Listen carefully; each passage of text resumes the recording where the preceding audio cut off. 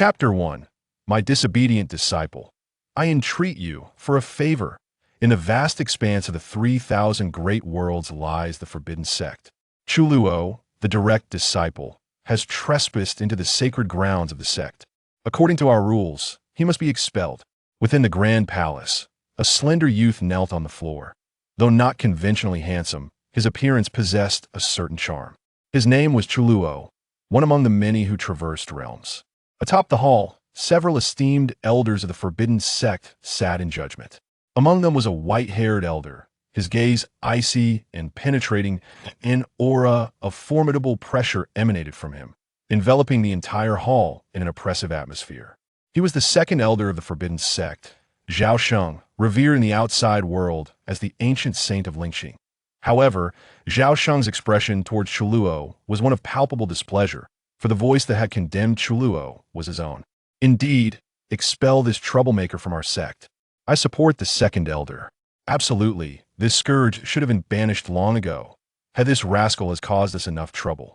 Now he dares to invade the sacred grounds. Even Elder Inya cannot save him. That's right, even elders face severe penalties for such transgressions. Behind Chu Luo, a group of core disciples wore expressions akin to disgruntled spouses, seemingly eager for Chu Luo's expulsion. Chu Luo turned to glare at them before addressing the distinguished middle-aged man at the forefront, whose demeanor was extraordinary. With a face full of grievance, he implored, "Sect leader, I did not intentionally trespass into the sacred grounds. I have been practicing a secret escape technique and inadvertently misdirected my teleportation. I beseech you to discern the truth." The man before him was none other than Lin Feng, the sect leader of the forbidden sect. This second elder, after all, Chu Luo is the sole direct disciple of Elder Inya. Since Elder Inya is in seclusion, we should postpone discussing Chu Luo's expulsion until he emerges. Lin Feng furrowed his brow, a headache brewing at the thought of Elder Inya's temper. If Elder Inya learned that his cherished disciple had been cast out, it would surely cause an uproar. The other elders nodded in tacit agreement. Sect leader, this rule was established by our ancestors. Even if that old ghost Inya were present, it cannot be altered. The second elder, Zhao Sheng, snorted, resolute in his intent to rid the forbidden sect of this menace. I say, second elder, is it truly necessary to hold a grudge against me for merely plundering a few lesser spiritual herbs from your medicinal fields? Chu Luo could no longer contain himself, shrugging his shoulders in exasperation. This old coot was far too petty. Silence. Do you dare to retort? Sect leader, expel this bane from our sect at once. The mention of his medicinal fields ignited Chu Luo's ire. The spiritual herbs he had painstakingly retrieved from the brink of disaster, only to have them uprooted by this insolent boy the very next day. Which old fool dares to expel my beloved disciple? Boom! At that moment, a resonant voice reverberated throughout the vast confines of the forbidden sect.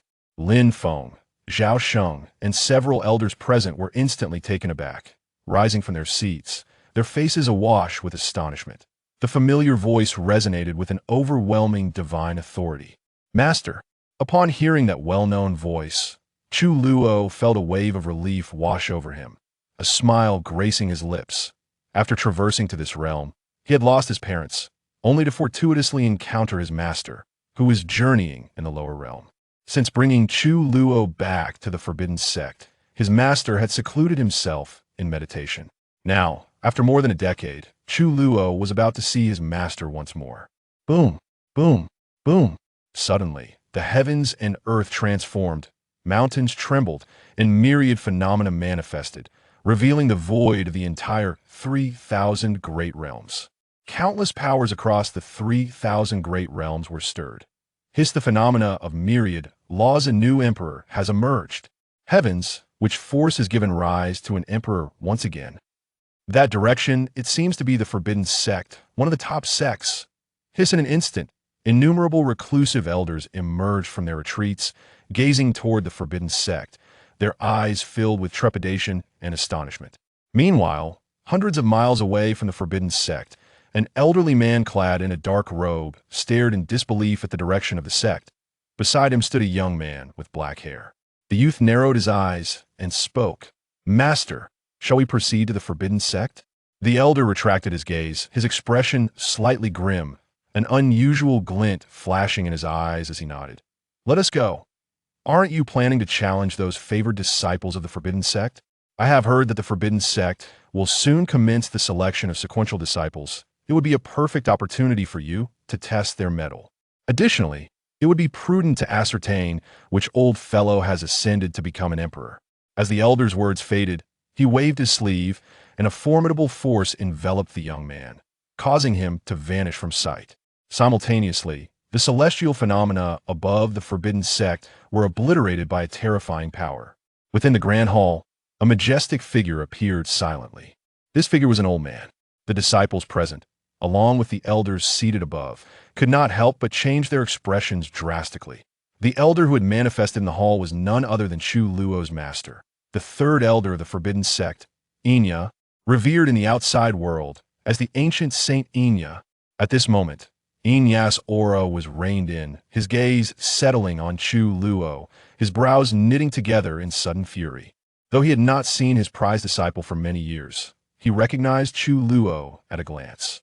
Third elder, you have taken that step? The sect master Lin Feng reacted, his eyes brimming with excitement.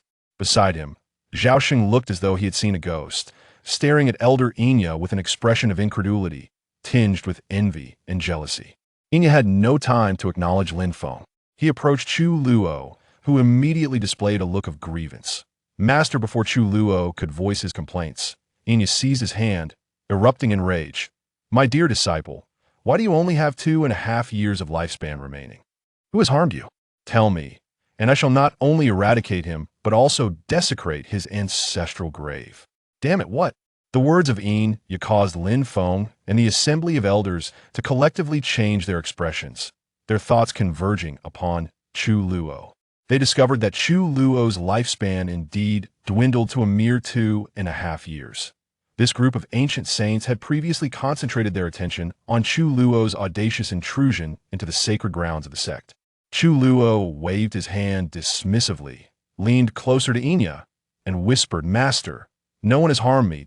I have spent the past few years in idle boredom, diligently practicing all 1,000 forbidden techniques of our sect. These techniques are perilous to one's life. Enya was momentarily taken aback, staring at Chu Luo in disbelief and transmitting sound. Goodness gracious, my dear disciple, have you truly mastered all 1,000 forbidden techniques? Chu Luo shrugged and nodded. Enya swiftly pulled Chu Luo to a corner, discreetly transmitting, My dear disciple, I implore you to do me a favor. Master, please speak. My dear disciple, you must participate in the sect selection trials. It would be best if you could become the number 0 disciple of the sect, the future leader of the Forbidden Sect. Chu Luo replied, Well, let's see if I can remain here without being expelled from the sect first. After all, I have violated the sect's rules. Enya immediately turned, a cold smile gracing his face. His gaze fell upon Lin Feng and the other high-ranking elders, pulling Chu Luo behind him and sneering. My dear disciple, with me here, let's see who dares to expel you today. Step behind me and watch as I engage in a war of words with these scholars. Ding! Gain 10,000 guardian value. As Enya's words faded, a notification resonated within Chu Luo's mind. Chapter 2. The Great Master, valiantly protecting his disciple. Chu Luo was taken aback, gazing at the imposing figure of his master, as if he had discovered a new realm. A smile crept upon his lips. Ever since his arrival in this world, he had awakened the guardian system. Following this awakening, Chu Luo received a novice gift package as a reward from the system. From this gift package, his comprehension was infinitely enhanced. Henceforth, his understanding became extraordinarily formidable. Any martial arts or techniques could be easily grasped with a mere glance. However, once his comprehension reached its zenith, through his research, Chu Luo learned that this system required someone to advocate on his behalf to accrue guardian value. Within the system was a marketplace filled with various miraculous elixirs, martial arts, imperial weapons, and numerous coveted divine bodies. However, all these treasures necessitated guardian value for purchase. Furthermore, guardian value could be utilized to directly elevate one's cultivation level. Thus, after being brought to the Forbidden Sect by his master, Chu Luo engaged in reckless endeavors, intending to provoke his unreliable master into emerging from seclusion on his behalf. In hopes of acquiring guardian value. Unfortunately, upon his master's return, he immediately entered a profound meditation. Due to Chu Luo's various antics within the sect, he became a target of disdain among the disciples. Realizing that none would advocate for him due to his reckless behavior, Chu Luo, devoid of guardian value, had no choice but to focus on his cultivation. Before entering seclusion, Yin had stealthily left behind 1,000 forbidden techniques of the forbidden sect for him. With an unparalleled comprehension, Chu Luo mastered all 1,000 forbidden techniques of the forbidden sect in merely 2.5 years. His strength is now formidable beyond measure. However, these forbidden techniques exact a heavy toll on one's life. Force each application demands a sacrifice of longevity. To date, within the forbidden sect, no one aside from Chu Luo has managed to grasp the entirety of these forbidden arts. Chu Luo now wields an arsenal of these powerful techniques. A vast and overwhelming imperial aura emanated from Elder Inya, filling the grand hall with its presence. The core disciples present fell to their knees, unable to withstand the might of this imperial pressure, except for the sect leader, Lin Feng. The other elders bent low, straining to marshal their inner strength to resist. Particularly, Zhao Shang was forced to kneel before the multitude of disciples, utterly humiliated by the overwhelming imperial force. Emperor, indeed. Lin Feng and the other elders were taken aback, their expressions filled with astonishment. Elder Yin had indeed ascended to the rank of emperor. The forbidden sect had gained yet another supreme emperor. Countless core disciples on their knees gazed at Chu Luo with envy. To be the direct disciple of an emperor, the thought alone was enough to stir profound jealousy. It seemed that henceforth, one must tread carefully around this troublesome figure. Chu Luo was jolted from his stupor by the overwhelming imperial aura of his master. Dazed, he realized he had not anticipated this unreliable teacher of his to become an emperor. No wonder he had just received a staggering amount of protective value.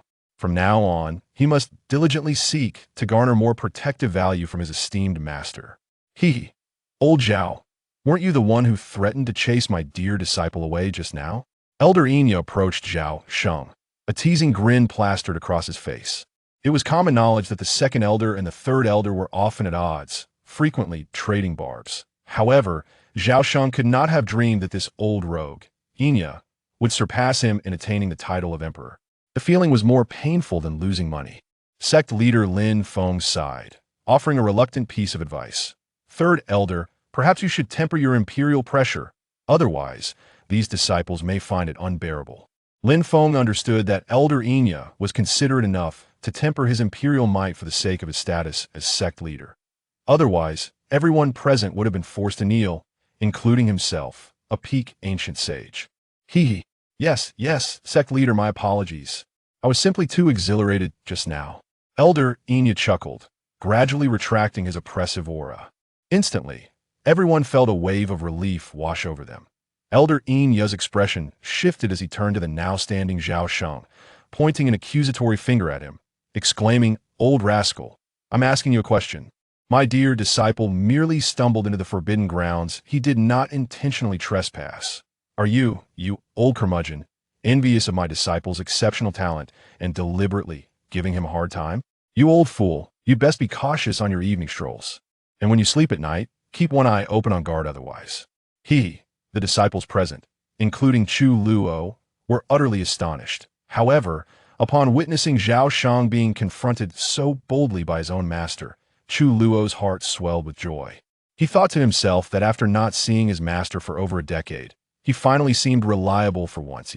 You are so crude. Old Inya, do not presume that just because you have become an emperor, I am intimidated by you. The rules set by our ancestors cannot be altered, even by you as an emperor. Zhao Shang was infuriated.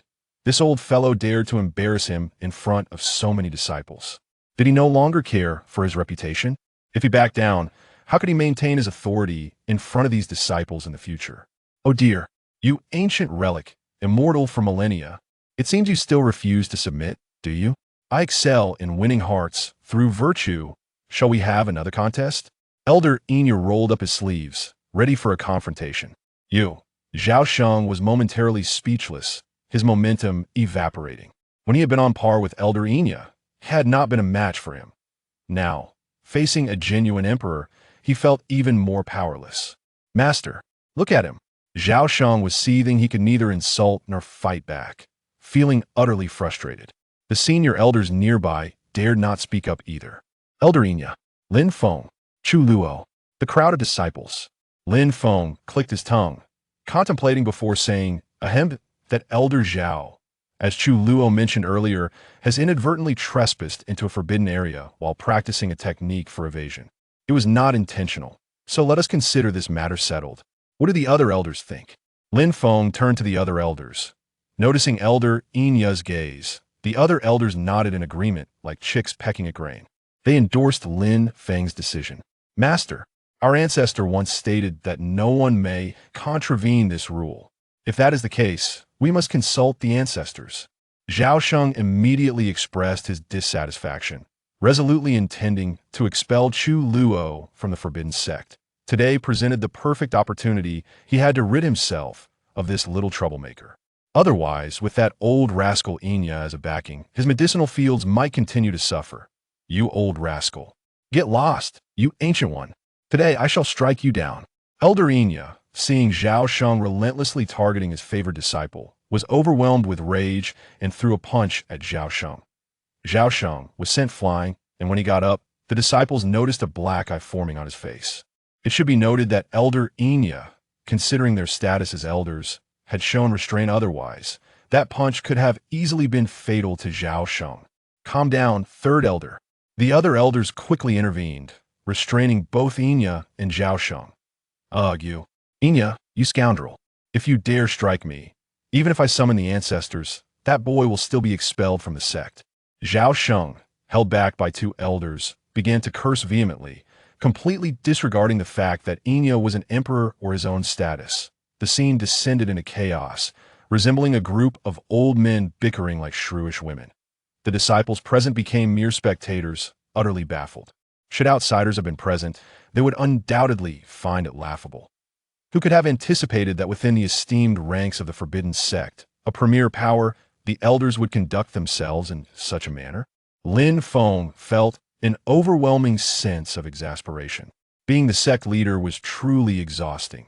With a decisive wave of his hand, he enveloped the scene in a powerful aura, isolating the disciples. Enough, he declared. As for how to deal with Chu Luo, I shall consult the elder. Upon hearing this, Zhao Sheng wore a smug expression. As long as Chu Luo was expelled, enduring that punch would be worthwhile. Before Enya could voice a rebuttal, Lin Feng vanished from the spot. Humph. If those old geezers are as stubborn as I suspect, I shall personally breach the forbidden grounds and have a word with them. Enya scoffed. You old rogue had better pray that my obedient disciple remains unharmed, or else. That I will find a way to ensure your precious disciple is expelled from the sect. Enya stated with a disdainful snort. My disciple is both clever and well-behaved, a prodigy on the celestial rankings, far superior to your unruly apprentice. If you dare to frame my disciple, even the ancestor will not spare you. Zhao Sheng retorted, his frustration boiling over at Enya's threat against his student. He turned to the other elders, who could only offer wry smiles at the peculiar antics of Zhao Sheng and Enya. How is it that such eccentric elders could exist among the upper echelons of their sect? Before long, the departing Lin Feng made his appearance in the Grand Hall. Chapter 3. The Master Protects the Path. Is a young prodigy seeking trouble? Lin Feng withdrew the barrier. Chu Luo and the other disciples turned their gazes towards him. The two elders, acting on the will of the ancestors, confirmed that Chu Luo had indeed unwittingly trespassed into the forbidden grounds. Thus, it was decided that he would not be penalized for this unintentional transgression. Furthermore, in accordance with the wishes of the ancestors, the third elder, you are now the emperor of our forbidden sect, and may ascend to become an ancestor. Will you enter the forbidden grounds? Lin Feng smiled gently at the shadowy figure. Upon hearing this, Zhao Sheng deflated like a punctured balloon, instantly losing his vigor. With the ancestors speaking, his hopes of expelling this little troublemaker were dashed. A significant calamity combined with a minor one meant he would have to keep a closer eye on his medicinal fields in the future. A thought flickered through his mind, and Zhao Sheng promptly fell silent, taking out a pill to reduce the swelling around his eyes. After all, it was the emperor who had struck him. Such swelling was hard to heal. He then ignored the shadowy figure, retreating to the side to recuperate. "Ha, sect master, please extend my gratitude to the ancestors on my behalf. As for ascending to ancestor status, let us postpone that for now. For so many years, I have yet to properly instruct my dear disciple. Moving forward, I intend to personally guide my precious disciple, preparing him for the upcoming contest of sequences. I shall also protect his path, ensuring he matures swiftly to shoulder the burdens of our forbidden sect's younger generation." The shadowy figure's words left the core disciples below enviously astounded. The protection of an emperor was a privilege reserved for the sect's lesser lords, the number 0 sequence disciples. In the immortal imperial clans, such treatment was only afforded to the sons of emperors. And here was Chu Luo, a direct disciple, receiving the protection of an emperor. Truly, the disparity between individuals was infuriating. A smile graced Chu Luo's face as warmth surged through his heart. Although he had not seen the shadowy figure in over a decade, from the moment he was brought to the forbidden sect, he had regarded him as family. Reporting to the sect master, the ancient saint of the Crimson Flame Valley, Yanjun, has arrived with a disciple. A hurried disciple rushed into the hall, cupping his hands in salute. At this announcement, the assembly fell into a stunned silence. Chu Luo was equally perplexed. The Crimson Flame Valley, like the forbidden sect, was one of the premier powers among the 3,000 great worlds. The two sects were traditionally adversarial, with frequent skirmishes between them. Why had Yanjun come here? Was he seeking trouble? Upon hearing the news of Yanjun's arrival, Lin Feng and the elders present darkened in expression, particularly the second elder, Zhao Sheng, with dark circles under his eyes, seemed to recall something unpleasant, his face growing grim. How dare the Crimson Flame Valley come to our forbidden sect? Do they seek confrontation? Last time, in a certain secret realm, the people from the Crimson Flame Valley were excessively overbearing. If it weren't for the timely arrival of our esteemed disciple, Brother Baiyun, our juniors would have suffered casualties. Hiss! Speaking of Brother Baiyun, it suddenly came to mind. Last time, in the secret realm, the prodigy Han Wu Jie from the Crimson Flame Valley was defeated by Brother Baiyun, and upon retreating, he vowed to personally challenge Brother Baiyun again. Could it be that Yanjun has brought Han Wu Jie here to challenge our Brother Bai? Certainly, ISN Han Wu Jie, disciple of Yanjun. However, Brother Baiyun has been in seclusion for a month now. Hearing the discussions among the core disciples, Chu Luo began to understand. He had heard of the esteemed disciple Baiyun, who was the treasured disciple of the second elder, Zhao Sheng. Both Baiyun and Han Wu Jie were prodigies listed on the prodigy rankings. In the vast expanse of the 3,000 great worlds, with its multitude of powers and formidable talents, the prodigy rankings were issued by the prestigious Tianji Pavilion, documenting the strongest young talents of the current generation and ranking them accordingly. Every prodigy on the list was a remarkable individual. However, Chu Luo had not made the list. The reason was simple. Since being taken to the forbidden sect by his master, he had never left the sect and seldom engaged in combat, resulting in few knowing his true strength. By the heavens, does the Crimson Flame Valley seek a beating? Sect Master, shall I deal with the old ghost, Yanjun, right now? I've long found him displeasing. The elder Shadow Crow cursed angrily, a glint of murderous intent in his eyes, mimicking a throat-cutting gesture. It was clear to all that Elder Shadow Crow was not jesting. Known for his fierce protectiveness, he was also a notorious figure outside, unafraid of anyone, and would engage in battle without hesitation against those he deemed unsatisfactory. Lin Feng let out a wry smile, gesturing for calm. Third Elder, let us not act rashly. We should ascertain what this old fellow intends before taking action. If we strike without understanding the situation, it would reflect poorly on our sect. The other elders nodded in agreement with Lin Feng's words. Subsequently, Lin Feng instructed for Yanjun to be invited in. The gathered disciples did not disperse, and Chu Luo chose to stay and witness the unfolding drama. Soon, An elder clad in crimson robes entered the hall, accompanied by a remarkably handsome young man exuding an extraordinary aura. The visitors were none other than the powerful figures from the Crimson Flame Valley. Yen Yun and Hen Wuji. Hiss. It truly is Han Wujia. He has indeed come to challenge Brother Bai Yun. Yet with Brother Bai Yun in seclusion, and the other prodigies either meditating or away, what shall we do?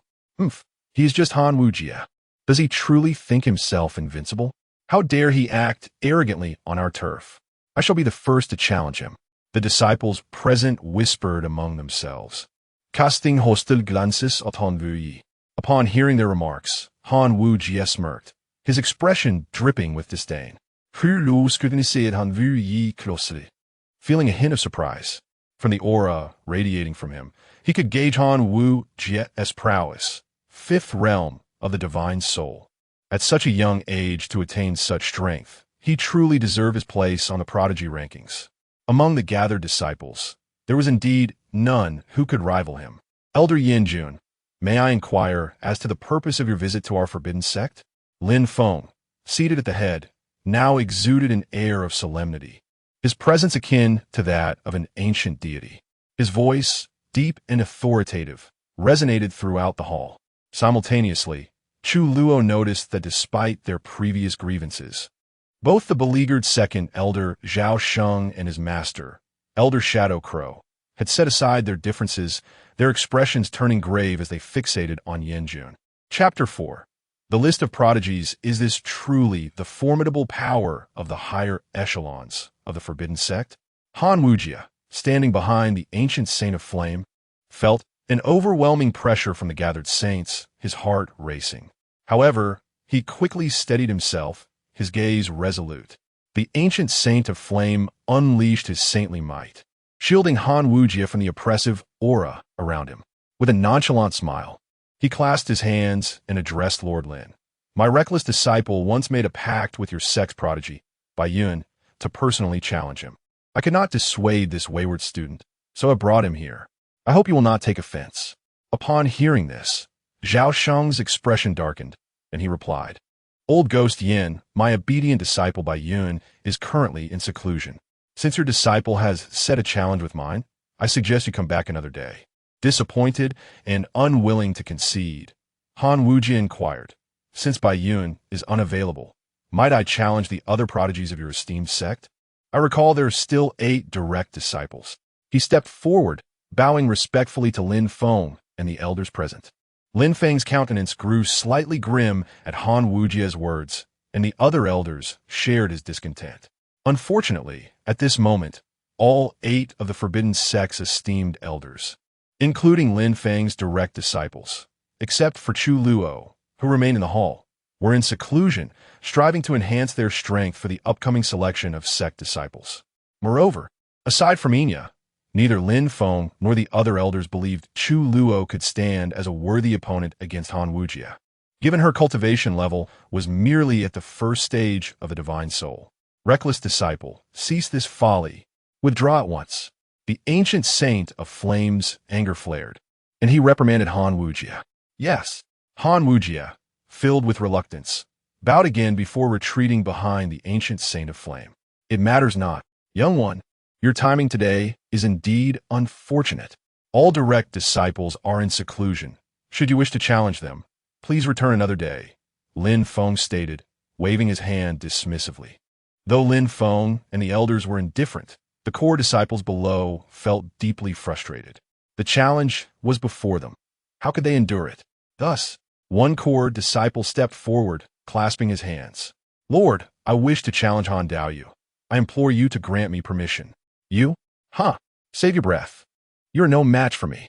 Han Wujia glanced at the core disciple, who was merely at the first stage of the divine soul, and scoffed disdainfully. How arrogant! This is unbearable. Another core disciple shouted, unable to restrain himself. Lord, I too want to challenge this Han Daoyu. The clamoring continued as more core disciples expressed their desire to confront Han Wujia, while Chu Luo stood aside, observing the spectacle with amusement. Very well, since it has come to this, let us seize the opportunity to showcase the true disparity between you and genuine prodigies. I grant permission. Proceed to the arena. Lin Feng intended to quell the uproar, but reconsidered, thinking it might be beneficial for the disciples to witness this stark contrast. Third Elder, I shall leave this to you, Lin Feng said with a gentle smile. Of course, a trivial matter. With a grin, Enya unleashed a terrifying imperial aura that enveloped the entire arena. An emperor, the ancient saint of flames, pupils constricted in fear and trepidation as he regarded Elder Enya. Yet, his expression soon returned to calmness. He had not anticipated this old fellow to have broken through to the emperor realm. This indeed posed trouble. In the next moment, Han Wujie and the other disciples of the forbidden sect found themselves rapidly transported from the hall to the arena's edge. Such was the power of an emperor, truly formidable. Fortunately, he is my master.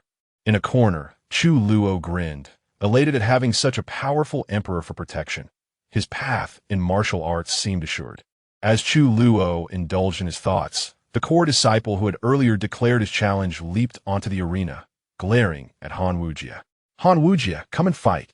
Han Wujie turned to his master, who smiled faintly and advised, Wayward disciple, do not harm this young friend. Keep it light. Nodding, Han Wujie sprang onto the stage. I am Wang Hao, the disciple of the second elder's lineage. Please enlighten me. A spiritual sword materialized in Wang Hao's hand as he spoke coldly. Han Wuyi, arms crossed and disinterested, replied, I have no interest in your name. Just make your move. Enraged, Wang Hao stepped forward, thrusting his sword. But as he surged towards Han Wujie, the latter vanished from sight in an instant, reappearing before him. With a swift sidestep, Han Wujie effortlessly dodged the sword and retaliated with a punch. Wang Hao had no time to react before he was sent flying, crashing to the ground. The entire event transpired in the blink of an eye. Rising from the ground, Wang Hao wore a dazed expression, overwhelmed by the sheer speed. Such terrifying velocity. At that moment, the surrounding disciples of the forbidden sect finally regained their composure, each inhaling sharply in astonishment. Lin Feng and the elders exchanged glances, their eyes glinting with unspoken thoughts, while a smile crept across the ancient saint of flame's lips. It seemed that only a few of the forbidden sect's top disciples could rival Han Wujie. Who else wishes to challenge me?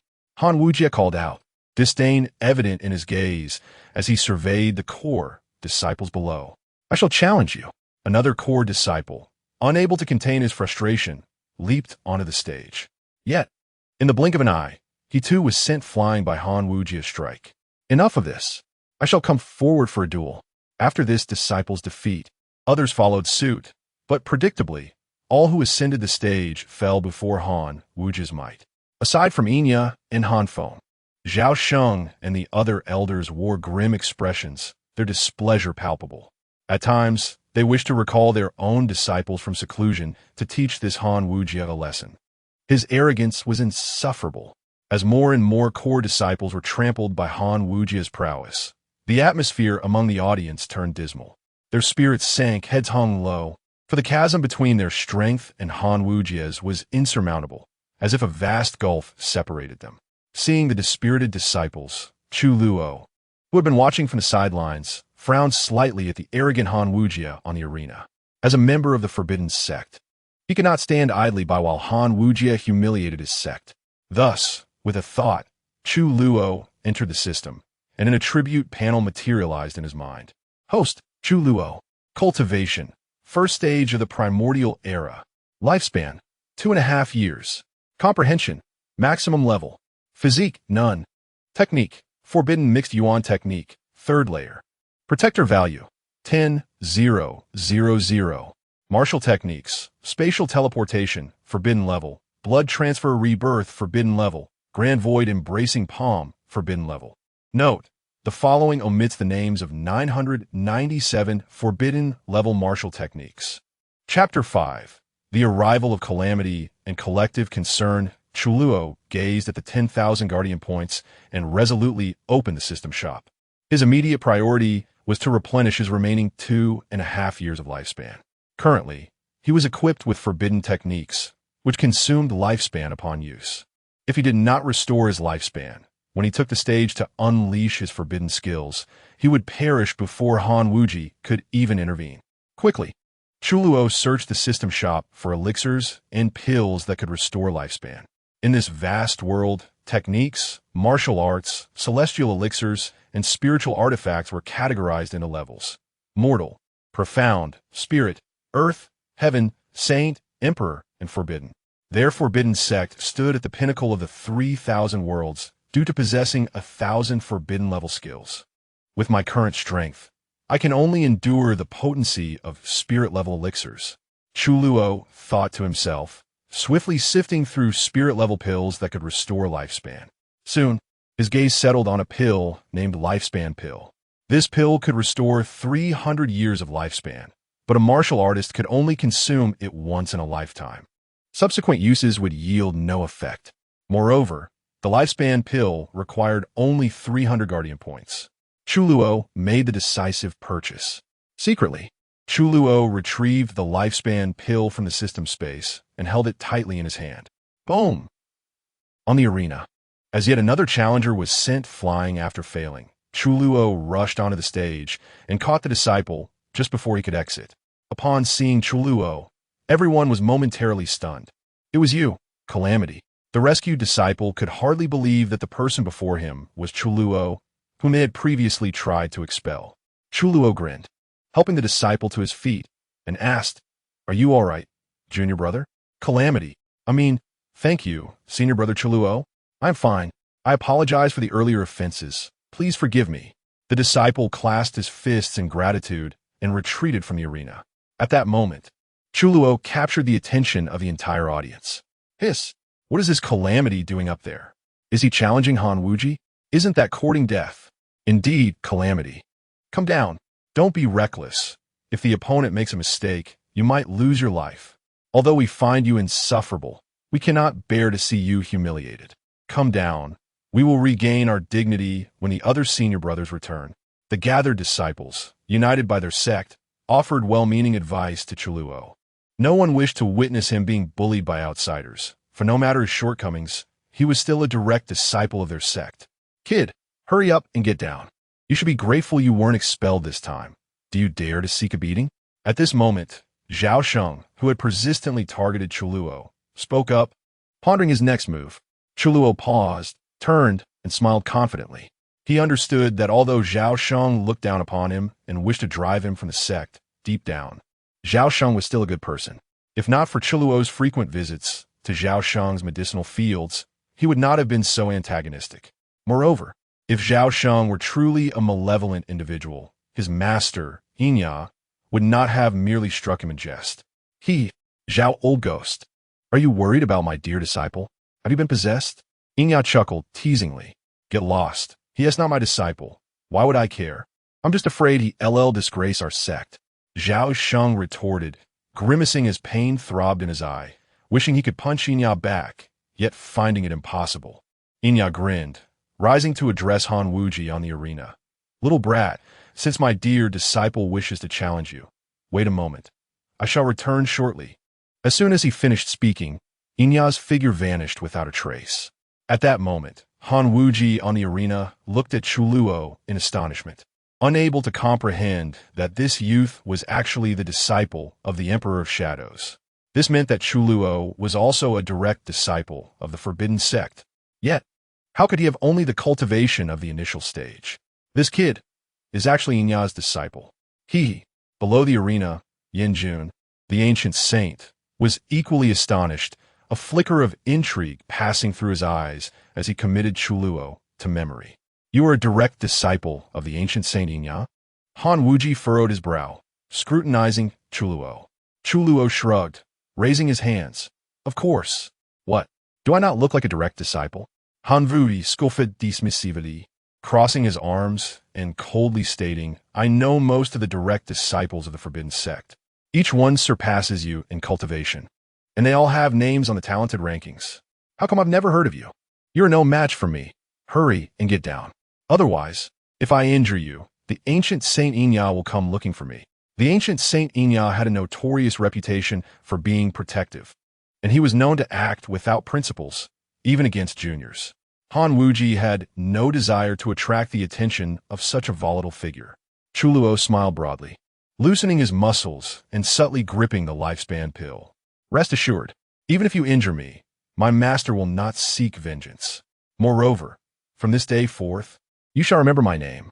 After today, your rank on the talented rankings shall likely vanish. Chu Luo's declaration caused the core disciples below to cover their faces in disbelief. This calamity, oblivious to the vast gap in their cultivation levels, dared to utter such hubristic words. Hopefully, he wouldn't be beaten too badly. Very well. I shall experience your abilities today. Show me what you've got. I'll only use one hand. Han Wuji, incensed by Chu Luo's words, darkened his expression and extended a single hand toward him. As Chu Luo smirked, preparing to consume the elixir to restore his lifespan, an invisible wave rippled across the arena. Shortly thereafter, Inya reappeared on the stage. Han Wuji was taken aback, instinctively taking a step back. Master? Chu Luo was slightly startled, curious as to why his master had come up. He noticed that Inya was holding a vibrant green spiritual herb, radiating an ethereal glow. A powerful medicinal aura emanated from it. That is, a sacred medicine.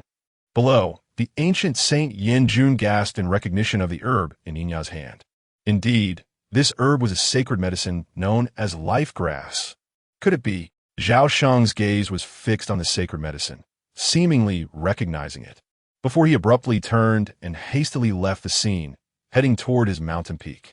Damn that old ghost Inya. In the next moment, everyone present heard a heart-wrenching roar from the distant peak. Chapter 6, Forbidden Technique. The great void enveloping Palm, the onlookers at the scene, did not need to ponder long to deduce the source of the sacred herb in Elder Inya's possession. Haha, little ghost, if you wish to battle my obedient disciple, just hold on a moment. My dear disciple, consume this herb first. Restore your lifespan. Elder Inya tossed the vitality grass to Chu Luo. Chu Luo gazed at the herb, imbued with astonishing medicinal power and abundant vitality, swallowing hard. Master, do you think my mere 2.5 years of life remains too lengthy? This is a sacred herb. If I consume it, why not perish on the spot? Upon hearing this, Han Wujia and the ancient sage Yanjun below exchanged peculiar glances. It was particularly striking to Yanjun, who now realized that despite Chu Luo's youth, he had only 2.5 years of life left. Fear not, my disciple, I shall draw out the medicinal power, leaving only the vitality to replenish your lifespan. Elder Inya placed a hand on Chu Luo's shoulder from behind. Chu Luo nodded, secretly stowing away the lifespan elixir. Had he known his master would provide a sacred herb to restore his lifespan, he would have refrained from purchasing the elixir. You there, Han Wujia. Wait a moment. Let me take this herb and restore my lifespan first. Otherwise, if we continue fighting and I were to perish, it would be an injustice to you. Chu Luo Chuka. Immediately consuming the sacred herb, the core disciples below all gasped in astonishment. This was a sacred herb. How could this troublemaker consume it so nonchalantly? Such wastefulness. Boom. The instant Chu Luo swallowed the vitality grass, a tremendous surge of medicinal energy enveloped his entire being. He felt as though he might burst from the overwhelming power. Buzz. At that moment, Elder Inya's gaze lifted slightly. The hand resting on Chu Luo's shoulder emanated a terrifying suction, drawing away the swelling medicinal energy within Chu Luo. He felt an immense lightness, and his previously dwindling lifespan was instantly restored to its full capacity of 1,000 years. My dear disciple, do not bring shame upon me. Show no mercy. Do not fear killing this lad. With your master here, all is well. Elder Inya patted Chu Luo and stepped back, rejoining Lin Feng in an instant. All right, master, I await your words. Chu Luo grinned and turned to Han Wujia, offering a friendly warning. Beware, my friend, I am about to launch my attack. Spare me your chatter. Make your move. Han Wujia stood firm, utili unim presid. Disregarding Chu Luo, a mere initiate realm practitioner. Boom! Chu Luo's body quivered, and a profound spiritual energy surged forth from within. The ancient sage Yanjun and the elders of the forbidden sect sensed the overwhelming energy radiating from Chu Luo, their expressions turning to astonishment. What a robust spiritual energy. Haha, Prepare to receive it. Chu Luo sneered, his hands moving swiftly to form seals. In the next moment, the eyes of the gathered disciples widened in shock. Before their very gaze, an endless expanse of starry sky materialized behind Chu Luo. In this celestial phenomenon, the stars shifted and transformed, and in an instant, they were devoured by a black hole. The next moment, a power that sent shivers through everyone emanated from this dark void. Following that, a colossal, starry hand, shrouded in formidable might, surged forth from the black hole, ready to suppress all. This is the forbidden sect's ultimate technique, the great void enveloping palm. Heavens, this is a forbidden-level technique. The troublemaker has actually learned it. Indeed, even those top disciples on the genius list find mastering a forbidden technique exceedingly challenging. Alas, the troublemaker is reckless. Why reveal his trump card right away? If this strike fails to defeat Han Wujie, he is destined to lose. The disciples present were all taken aback by the rapidly descending starry hand. None had anticipated that Chu Luo possessed the great void enveloping palm. Boom, boom. Under the weight of the starry hand, the entire arena trembled violently. How is this possible? Han Wujie's face was a mask of horror. He had not expected this young man to wield such a potent technique.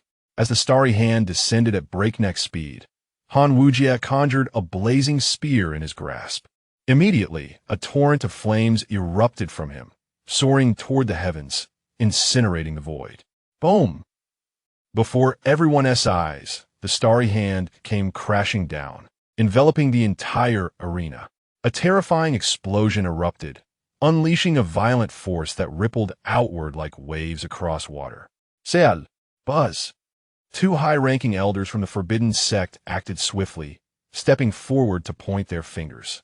A powerful spiritual barrier encased the arena, ensuring the surrounding disciples remained unharmed. Witnessing this scene, Yanjun's expression soured. He had underestimated Chu Luo. At the same time, he was acutely aware of the formidable nature of the forbidden sect's techniques. If a mere initiate realm practitioner could unleash such power, Lin Feng and several elders of the forbidden sect observed the arena. Their expressions varied, but all bore smiles. They had not anticipated that this young man had mastered the great void enveloping palm. Ha ha! Though this lad lacks a special physique, his talent seems commendable. No wonder the third elder took him as a disciple. It makes sense that his lifespan was reduced to merely 2.5 years. It must have been for the cultivation of the great void enveloping palm. Lin Feng and the elders chuckled, gradually changing their perceptions of Chu Luo. Haha, rest assured, sect leader, my dear disciple will deliver even greater surprises. Elder Enya grinned, his tone brimming with mystery. His beloved disciple had not only mastered the great void enveloping palm, but 1,000 forbidden techniques. Oh, upon hearing this, Lin Feng and the other elders were momentarily taken aback, their gazes fixed upon the battlefield where the smoke began to dissipate, filled with anticipation. What other surprises did this little fellow have in store for them? Buzz! As the smoke gradually cleared, a ball of crimson flames surged skyward. The temperature around them soared dramatically. At this moment, the arena had vanished, leaving only rubble in its wake. Han Wujie, engulfed in flames, seethed with uncontainable rage in his eyes. Han Wujie had been injured. What a formidable troublemaker. Pa, what troublemaker? That is our Chu brother. Ah, indeed, how careless of me. Chu brother is amazing. Chu brother, glory to our forbidden sect. Chapter 7. Fierce Battle. 3 Forbidden Techniques Unleashed. Some disciples present noticed a trace of blood lingering at the corner of Han Wujie's mouth, indicating he had sustained injuries under Chu Luo's overwhelming palm strike. The crowd erupted in excitement, aware that employing their sect's forbidden techniques comes at the cost of their lifespan. A person who would risk their life for the honor of their sect commanded respect from all, even those who previously harbored disdain for Chu Luo. Young man, if your realm were even slightly higher, I might truly find it difficult to withstand the blow you just dealt. Han Wujie said, his eyes aflame with fury and a burgeoning intent to kill. When had he ever suffered such a grave loss? He leapt into the air, flames erupting from his body, soaring into the heavens and scorching the sky. The terrifying heat enveloped the battlefield, where even the shattered stones melted into magma beneath its intensity. Chu Luo, now fully alert, acknowledged the prowess of those on the celestial ranking. None were to be underestimated. Buzz! Han Wujia radiated fierce energy as an endless domain of fire unfolded behind him, engulfing the cosmos in flames. A colossal figure, shrouded in divine fire, descended, wielding a flame-laden spear. What terrifying power! Is this the might of one on the rankings? Pondered Chu Luo, recognizing Han Wujia as Flame Saint body. Chu, you should surrender quickly. You have already proven your strength, urged those around him. Observing the dramatic scene above, the disciples began to worry for Chu Luo. Meanwhile, Yanjun, the ancient saint, smirked, knowing the outcome without further thought. Nevertheless, he remained prepared to intervene should Chu Luo be in peril. For this was the territory of the forbidden sect, and a misstep could lead to dire retribution. Young man, to force me to reveal my saint body. You ought to take pride in that. Prepare yourself. Divine Flame Suppression Spear. Han Wujia roared, raising the spear to strike down upon the arena. Chu Luo looked up, a smile gracing his lips as he declared, "Come at me. I fear you not. Today, I shall pull you down from your lofty heights." With a surge of will, Chu Luo expended the remaining protective values to elevate his realm. Boom! The audience watched in astonishment as Chu Luo's aura skyrocketed. Wushir's second realm, Wushir third realm, Wushir sixth realm. Utilizing the last vestiges of his protective values, Chu Luo's cultivation surged 5 small realms. Reaching the pinnacle of the Wushir realm, the crowd gaped in disbelief, astonished at this monstrous feat of breaking through 5 realms in one breath. Even Han Wujia was taken aback by the spectacle. Come forth, blood-floating stupa finger, 9 nether coal bone finger, soul-eating evil god eye. Chu Luo leapt into the air, his voice resonating through the forbidden sect. In a display of astonishing power, he unleashed 3 forbidden techniques from his sect as 2 formidable manifestations, one red and one white, rose behind him. A dark phenomenon emerged, revealing a pair of enormous blood-red eyes adorned with intricate patterns, emanating an overwhelming spiritual force. Chu Luo's own eyes transformed to mirror those sinister orbs, his appearance strikingly captivating. Boom! The red and white manifestations extended their fingers, colliding with the descending spear's phantom, locking their tremendous powers in a momentary stalemate. What? This is impossible. Han Wujia struggled to comprehend the scene before him. A mere Wushir ant had managed to withstand his assault. He found it utterly unacceptable. Curse you! Face your demise! Han Wujia roared, channeling his power to its zenith. In that instant, Chu Luo focused intently, the patterns in his blood-red eyes swirling. An astonishing force of soul energy, mingled with a potent, devouring power, surged forth. Unaware of the impending danger, Han Wujia suddenly trembled, his eyes morphing to match those of Chu Luo's. A wave of excruciating pain engulfed him. Ah! Han Wujia screamed in agony, clutching his head as his strength dissipated. Boom! The specter wielding the divine flame spear vanished, while the 2 powerful fingers tore through the remnants of the fiery void, striking straight at the plummeting Han Wujia. Disciple Yanjun, the ancient saint, reacted instantly, filled with boundless fury. He flashed to Han Wujia's side, shattering Chu Luo's 2 attacks with a mere gesture. In that very moment, Enya Linfeng and the other elders swiftly appeared beside Chu Luo, shielding him protectively. The spectators of the forbidden sect were left in utter shock, gazing at Chu Luo as if he were a creature of legend. They could not fathom that the very scourge they had all condemned was so overwhelmingly powerful. Even the soul realm Han Wujia had been defeated.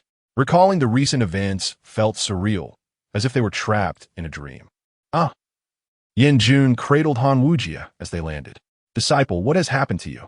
He exclaimed, panic rising within him as he grasped Han Wujia's wrist. In the next moment, Yanjun's expression shifted dramatically when he sensed a peculiar spiritual force rapidly consuming Han Wujia's soul. He attempted to eradicate this strange power, but found his ancient saint prowess insufficient to dispel it. What is happening? Yin Jun's face darkened as he glanced at Chu Luo behind Lin Feng, a glint of ruthless intent flashing in his eyes. Yin Yun, your disciple has fallen victim to our sect's forbidden technique, the soul-eating evil god eye. This technique, even among many forbidden arts, is extraordinarily formidable. The victim's soul is instantly torn apart and devoured, never to be reborn. Fortunately, Chu Luo's cultivation is relatively low, providing Han Wujia with a slim chance of survival. Lin Feng explained calmly. What must be done to rescue him from this bizarre force? Yin Jun pressed. Lin Feng shook his head slightly. I fear I must disappoint you, Yin Jun. I too am at a loss for how to resolve this, as no one within the sect, aside from Chu Luo, has mastered such a forbidden technique. Perhaps only the Emperor could intervene. Upon hearing this, Yin Jun turned his gaze toward Inya. The sinister crow smirked with a hint of malice and remarked, What business do you have with me? Why should I concern myself with your affairs? Hurry back to your Scarlet Flame Valley with your incompetent disciple and seek assistance from those antiquated beings in your sect. If your skills are lacking, dare you challenge me in my forbidden sect? Whom can you blame for your folly? Chapter 8. Collective protection and bitter resentment depart the countenance of the ancient sage. Yin Jun was as grim as if he had ingested something distasteful. However, he dared not retort. Presently, the figure of Yin represented an unparalleled emperor. Should he provoke the other party, a swift demise would ensue without hesitation. Master Lin, the prodigy of the Crimson Flame Valley, have merely come to issue a challenge. We had previously agreed to keep it casual, yet this young man has inflicted grievous harm upon my disciple. You must provide our Crimson Flame Valley with an explanation, Yin Jun declared solemnly, directing a glance at the indifferent Chu Luo, whose demeanor suggested he relished the unfolding drama. A surge of murderous intent bubbled forth from Yin Jun's heart. Upon sensing Yin Jun's murderous intent directed towards Chu Luo, Lin Feng, Inya, and several high-ranking elders instantly turned cold. The very atmosphere seemed to plummet in temperature, with the world transforming into a tempestuous winter. Aunt, do you still dare to demand an explanation from us? This slap from me shall serve as the explanation provided by my forbidden sect to your Crimson Flame Valley. An overwhelming imperial might erupted from Inya, enveloping the heavens and earth. His stature grew immensely as he gazed down upon Yin Jun with a disdain reserved for an insect. Yin Jun suddenly jolted, realizing he had exposed his murderous intent towards Chu Luo and promptly reined it in. An explanation? What if my forbidden sect chooses not to provide one? What can your Crimson Flame Valley do about it? Lin Feng's eyes narrowed, a frigid murderous intent evident in his demeanor. The surrounding elders mirrored this sentiment. Having witnessed Chu Luo's extraordinary capabilities, Lin Feng had already regarded him as the cherished gem of their forbidden sect. Should this old man remain oblivious to the situation, Lin Feng would not hesitate to slay an ancient sage today for the sake of amusement. Behind them, Chu Luo sensed the murderous intent radiating from Lin Feng and the elders, causing him to shudder involuntarily. He had never seen the usually affable sect master display such a formidable countenance. Ding! Protection value from the sect master 5,000 from the great emperor master. Protection value 10,000 from the fourth elder. Protection value 5,000. At that moment, a notification resonated in Chu Luo's mind. Observing the influx of protection value, a grin spread across his face. He looked towards the lamenting Han Wujia, and a flash of inspiration struck him. He understood how to rapidly accumulate protection value. If he could reduce all the prodigies on the rankings to the state of Han Wujia, the older ones would inevitably come seeking vengeance. At that point, his master would undoubtedly rise to defend him as he did today. Wouldn't that yield a bounty of protection value? Ha ha! Truly, he was a genius. Resolved, Chu Luo decided that once his strength grew, he would challenge the prodigies on the rankings. Well then, Master Lin, I hope when the ancestors of Crimson Flame Valley come calling, you will still be this formidable. Yin Jun's face darkened as he seized Han Wujia and tore through space to depart. The onlookers scoffed at his words, as if implying that their forbidden sect lacked ancestors was absurd. Well done, my dear disciple. Elder Inya turned to his beloved apprentice, giving him a thumbs up, increasingly pleased. Young one, Who would have thought you had such hidden depths? You have even mastered the 4 ultimate techniques of our sect. However, do bear in mind that while our forbidden sect's forbidden techniques are overwhelmingly powerful, as your strength increases, the potency of these techniques will also heighten, along with the costs incurred. Unless absolutely necessary, refrain from using the forbidden techniques too often. Lin Feng gazed at Chu Luo with admiration. Their forbidden sect had unearthed yet another prodigy. Yes, master, I shall remember. Chu Luo nodded earnestly, clasping his hands in respect. In truth, he had already grasped this notion. When he executed the Great Void Embracing Palm at the initial stage, it had cost him 50 years of lifespan. However, upon elevating his cultivation and employing 3 forbidden techniques, each move inexplicably drained 100 years of lifespan. At present, he had a remaining lifespan of 1,150 years. After advancing 5 minor realms, his initial 1,000 years of lifespan had expanded by 500 years. Suddenly, as Chu Luo was lost in thought, the heavens trembled and golden light manifested in the sky. Within the golden clouds, a spectral ranking appeared. This was the Prodigy Rankings. Chu Luo was no stranger to this phenomenon, having observed the changes in the Prodigy Rankings over the past decade. At this moment, countless powerful beings across the 3,000 realms witnessed the emergence of the Prodigy Rankings in the firmament. After 2.5 months, the Prodigy Rankings have changed once more. I wonder which Prodigy has been ousted this time. There are only 200 prodigies that can be listed across the entire 3,000 realms. Who knows? The frequent fluctuations in the Prodigy Rankings suggest that extraordinary talents are emerging, heralding an impending golden age. Amidst the gazes of countless powerful beings and prodigies, the name of Han Wu Jie, ranked 150 from Crimson Flame Valley, gradually faded, replaced by the name Chu Luo of the Forbidden Sect. It was unsurprising that a prodigy from the Forbidden Sect had claimed the position, as their sect was the pinnacle of power among the 3,000 realms, aside from the 4 hidden imperial clans and the 4 ancient families. Indeed, the 4 imperial clans and 4 ancient families, which had seldom interacted with the outside world, might not necessarily rival the Forbidden Sect. Yet, the prodigy Chu Luo from the Forbidden Sect was an unfamiliar name to many. Could he be a newly risen disciple? Quite likely.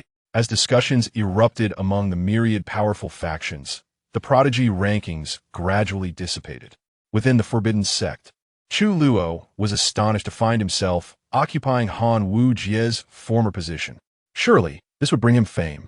This aligned perfectly with Chu Luo's intentions. Once he gained notoriety, prodigies from the rankings would seek him out for challenges, sparing him the trouble of searching for them himself. Fellow cultivator, having watched for so long, should you not reveal yourself? Do I need to personally invite you out? At that moment, the disciples who had been about to disperse suddenly noticed Lin Feng and the elders gazing upwards into the depths of the void. Chu Luo, taken aback, instinctively followed their gaze. Is there still a 6th brother lurking in the shadows? Ha ha! Congratulations, Sect Master Lin, on adding yet another prodigy to the Forbidden Sect. A resonant and hearty laughter echoed, followed by the appearance of an elder clad in a colorful robe, his hair streaked with gray, descending from the depths of the void before Chu Luo. Chu Luo recognized this elder. He was a senior elder from Dan's sect, another top-tier power. Qing Dan Gusheng. The Dan sect maintained a cordial relationship with the Forbidden Sect, often engaging in exchanges. During his years within the sect, Chu Luo had encountered Qing Dan Gusheng on several occasions. Chapter 9. The secret realm of the Great Emperor is about to open. Chu Luo leads the team. Old man Qing Dan, this emperor has long since discovered you. I thought you wouldn't show yourself, so I decided to bring you out myself. The Yin Crow chuckled ominously, rubbing his hands together. Ha ha! How could I be deceived by the keen eye of the ancient Saint Yin Crow? Oh no! I should now refer to you as the Great Emperor Yin Crow. The ancient Saint Qing Dan laughed heartily. In his demeanor towards Yin Crow, aside from the politeness of old friends, there was also an increased sense of reverence. Spare me the trivialities. This is my obedient disciple. You, old man, are skilled in alchemy, so quickly present a welcoming gift to my disciple. By the way, my disciple requires pills that can restore lifespan. The Yin Crow grinned mischievously as he solicited a gift from the ancient Saint Qing Dan on behalf of Chu Luo. This scene left Lin Feng and the other elders utterly speechless. The third elder is already a great emperor, yet he remains so shameless. The ancient Saint Qing Dan was well aware of Yin Crow's temperament. He promptly produced several vials of high-quality life-restoring pills and handed them to Chu Luo. Chu Luo, not one to be polite, accepted the pills with delight. The quality of pills gifted by an ancient saint of alchemy goes without saying. Thank you, ancient Saint Qing Dan. Chu Luo expressed his gratitude with a respectful bow. Qing Dan waved his hand, surveying Chu Luo with a smile. He had witnessed the entire battle between Chu Luo and Han Wujie. It was hard for him to fathom how the Chu Luo before him could defeat the renowned Han Wujie by surpassing levels. The scene of him breaking through 5 small realms in one breath still lingered vividly in Qing Dan's mind, leaving him in awe. Friend Qing Dan, what brings you to visit this time? Surely you do not come without reason. Lin Feng suddenly inquired with a smile. Ha ha, of course there is a matter, and it is of great importance. The ancient Saint Qing Dan laughed heartily. Oh, what is it? The elders were filled with curiosity, and even Chu Luo perked up his ears to listen.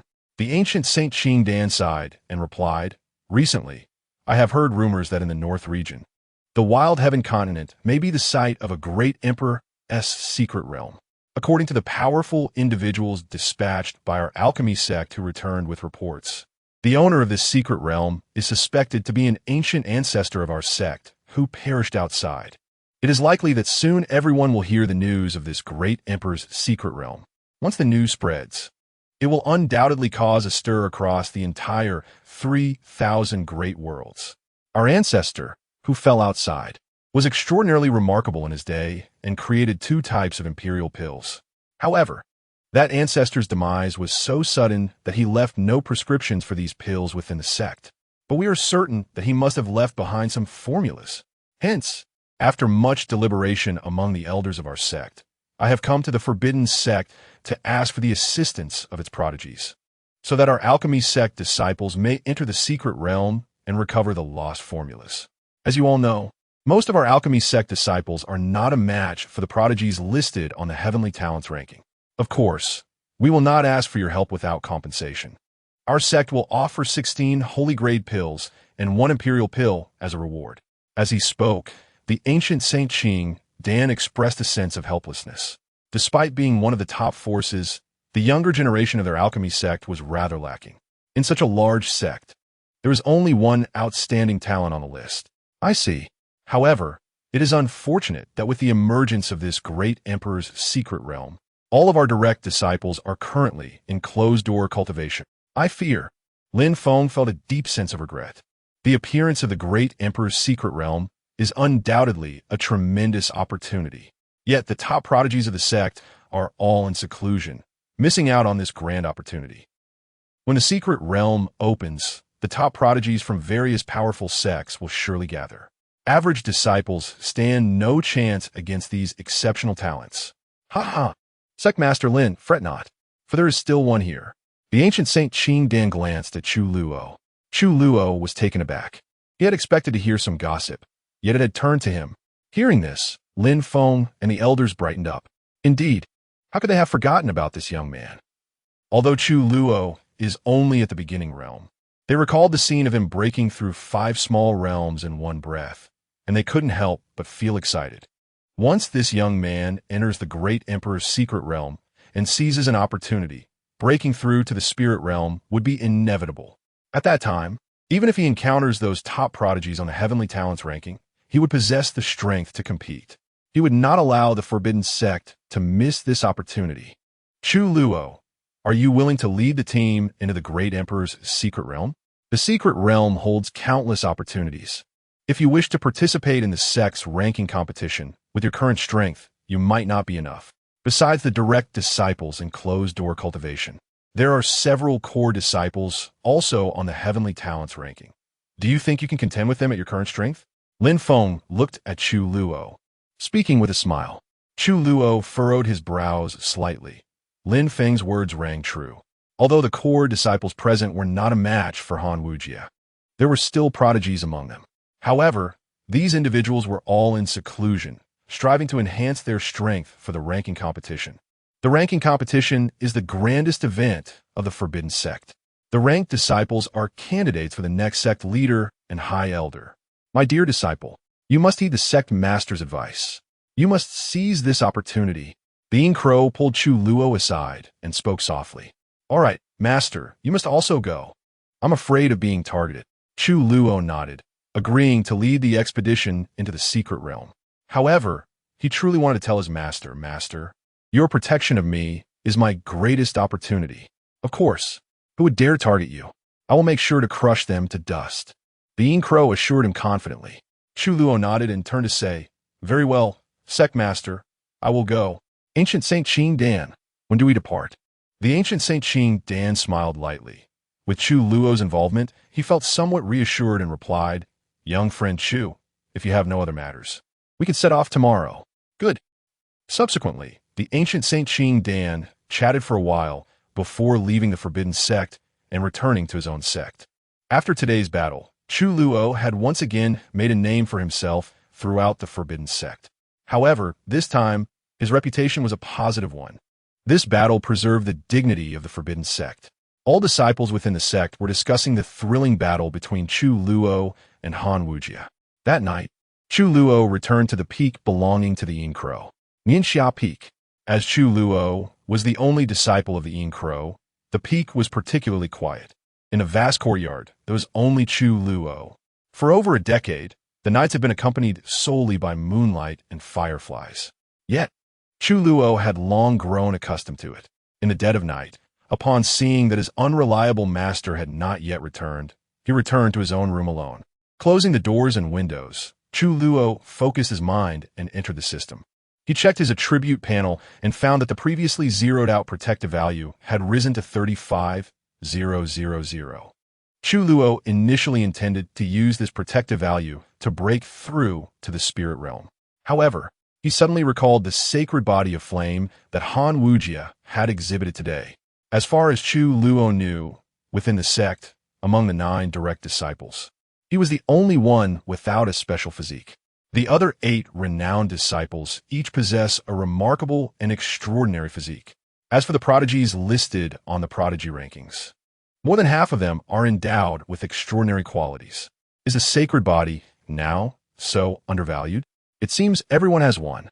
No, in order to grow stronger, I too must acquire a sacred or divine physique. Chapter 10. Infinite Longevity, Infinite Expansion. Chu Luo stroked his chin, resolving to explore the unique physiques within the system's marketplace. Upon opening the section dedicated to these extraordinary traits, he was instantly astounded. The array of special physiques available was dazzling, each one more remarkable than the last. However, the required guardian value to acquire them was exceptionally high. With his current 35,000 guardian value, he could only purchase the most rudimentary ethereal body.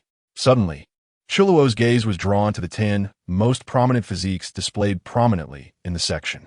These 10 physiques were legendary, known throughout the vast realms.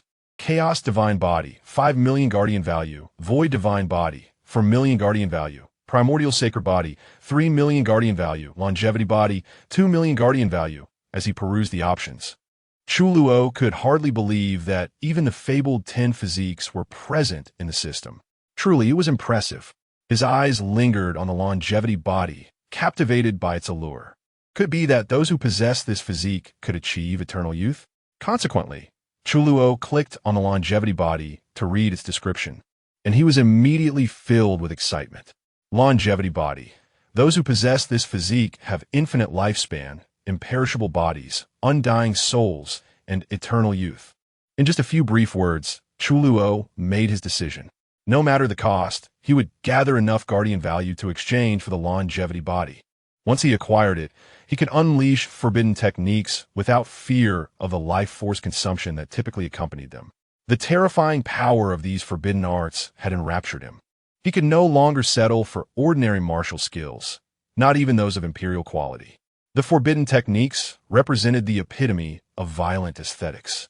Some of these techniques were so formidable that even emperors could not counter them. It seemed that henceforth, He would need to rely on his own cultivation to advance his abilities. With a firm resolution, Chu Luo exited the system, letting out a sigh. From now on, he would diligently amass guardian value. 2 million guardian value was merely equivalent to his master advocating on his behalf 200 times. Not too much after all. With this thought in mind, Chu Luo sat cross-legged and began to practice the forbidden primordial technique. Meanwhile, at one of the top powers, the Crimson Flame Valley, two figures stood respectfully before a moss-covered stone door deep within the sect. If Chu Luo were present, he would undoubtedly be astonished to recognize one of them, Han Wujie, who had fallen victim to the soul-devouring evil goddess curse. At this moment, Han Wujie's complexion was pale, his aura weak, and his eyes flickered with hatred. He vowed that if given the chance, he would surely take Chu Luo's life. Youth, the strange power within you has been 80% purged. This technique is exceedingly peculiar, one we have never encountered before, but you are no longer in mortal danger. The remaining strange power has been sealed for you. We shall return later. From behind the stone door, a voice filled with supreme authority echoed. Thank you, Ancestor, for saving my life. Han vuoi buva deeply in gratitude. Ancestor, the forbidden sect has acted with too much audacity. If not for your intervention, Wujie would have surely met his doom today. I implore you, Ancestor, to help us seek justice for my master and me. Beside Han Wujie, the ancient sage Yanjun's face darkened at the mere mention of the forbidden sect. After a brief moment, the voice from behind the stone door resonated again. Now is not the time to confront the forbidden sect directly. However, the disciple of the forbidden sect who performed that peculiar technique must not be spared. Such a young individual mastering such formidable skills poses a grave threat if allowed to mature. With a swift motion, a beam of light shot forth from the moss-covered stone door, piercing into Han Wujie's mind. Han Wujie was momentarily stunned, his face lighting up with excitement. A powerful Imperial-grade battle skill had materialized in his mind. This Imperial technique is bestowed upon you. Next time you encounter that disciple of the forbidden sect, ensure you eliminate him. The aged voice resounded once more. Thank you, Ancestor. I shall personally slay Chu Luo. Han Wujie declared coldly while clasping his hands in gratitude. After that, there was no further response from beyond the stone door. Shortly thereafter, Yanjun led Han Wujie away from the location. Meanwhile, an astonishing piece of news reverberated across the 3,000 great worlds. In the northern plains, within the desolate Tianzhou, the secret realm of an emperor was poised to emerge. That night, as the skies above the 3,000 great worlds erupted into a spectacle of radiant phenomena, countless powers turned their attention toward it. In an instant, many factions dispatched their strongest members to hasten their way to the northern plains. At dawn, as the first golden rays of sunlight illuminated the earth, within the forbidden sect, Chu Luo waited eagerly beside a massive void ship. Soon, dozens of core disciples gathered, each bowing respectfully to Chu Luo. Brother Chu Luo. The disciples no longer referred to him as a calamity. Instead, their demeanor was filled with respect. Greetings, fellow disciples. Chu Luo replied with a faint smile, returning their salutes. These core disciples were set to accompany him into the Emperor's secret realm in pursuit of opportunities. By the way, have any of you seen my master? Chu Luo suddenly recalled that his master had not returned the previous night. As the departure time approached, the leading core disciples exchanged glances and shook their heads. Bowing, Brother Chu Luo, we have not seen the third elder. Chu Luo felt at a loss for words. Even with status as an emperor, his master was still so unreliable. At that moment, the group noticed two beams of light descending from the depths of the sect, landing before them. Upon seeing the two individuals, the core disciples bowed in unison. Second elder. Fourth elder. The second elder, Zhao Sheng, slightly nodded and cast a glance at Chu Luo with a cool expression. Let us proceed. This journey to the northern plains will be led by myself and the fourth elder. Yes. The disciples leaped onto the void ship. Chu Luo finally regained his composure, his mouth twitching uncontrollably, feeling utterly defeated. He approached the fourth elder and inquired, Fourth elder, where is my master? Where has he gone? The fourth elder, Qin Yi, appeared amiable and gentle. Ah, young one, Your master had urgent matters to attend to and left the sect some time ago. Before departing, the third elder specifically entrusted me and the second elder with your safety. Time is of the essence. We must hurry. With that, Qin Yi and Zhao Sheng boarded the ship, leaving Chu Luo standing there in shock. His master had once again let him down. So unreliable. What if Zhao Sheng harbored ill will toward him? Now, his only support was the fourth elder. Young lad, are you coming or not? If you don't hurry, we shall leave without you. Zhao Sheng, noticing Chu Luo lost in thought, impatiently reminded him. I'm coming. Chu Luo retorted, rather irked. He had been waiting for them since early morning, while they arrived just in time. Once aboard the void ship, it ascended skyward, tearing through the void and vanishing into a rift in space. Chapter 11. The Support of the Elders. A breakthrough once more within the dim confines of turbulent space. A colossal void battleship sped across the expanse. On board, Chu Luo sat solitary at the prow, delving into his cultivation. He had spent the previous night in sleepless contemplation, immersed in the profound secrets of the forbidden sect as pinnacle technique, the forbidden mixed yuan art. With the enlightenment bestowed upon him by the system, Chu Luo had ascended to the third layer of this formidable art, poised to transcend the threshold and enter the fourth layer. As he focused his mind and held his breath, specks of golden starlight shimmered around him, emanating a unique aura of Tao. The scene captured the attention of the disciples aboard the ship. Brother Chu has actually cultivated the forbidden mixed yuan art to the third layer. Remarkable, one exclaimed. Indeed, I've been stuck at the second layer for over a decade, and only now am I beginning to sense the encumbrance of a bottleneck. Wait a moment. ISNT, Brother Chu, attempting to comprehend the fourth layer? Another whispered incredulously. That's impossible, right? It seems implausible. The forbidden mixed yuan art comprises only 10 layers, and I heard that Brother Bai, before his seclusion, had only reached the third layer. Brother Chu must merely be in the throes of practice. Without a doubt, he is cultivating. But let us not forget that he has successfully mastered 4 forbidden arts. With his aptitude, advancing to the fourth layer must simply be a matter of time. A dozen core disciples engaged in fervent discussion. Meanwhile, Zhao Sheng and Qin Yi, positioned behind these disciples, observed Chu Luo with keen interest. I never anticipated that this young man's comprehension would be so profound. He has completely filled the bottleneck of the third layer and is now striving for the fourth. Zhao Sheng remarked, his expression revealing complexity. Zhao Sheng had heard of Chu Luo's remarkable triumph over Han Wujie, a figure of the celestial ranking. He had never envisioned that Chu Luo could defeat such a prodigy, thus preserving the honor of their forbidden sect.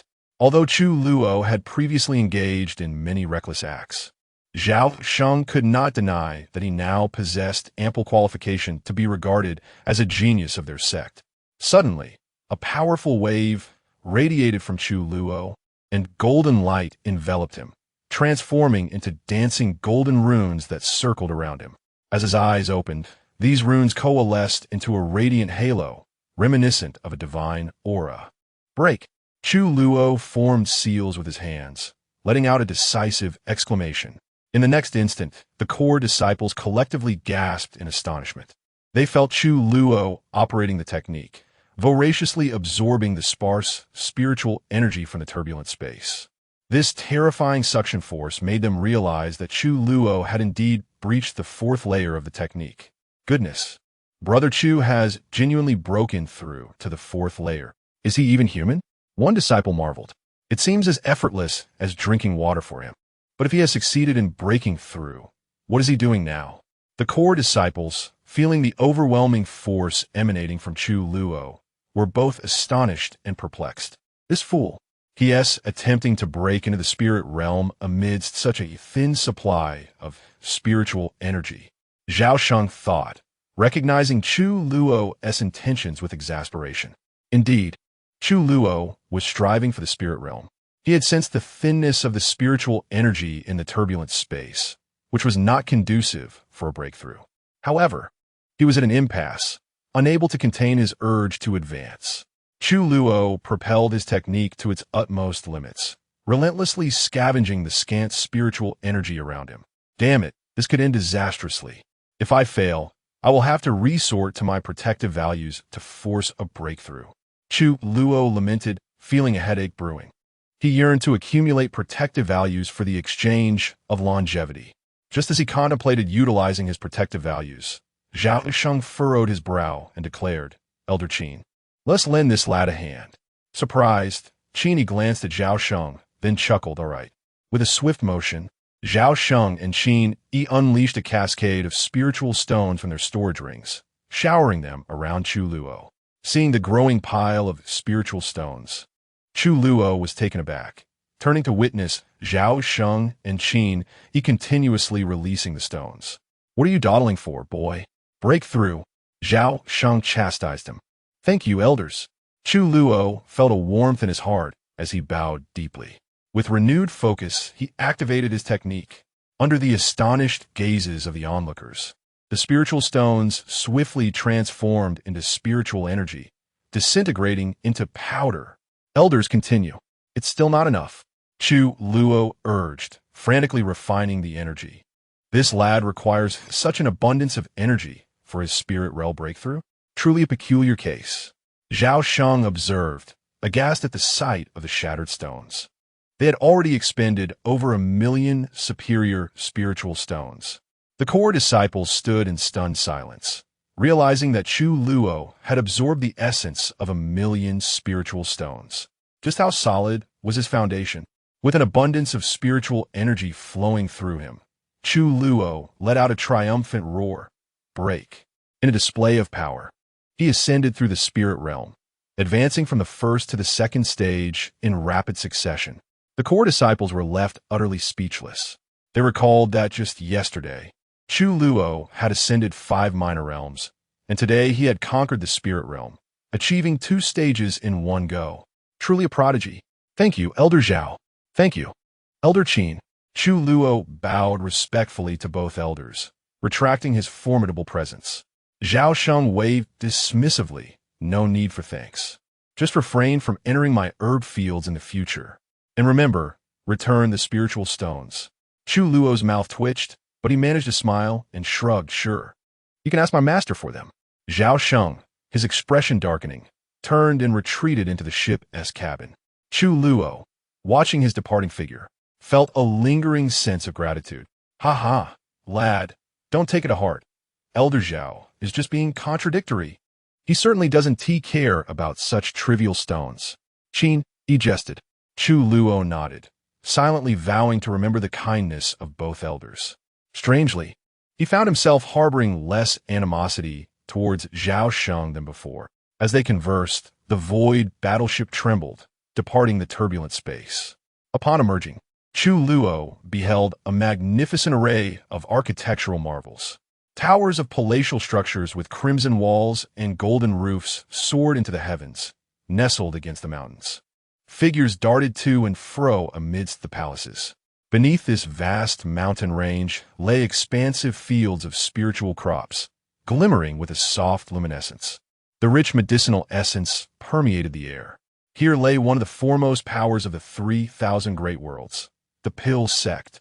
The battleship descended upon the plaza of a palace, where a multitude of disciples clad in colorful robes awaited eagerly. Among them, Chu Luo noticed not only the familiar figure of the Qingdan ancient sage, but also an unfamiliar elder with flowing white hair. However, what intrigued Chu Luo even more was a group of disciples from the Dan sect was led by a young boy. The boy seemed to have noticed Chu Luo's gaze and instantly looked up.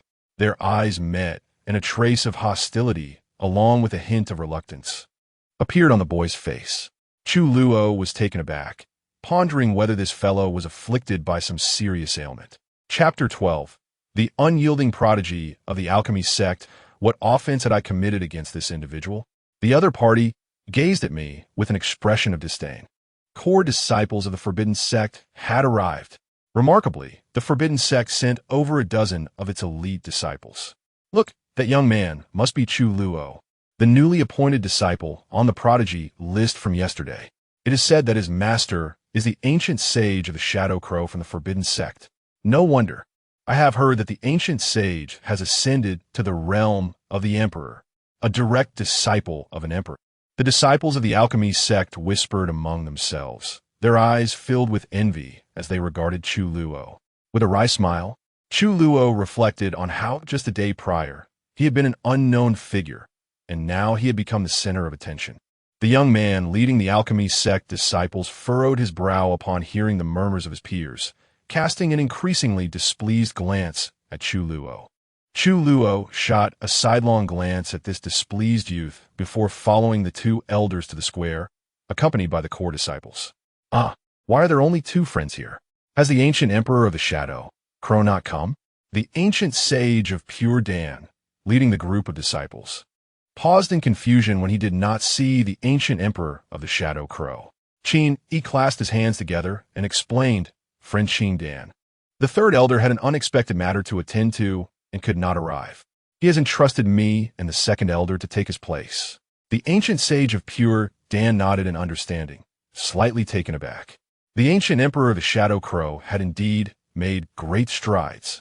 Who would have guessed that he had also stepped into the emperor's realm? I had hoped to spar with him, but it seems I will have to find another opportunity. At that moment, a white-haired elder clad in a colorful robe approached from behind the disciples of the alchemy sect, and they all respectfully made way for him. Chu Luo was momentarily taken aback. He sensed no aura emanating from this elder. It was as if he did not exist at all.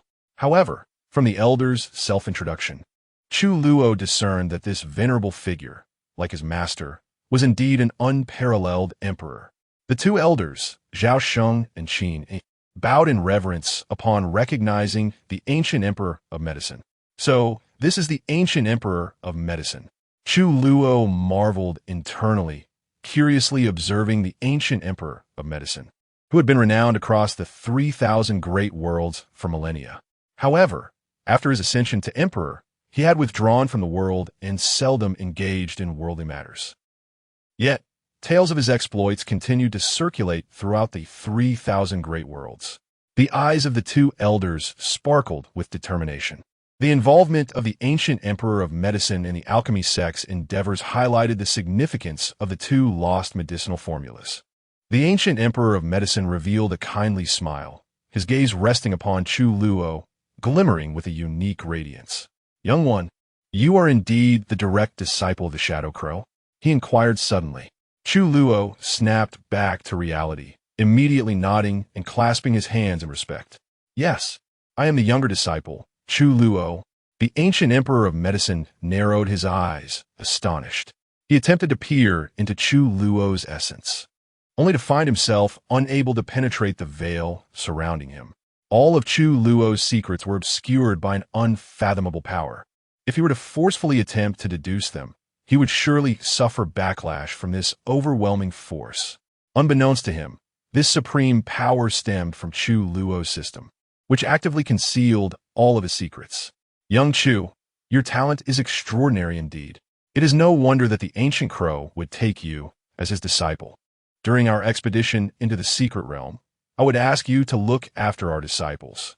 The ancient emperor of medicine continued, "Once you enter the secret realm, all will heed your command." "Yes, ancestor." The core disciples of the alchemy sect responded in unison, nodding in agreement. Yet, the leading youth's face displayed evident dissatisfaction. Chu Luo's lips twitched slightly as he clasped his hands and said, "Esteemed ancestor, I can only promise to do my utmost. That's all I ask." The ancient emperor of medicine smiled gently, patting Chu Luo's shoulder. This scene caused the core disciples of the forbidden sect to regard Chu Luo with increasing admiration. Even the ancient emperor of medicine held him in such high esteem.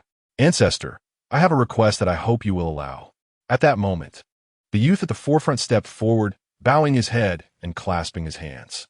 The ancient emperor of medicine raised an eyebrow, noticing the youth's expression. Casting a glance at Chu Luo, he smirked slightly and asked, "What is it?" "Ancestor, I wish to spar with this newly ranked prodigy of the forbidden sect."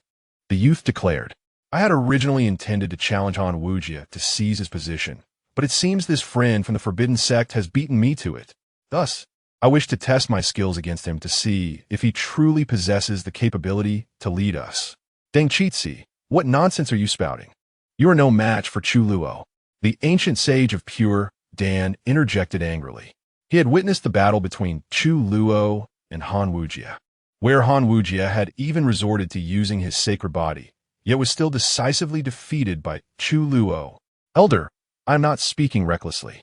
I have heard that Chu Luo is merely at the beginning stage of the unfathomable realm.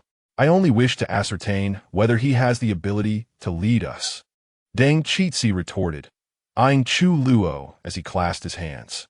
Deng Qixi's words evoked amused smiles among the disciples of the forbidden sect. The Chu Luo of today is not the same as the one from yesterday. It seems Deng Qixi is unaware that Chu Luo had just recently broken through to the spirit realm. With that thought, the core disciples eagerly anticipated the challenge. They could hardly wait for Deng Qixi to face off against Chu Luo. Upon learning that this youth was named Deng Qixi, Chu Luo instantly understood why he had always regarded him with such disdain. Deng Qixi was the only prodigy on the alchemy sect's rankings, holding the 151st position, with cultivation equal to Han Wujie, both at the 5th stage of the spirit realm. Clearly, this fellow was unwilling to submit to him. The disciples behind Deng Qixi also grew excited. They too wished to witness the true strength of this newly ranked Chu Luo and see if he was as formidable as the rumor suggested. Young Chu, it seems Deng Qixi does not respect you. What are your thoughts on this? The ancient emperor of medicine smiled slightly, looking toward Chu Luo. It was evident that he was intrigued and tacitly permitted Deng Qixi's challenge. Seeing this, Zhao Sheng, Qin Yi, and the ancient sage of pure Dan chose to remain silent. Chu Luo's expression turned conflicted as he clasped his hands and said, "Esteemed ancestor, should I strike, it may result in severe injury or worse.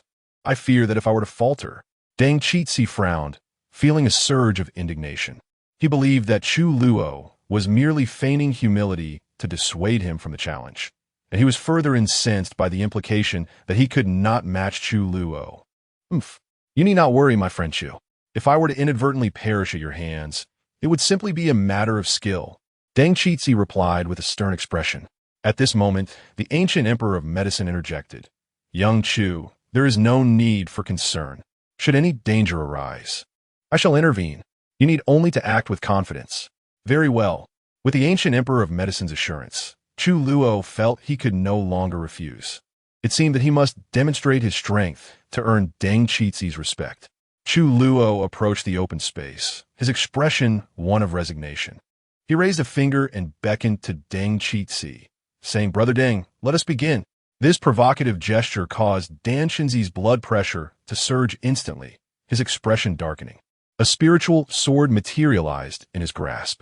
"Brother Chu, please enlighten me." Boom. Chapter 13. Is this sword worthy of action? Dan Shinzi's body trembled slightly as a powerful surge of spiritual energy emanated from him, conjuring a tempestuous wind that nearly knocked everyone off their feet. Such formidable spiritual power. It is no wonder Dan Shinzi ranks just behind Han Wujie, his strength nearly on par with Han Wujie's. Indeed, however, he is unlikely to be a match for senior brother Chu. That goes without saying. The disciples of the forbidden sect, sensing the imposing aura from Dan Shinzi, began to murmur among themselves. "Go, brother Dan," cheered the disciples of the Dan sect, rallying in support. Even Zhao Sheng and Qin Yi exchanged glances, their eyes lighting up in acknowledgement of the young man's remarkable talent. "Behold the sword," Dan Shinzi shouted sharply, stepping forward with a single stride, his figure vanishing from sight in an instant. In the blink of an eye, he reappeared before Chu Luo, thrusting a spiritual sword enveloped in spiritual energy directly at Chu Luo's chest. Chu Luo was astonished by Dan Shinzi's speed.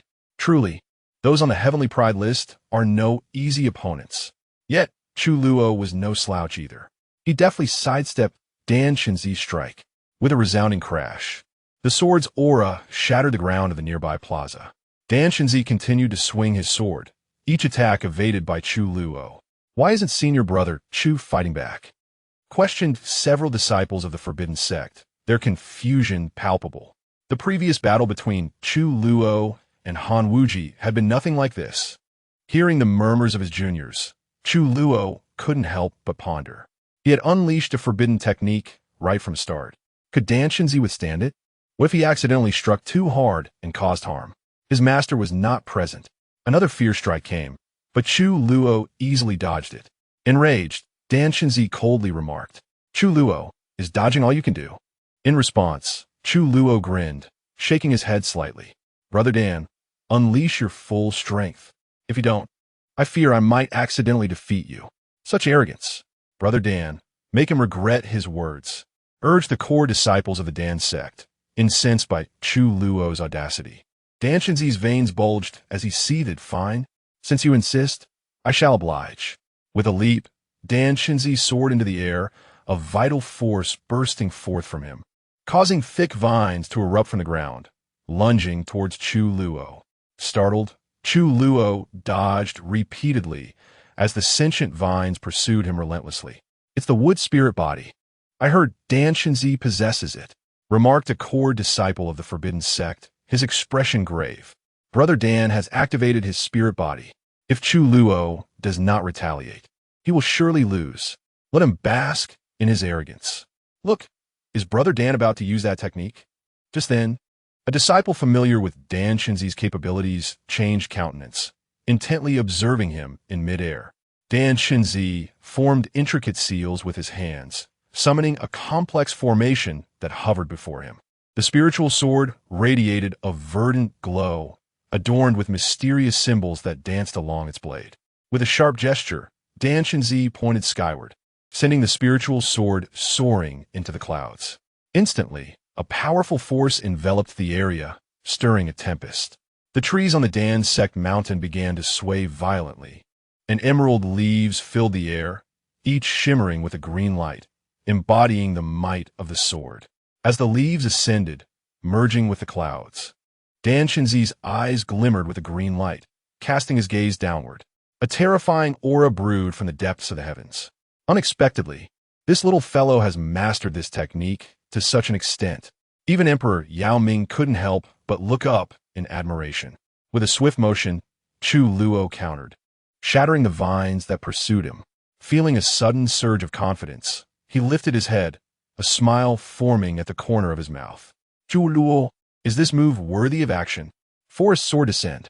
Dan Shenzi howled, pointing decisively at Chu Luo below.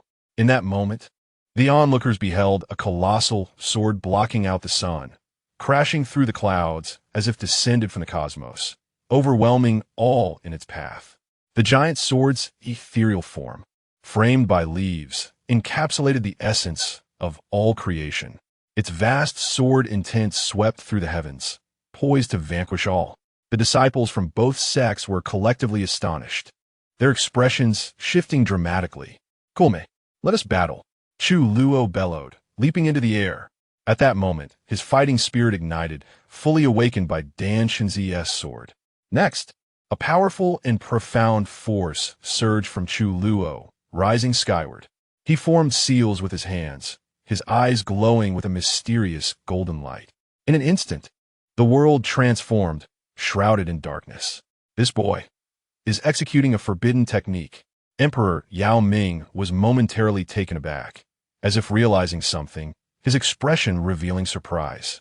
Zhao Sheng, Qin Yi, and the other core disciples of the forbidden sect stood frozen in disbelief. They recognized that Chu Luo was unleashing a form of forbidden technique. However, the phenomenon generated by this technique was one they had not witnessed before. This meant their senior brother Chu was executing a brand new forbidden move. Just how many forbidden techniques had this boy mastered? Zhao Sheng inhaled deeply, shaking his head slightly. It was well known that even he had only mastered 3 forbidden techniques from the sect, which had become his trump cards in battle.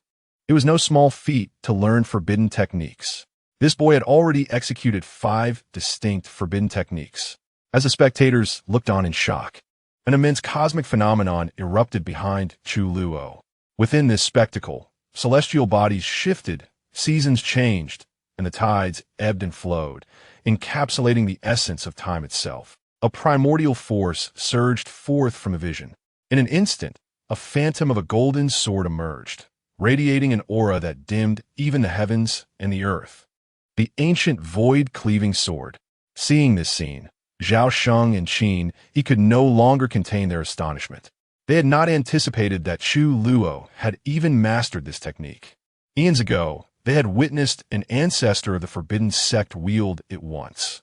That strike had silenced the mightiest forces across the 3,000 great worlds.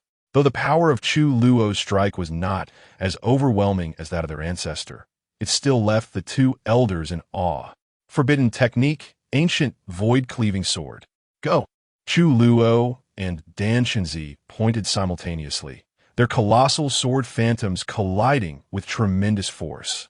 In the next moment, Dan Shenzi's complexion drained of color. What? How is this possible? Chapter 14. The Secret Realm. Falling Sky Mountain Gorge under the incredulous gaze of Dan Shenzi. A colossal sword shadow brimming with omnipotence collided with the golden sword shadow of Chu Luo, shattering into countless fragments that dissipated into the void.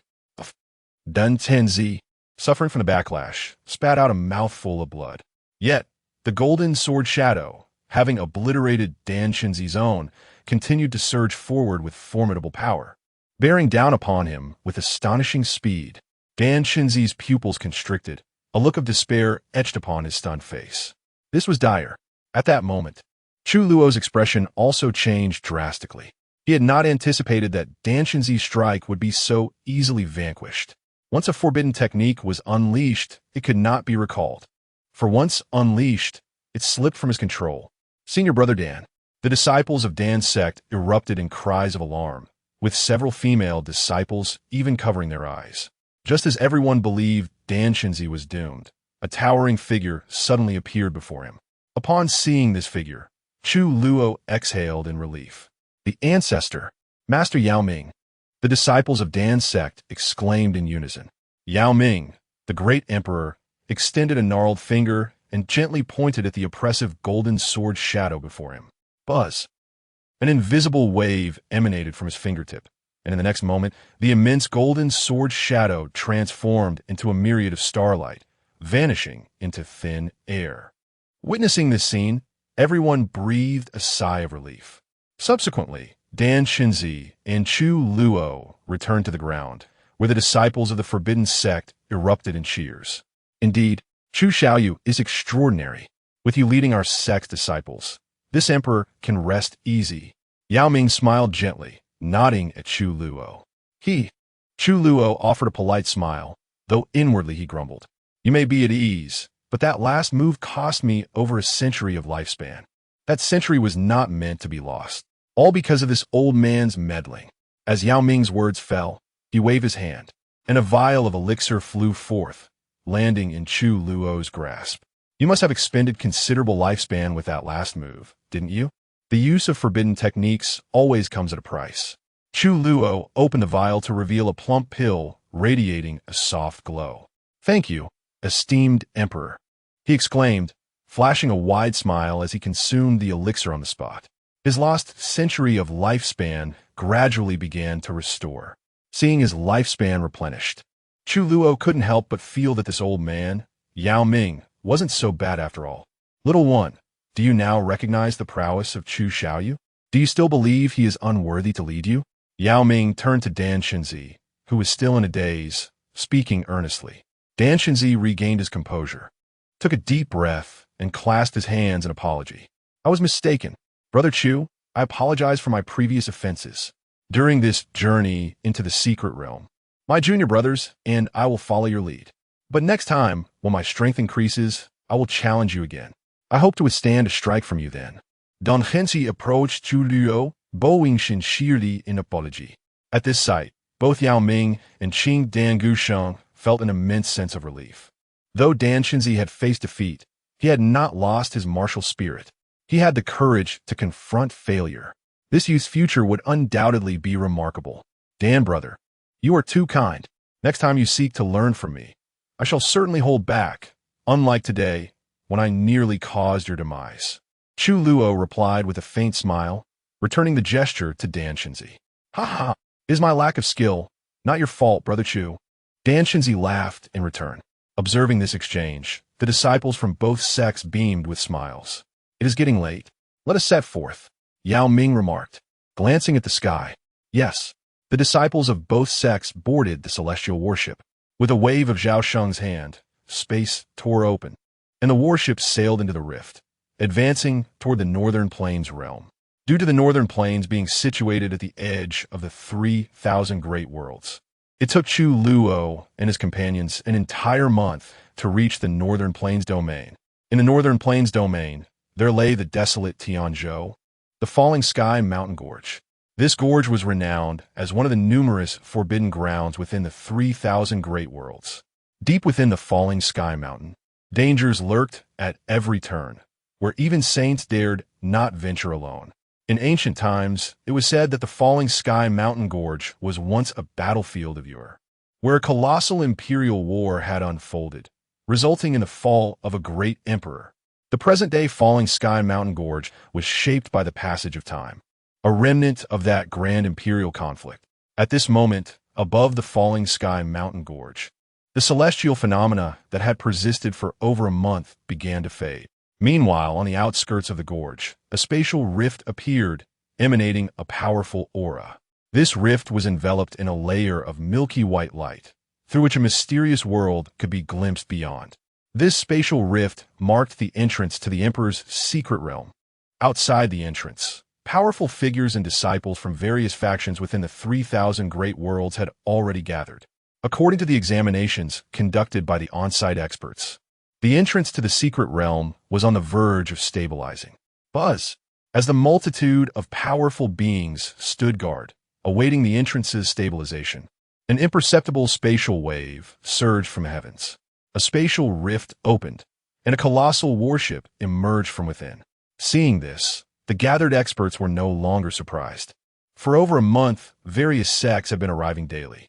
However, upon sighting this particular warship, their expressions shifted dramatically. It is the warship of the Forbidden Sect. The experts from the Forbidden Sect have arrived. Wait, there are disciples from the Dan sect accompanying them. What could be surprising about that? The Dan sect has always maintained a good rapport with the Forbidden Sect. However, it was peculiar that the Forbidden Sect had only dispatched Zhao Sheng and Qin Yi, two elders. The renowned prodigies of the Forbidden Sect were conspicuously absent. As the crowd recognized the warship, a stir broke out among them. Countless gazes converged upon this vessel. On board the warship, Zhao Sheng, Qin Yi, and Qin Dan Gu Sheng descended alongside their respective disciples, standing outside the entrance to the secret realm. Meanwhile, Yao Ming had long since concealed himself in the shadows. Is this truly the entrance to the Emperor's secret realm? It seems rather unstable, Chu Luo remarked as he surveyed the entrance before him. Elder Qin, he nodded slightly. This secret realm is, in essence, the inner world of the fallen great emperor. When ascending to the saint realm, a martial artist can cultivate a world within themselves. As their cultivation improves, this inner world gradually becomes more complete and expansive. However, the entrance to this emperor's secret realm has been ensnared by restrictions, allowing only those below the nirvana realm to enter. Should a powerful being above the nirvana realm attempt to force their way in, the restrictions will activate, obliterating the intruder. Ultimately, the secret realm will return to the chaotic currents of space. The next occurrence will be an uncertain wait. Upon hearing Elder Qin Yi's explanation, Chu Luo and the other disciples finally understood. No wonder the layer of light at the entrance had given them an unsettling sensation. Buzz. At that moment, distant ripples in the void heralded another surge of spatial commotion. Chu Luo was taken aback, sensing a familiar aura. She lifted her gaze towards a certain direction in the void, her brows furrowing as a cold smile crept across her face. Chapter 15, A Secret Strike, Igniting the Battle of the Ancient Saints? The spatial fluctuations emanating from the void once again drew the attention of numerous powerful figures present. They beheld several rifts in the fabric of space, through which immense warships emerged with an imposing presence. As the banners of these vessels unfurled, gasps of astonishment echoed throughout the crowd. It was the formidable forces from other elite factions that had arrived. The Crimson Flame Valley, the Celestial Mechanism Pavilion, the Spirit Purity Sect, the Universal Sacred Land, the Cloud Mist Sacred Land, the Extreme Emperor Path, and the immortal Dao lineage. Strangely, the four great imperial clans and the four ancient families were conspicuously absent. What could be so surprising? The four great imperial clans and the four ancient families held the emperor's secret realm in disdain. This realm merely represents the inner world of an emperor long fallen, and the emperor himself is no more.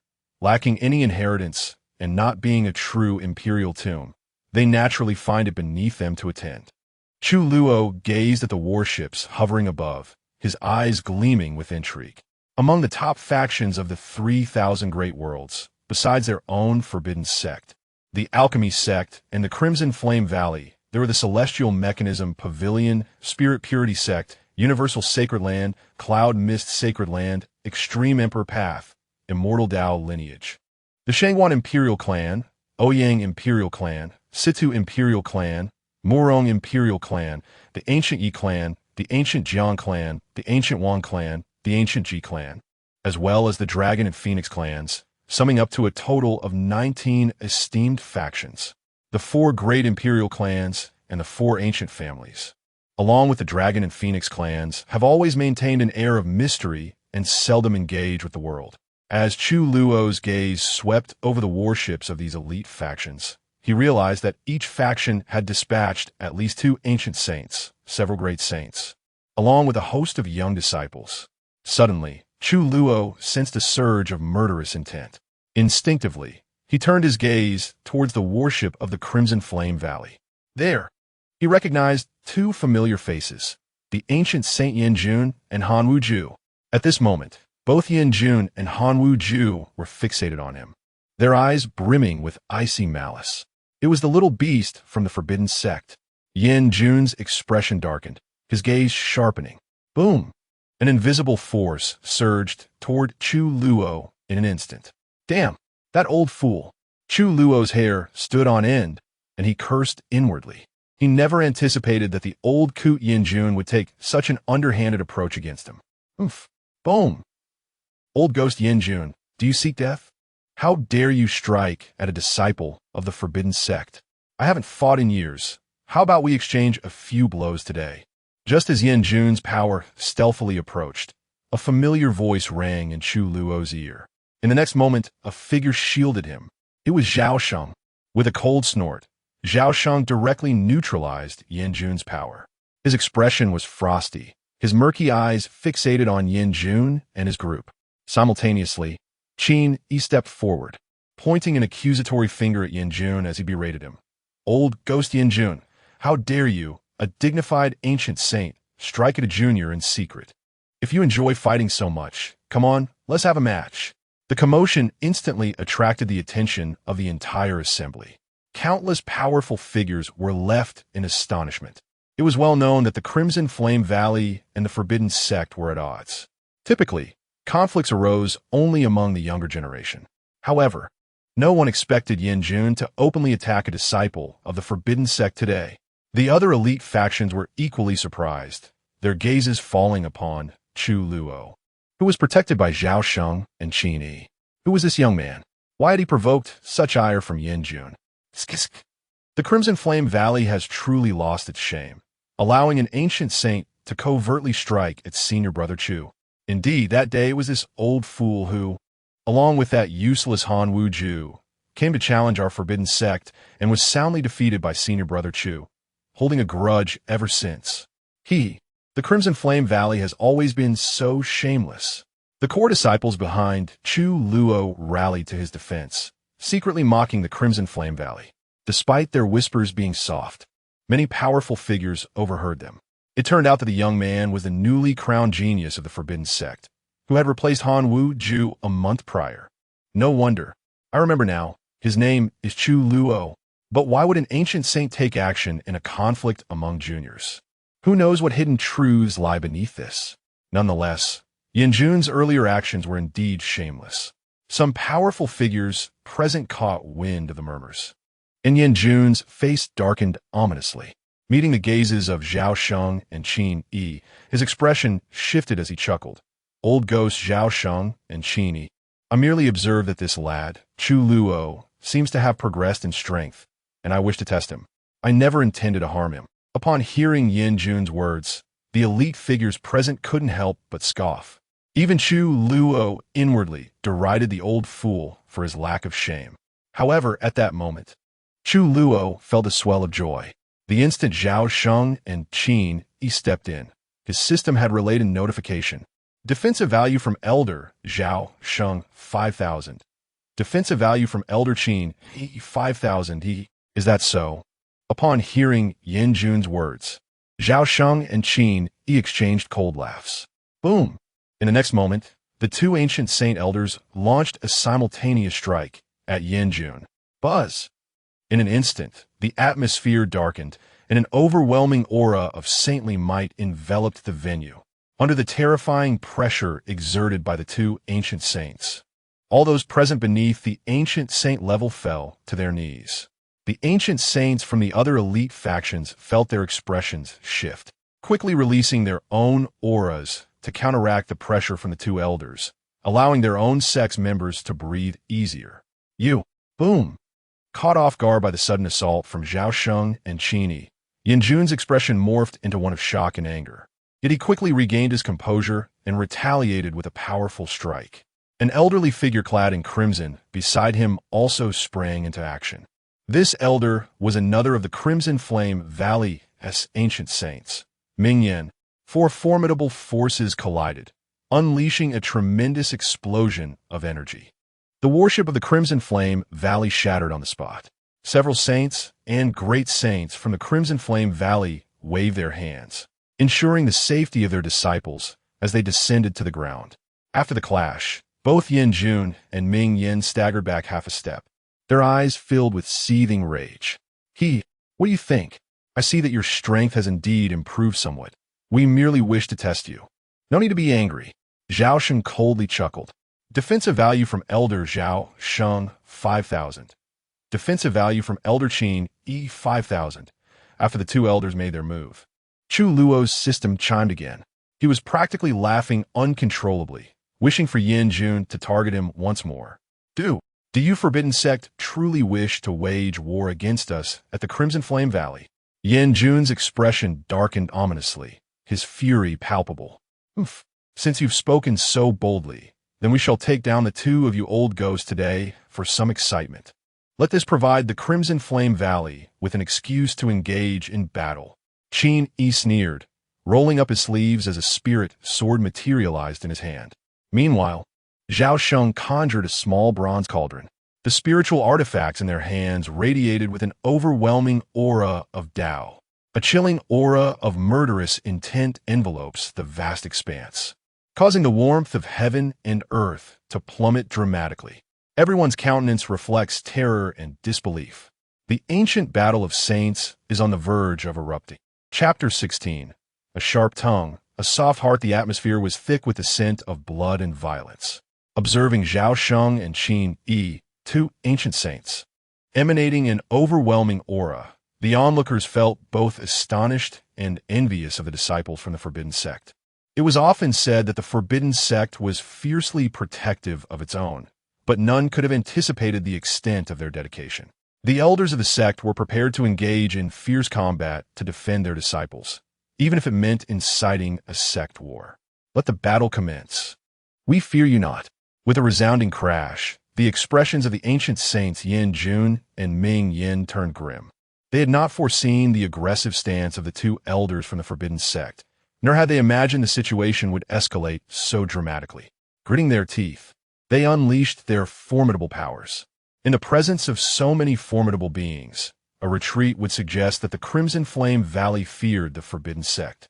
Just as everyone expected a clash of ancient saints, an elderly man clad in a blue robe, with a kindly demeanor, stepped forward and said with a smile, "Fellow friends of the Forbidden Sect, since this young friend is unharmed, and the two from Crimson Flame Valley have also taken a blow from you, let us consider this matter settled. With so many strong individuals present, a battle among ancient saints would surely result in collateral damage, leading to a catastrophe for the 3,000 great worlds." He continued, "Moreover, the entrance to the Emperor's secret realm is about to stabilize." Chu Luo raised his head and recognized the speaker as an elder from the Spirit Clear sect. He was indeed a venerable ancient saint of that sect. Indeed, my friends, Elder Lan Qing is correct. Let the grievances between your two factions lie for now. After the Emperor's secret realm, you may settle your scores as you wish. Another ancient saint from the extreme Emperor orthodoxy joined in the council.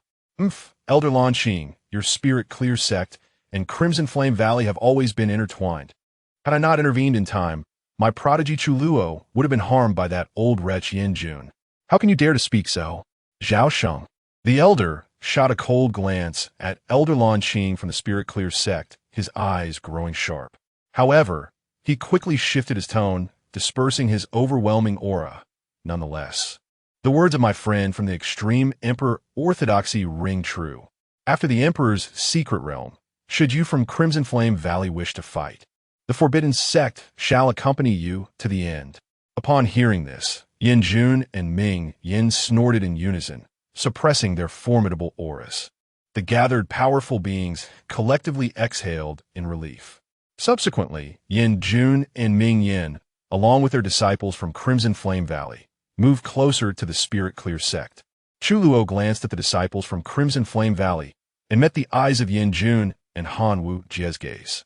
With a grin, he brazenly raised his middle finger in a blatant provocation before turning away, ignoring them thereafter. This scene did not go unnoticed by the many powerful beings present, and numerous individuals began to take an interest in Chu Luo. You little brat. Yin Jun's expression darkened, his eyes glinting with murderous intent. Brother Han, is this the brat who defeated you? He doesn't seem so impressive. Standing beside Han Wu Jie were two youths clad in crimson robes. One had fiery red eyes that seemed to swirl with molten lava, while the other sported flaming red hair, radiating an intense heat. These two were Du Sheng and Zhao Tianyu, both of whom ranked among the prodigies on the Heavenly Prodigy list, holding the 120th and 148th positions, respectively. With a sullen expression, Han Wu Jie replied, "Indeed, it is him. His name is Chu Luo." Du Sheng and Zhao Tianyu nodded slightly, their expressions filled with disdain as they cast their gazes at Chu Luo's retreating figure. Do not underestimate him, brothers. This little brat has mastered several forbidden techniques of the forbidden sect. Be cautious. However, the elder has commanded that he must be eliminated. The secret realm will provide the perfect opportunity. Ming Yin cautioned the two. Understood. Rest assured, we will ensure this brat meets an untimely end. Du Sheng and Zhao Tianyu responded with a bow. I hope to deal with this little brat myself. The humiliation he caused me must be repaid 100-fold. Han Wu Jie declared, his face icy. The two nodded and once again directed their mocking gazes toward Chu Luo. At that moment, Chu Luo sensed a chill and turned back, catching the eyes of Du Sheng and Zhao Tianyu. Chu, once we enter the secret realm, we must be cautious. Those two are Du Sheng and Zhao Tianyu from Crimson Flame Valley, ranked 120th and 148th on the Heavenly Prodigy list. Dan Chenzi, who stood beside Chu Luo, whispered a warning. Chu Luo smiled slightly and waved his hand dismissively. Do not worry, Brother Dan. If they dare to trouble me, I have my ways of dealing with them. In his heart, Chu Luo began to formulate a plan. If he were to eliminate all the disciples of Crimson Flame Valley within the secret realm, how furious would Yin Jun and Ming Yin be? The answer was clear. Upon exiting, those two old geezers would undoubtedly seek revenge. Wouldn't that mean he would gain even more protective value? With this thought, Chu Luo resolved to act decisively against any disciples from Crimson Flame Valley he encountered. Young man, once you enter the secret realm, if you encounter opportunities and possess the strength, seize what is yours. Do not fear, even if it means defeating their prodigies. When we emerge, we two old fellows will be there to support you. Should we fail to protect you, you can only pray for the timely arrival of your deceased master. As Chu Luo contemplated, Zhao Sheng turned to him, imparting earnest advice. Startled, Chu Luo broke into a smile and bowed deeply to Zhao Sheng. Thank you, Elder Zhao. I apologize for any previous offenses. I promise not to pilfer your medicinal herbs again. Zhao Sheng huffed lightly and turned away. Chu Luo rolled his eyes. This old man still has a temper, does he? I offered a sincere apology. Yet, deep down, Chu Luo understood, just as Elder Qin had said. That Zhao Sheng was all bark and no bite. The entrance to the secret realm has stabilized. Let us hurry. At that moment, a powerful tremor emanated from the rift in space, and the shimmering membrane gradually became transparent while still holding the essence of imperial power. Countless strong beings rushed into the membrane at the first opportunity. Some Nirvana realm and above strong individuals attempted to force their way in, only to be immediately crushed by the terrifying power of the membrane. Let's enter as well, Chu Luo urged. He and Dan Shenzi led their respective disciples into the vast world beyond the light membrane. Upon witnessing Chu Luo and his group enter the secret realm, the three prodigies from Crimson Flame Valley exchanged sinister smiles and followed suit with dozens of their disciples close behind. Chapter 17. Encountering the prodigy again, as Chu Luo and his companions stepped into the shimmering membrane, he suddenly noticed the surrounding scenery shifting rapidly. Stunned, he instinctively glanced at his fellow disciples beside him, only to find that among the dozen core disciples who had accompanied him, only 6 remained. The others, including Dan Shenzi and several core disciples from the Dan sect, had vanished without a trace. In the blink of an eye, Chu Luo and these 6 core disciples found themselves amidst an unfamiliar mountain range. What on earth is happening? Where are the others? It seems we were scattered upon entering the secret realm. The 6 core disciples turned back and realized their fellow brothers were also missing. However, as core disciples of a top-tier faction, the 6 remained composed and began to analyze their situation calmly. All 6 core disciples turned their gazes towards Chu Luo. The leader among them spoke. Chu Shixiang, what should we do now? We will follow your lead. Chu Luo nodded, intending to instruct the disciples to use their sect tokens to contact the missing brothers when suddenly, a rich medicinal fragrance wafted towards him. He was taken aback and looked around, spotting a medicinal field not far away in the valley below. Shixiang, it's a medicinal field, one exclaimed. So many spiritual herbs. They seem to be of high quality. The 6 core disciples also caught sight of the medicinal field and gasped in astonishment. Let us go. Follow me to gather them. Chu Luo waved his hand and led the 6 core disciples towards the medicinal field.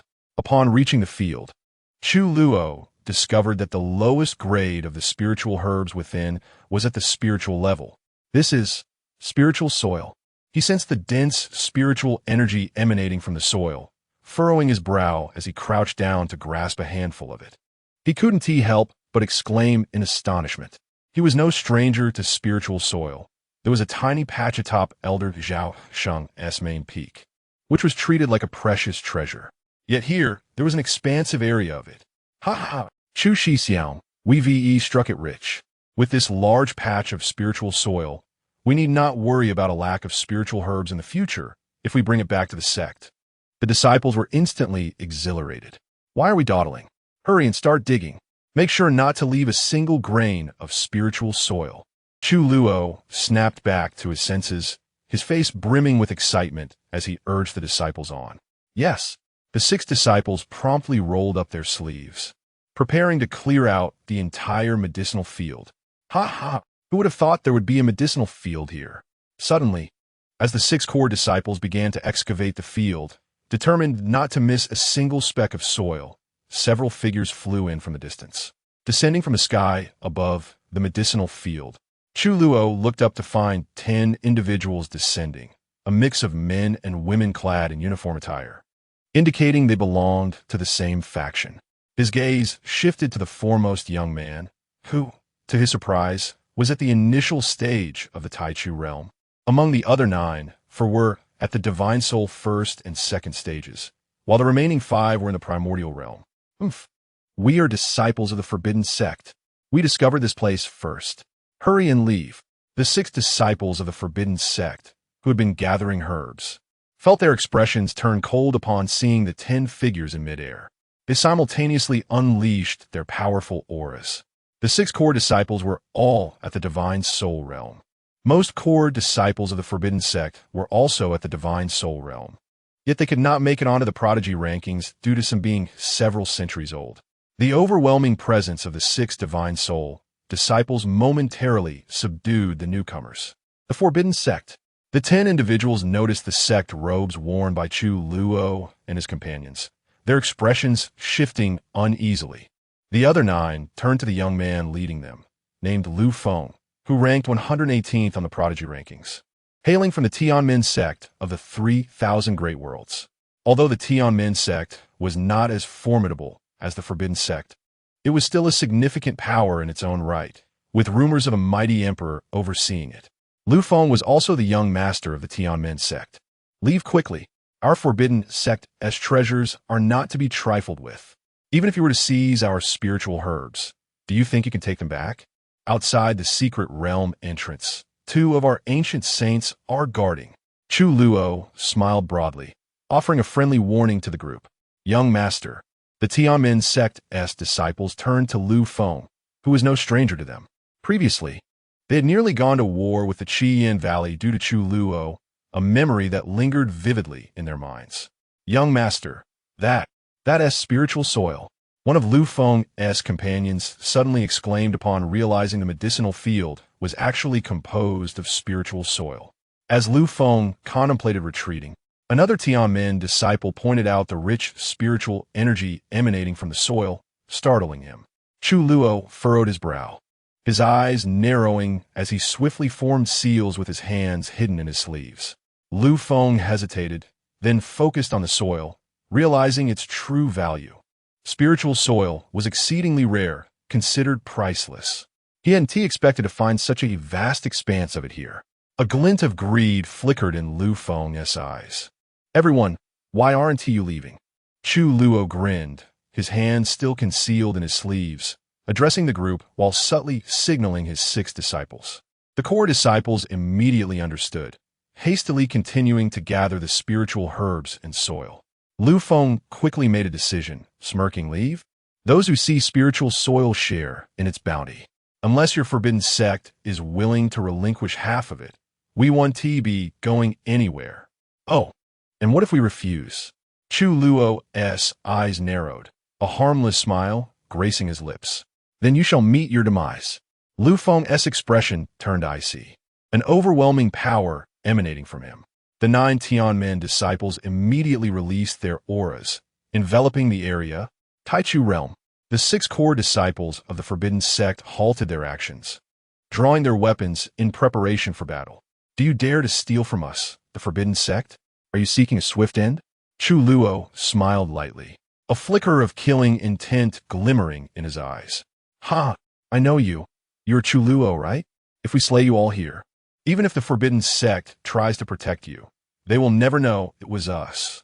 Lu Feng commanded, you 6 take care of those core disciples. I'll deal with this kid and join you shortly. Yes, young master. Boom. The other 9 disciples of the Tianmin sect charged towards the 6 disciples in the medicinal field. Seeking death, the 6 core disciples leaped into action, ready to confront the Tianmin disciples. At the same time, Lu Feng advanced menacingly towards Chu Luo, who feigned fear. Seeing this, Lu Feng laughed heartily. Kid, today I shall remove you from the prodigy rankings. Believing that Chu Luo was paralyzed by his overwhelming presence, Lu Feng let down his guard. Just as he raised his hand to strike at Chu Luo's forehead, the once terrified Chu Luo suddenly underwent a transformation, her expression shifting as she broke into a grin. The forbidden ultimate technique, the god-slaying heavenly poison. Boom. Chapter 18. 1 against 2. Win and profit, lose and perish. Chu Luo's eyes glimmered with a haunting green light. His hand, concealed within his sleeve, surged forth with audacity. Upon it danced a faint, ethereal green glow, entwined with enigmatic runes. The moment Chu Luo extended his palm, the wild grass beneath him withered instantaneously. As his hand collided with Lu Feng's, a thunderous impact resonated. Chu Luo braced himself against Lu Feng's formidable force, staggering back several paces before steadying himself. A tingling sensation coursed through his arm, and his vitality surged tumultuously. Such overwhelming strength. Taking a deep breath, Chu Luo shook his hand. What? What have you done to me? Lu Feng's agonized wails echoed through the air. Chu Luo glanced down to see Lu Feng writhing on the ground. Clutching his arm, a series of eerie green patterns began to creep up his limb. Approaching Lu Feng, Chu Luo looked down with an innocent grin, revealing a perfect set of white teeth.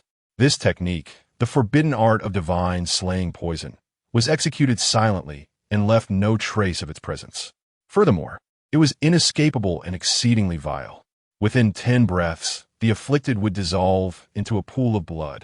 Given Chu Luo's current prowess, even a peak Taichu realm expert would assuredly meet their demise. It was indeed a prime move for an underhanded strike. Such merciless forbidden techniques, numbered in the hundreds among the 1,000 forbidden arts. Chu Luo harbored grave suspicions that the creators of these nefarious skills were undoubtedly a band of scoundrels. Ah, save me, Chu Luo. I know my mistake. Please help me detoxify. Lu Feng, utterly powerless, clutched his arm in agony, his soul tormented by pain. Desperation overtook him, stripping away any semblance of a youthful prodigy. With a shrug, Chu Luo feigned helplessness, replying, "I'm afraid I cannot assist you. Just lie there and await your fate." The words left Lu Feng teetering on the brink of despair. His eyes filled with venomous hatred.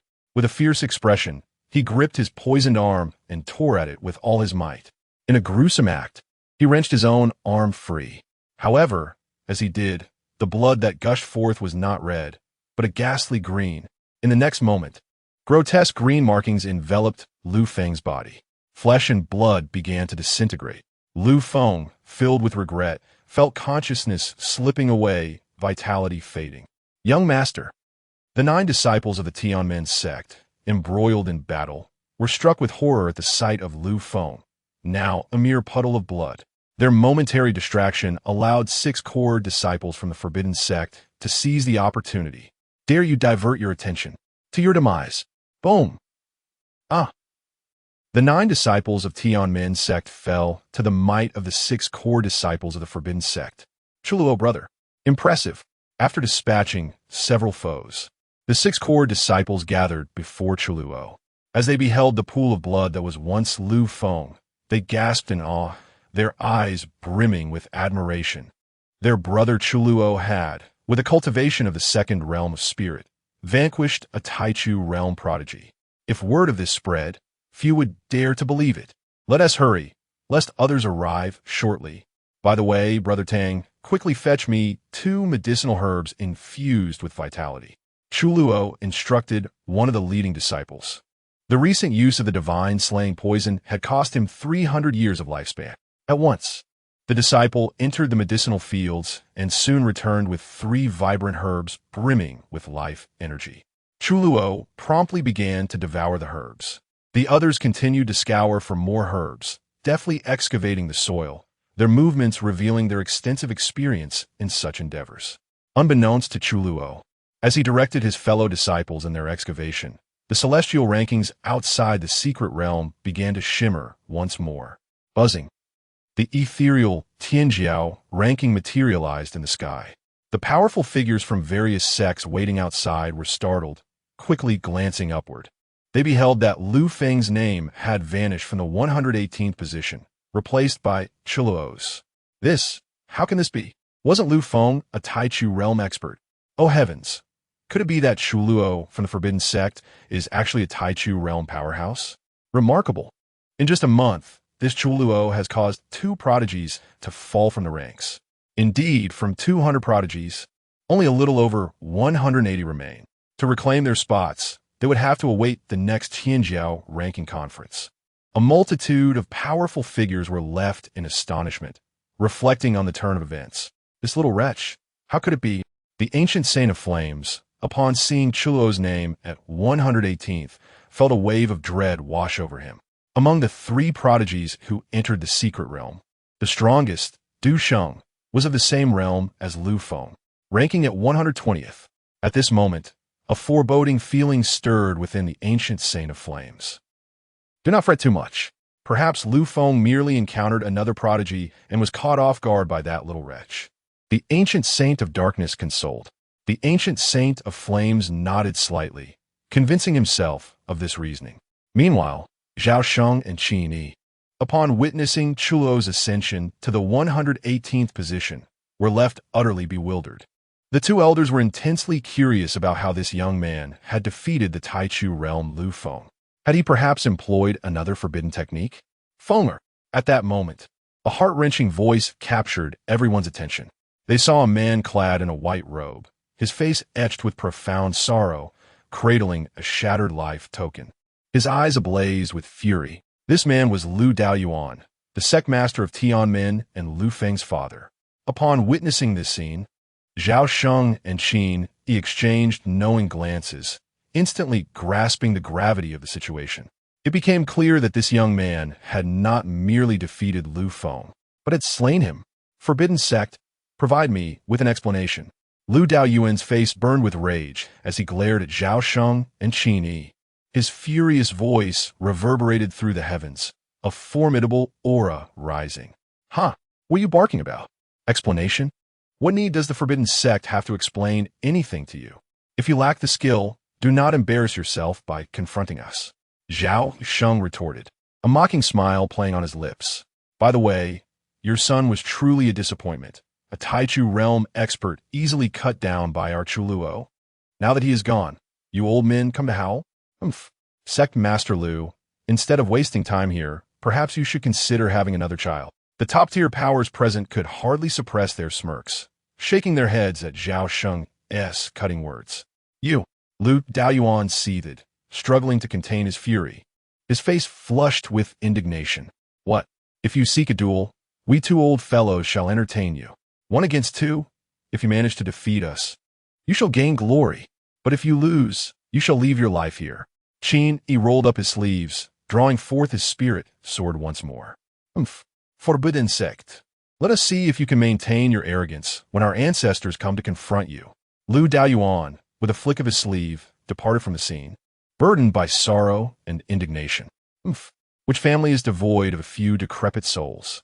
Zhao Sheng muttered under his breath, continuing to meditate, awaiting the emergence of Chu Luo and her companions.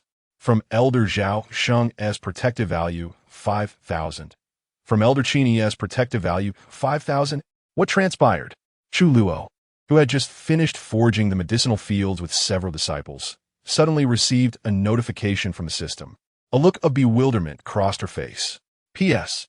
It is yet another day of abundant updates. Kindly urge for more and follow along. We shall continue tomorrow. Respectfully, Chapter 19, with a swift hand, masterful techniques, the inexplicable protection value, left Chu Luo feeling pleasantly surprised. What had the two great elders been up to outside? Nevertheless, obtaining the protection value brought Chu Luo considerable joy, bringing him one step closer to redeeming the longevity body. Turning back, he cast a satisfied glance at the medicinal field. The previous medicinal field had long since vanished, leaving only a large pit behind. They had indeed excavated the entire plot to great depths. Behind him, the 6 core disciples wore satisfied smiles. Suddenly, a powerful surge of energy emanated from the distant mountains. Senior Brother Chu, someone is fighting, exclaimed one of the disciples beside Chu Luo, astonished. Chu Luo stroked his chin, his eyes shimmering with intrigue. The Emperor's secret realm was brimming with opportunities.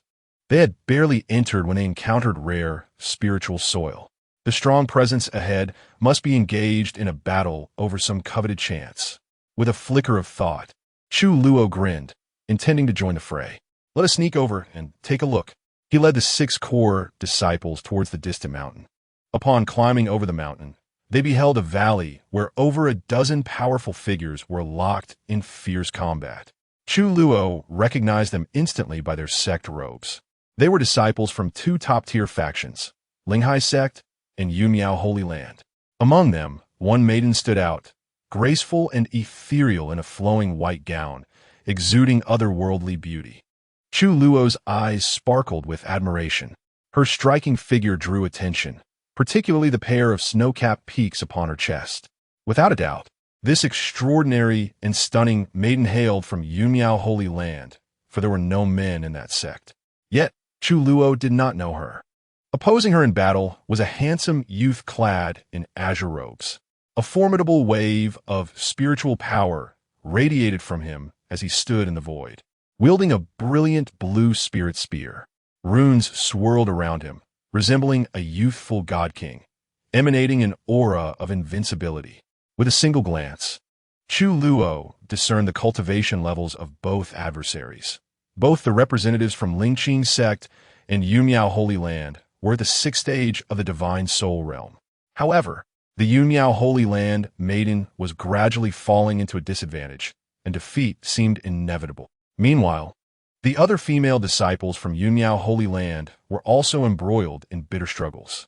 Chu Luo cast a hasty glance at the battlefield, his attention drawn to a peculiar gray flower deep within the valley.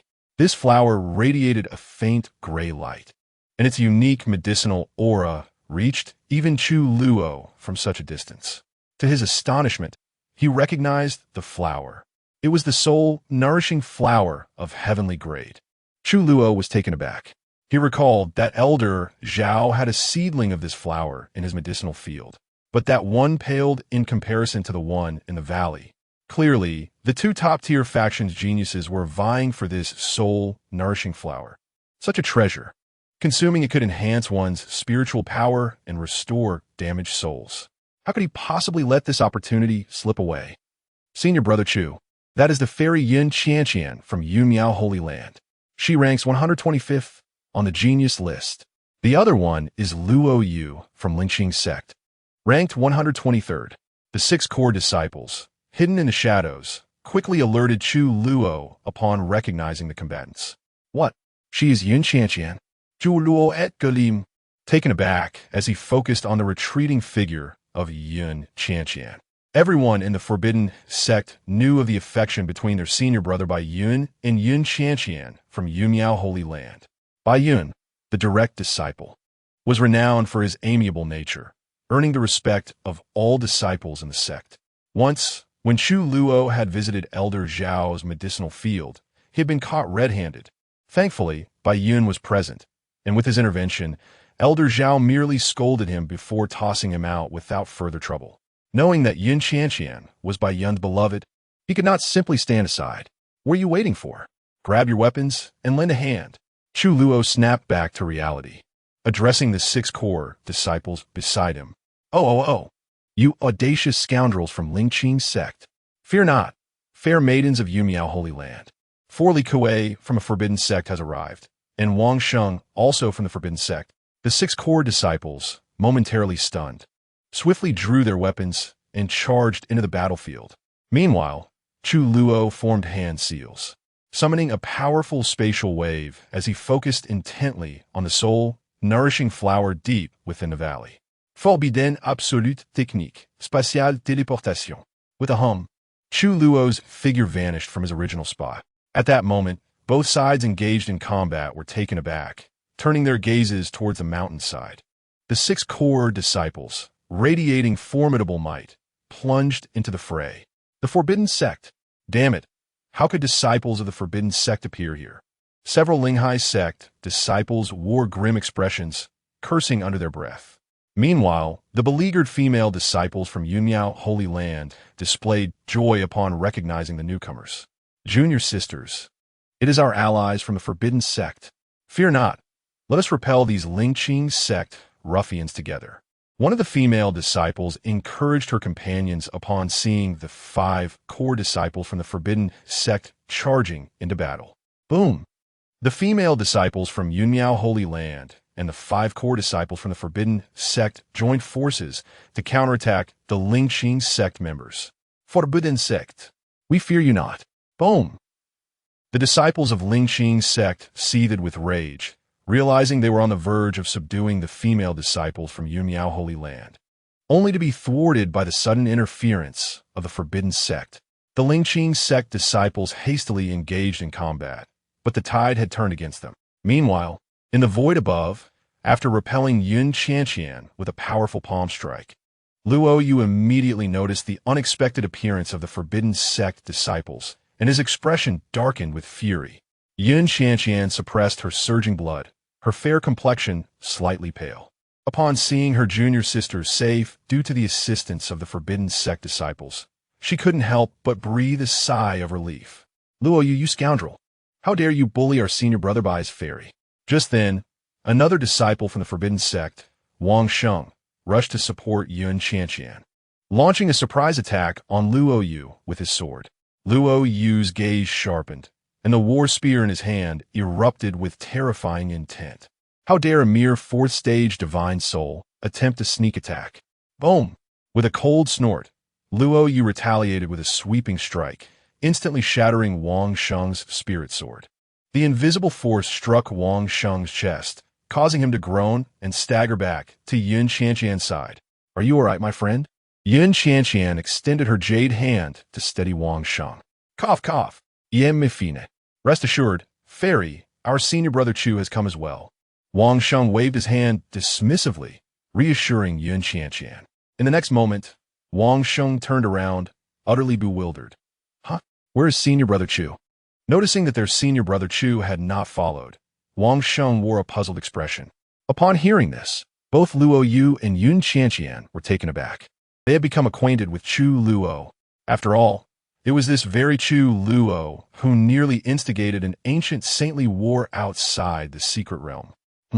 Suddenly, Luo Yu seemed to sense something and swiftly turned around, directing his gaze towards the direction of the soul-nurturing flower. Unbeknownst to anyone, the previously vanished Chu Luo had stealthily reappeared at the site of the soul-nurturing flower.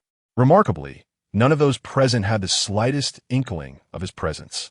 With a deft motion, Chu Luo seized the soul-nurturing flower, roots and all, and stored it within his spatial ring. His actions were alarmingly proficient. Seeking death. Boom! Chapter 20. Just a little flower in a fit of rage. Luo Yu shouted, the runes on his body glowing faintly. He brandished his spear, launching a powerful strike towards Chu Luo from a distance.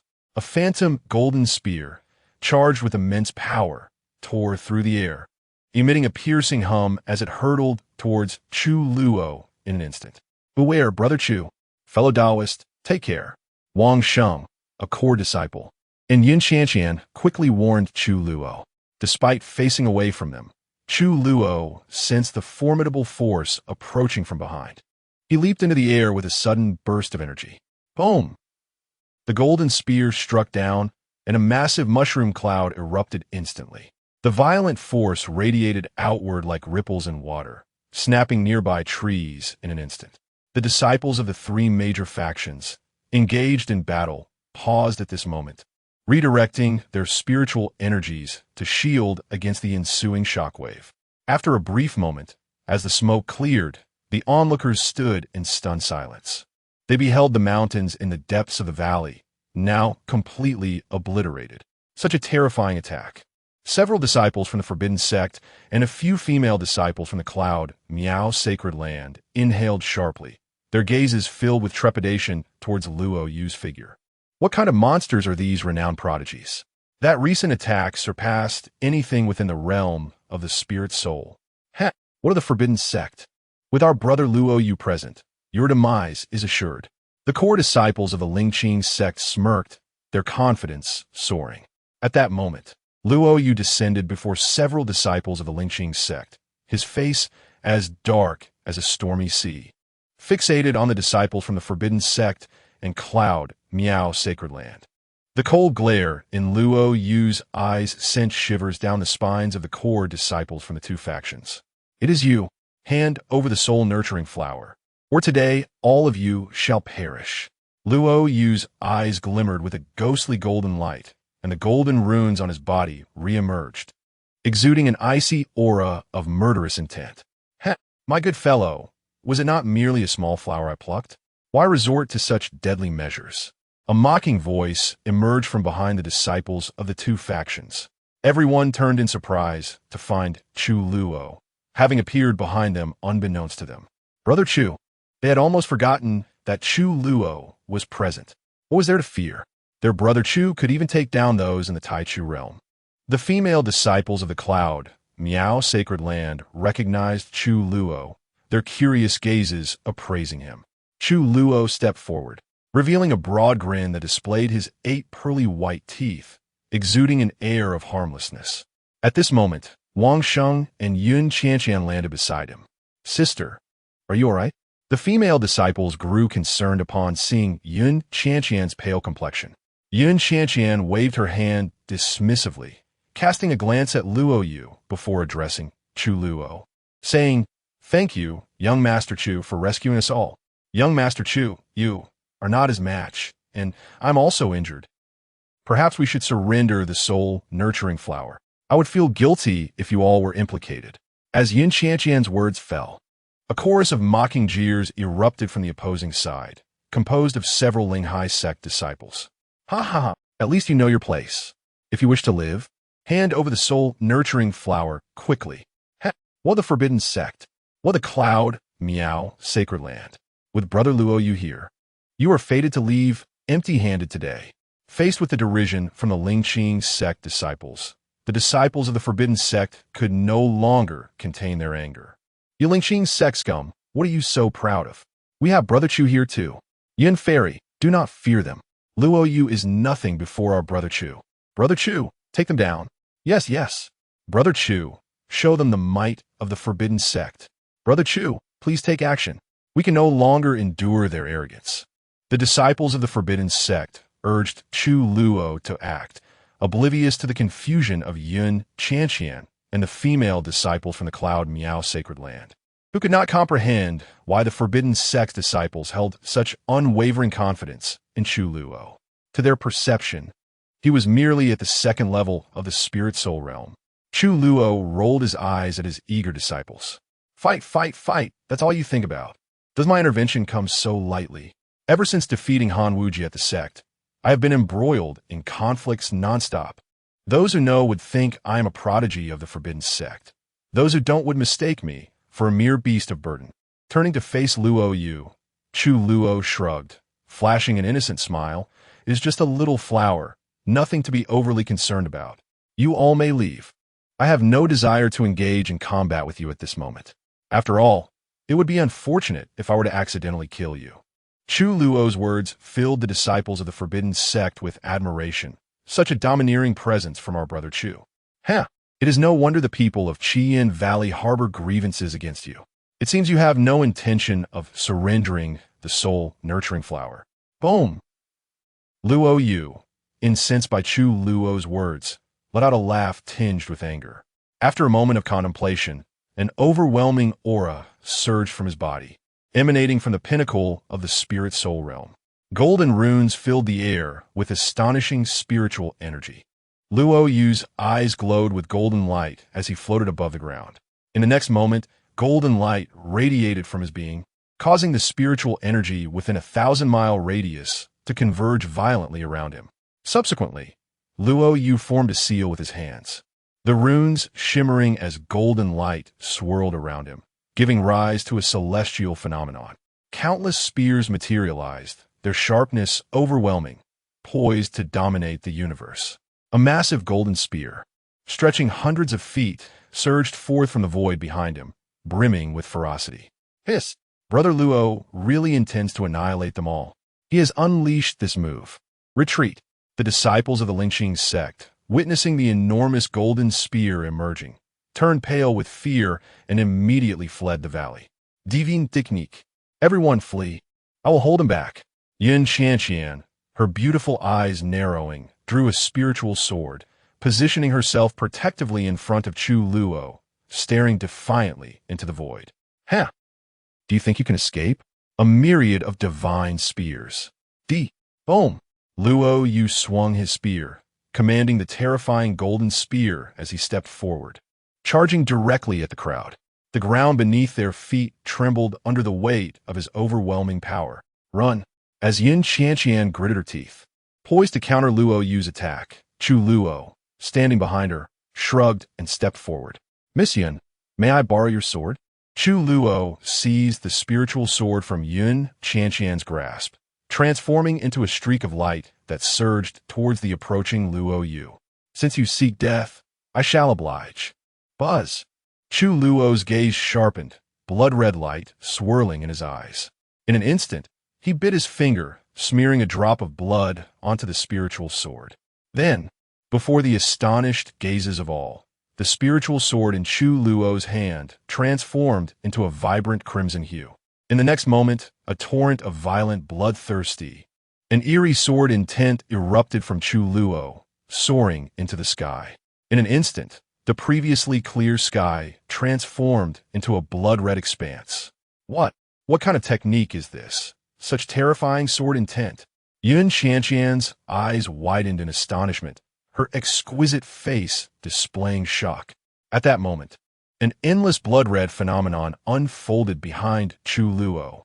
Amidst the crimson hue, myriad souls roared, and skeletal remains lay strewn about.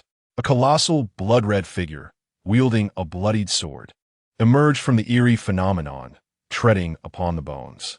An overwhelming aura of malevolence and astonishing power cascaded down like a waterfall from the heavens, enveloping Chu Luo. In that moment, Chu Luo and the immense figure behind him seemed to merge into one, resembling a deity of slaughter that had annihilated countless beings. Lo Yu's expression turned to one of sheer terror, his eyelids twitching wildly. How could this be possible? He could scarcely believe that a mere being of the second realm of the divine soul could unleash such a terrifying force. Yet at that moment, Chu Luo's figure was already upon him. In a fit of rage, Lo Yu summoned all the power within him, unleashing a thunderous roar to the heavens. Die. Boom! Chapter 21. The Killer of the Talented. Slaying the prodigy again, the enormous phantom of the golden spear radiated a brilliant light. As Chu Luo approached the golden spear's illusion, he swiftly raised his blood-red sword. Forbidden supreme skill, blood slaughter sword technique. Boom! Chu Luo unleashed a sword strike. In an instant, the world dimmed, and a blood-red beam connecting heaven and earth surged forth. Boom! The formidable golden spear shadow was cleaved in two by this terrifying blood-red sword light. It transformed into brilliant specks of golden starlight, dissipating into the cosmos. Yet, this fearsome sword light continued unabated, resembling a celestial phoenix descending from the heavens. Under the horrified gaze of Luo Yu, it gradually enlarged. Ultimately, this blood-red sword light flashed past Luo Yu, cleaving a distant mountain in half. At this moment, the world fell silent. All eyes were fixed upon the two figures in the void. Several disciples of the forbidden sect gazed at Chu Luo's figure, which was gradually shrouded in fading bloodlight, their eyes shimmering with admiration and astonishment. Their senior brother, Chu, was indeed a killer of the talented ranking. He had slain another prodigy from the list.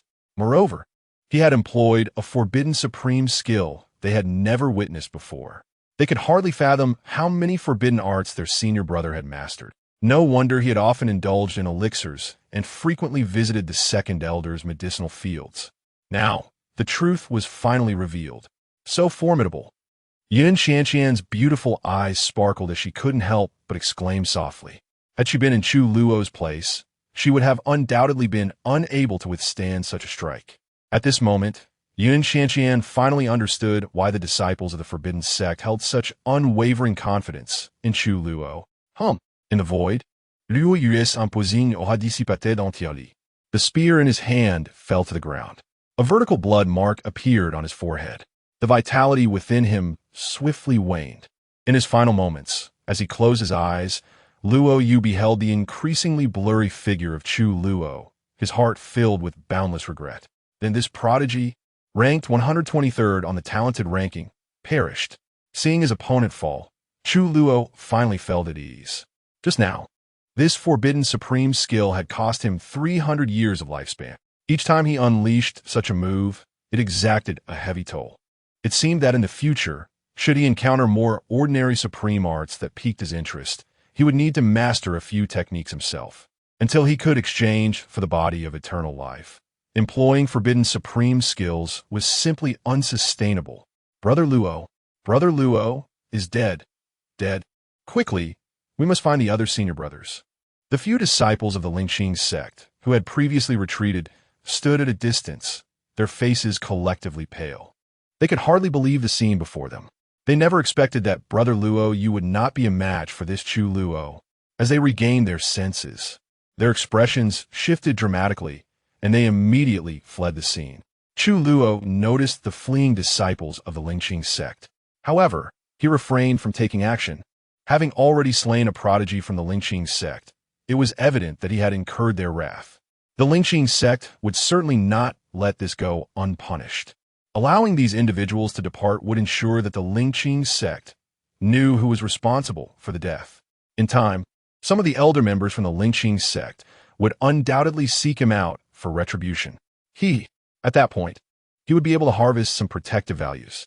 With this thought, Chu Luo smiled contentedly, concealing his aura as he returned to the others.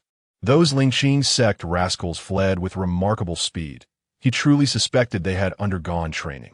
Undoubtedly.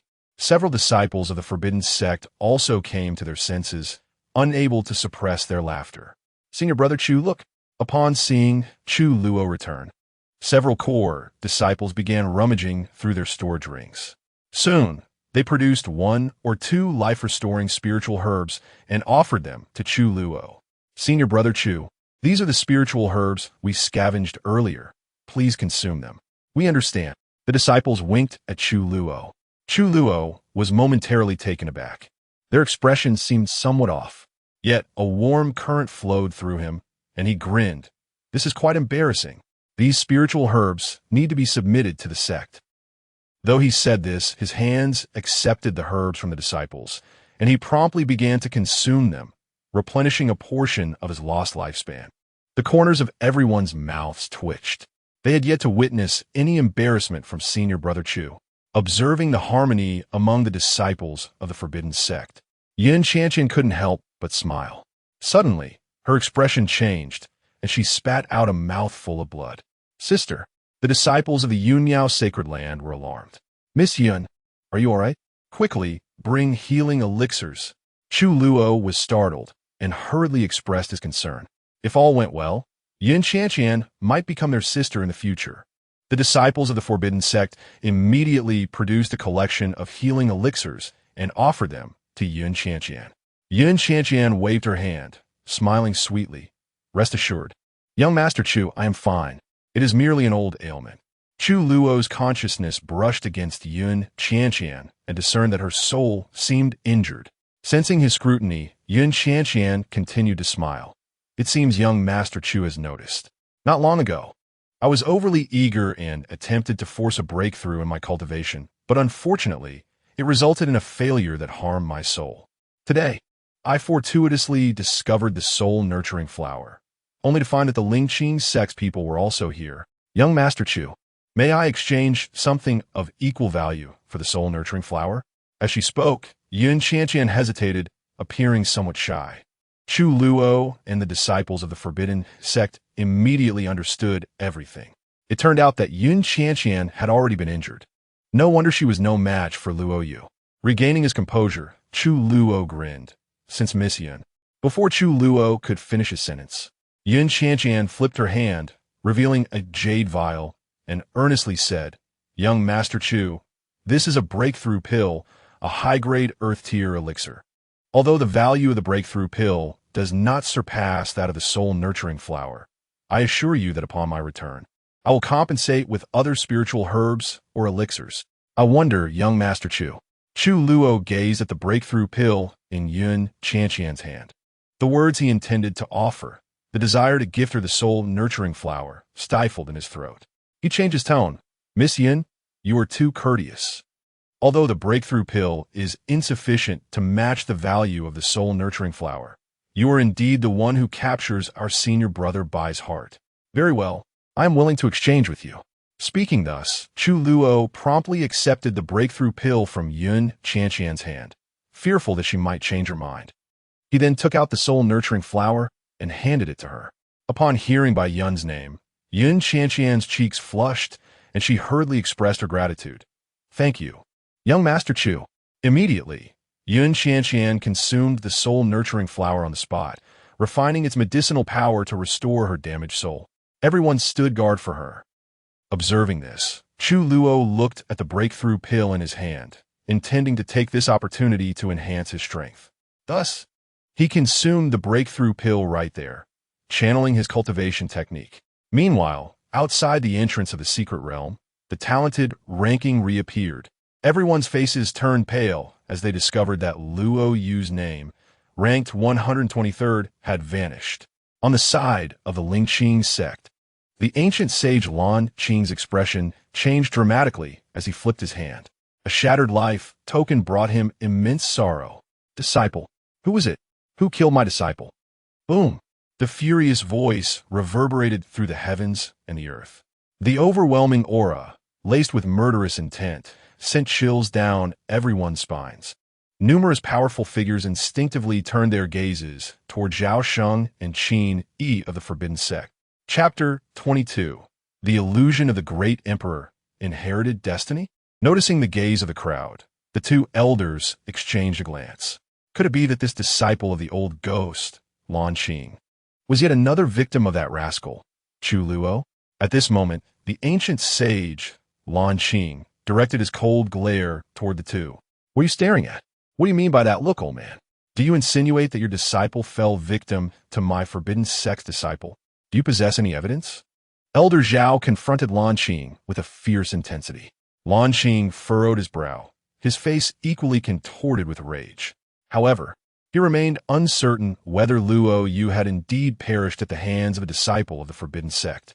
After all, no one had displaced Luo Yu's position on the Talented One's ranking. Once the other disciples of my sect emerge from the secret realm, we shall ascertain who is responsible for the death of my disciple. If it is indeed your Forbidden Sect's doing, I shall seek justice for my disciple, even if it means igniting the ancient sage war. Lan Qing declared with a chilling snort. The two elders, Zhao and Qin Yi, exchanged derisive laughter, choosing to disregard Lan Qing's fury. Yet worry flickered in their eyes. If it truly is that Chu Luo who has slain this old fool's disciple, we may find ourselves in a predicament. Apart from these two individuals from Lingqing's sect, the ancient ghosts of Qiyan Valley, Yin Jun and Ming Yin, were also keeping a watchful eye on Chu Luo. It will be difficult for just the two of us to contend with them.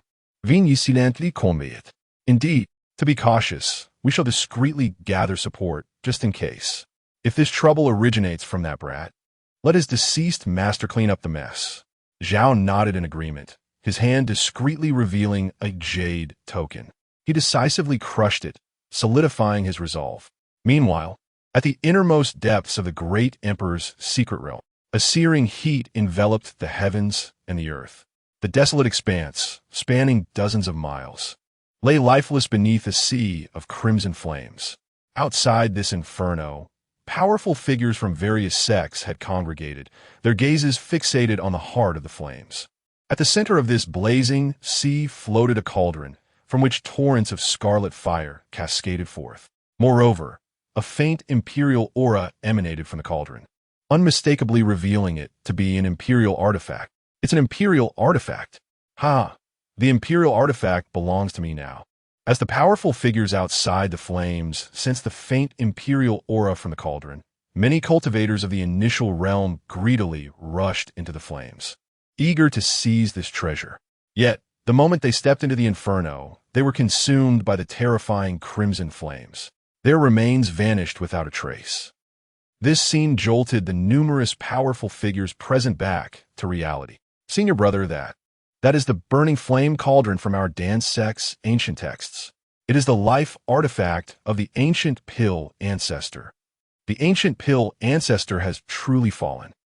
A disciple of the Dan sect whispered to Dan Shenzi, his expression shifting as he glimpsed the red cauldron in the flames. Dan Shenzi nodded slightly, his brow furrowing.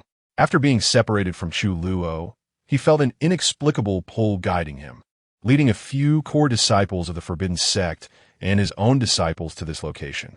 However, shortly after his arrival, other strong cultivators began to converge. Reflecting on this, Dan Shenzi's gaze swept around, locking onto several youths. These youths were the prodigies from the top-tier factions. Among them were the three top prodigies of Qiyan Valley, accompanied by dozens of disciples. With so many top-tier prodigies gathered here, it would be quite challenging for him alone to reclaim the burning flame cauldron for his sect. Junior brother, could you contact Brother Chu? We would be immensely grateful for his assistance. Dan Shenzi implored a nearby disciple of the Forbidden Sect. Certainly, I will attempt to reach out to Brother Chu right away. The disciple nodded, retrieving a sect token to establish contact with Chu Luo and the others. Seeing this, a flicker of hope ignited within Dan Chenzi. He fixed his gaze upon the burning flame cauldron, narrowing his eyes. According to his sect's ancient records, the cauldron contained an inner realm. He surmised that if the ancient pill ancestor had indeed left behind the formula for an imperial pill, it would undoubtedly be concealed within the inner world of the cauldron. Therefore, he must retrieve the burning flame cauldron at all costs. As Dan Chenzi lost himself in thought, the fire sea suddenly trembled violently. In the next moment, the numerous powerful figures present witnessed the cauldron quaking and radiating a faint crimson light. In the blink of an eye, an imperial aura surged forth, causing all present to kneel involuntarily. What is happening? Panic gripped everyone. Yet, amidst the kneeling throng, two figures stood out conspicuously, failing to bow. One of them was Dan Chenzi. The other was a young man, appearing to be in his late 20s, radiating a similar faint imperial aura. This aura exuded an ancient sensation. While Dan Chenzi bore no unique aura, he remained unaffected by this imperial pressure. Unbeknownst to Dan Chenzi, the reason he was immune was likely due to the ancient pill ancestor. Suddenly, the young man cast a disdainful glance at Dan Chenzi, who also noticed the man's gaze and turned to look. He recognized that this man stood alongside several prodigies from Lingqing's sect. Could it be that this individual was a descendant of a great emperor from Lingqing's sect? Just then, as Dan Chenzi pondered, the imperial aura converged within the fire sea, manifesting into a towering figure.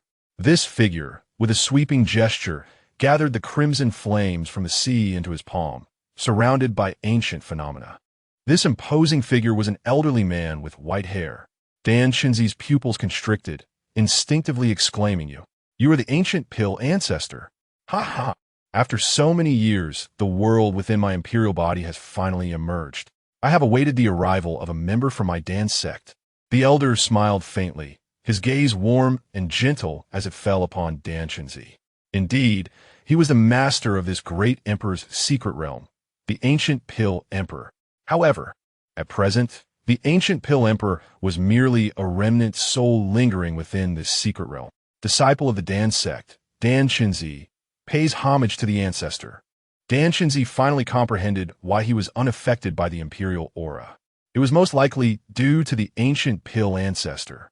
Alas, he had not expected the younger generation of his Dan sect to be so diminished. Someone from the Long clan. No wonder. The ancient pill emperor surveyed the surroundings, his gaze landing on the prodigies of other top-tier factions. With a resigned sigh, he then noted the young man, who also emitted an imperial aura, resisting the pressure. The aura enveloping this young man was not his own, but rather the remnants left by another.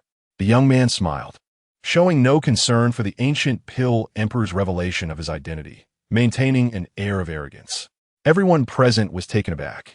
They had not anticipated that this young man was actually a member of the ancient Wang clan. How could members of the ancient royal family possibly associate with those from the Lingqing sect? Little ones, this cauldron and its legacy are specifically prepared for the prodigies of our alchemy sect. You may seek other fortunes. Within my inner realm, numerous precious spiritual herbs await your acquisition. The voice of the ancient Dan Emperor resonated with authority in the ears of every formidable being as he withdrew from the man before him. Subsequently, a remnant of the ancient Dan Emperor reached out toward Dan Chenzi. The figures of Dan Chenzi and the ancient Dan Emperor vanished from the crowd's sight. The imperial might that permeated the heavens and earth dissipated, and amidst the sea of flames, a towering crimson blaze surged once more. Splendid. Senior brother Dan Chenzi has acquired the legacy of the ancient Dan ancestor. Indeed, once senior brother Dan Chenzi emerges from seclusion, his power will undoubtedly soar. The dozen or so disciples of the alchemy sect who rose to their feet were instantly filled with elation. Meanwhile, some scattered cultivators nearby could only shake their heads in secret, their faces etched with envy. A few strong individuals discreetly departed to seek other opportunities, while others remained, their eyes glinting with cold light. So it was predetermined. Han Wujie from the Crimson Flame Valley gazed at the burning cauldron amidst the inferno, his displeasure evident. Huh, junior brother Han, do not be anxious. That old fellow is merely a remnant of his former self, on the verge of complete dissolution. Once he vanishes entirely, it remains uncertain to whom this imperial artifact will belong. However, before that, we must settle some scores. Du Shang beside him let out a cold chuckle, his gaze shifting toward a few disciples of the Forbidden Sect accompanying the Alchemy Sect disciples. A ruthless glint flickering in his eyes. Chapter 23. Breakthrough in Cultivation. Swift support as the three outstanding talents of Chien Valley contemplated teaching a lesson to several disciples from the Forbidden Sect present. Suddenly, a few hurried figures flew in from the distant horizon. The onlookers soon recognized that these newcomers were clad in the robes of Lingqing Sect. Among the dozen or so individuals from Lingqing Sect, the two leading youths shielded a young man from the Wang family. These two youths, known as Zhu Yu and Lu Chongkong, were also prodigies of Lingqing Sect, both at the first realm of primordial beginning, ranked 116th and 119th on the prodigy list, respectively. Why have you all just arrived? Where's Brother Luo? Zhu Yu noticed the anxious expressions of the disciples, and, upon realizing Luo Yu was absent, furrowed his brow in inquiry. Prior to this, Luo Yu had used the sect as token to inform him that he had found a soul-nourishing flower and had coincidentally encountered Yun Qianqian from the sacred land of Yumiao. Seeing the return of these disciples, Zhu Yu had assumed that Luo Yu had succeeded. Brother Luo has fallen. One of the returning disciples spoke in a panicked tone. The words echoed clearly among the crowd, leaving everyone in shock. Who would dare to slay a prodigy of Lingqing Sect? What? Who did this? Zhu Yu and Lu Chongkong's expressions changed dramatically upon hearing that their brother Luo had been slain. It was crucial to note that Luo Yu was one of their sect's top prodigies, the younger brother of Luo Qingxue. Moreover, the young man from the Wang family beside them was Wang Lin, the future husband of Luo Qingxue. Just recently, Wang Lin had come with powerful members of the Wang family to propose marriage, which was why he had accompanied them into the secret realm. At this moment, Wang Lin's expression darkened. It was Chu Luo from the Forbidden Sect. Another disciple quickly responded. How is that possible? When I saw Chu Luo outside the secret realm, he was merely at the second realm of spirit. How could he possibly be a match for Brother Luo? Zhu Yu's face grew grim. Brother Zhu, it's true. We witnessed it with our own eyes. The techniques he employed were terrifying. The disciples recalled the scene of Chu Luo slaying Luo Yu, their faces pale with fear. Zhu Yu and Lu Chongkong exchanged glances, both turning their attention to Wang Lin. Meanwhile, upon hearing that Chu Luo had killed Luo Yu, the disciples from the Forbidden Sect began to slowly retreat. Where do you think you're going? At that moment, the three outstanding talents of Chien Valley intercepted the fleeing members of the Forbidden Sect. The other powerful figures present began to watch the unfolding drama with keen interest. Brother Zhu, Brother Lu, these fellows are trying to escape. It's perfect. We have a grudge against that brat. Let us capture them, and naturally, Chu Luo will come looking for them. The leader, Du Shang, coldly stated to Zhu Yu and the others. He had not forgotten the task assigned by the elders to eliminate Chu Luo within the secret realm. Yes, Brother Zhu, the Forbidden Sect is simply too vile. Indeed, we shall avenge Brother Luo. Zhu Yu's and Lu Chongkong's followers chimed in, their voices filled with determination. Capture them. Lure that fellow Chu Luo here. Wang Lin's gaze turned icy as he focused on the disciples of the Forbidden Sect. Zhu Yu and Lu Chongkong nodded slightly, raising their hands. Subdue them. Their followers immediately drew their weapons and charged at the core disciples of the Forbidden Sect. Du Sheng also issued a command, and his followers rushed forward as well. Very well. We shall remember this. Forbidden Sect. Everyone, let us fight together. Brother Chu will arrive soon. A furious disciple from the Forbidden Sect shouted as they prepared to retaliate. Fear not, comrades of the Forbidden Sect. We are here to assist you. The disciples of the Pill Sect, known for their righteousness, promptly extended their aid. A fierce battle erupted on the scene, plunging it into chaos. Zhu Yu and Lu Chongkong furrowed their brows, deciding to join the fray personally. As the battle ignited deep within the secret realm, Chu Luo, who was breaking through in the valley, reached a critical moment. A powerful aura erupted from him, soaring into the sky. Brother Chu is about to break through. The disciples from the forbidden sect sensed the fluctuations emanating from Chu Luo and felt a surge of excitement. With a sudden burst, Chu Luo opened his eyes, rising swiftly. Breakthrough. Boom! In the next moment, several female disciples from the sacred land of Yunmiao gazed at Chu Luo as if he were a monster. They watched in astonishment as Chu Luo's cultivation ascended from the second realm of spirit to the third and then to the fourth realm. A single earth-level breakthrough pill had enabled him to shatter through 2 realms consecutively. Truly monstrous. Having reached the fourth realm of spirit, Chu Luo's aura began to diminish. He reveled in the overwhelming power coursing through him, feeling immensely satisfied. Indeed, young Master Chu is a genius. To leverage the power of the breakthrough pill to leap 2 realms is truly admirable. At that moment, not far away, Yun Qianqian, who was restoring her spirit, opened her beautiful eyes and smiled at Chu Luo. Chu Luo grinned back, but just as he was about to speak, a disciple from the forbidden sect behind him suddenly changed countenance and revealed a sect token that emitted a faint glow. With a flick of his finger, a stream of light shot into the token. Moments later, the token radiated brilliance, displaying a line of ethereal characters.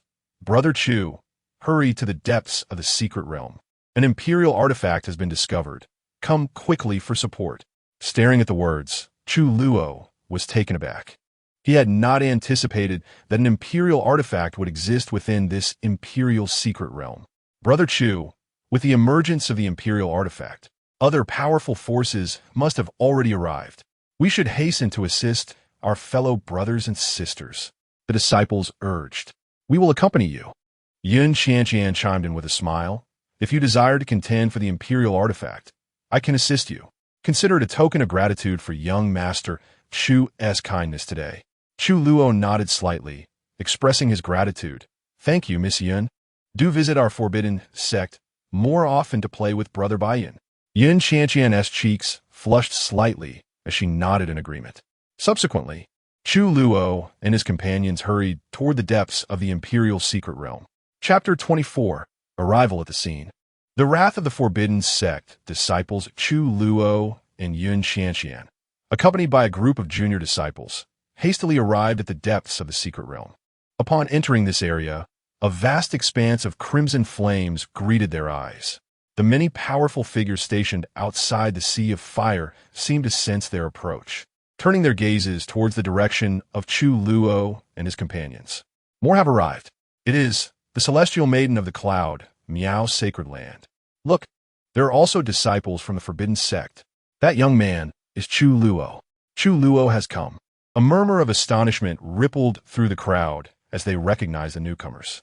The atmosphere subtly shifted upon the utterance of Chu Luo's name, with many powerful figures displaying a keen interest in the unfolding drama. They have finally arrived. Han Wuji glared at the approaching figures, his countenance darkening, his eyes glinting with a frigid light. Beneath his feet lay a beaten disciple of the forbidden sect, and around him sprawled several other injured disciples from both the forbidden sect and the pill sect, all bearing injuries yet miraculously alive. It was evident that even the Crimson Flame Valley and the Lingqing sect dared not slay these disciples on the spot. For 2 ancient elders of the forbidden sect stood guard outside the secret realm. On the Lingqing sect side, Wang Lin, Zhu Yu, and Lu Chongkong followed the gazes of the crowd.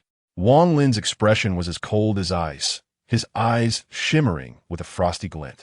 Upon arriving, Chu Luo and his fellow disciples were taken aback, halting their steps as they noticed their fallen comrades and the severely wounded disciples from the pill sect. Chu, Brother Chu, do not mind us. Just go. Those ruffians from Crimson Flame Valley and Lingqing sect are too despicable. The battered disciples of the forbidden sect called out to Chu Luo, their voices strained yet urgent. Those bastards, they're truly ruthless. We will remember this grievance. The disciples of the forbidden sect, seeing their fellow brothers in such a state, were ignited with fury. Chu Luo scanned the surroundings, his gaze landing on Han Wuji. Du Sheng, Zhao Qianyu, Zhu Yu, and Lu Chongkong. His expression calm, yet a flicker of murderous intent danced in his eyes. Be cautious, young Master Chu. The leading trio from Crimson Flame Valley are renowned prodigies on the Heavenly Talents list. Du Sheng, Zhao Qianyu, and Han Wuji. The two from Lingqing's sect are also listed prodigies, Zhu Yu and Lu Chongkong. Both possess strength at the primordial stage. Yin Qianqian warned, her brow furrowed. Chu Luo nodded slightly. In his eyes, their names had become irrelevant. For today, they would all meet their demise here. Chu Luo, you will not escape today. Han Wuji kicked away the beaten disciple beneath him, sneering coldly. You dare seek death, Han Wuji. The disciples of the forbidden sect surrounding Chu Luo erupted in anger at this provocation. Just as they prepared to retaliate, Chu Luo restrained them, quietly conveying, brothers, do not act impulsively. Leave it to me. You find an opportunity to rescue our injured brothers and the disciples of the Pill sect, then retreat a safe distance. I fear for your safety amidst this chaos. Upon hearing this, the disciples of the forbidden sect paused momentarily before nodding, suppressing their rage. Chu Luo cast a glance at Han Wuji, an innocent smile gracing his lips. A defeated foe who couldn't even recognize his own mother after our last encounter dares to bark? I should have finished you off then. It seems an ancient figure from your Crimson Flame Valley saved you this time. But today, there will be no protection from that old codger. Han Wuji's fury reached a boiling point, his face darkening further, consumed by the desire to rend Chu Luo to pieces. The humiliation of his prior defeat lingered in his mind, and he couldn't help but feel astonished. This young scoundrel had only been at the beginning stage last time. Within a month, he had ascended to the spirit realm. No wonder the higher-ups wished to eliminate him. You forbidden sect, filled with arrogant and sharp-tongued fools. You dare to speak insolently at your level? You will pay the price for insulting my sect today. Du Sheng stepped forward, his gaze icy, an overwhelming aura of the beginning stage enveloping the area. With a wave of his hand, the disciples of Crimson Flame Valley surrounded Chu Luo and his companions. Chu Luo merely cast a fleeting glance at Du Sheng, maintaining his benign smile. Unbeknownst to anyone, his concealed hands flowed with black and purple energies, devoid of any spiritual fluctuations. Chu Luo, did you kill our disciple Luo? Zhu Yu and Lu Chongkong stepped forward, fixing their accusatory stares upon him, while the disciples of Lingqing sect blocked any chance of retreat for Chu Luo and his companions. Witnessing this scene, the other powerful figures in attendance reveled in the misfortune of the forbidden sect disciples, knowing they might not escape this predicament. Despite the reluctance of Lingqing sect and Crimson Flame Valley to kill them before so many witnesses, a severe beating was undoubtedly in store, possibly leading to the crippling of their abilities. Chu Luo shrugged, a playful grin on his face. Are you referring to that lad with the spear? Yes, I did slay him.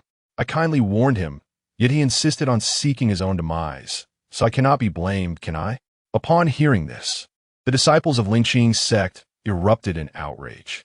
Zhu Yu's expression darkened, and he coldly replied, as long as you admit it, Chu Luo, su then de bi sao. The higher-ups of our sect will decide your fate regarding the death of our esteemed disciple. You need only return with us to Lingqing's sect. Chu Luo shook his head, still smiling cheerfully. What if I refuse? Do you dare to kill me?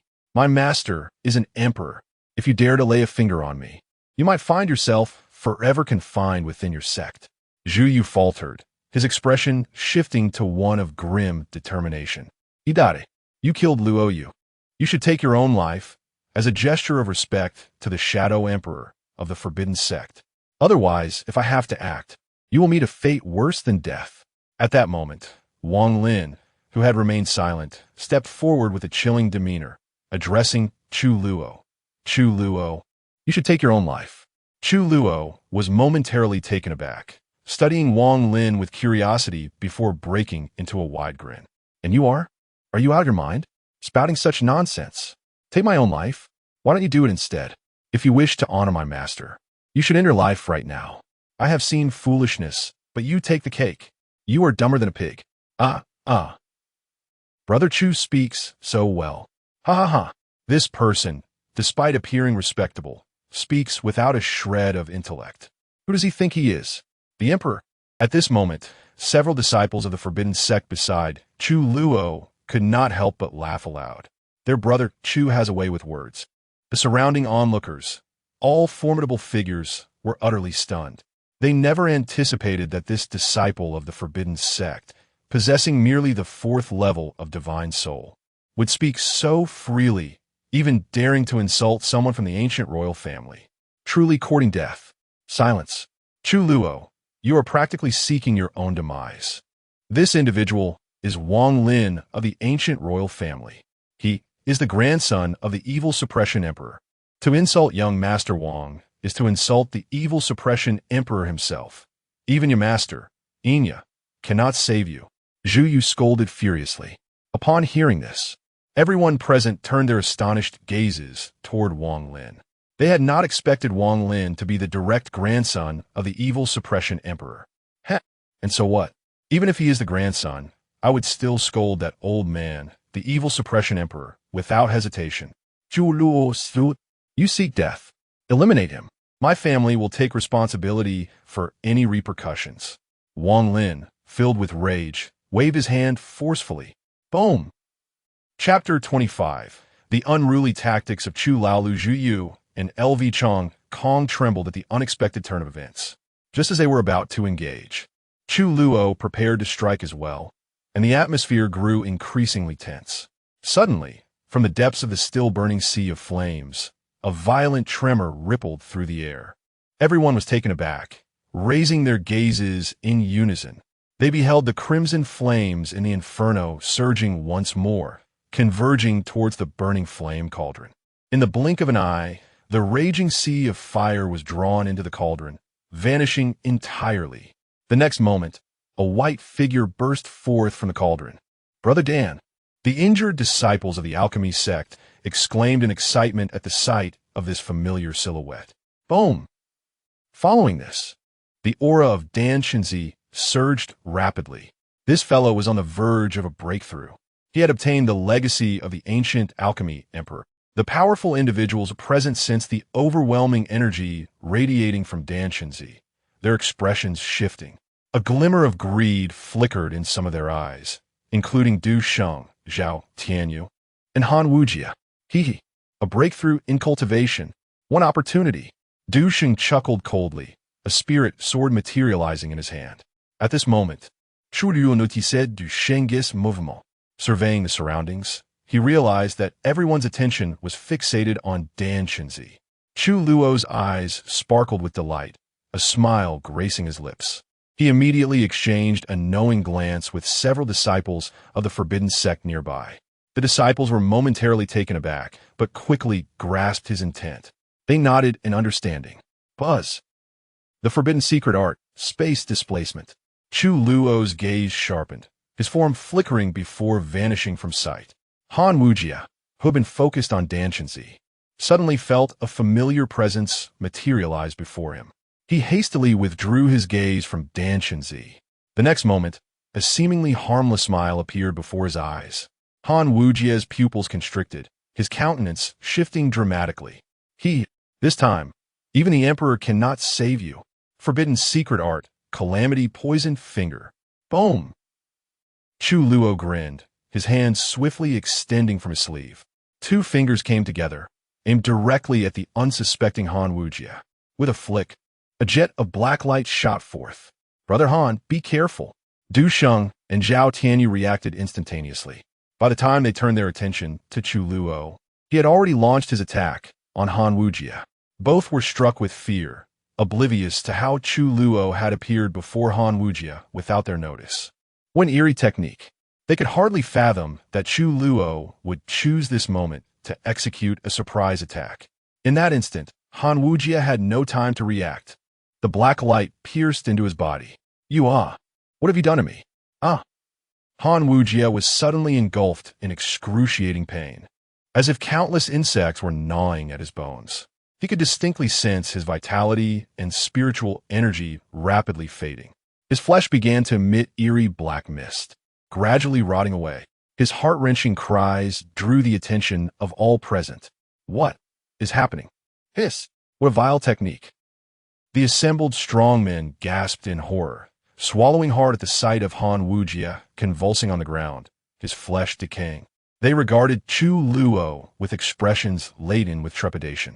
Brother Han, Chu Luo, you seek death. Boom! The furious Du Sheng and Zhao Tianyu charged towards Chu Luo, their wrath palpable. Chu Luo leaped into the air, revealing another hand concealed within his sleeve.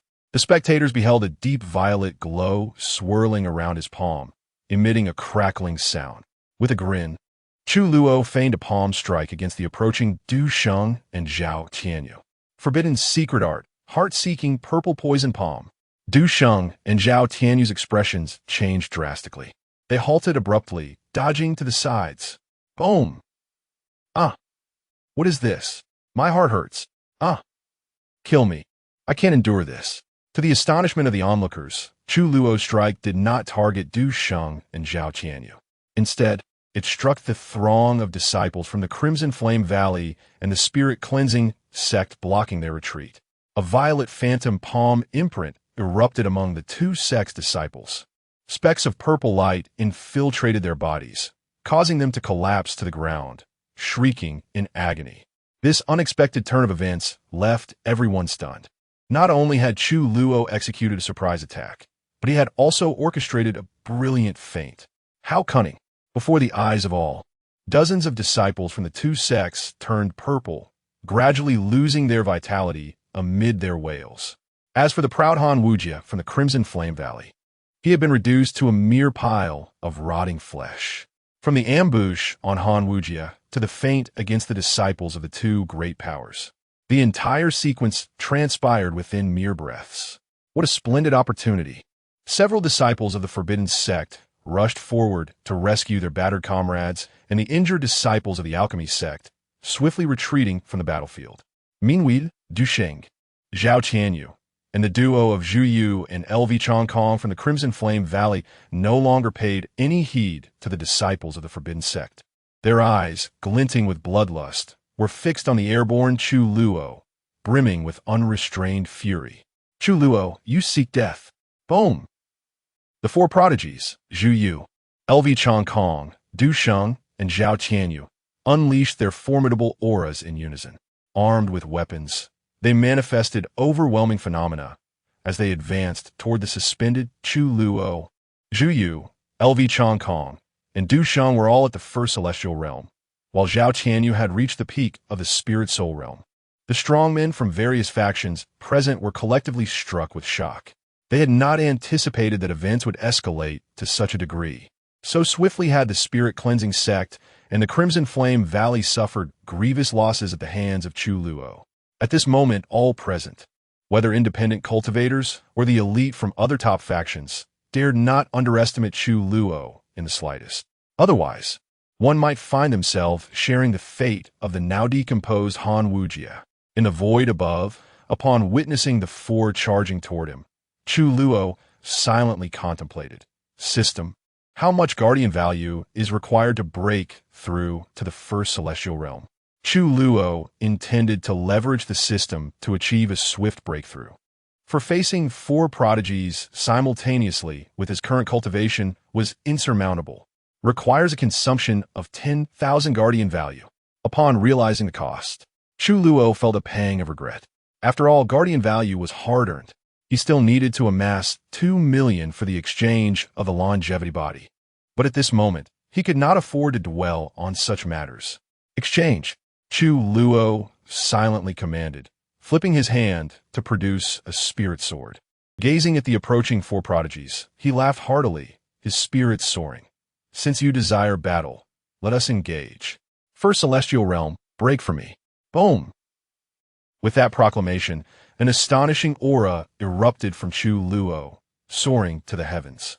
The overwhelming power descended upon the four prodigies, causing them to halt, their faces reflecting sheer astonishment as they regarded Chu Luo's figure.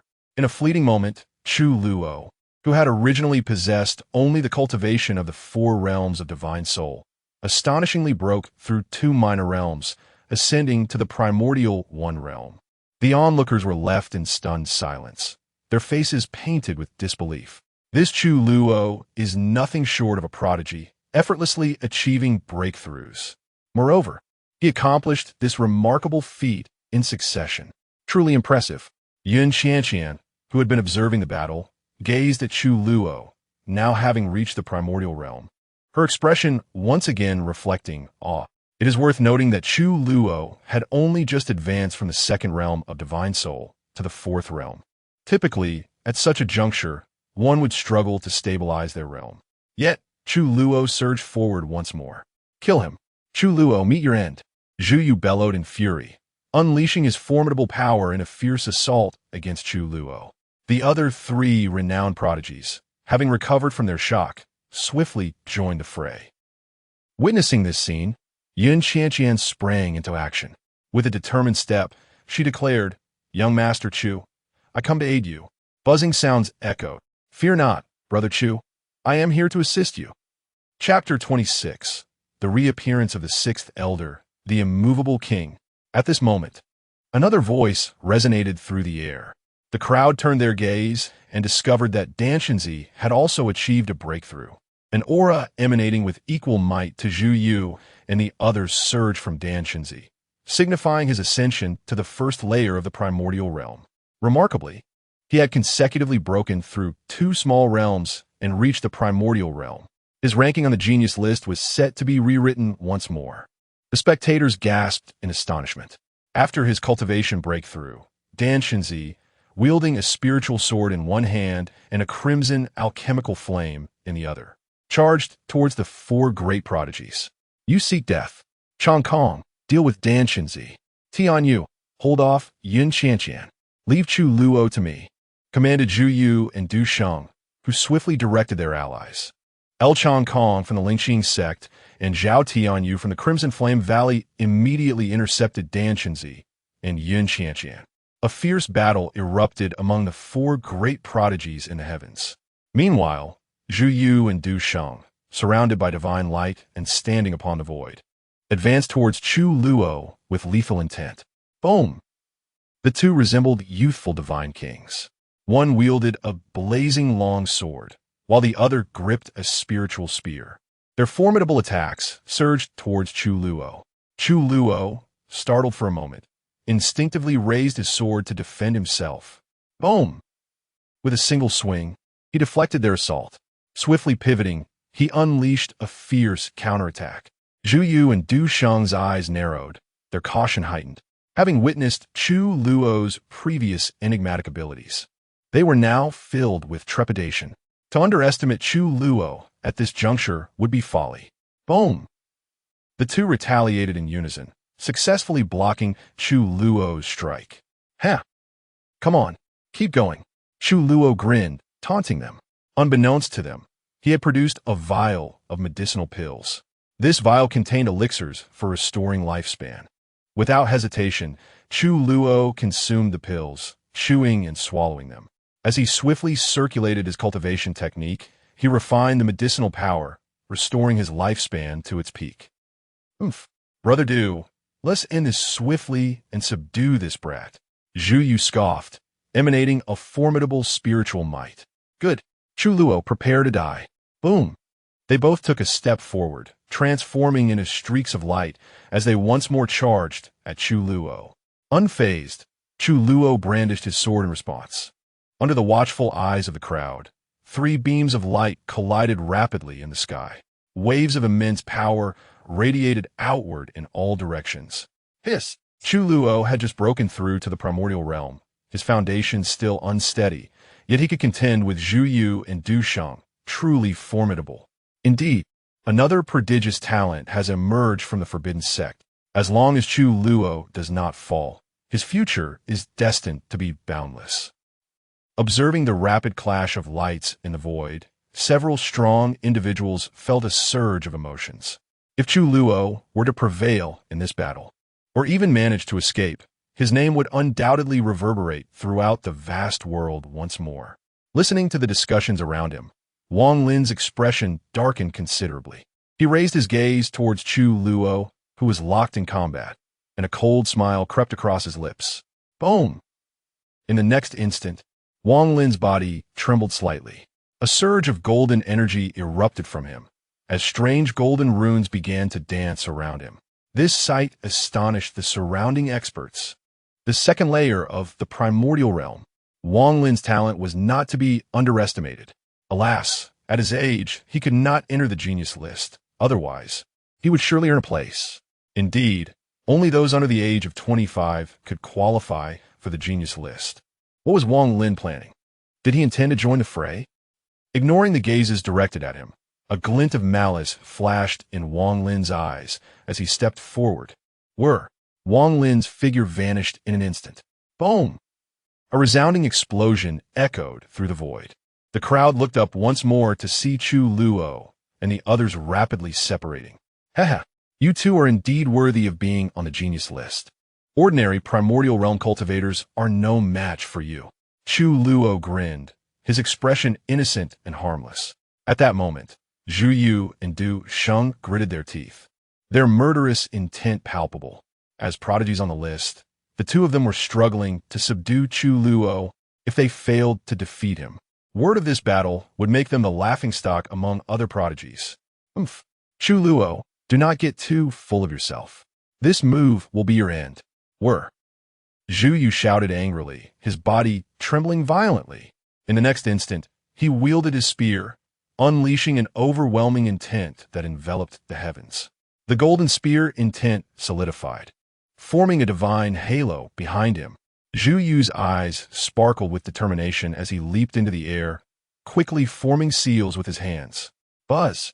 Behind Zhu Yu, invisible ripples of spatial energy began to undulate. In an instant, the crowd beheld 100 massive spear phantoms, entwined with golden patterns, descending upon them.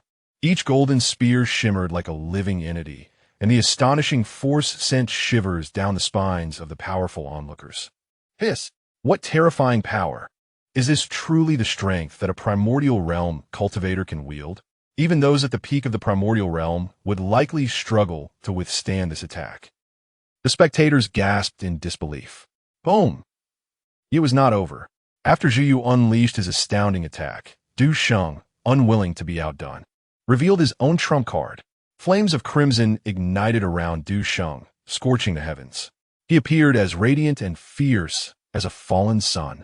Soon after, a colossal phantom of a fiery figure wielding a blazing long sword materialized behind him, standing dominantly over the universe. The combined might of the two prodigies left the world dimmed in their shadow. Chu Luo, momentarily stunned, maintained his composure, his eyes gleaming with relentless battle intent. He sheathed his spiritual sword and swiftly formed seals with both hands. However, just then, a massive shadow enveloped the entire secret realm. Everyone was taken aback, instinctively turning to glance behind Chu Luo. At that moment, a towering golden phantom, hundreds of feet tall, descended behind Chu Luo. This figure, with a fierce gaze and engulfed in flames, wielded 3 cobalt swords in its right hand while the left hand held a rosary, imposing upon the world. With its fierce visage, it was the immovable king. As the phantom loomed overhead, Wang Lin, surrounded by swirling Sanskrit, raised his hand and cast a chilling smile. Chu, my brother, be careful. Young Master Chu, watch out. At that moment, the disciples of the forbidden sect watching from afar, as well as Dan Shenzi and Yin Qianqian, who were in combat, all turned pale and shouted warnings. Chu Luo abruptly turned, his pupils constricting. Haha, the immovable king. Boom! Wang Lin pressed his hand down. The immovable king's phantom bore down upon Chu Luo. A colossal mushroom cloud erupted suddenly. Chapter 27. Continuous Strikes. No sign of Chu Luo, alas. Withdraw swiftly. The moment the mushroom cloud ascended, numerous powerful figures present were taken aback, hastily retreating. Upon reaching a safe distance, they beheld the nearby mountains razed to the ground by an astonishing force. Yet this was not the end. The crowd looked up to see Zhu Yu and Du Sheng immediately launching retaliatory strikes toward the origin of the mushroom cloud. The two unleashed their long-prepared, terrifying ultimate techniques, the Lingyun soul-binding spear and the Laikong sword slash. Boom! Hundreds of illusory golden spears surged forth, accompanied by a blazing sword light. These two formidable techniques struck down with thunderous impact. Boom! An astounding explosion erupted once more. The raging force rolled outwards like ripples in water, wreaking havoc in all directions. The onlookers, who had retreated to safety, found themselves compelled to unite their powers to conjure a barrier, shielding themselves from the explosive aftermath. Chu Luo, the disciples of the forbidden sect, already distanced from danger, gazed at the distant explosion with fury, their eyes bloodshot with indignation. They longed to rush forth and slay the ambushers, Wang Lin, Zhu Yu, and Du Shang. After a lengthy pause, the explosion began to subside. Countless strong individuals gazed at the dissipating smoke, shaking their heads in lament. Alas, what a pity for Chu Luo. Indeed, under such a terrifying assault, even a peak Taichu realm expert would struggle to survive. However, Chu Luo could be said to have died with honor. Indeed, even with the combined might of Du Shang and Zhu Yu, they could scarcely subdue Chu Luo. Were it not for Wang Lin's ambush, the outcome would remain uncertain. Although Zhu Yu and Du Shang emerged victorious, their triumph was tainted by the manner in which it was achieved. Alas, that Wang Lin of the Wang family, though his treachery is despicable, the outcome is now sealed. After today, it seems the 3,000 realms shall witness a great upheaval. You speak nonsense. Our Chu Shixiang would never perish. Indeed, how could Chu Shixiang possibly be defeated by such rabble? Yes, I too refuse to believe it. Chu Shixiang is the bane of our sect. How could a bane possibly meet their end? Upon hearing the discussions around them, a dozen disciples of the forbidden sect felt their eyes redden. Throughout this journey, Chu Shixiang had brought them immense awe. They absolutely refused to believe he was dead. The disciples of the Dan sect and Yunyao Holy Land wore solemn expressions, offering words of comfort to the disciples of the forbidden sect.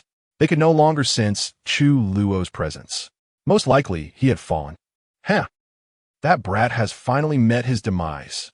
Du Shang observed the smoke below with a cold smirk. Under the overwhelming assault from their trio, not even a freshly ascended Chu Luo could endure. Even a peak Taichu realm expert would not survive. This is the fate that befalls those who disrespect my Wang family. Wang Lin concealed his aura, sweeping his hand. His voice, infused with spiritual power, resonated through the heavens, echoing in everyone's ears. Boom! At that moment, a deafening sound erupted from the battlefield where Dan Shenzi and Yun Chanqian fought. The crowd turned to look, discovering that the battle between these two prodigies had also concluded. Lingqing's sex prodigy, El Chongkong, had been unable to withstand Dan Shenzi's might and was severely injured. Chiwa Valley's prodigy, Zhao Qianyu, likewise succumbed to Yun Chanqian, crashing to the ground in defeat. Chu brother, Dan Shenzi glared at the dissipating smoke, seething with rage. Dan Shenzi, if you know what's good for you, hand over that cauldron. Given your status as a prodigy of the Dan sect, I shall let you leave if you surrender the Dan Ding. Otherwise, I will have no choice but to take it by force. Du Shang was taken aback by Dan Shenzi's victory over El Chongkong. His eyes narrowed, casting a malevolent gaze at Dan Shenzi. Zhu Yu and Wang Lin also regarded Dan Shenzi with similar intensity. Boy, you cannot safeguard that imperial artifact. If you wish to live, hand it over to me. Wang Lin's lips curled into a smirk as he stepped forward. Boom! A tremendous ancient aura surged forth from him. Golden runes swirled around him, resembling a youthful divine king from a bygone era. Witnessing this, Dan Shenzi's expression darkened. He felt uncertain about his chances against Wang Lin. After all, the power Wang Lin displayed during his ambush on Chu Luo had instilled fear. This belongs to my Dan sect. Unless I perish, you shall never claim it. Dan Shenzi's eyes blazed with determination, his body trembling. The formidable aura of a Taichu realm expert surged forth once more. Dan Shenzi was prepared to fight to the death. If you seek death, I shall oblige. Boom! Wang Lin scoffed, stepping forward with disdain. Just as he was about to strike, a martial artist in the distant crowd noticed the smoke had completely dissipated, revealing a vast, deep pit.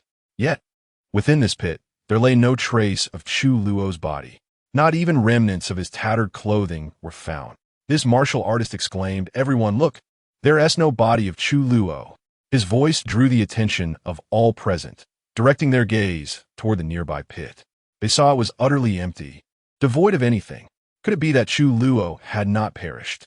Logically, even if he had been obliterated into countless pieces, there should be remnants of fabric or flesh scattered about.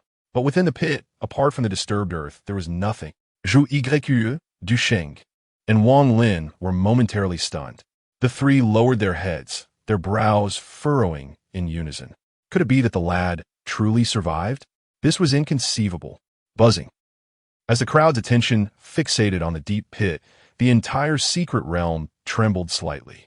In the next moment, the void transformed into a blood-red expanse. The sanguine aura enveloped the heavens, casting a shadow over all. This is malevolent energy. Hiss! What is happening? How could such terrifying malevolent energy materialize so suddenly? Some martial artists present discerned the ominous crimson force engulfing the sky and couldn't help but gasp in shock.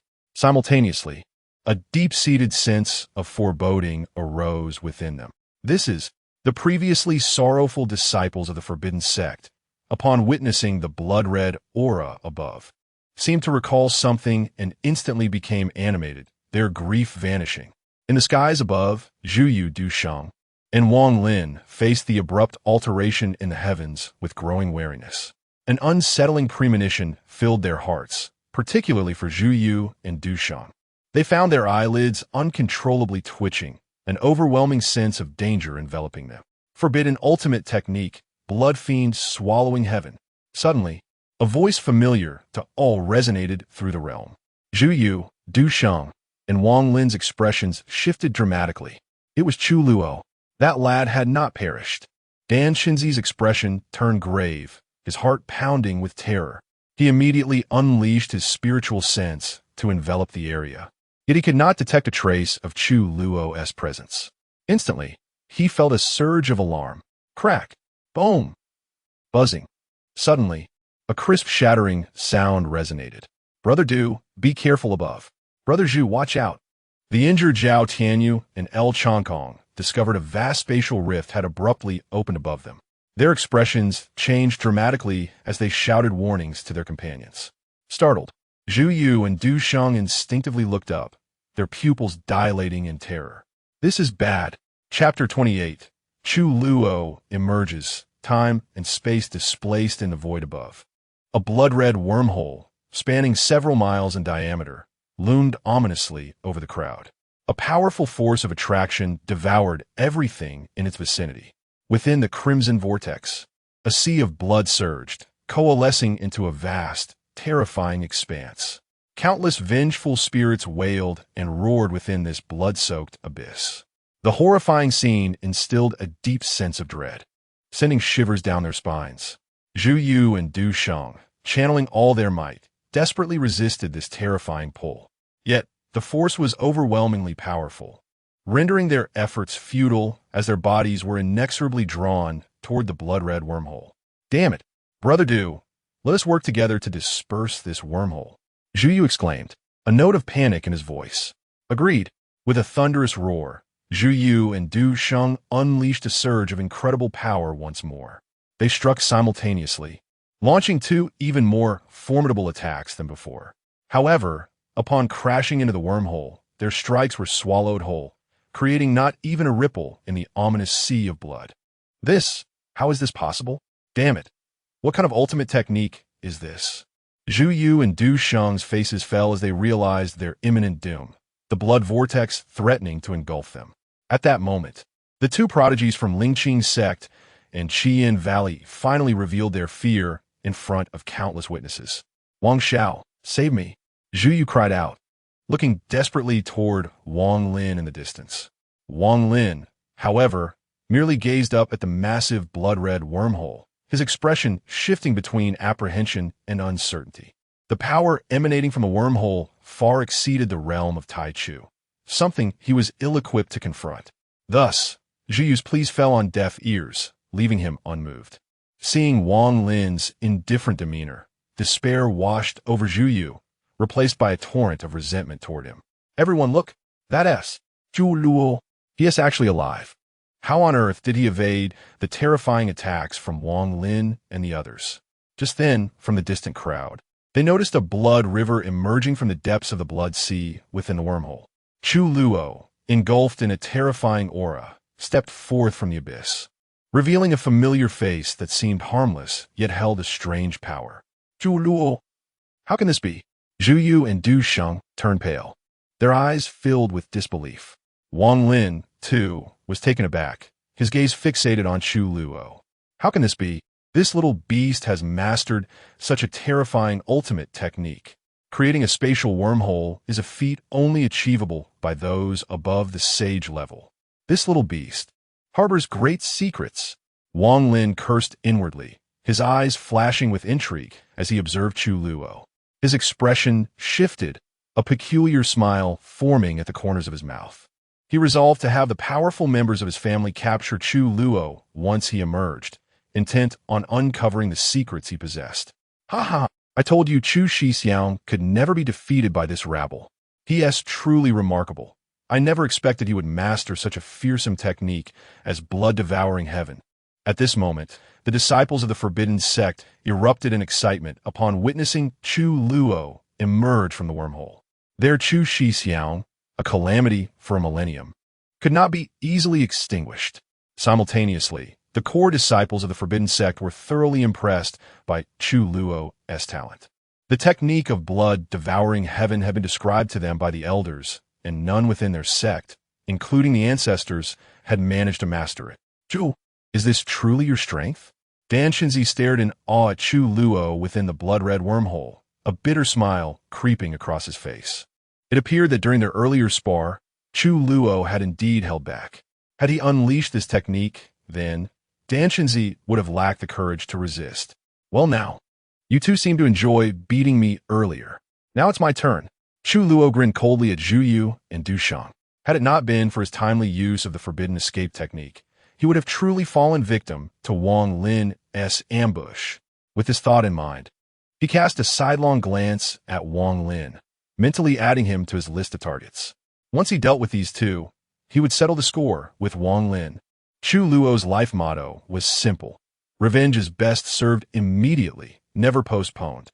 In a flash, he slowly raised his hand before the multitude watching. At the instant his palm ascended, the tumultuous sea of blood behind him began to churn violently. Zhu Yu and Du Sheng, struggling against the terrifying pull, gulped in fear, their faces expressing genuine terror. Chu Luo, my master is an ancient saint. If you kill me, he will not let you go. Exactly. Chu Luo, my master is the ancient saint of hellfire. He is outside. If you kill me, my master will also seek revenge. In a desperate attempt to instill fear, Zhu Yu and Du Sheng invoked the names of their masters. Hearing their words, the disciples of the forbidden sect burst into laughter. These two were on the brink of death yet dared to threaten their Chu Shixiang. Did they not realize that their Chu Shixiang's master was the newly ascended emperor of the forbidden sect? An ancient saint held no weight against an emperor. Bah, my master is an emperor. You shall perish. With a chuckle, Chu Luo was amused by their threats. He then lifted his hand and grasped at the air, and the blood-red wormhole behind him erupted with an even more terrifying force of attraction. In an instant, the two were drawn into the blood-red wormhole behind Chu Luo. The chilling screams of Zhu Yu and Du Sheng echoed through the heavens, reverberating in the ears of all present as their bodies disintegrated into blood mist. The two great prodigies had fallen. Subsequently, the blood-red wormhole behind Chu Luo dissipated quietly, and the crimson hue in the heavens gradually faded.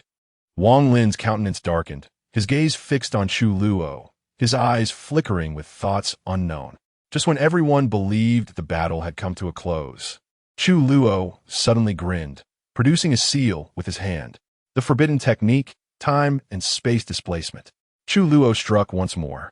his palm adorned with the eerie seal reaching out toward Wang Lin from afar. Wang Lin was taken aback, suddenly jolting back to reality. But at that moment, he found himself enveloped in a mysterious force. In the next instant, he realized the scenery around him was shifting rapidly. In the blink of an eye, Chu Luo's harmless yet sinister smile was mere inches away from him. The entire sequence unfolded in the blink of an eye. Boom! Chapter 29. To slay Wang Lin, Chu Luo loses control as Wang Lin began to process the situation, about to utter a word. Chu Luo unleashed a powerful punch that struck Wang Lin squarely in the abdomen. Blood erupted from Wang Lin's mouth as his body plummeted to the ground like a cannonball. At that moment, the world fell silent, an eerie stillness enveloping the atmosphere. What a bizarre technique. On a distant hill, three remarkably young youths gazed in awe at Chu Luo's retreating figure, inhaling sharply in disbelief. These three were also prodigies listed on the celestial talent ranking. The foremost among them, dressed in flowing white garments, appeared as if he had descended from the heavens. This was Ling Xuanzi, a prodigy from the Celestial Strategy Pavilion, possessing the cultivation of the first realm of primordial beginning. Beside him stood two others, each hailing from the extreme sovereign path and the eternal path, respectively. They had been observing the battle for quite some time. Ling, this Chu Luo, is formidable.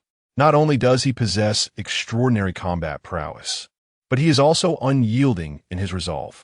He is someone to befriend, not to offend, remarked the prodigy from the extreme sovereign path, unable to contain his admiration. The prodigies from Lingqing's sect in Crimson Flame Valley noted that Chu Luo could dispatch foes without a flicker of hesitation. Such a ruthless individual was not to be trifled with. They had previously contemplated seizing the imperial artifact from Danshenzi, but now reconsidered their intentions. Ling Xuanzi's gaze sharpened as he observed Chu Luo, a faint smile curving his lips as if formulating a plan. Meanwhile, back on the battlefield, Wang Lin lay grievously injured from Chu Luo's devastating blow. Before he could even register the excruciating pain, Chu Luo materialized before him once more. With a resounding thud, he delivered a crushing kick to Wang Lin's dantian, eliciting a wretched scream akin to that of a slaughtered pig. The anguished cries sent shivers down the spines of all present. What a brutal method! You crippled my cultivation. Wang Lin gasped, sweat beading on his forehead as he sensed the vanishing spiritual energy within him, his face paling to a ghostly hue. With a grin, Chu Luo planted a foot on Wang Lin's chest and chirped, "How does it feel to be ambushed? If it weren't for my cunning, I might have fallen into your trap today. I, Chu Luo, have always detested the likes of you. Chu Luo, if you have the guts, kill me." Wang Lin roared, laughter tinged with madness escaping his lips. "If you spare my life, believe me, your end will be even worse." With a sardonic smile, Chu Luo shrugged off the threat. "Oh, you truly believe I wouldn't dare to kill you? Let me indulge you." He suddenly kicked Wang Lin, sending him flying through the air. Wang Lin crashed to the ground, blood splattering once more, his condition growing increasingly dire. "Come on, kill me," he howled, laughter echoing in madness. Observers shook their heads in disbelief, thinking Wang Lin had lost his sanity due to his crippled state. Chu Luo, unparalleled, revealed his signature smile as a spirit sword appeared in his grasp. "I have heard tales of your ancient clans, shrouded in mystery and power, feared by all in the 3,000 great worlds. Today, I shall set a precedent before so many witnesses. I will slay you just for their amusement." As his words fell, he raised his hand and slashed the sword through the air, sending a streak of blinding light hurtling toward Wang Lin. The onlookers swallowed hard, astonished by Chu Luo's ruthlessness and decisiveness, silently vowing never to provoke this old six again. Just as the fierce sword light was about to cleave Wang Lin, a familiar imperial pressure radiated from him once more, shattering Chu Luo's attack. Chu Luo, your demise is certain," Wang Lin cackled, the glimmer of vengeance igniting in his eyes. His earlier provocation had been a deliberate gambit to awaken the protective mechanism left within him by his grandfather, the great emperor of exorcism. A wave of imperial might enveloped the surroundings, and in an instant, A radiant light shot from Wang Lin's body, revealing a towering, ethereal figure that loomed above the world. A majestic old man with white hair, embodying the great emperor of exorcism. The crowd gasped in astonishment upon recognizing the formidable apparition. And even Chu Luo widened his eyes in shock, cursing under his breath, realizing he had underestimated the gravity of the situation. Grandfather, kill him.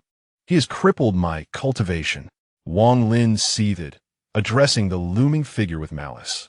The ethereal form of the great emperor turned abruptly, his murky eyes aflame with fury as he beheld his feeble grandson.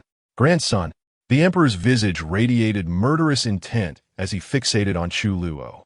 In that instant, an overwhelming aura of terror flooded the secret realm, causing even Chu Luo to shudder involuntarily. Old sir, please let me explain. There must be some misunderstanding between Wang and me. Chu Luo chuckled nervously, discarding his sword and retreating cautiously. At that moment, Chu Luo's heart raced. He had not been informed of Wang Lin's hidden imperial protection. Had he known, he would have merely crippled Wang Lin and let his master deal with the boy afterward. What a miscalculation. The assembled experts grimaced, witnessing Chu Luo's rapid shift in demeanor. Misunderstanding?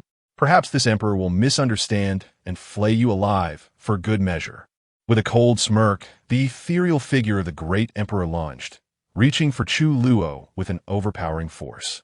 Damn it, you old fool. This is dishonorable. Chu Luo cursed as he felt himself ensnared by an irresistible power. Chu, look out. The disciples from the forbidden sect gasped in horror, their eyes wide with fear. But they could do nothing to intervene. As the colossal spectral hand descended upon Chu Luo, a brilliant imperial might erupted from him, shattering the grasp of the great emperor's illusion. In the next heartbeat, a resonant voice echoed through the heavens. Who dares to harm my beloved disciple? You old wretch. Today I shall bring an end to your lineage by eliminating your grandson, severing the roots of your bloodline. Boom. P.S.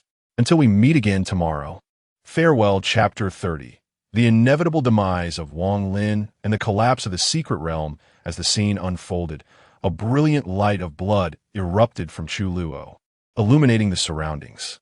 Concurrently, a towering, ethereal figure materialized above his head. An overwhelming imperial might permeated the atmosphere, leaving all present gasping for breath. Master! Master! Chu Luo exclaimed, his gaze drawn upwards to a familiar visage, a wave of joy washing over him. He had not anticipated that his master had left a life-saving measure within him. When had this occurred? How was he unaware of it? From the Emperor Master's protection value, 10,000. At that moment, a notification from Chu Luo's system chimed in. A smile crept upon his lips, and the tension in his heart finally dissipated. The onlookers were equally astonished to discover that Chu Lu possessed a life-saving measure bestowed by the Emperor. Is this the Yin Emperor? They murmured in awe. Truly, the forbidden sect is the pinnacle of power. Huh, the Yin Emperor has only recently ascended, while the Zhenxi Emperor has long been established as an emperor. From a distance, the martial artists of various factions, oppressed by the Emperor's aura, began to murmur amongst themselves. Some cast doubt upon the capabilities of the Yin Emperor. Fear not, my dear disciple. You see, this spectral image is merely a manifestation of an attack. The power I have imparted to you is but a fragment of my own strength. Should you dare to harm my disciple, I shall eradicate your lineage today. The specter of the Yin Emperor regarded the Zhenxi Emperor's apparition with scorn and derision. Humph! Yin, how dare you? You are merely a newly ascended emperor. If anything happens to my grandson, I shall descend in my true form. The Zhenxi Emperor's face darkened as he seethed with rage. In response to the Zhenxi Emperor's threat, the Yin Emperor merely chuckled, dismissing it entirely. Ah, you old fool, did you not expect this? I too possess a life-saving measure from the Emperor. Weren't you just so arrogant? Come, try to kill me. Chu Luo grinned widely, provocatively taunting the Zhenxi Emperor's apparition. With the Yin Emperor at his side, Chu Luo felt an overwhelming surge of strength. You little wretch. The Zhenxi Emperor's expression turned icy, a terrifying killing intent boiling beneath the surface. How could a mere insect dare to insult him? Boom! Old ghost, you have just attacked my dear disciple. Now, receive my blow. At that moment, the Enya Emperor's ethereal image seized the opportunity while the Zhenxia Emperor was momentarily distracted and launched a surprise assault. With a swift motion, the Enya Emperor struck out, unleashing a formidable attack upon the Zhenxia Emperor's apparition. The sheer power of the Emperor sent tremors throughout the secret realm, as if it could not withstand such might. The very mountains and rivers began to shatter around them. The Zhenxia Emperor's apparition was suddenly struck with alarm. "Gerst Jingya!" he shouted angrily, hastily preparing to counter the attack. Boom! The clash of these two colossal powers reverberated throughout the secret realm, intensifying the chaos. The Zhenxia Emperor's previously ethereal form became even more transparent. "Ha ha! Zhenxia, your specter is on the brink of collapse." The Enya Emperor laughed heartily, relentlessly assaulting the Zhenxia Emperor's apparition. The Zhenxia Emperor hoped to use his last vestiges of power to forcibly take Wang Lin away. Yet the Enya Emperor offered him no reprieve. Enraged, the Zhenxia Emperor could only defend himself, knowing that should his apparition be shattered, his grandson's life would be in peril. Boom! Boom! Boom! The fierce battle between the two Emperor apparitions unleashed cataclysmic power, causing the secret realm to begin its collapse. Not good. The secret realm is collapsing. We must flee. The martial artists present, sensing the imminent disaster, turned in terror and rushed toward the exit. However, Chu Luo and the disciples of the Forbidden Sect remained oblivious to the chaos.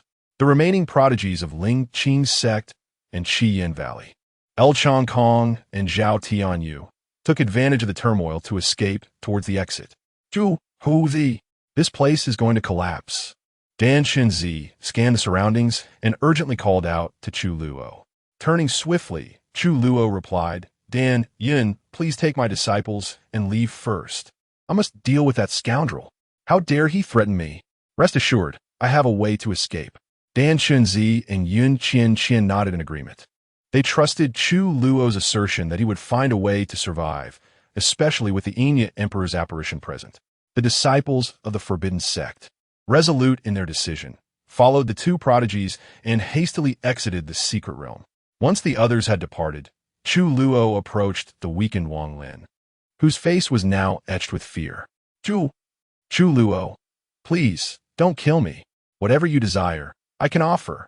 My grandfather is an emperor, and I can provide you with imperial techniques, martial skills, or even divine medicines.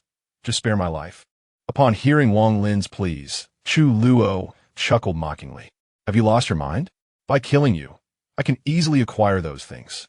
As the grandson of the Zhenxia, old fool, I'm sure you have plenty of treasures." Despair filled Wang Lin's eyes, and before he could utter another word, Chu Luo acted decisively, striking down upon Wang Lin's crown without hesitation. Wang Lin let out a wretched scream before collapsing into unconsciousness. Chu Luo understood that individuals like Wang Lin would never change, and sparing him would only invite future trouble. Having already made an enemy, it was better to eliminate him now to avoid future complications. With that, Chu Luo confiscated Wang Lin's spatial ring, feeling quite pleased with his haul.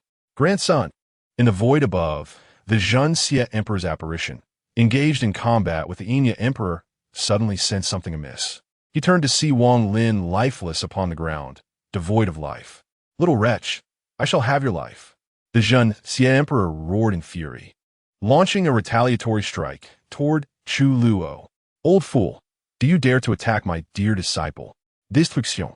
Just as the Zhenxia Emperor's apparition was about to strike Chu Luo, the Enya Emperor's apparition erupted in rage, unleashing its accumulated power in a single blow that struck the Zhenxia Emperor's apparition. Buzz! The Zhenxia Emperor's apparition was abruptly shattered. "Oh, Enya, you old wretch, and you little wretch, you shall pay for this." The Zhenxia Emperor's voice, filled with boundless wrath and hatred, echoed throughout the secret realm as he vowed vengeance for his grandson. Seeing the Zhenxia Emperor's apparition dismantled by his master, Chu Luo finally breathed a sigh of relief. "Fear not, my dear disciple, for I am here. That old fool cannot harm you. Quickly, leave this place it is about to collapse. My true form will arrive shortly. The Enya Emperor's apparition reassured Chu Luo, waving his hand with authority. A formidable force enveloped Chu Luo, transforming into a streak of luminescence that surged towards the imminent collapse of the secret realm's exit. Chapter 31. The Four Saints apply pressure. Chu Luo returns meanwhile. Outside the secret realm, an atmosphere of tension enveloped the air. The venerable-looking ancient saint of the Lingqing sect, accompanied by another esteemed elder, the creation ancient saint, along with a host of great sages and saints, stepped into the void. A formidable aura of sanctity enveloped the heavens and earth, filled with an intimidating intent to kill. Moreover, the two ancient saints from the Qian Valley, Yanjun and Mingyan, also arrived with several powerful sages and saints surrounding the two elders, Zhao Sheng and Qin Yi, with unrelenting fury. The holy war was on the brink of eruption.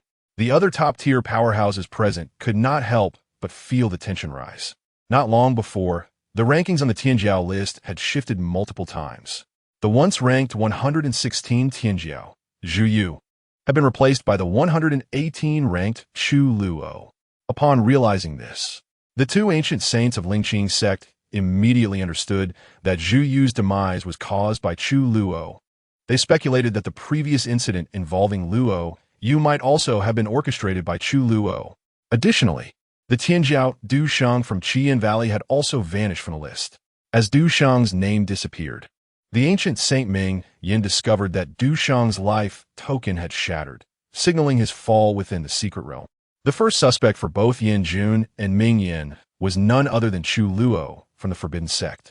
This set the stage for the current confrontation.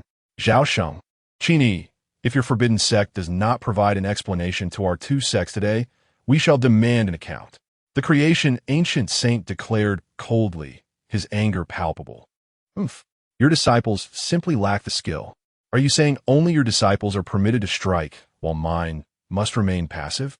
If they perish, it is their own fault. You old fools cannot handle the game, can you? When the young are lost, the old come out to play. If so, then let us indulge in this little game.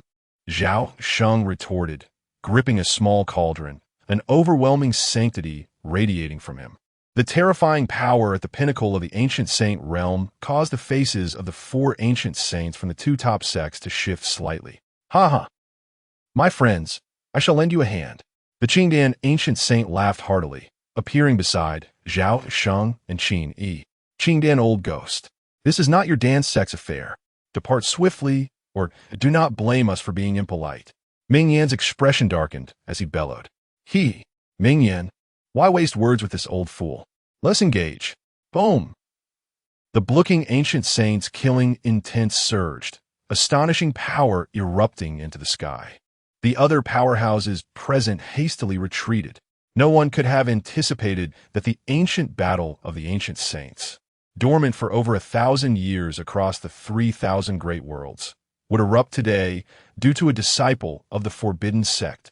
However, just as both sides were about to clash, the entrance to the Emperor's secret realm suddenly shook violently, seemingly on the brink of collapse.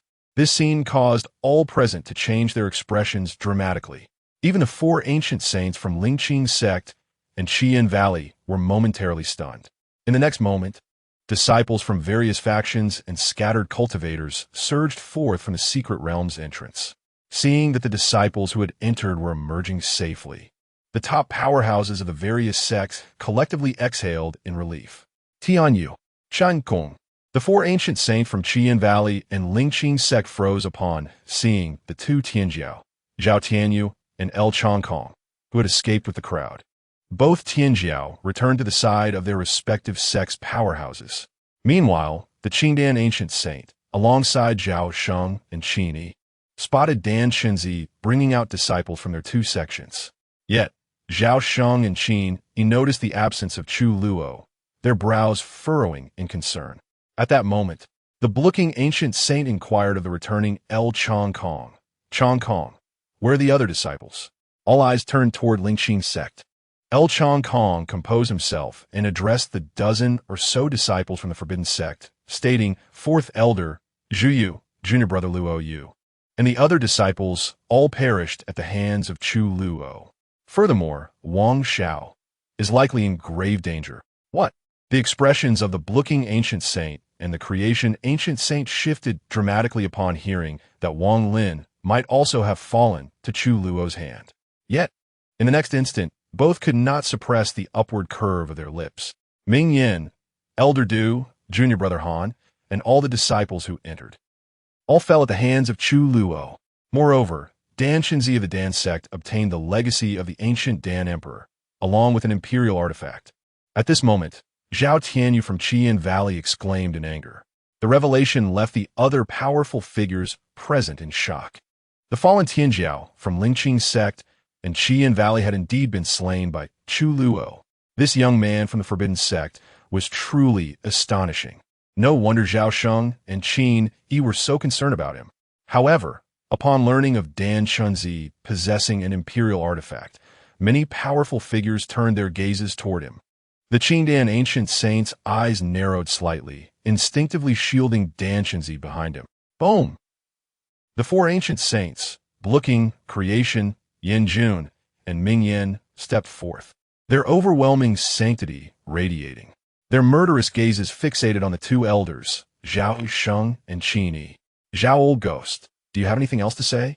The evidence is irrefutable. Today, even if you two old ghosts stand here, you cannot protect this little beast. Chu Luo, the bluking ancient saint thundered. Zhao Sheng and Qin Yi exchanged looks, both furrowing their brows.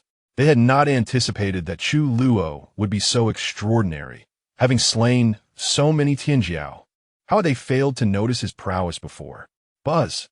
At that moment, the entrance to the secret realm collapsed completely. In the instant of its collapse, a streak of light shot forth from the entrance.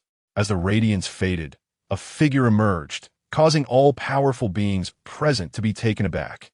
Chu Luo, boom! Little beast, you have finally emerged. Upon seeing Chu Luo, the four ancient saints of the two factions immediately locked onto him. For terrifying forces surged toward Chu Luo. Startled, Chu Luo inwardly cursed. Damn it, these old fools are dishonorable, attacking with sneak tactics. Boom! Just then, two towering figures once again shielded Chu Luo in front of him. The forces of the four saints were halted by these two. If you four wish to lay a hand on Chu Luo, you must first step over us two old fellows. Chapter 32. The sixth elder appears frequently. Today especially, Songf. Since it has come to this, my fellow Taoists Yin Jun and Ming Yin, let us join forces to deal with these two old rascals first. Then we shall subdue that little wretch, Chu Luo. The ancient sage Lan Qing declared in fury. Agreed. The ancient sages Yin Jun and Ming Yin nodded, their murderous intent surging forth. Are you four old ghosts that formidable? Zhao Sheng cursed angrily as celestial phenomena manifested around him. Chu Luo gazed at the backs of the two elders, warmth flooding his heart. Yet, he could not help but feel anxious. Where was his unreliable master? The emperor? Buzz! Everyone, cease your actions. Just as all believed that a battle among the ancient sages was imminent, an ancient voice resonated through the heavens and the earth. In the next moment, the world changed color, and the winds and clouds shifted. An overwhelming imperial might instantly enveloped the realm. Sensing this familiar imperial power, Chu Luo suddenly remembered that they had another emperor, the sixth elder, hiding in the shadows. The emperor of the Pill sect, Yao Ming. At this moment, both Zhao Sheng and Elder Qin let out sighs of relief. Imperial might. Hiss. An emperor is lurking in the darkness. They wondered which emperor from the forbidden sect it could be. The sudden pressure of imperial might astonished the many powerful figures present. Everyone assumed that the forbidden sect had secretly dispatched an emperor to accompany them. The four ancient sages from the two great factions were equally shaken by this imperial aura. Their expressions turned grave in an instant. Buzz! An invisible ripple surged forth. In the next moment, everyone beheld an elderly figure with white hair, a kindly visage, and an aura suffused with imperial might. Yao Ming, the emperor of the Pill sect, appeared before Zhao Sheng and Elder Qin. Yao Ming, The numerous powerful figures in attendance immediately recognized him. They had not expected that this emperor was actually Yao Ming of the Pill sect. It had been ages since he last descended into the world. Yet today, they had the fortune to witness him.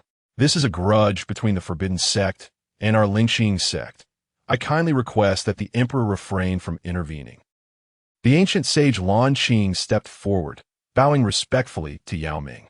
He then spoke with an air of dignity. Lan Qing's actions astonished everyone present, including Chu Luo. How dare the ancient sage Lan Qing speak to Yao Ming in such a manner? Had this old fellow lost his mind? Below the emperor, all are but ants. It was not merely idle talk.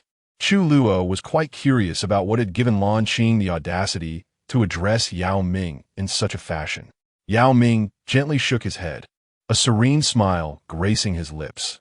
As a disciple of the Pill sect, during this expedition to the secret realm, I am grateful for the assistance of my young friend Chu. I will not allow any of you to harm him. Upon hearing these words from Yao Ming, the disciples of the various factions directed envious glances at Chu Luo. The ancient sage Lan Qing's eyes flickered as he took a step back, choosing to remain silent. Yet, in the next moment, Yao Ming slightly raised his head, gazing at the void above Lan Qing and the ancient sage Zhao Hua, and said calmly, "Taoist Bai Kong, why not reveal yourself?" At this, the expressions of those present changed dramatically as they followed Yao Ming's gaze. Boom! Another unfamiliar imperial pressure descended upon the realm. There was indeed another emperor, the sixth elder.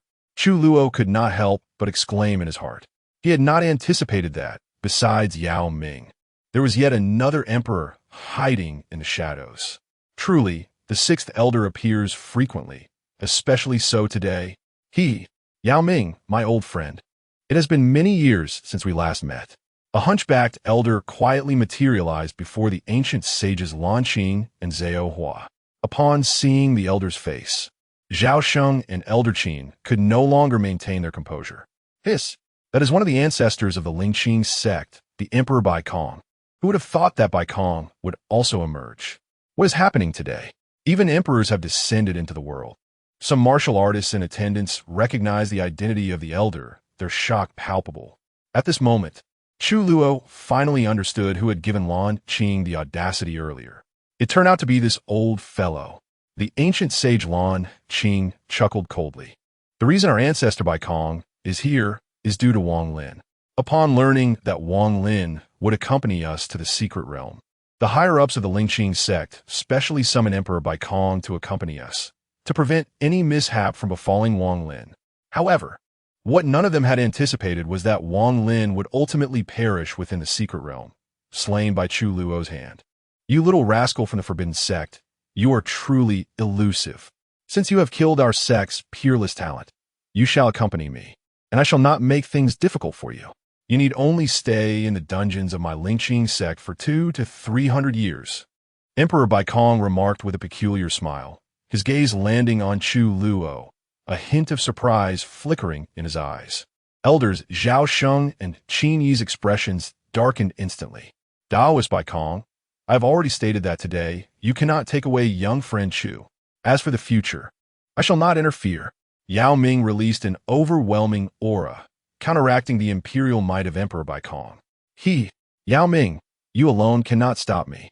Those whom I wish to take away, you are not capable of hindering. Emperor Bai Kong cast a meaningful glance at Yao Ming before revealing a broad grin, displaying his large yellowed teeth. Boom! You old fossil of the Lingxing sect, you wish to take my treasured disciple away and imprison him for several hundred years. At that moment, a furious voice echoed from the distant horizon. This ancient voice was accompanied by boundless killing intent and overwhelming imperial might. In the next instant, a blood-red light surged forth, descending upon the void above them. That is, the ancient sage Inya of the Forbidden Sect. No, now he is the Emperor Inya. The Emperor Inya has also arrived. My heavens, it is solely because of Chu Luo that 3 emperors have emerged today. The powerful figures present could not help but gasp in astonishment as they gazed up at the arriving Emperor Inya. Meanwhile, the ancient sages Lan Qing, Zhao Hua, And Emperor Baikong's expressions shifted slightly upon seeing Inya's arrival. Particularly, Lan Qing and Zhao Hua looked as if they had swallowed something bitter. Master, you have finally arrived. Chu Luo felt a sense of relief wash over him and could not help but shout out loud. Ha ha ha! My dear disciple, are you unscathed? The Emperor Inya's gaze fell upon Chu Luo, and upon realizing he was unharmed, he finally relaxed. Old Ghost Inya, if you had arrived any later, you would have had to go to the Lingqing sect to find your disciple. And since you are here, the troubles your disciple caused will be your responsibility to clean up. Elder Zhao Sheng sighed in relief, casting a disgruntled glance at Emperor Inya. The Emperor Inya chuckled lightly, then turned to Emperor Baikong with a cold gaze. Old man Yao Ming, you keep an eye on my forbidden sect's people. Should anyone else dare to make a move, you are to suppress them first. Rest assured, I will not make things difficult for you. Once I have dealt with this group of old rascals bullying the younger generation, I will come back to handle them. The Emperor Inya's gaze sharpened as he glanced at the ancient sages behind Emperor Baikong. The ancient sages from the two factions felt their eyelids twitching in unison. An ominous premonition surged within them. Yeah, rest assured, Taoist Inya. With me here, they cannot harm young friend Chu. Yao Ming replied, somewhat taken aback. Before speaking up, that's splendid. Baikong, you dare to bully my beloved disciple? An interdimensional battle awaits. Should you lack the courage, today I shall eradicate every member of the Lingqing sect present here. Boom!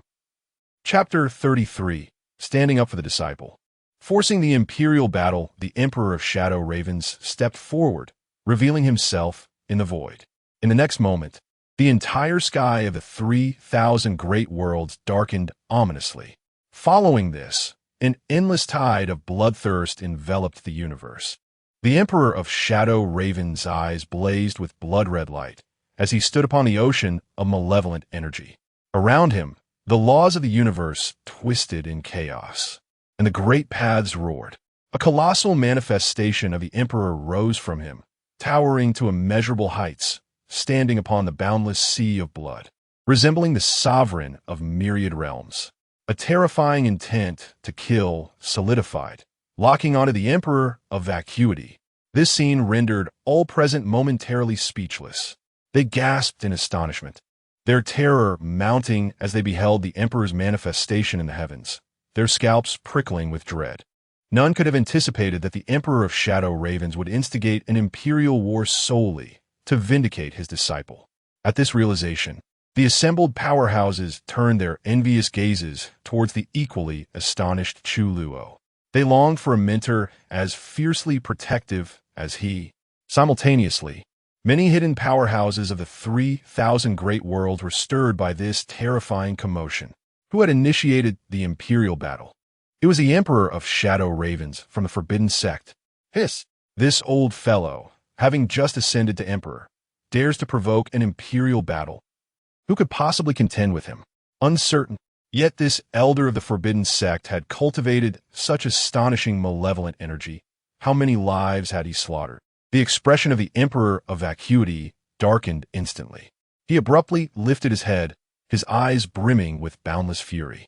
He had not expected a mere newly ascended emperor to challenge him. What audacity the Emperor of Shadow Ravens possessed. A mere rookie emperor dares to declare war on this emperor. If you seek battle, then today I shall oblige. Today, I shall claim your imperial blood and stain the heavens red. With a roar of rage, the Emperor of Vacuity swept his sleeve and stepped forth. Boom! An even more fearsome manifestation of the Emperor loomed between heaven and earth. The appearance of this Emperor's manifestation caused the very fabric of time and space around it to twist and distort. With every gesture, the Emperor of Vacuity caused the great paths of the universe to tremble. The elements that permeated the cosmos, along with myriad laws, intertwined and coalesced into a divine halo, hovering above the Emperor's manifestation. Ha ha ha, old ghost of Vacuity, do you possess naught but a tongue? Come, let us battle. Boom, boom, boom. The imposing figure of the Emperor of Shadow Ravens towered in the void, gazing down with a cold sneer. Behind him, An ocean of endless malevolence surged forth, suppressing boundless realms. In the next moment, the two supreme emperors vanished from the sight of countless living beings in the 3,000 great worlds. Boom! In the following instant, a thunderous sound reverberated from the depths of the void beyond the 3,000 great worlds. Following this, two tremendous forces surged forth like tidal waves, sweeping across the heavens. Under the destructive might of these two imperial forces, the void of the 3,000 great worlds was obliterated. Instantly, the entire realm was shrouded in darkness, with fragments of space, akin to stars, twinkling softly. This scene resembled the apocalypse. How terrifying! Is this the dread of an emperor? Beneath the emperor, all are mere insects. Countless powerful figures exhibited expressions of fear, staring blankly at the heavens, which were rapidly mending the shattered space. Although many could not witness the clash between the two emperors, the overwhelming power unleashed by their battle instilled a sense of despair. One could only imagine how fierce the confrontation between these two emperors was. At this moment, a notification from Chu Luo's system rang out. Protective value from the Emperor Master, 10,000. However, Chu Luo was fixated on the heavens, filled with concern.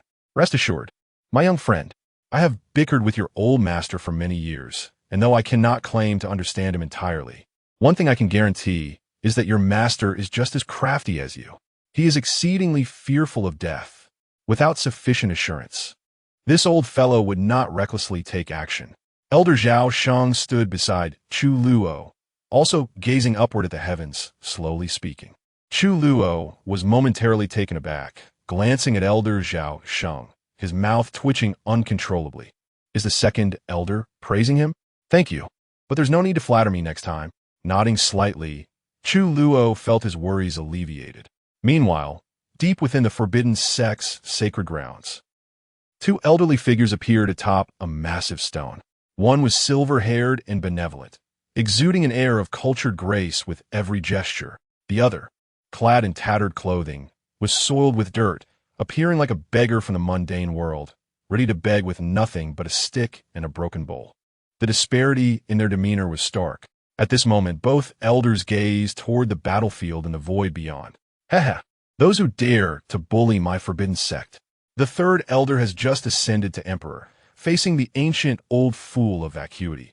He seems to be at a disadvantage. Haha. Once the third elder begins to falter, I shall intervene and give that old fool a surprise. The disheveled elder smirked insidiously, a gnarled wooden stick appearing in his hand. The unkempt elder appeared eager to engage in battle. You'd best strike with care. Should you inadvertently awaken those slumbering old fellows within, you will have to bury them again yourself. Moreover, resorting to a sneak attack is a most disgraceful act. Yet you dare to entertain such thoughts. The cultured elder disdainfully glanced at the ragged elder beside him. Just as the ragged elder was about to retort, he suddenly noticed something and rolled his eyes, saying, "Old fool, do you think you have the right to lecture me? Can you even release the forbidden technique you've been charging? You shameless wretch, how dare you criticize me?" The cultured elder awkwardly concealed his hand, which had been glowing with special runes, clearing his throat. He had accidentally been discovered by this old fellow. Cough, cough. Our esteemed third elder is rather remarkable. The outcome is clear. There's no need for us two old geezers to intervene. The cultured elder remarked, his gaze brightening with joy as he looked at the battlefield beyond the void. The ragged elder also put away the gnarled stick in his hand, marveling, indeed. Our third elder is truly extraordinary. He has managed to severely wound that old ghost of vacuity with the strength of an emperor. Impressive. Haha. Not only is the third elder remarkable, but that precious disciple of his is no ordinary character, either. The cultured elder chuckled. The ragged elder was taken aback, asking, "Is the third elder's disciple the same one who inadvertently intruded last time?" The cultured elder nodded. Indeed, that very lad. He has mastered 1,000 forbidden techniques. When he entered, he discovered the remaining 2,000 forbidden techniques and attempted to learn them. But I intervened in time and expelled him. With that lad's lifespan, if he gazes upon the remaining techniques any longer, he may very well perish on the spot. Hiss! That lad has managed to learn all 1,000 forbidden techniques. This boy is truly a prodigy. The disheveled elder inhaled a breath of cold air and instinctively turned his gaze. Not far behind the two individuals stood a colossal stone monument. Upon it were inscribed 3,000 forbidden esoteric arts. It turns out that the forbidden sect does not possess merely 1,000, but rather 3,000 forbidden techniques. Indeed, a prodigious revelation. Alas, this young man lacks the longevity body. Otherwise, our forbidden sect would undoubtedly give rise to an extraordinary being in the future. The elder, exuding an air of refinement, could not help but shake his head in regret, lifting his eyes towards the direction of the desolate Tianzhou. His gaze transcended the constraints of time and space, catching sight of Chu Luo, who was gazing upwards at the heavens alongside Zhao Sheng. Buzzing. The battle of the emperors has concluded. Who emerged victorious? As tranquility gradually returned to the world, countless eyes turned skyward. Chu Luo too fixed his gaze upon the firmament. In the next moment, a figure returning from the void caused Chu Luo's expression to change drastically. Chapter 34. The retreat of the Emperor of the Void, and the journey home. The figure emerging from the void beyond the realms is none other than the Emperor of the Void. He has triumphed. At this moment, the assembled powerful beings recognize the returning figure as the Emperor of the Void, their expressions shifting in astonishment. Ha ha! The ancient sage of blue clear and the ancient sage of creation erupted into raucous laughter. Wait, that old ghost, the Emperor of the Void, is injured. At that instant, elders Zhao Sheng and Qin Yi's gazes sharpened as they discerned the truth. The ancient sage of blue clear and the ancient sage of creation seemed to have realized something as their smiles abruptly froze. The crowd beheld the hastily returning Emperor of the Void, his left arm conspicuously absent from a wound. A terrifying force of blood and malevolence was eroding the imperial blood that flowed forth. The Emperor's countenance darkened, a flicker of panic flashing in his eyes. Ancestor! The ancient sage of blue clear and the ancient sage of creation exclaimed in unison. The weakened imperial aura descended as the Emperor of the Void soared above the crowd. With a wave of his hand, a powerful force enveloped the ancient sages of blue clear and creation, along with several mighty beings from the Spirit Clear sect. Let us depart. The Emperor of the Void swept everyone up, tearing through a rift in space. Before the eyes of the onlookers, he vanished into the void. We must leave quickly. Just as the crowd was still processing the events, the ancient sage of Flame Lord from the Crimson Flame Valley suddenly recalled something, his face paling. He frantically alerted the dazed ancient sage of Nether Flame and the powerful beings behind him. The ancient sage of Nether Flame snapped back to reality, and along with the ancient sage of Flame Lord, they swiftly retreated with their followers. They have all departed. Did you see? The Emperor of the Void lost an arm. Could it be? At that moment, the many powerful beings present seemed to grasp something as they collectively looked upward. A figure, suffused with overwhelming murderous intent and a terrifying aura of blood, descended from the void above. Master! Upon witnessing the imperial presence, Chu Luo was filled with immense joy, especially seeing his master in perfect condition. He knew his master had won. Damn it, that old fellow runs incredibly fast. He must have practiced specifically for this. The Emperor of the Shadow Crow in the void cursed loudly, his chest heaving. He then dissipated his overwhelming aura and returned to Chu Luo's side. At that moment, the other powerful beings present looked upon the Emperor of the Shadow Crow's back with astonishment. They had not expected this newly ascended Emperor to have defeated the Emperor of the Void from the Spirit Clear sect. It was truly inconceivable. Master, you are formidable. Chu Luo stepped forward, relieved to see his master unscathed, and gave the Emperor of the Shadow Crow a thumbs up. Ha ha! Indeed, my dear disciple, you mustn't underestimate that old fellow. He possesses some capabilities, but they are limited, and he is no match for me. Had he not fled so swiftly, I would have surely vanquished an emperor today, just to entertain you. The Emperor of the Shadow Crow placed his hands on his hips, a proud expression gracing his face, clearly relishing Chu Luo's praise. Moreover, At this moment, the Emperor of the Shadow Crow exhibited none of the aloofness and coldness typical of a mighty emperor. Instead, he radiated the amiable aura of a kindly neighbor. Chu Luo rolled his eyes at his master. His master was utterly lacking in humility. "Old man, can you not boast for once? If it were as simple as slaying the Emperor of the Void, you wouldn't have let that old ghost escape." Elder Zhao Shang scoffed, exasperated. "You old fool, can you not keep quiet for a moment? No one will mistake you for a mute." The Emperor of the Shadow Crow retorted, his voice rising in response to Elder Zhao's usual banter. "Humph." Elder Zhao Shang snorted softly, choosing not to speak further. This exchange caused both Chu Luo and Elder Qin to cover their faces and shake their heads in amusement. The daily repartee between the two elders relaxed the atmosphere, prompting several disciples of the forbidden sect to stifle their laughter.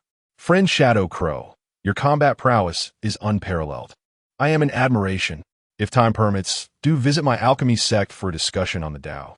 At that moment, Emperor Yao Ming stepped forward, cupping his hands toward the Emperor of the Shadow Crow with a smile. "Ahaha, you are too courteous, my friend Yao Ming. I shall certainly pay a visit to your alchemy sect when time allows." The Emperor of the Shadow Crow chuckled, eliciting a change in expression from the ancient sage of Clear Dan behind Emperor Yao Ming. This old fellow coming to their alchemy sect would surely stir trouble. Now that the matter in the secret realm has concluded, we should return. The Crimson Flame Valley and Spirit Clear sect will undoubtedly not let this go easily. We must report to our sect master and prepare for the impending actions of these two factions. Aidet, Vigny intergestit. The Emperor of the Shadow Crow nodded slightly. He understood well that these two sects would not rest easily. Moreover, his dear disciple had eliminated the pride of both sections. At that moment, Chu Luo suddenly recalled that not only had he slain the pride of these two factions, but he had also taken down Wang Lin. The Wang family would surely not remain passive. However, seeing the multitude of individuals present, Chu Luo withheld his thoughts, as his master was already aware. "Let us depart. I shall return now," the Emperor of the Shadow Crow declared, joining Emperor Yao Ming and the disciples of both sects aboard the same void warship as they soared into the skies. As the powerful beings of the Forbidden Sect and Alchemy Sect departed, the other elite forces also began to lead their disciples away. Once the numerous factions had left, a youth clad in white stood on a slowly ascending void warship, gazing intently in the direction where the Forbidden Sect had vanished, his eyes glinting with determination. This white-clad youth was none other than Ling Xuanzi, the prodigy of the Heavenly Mechanism Pavilion. "Master, I have made my decision. I wish to choose Chu Luo of the Forbidden Sect as my protector. If Chu Luo serves as my protector, my chances of becoming one of the Heavenly Mechanism Sons will increase significantly," Ling Xuanzi said with a slight smile. Standing beside Ling Xuanzi was an elderly man with white hair, the ninth elder of the Heavenly Mechanism Pavilion, the Ancient Sage of Mystery. The Ancient Sage of Mystery furrowed his brow, casting a glance toward the direction of the Forbidden Sect, and sighed with resignation. "Disciple, are you certain this is the ally you wish to choose? This young man, much like his master, is reckless and unrestrained. I fear he may bring you more trouble than assistance." Ling Xuanzi chuckled in response. "Master, you did not witness his prowess when he felled Zhu Yu and Du Sheng. With Chu Luo's aid, my chances of becoming one of the Heavenly Mechanism Sons will greatly improve. Among the top contenders, none can match him if the 100 prodigies do not emerge." Upon hearing this, the Ancient Sage of Mystery pondered for a moment, observing his disciple's resolute determination, and cautioned, "If you are set on choosing Chu Luo, I will accompany you to the Forbidden Sect at an appropriate time. However, we must first wait for them to resolve the troubles that lie ahead. The Crimson Flame Valley and Spirit Clear sect will certainly not relent. There will be much to witness in the 3,000 great worlds in the near future. The great era is approaching, my dear disciple. You must seize the opportunity to enhance your strength." Recently, the ancestor guarding the Dark Sea's border sent word that the connection between our 3,000 great worlds and the ancient divine ruins of the Dark Sea will open in 5 years. The ancient divine relics, a cycle of 100,000 years, herald the approach of yet another century. Consequently, the elder of the pavilion has resolved that, In 2 years' time, a coalition of the foremost powers from the 3,000 great worlds shall commence the ranking battle of prodigies. The ancient divine relics, 5 years hence, shall depend upon the prowess of those prodigies listed. Upon hearing this, Ling Xuanzi's countenance shifted dramatically as he exclaimed, "No wonder." During the opening of the Emperor's secret realm, none of the top geniuses from other leading factions have arrived. It turns out, they are all preparing for the prodigy ranking battle 2 years hence. The ancient sage of mystery nodded, gesturing grandly as the void warship soared into the firmament. Chapter 35. Movements of all parties. The Emperor enters the world as the various major forces returned. In the realm of the Heavenly Gate within the 3,000 great worlds, a medium-sized domain, the most powerful sect was the Heavenly Gate sect. Countless sects of all sizes existed within the Heavenly Gate domain, but all acknowledged the Heavenly Gate sect as their leader. At this moment, deep within a floating island of the Heavenly Gate sect, Lu Daoyuan, the sect master who had hurried back from the Wild Heaven state, knelt before a moss-covered, sealed stone door. His face was etched with sorrow and rage, his eyes glimmering with boundless hatred as he addressed the stone door. "Ancestor, my disciple Feng has fallen at the hands of a wretched creature named Chu Luo. That creature is a disciple of the Forbidden Sect, the old ghost of the Shadow Crow. I intended to seek an explanation from the Forbidden Sect, but those old ghosts have gone too far. Ancestor, Feng is also your disciple." As Lu Daoyuan's words faded, the moss-covered stone door trembled violently. Soon, the entire floating island began to quake as well. With a thunderous crash, an overwhelming imperial might shattered the heavy stone door. In an instant, the entire Heavenly Gate domain was engulfed by tumultuous winds and ominous clouds, as an unparalleled imperial aura filled the heavens and the earth. From the dark cavern emerged a bald elder, his face twisted with fury, emanating an aura of terrifying imperial power. "Ancestor." Upon seeing the elder, Lu Daoyuan quickly rose and respectfully bowed. This elder was none other than the Heavenly Gate sect's ancestor, the Heavenly Gate Emperor. "Is it true that Feng perished at the hands of a disciple of the Forbidden Sect?" The Heavenly Gate Emperor inquired, his face a canvas of fury, reflecting deep contemplation. "Indeed, Ancestor, Feng's rank on the talented heroes list has been usurped by that wretched creature from the Forbidden Sect," Lu Daoyuan replied. The Heavenly Gate Emperor's body shuddered, and a chilling, killing intent radiated from him. Even Lu Daoyuan could not help but shiver at the intensity. Such audacity from the Forbidden Sect. Do they truly believe they're the foremost power of the world, as they were 100,000 years ago? If it were not for their contributions during the Battle of the Dark Sea, they would not dare to claim such a title. To destroy my direct disciple and sever my lineage. This enmity is irreconcilable. Do not worry, Daoyuan. I shall pay a visit to the Forbidden Sect to seek justice for Feng. The Heavenly Gate Emperor fixed his gaze upon the direction of the Forbidden Sect and pronounced coldly, "Lu Feng was his most cherished disciple. His demise meant the necessity of finding another prodigy to inherit his legacy. Otherwise, his formidable skills would be lost forever, with his cultivation stalling and his lifespan waning." The Heavenly Gate Emperor contemplated seizing this opportunity to demand something from the Forbidden Sect, hoping to break through his current limitations. Though he was a powerful emperor, even he could not attain immortality. As his words lingered, the Heavenly Gate Emperor stepped forward, vanishing from his spot. Simultaneously, in a vast world, separate from the 3,000 great worlds, a realm established by an emperor lay the ancestral ground of the ancient Wang clan.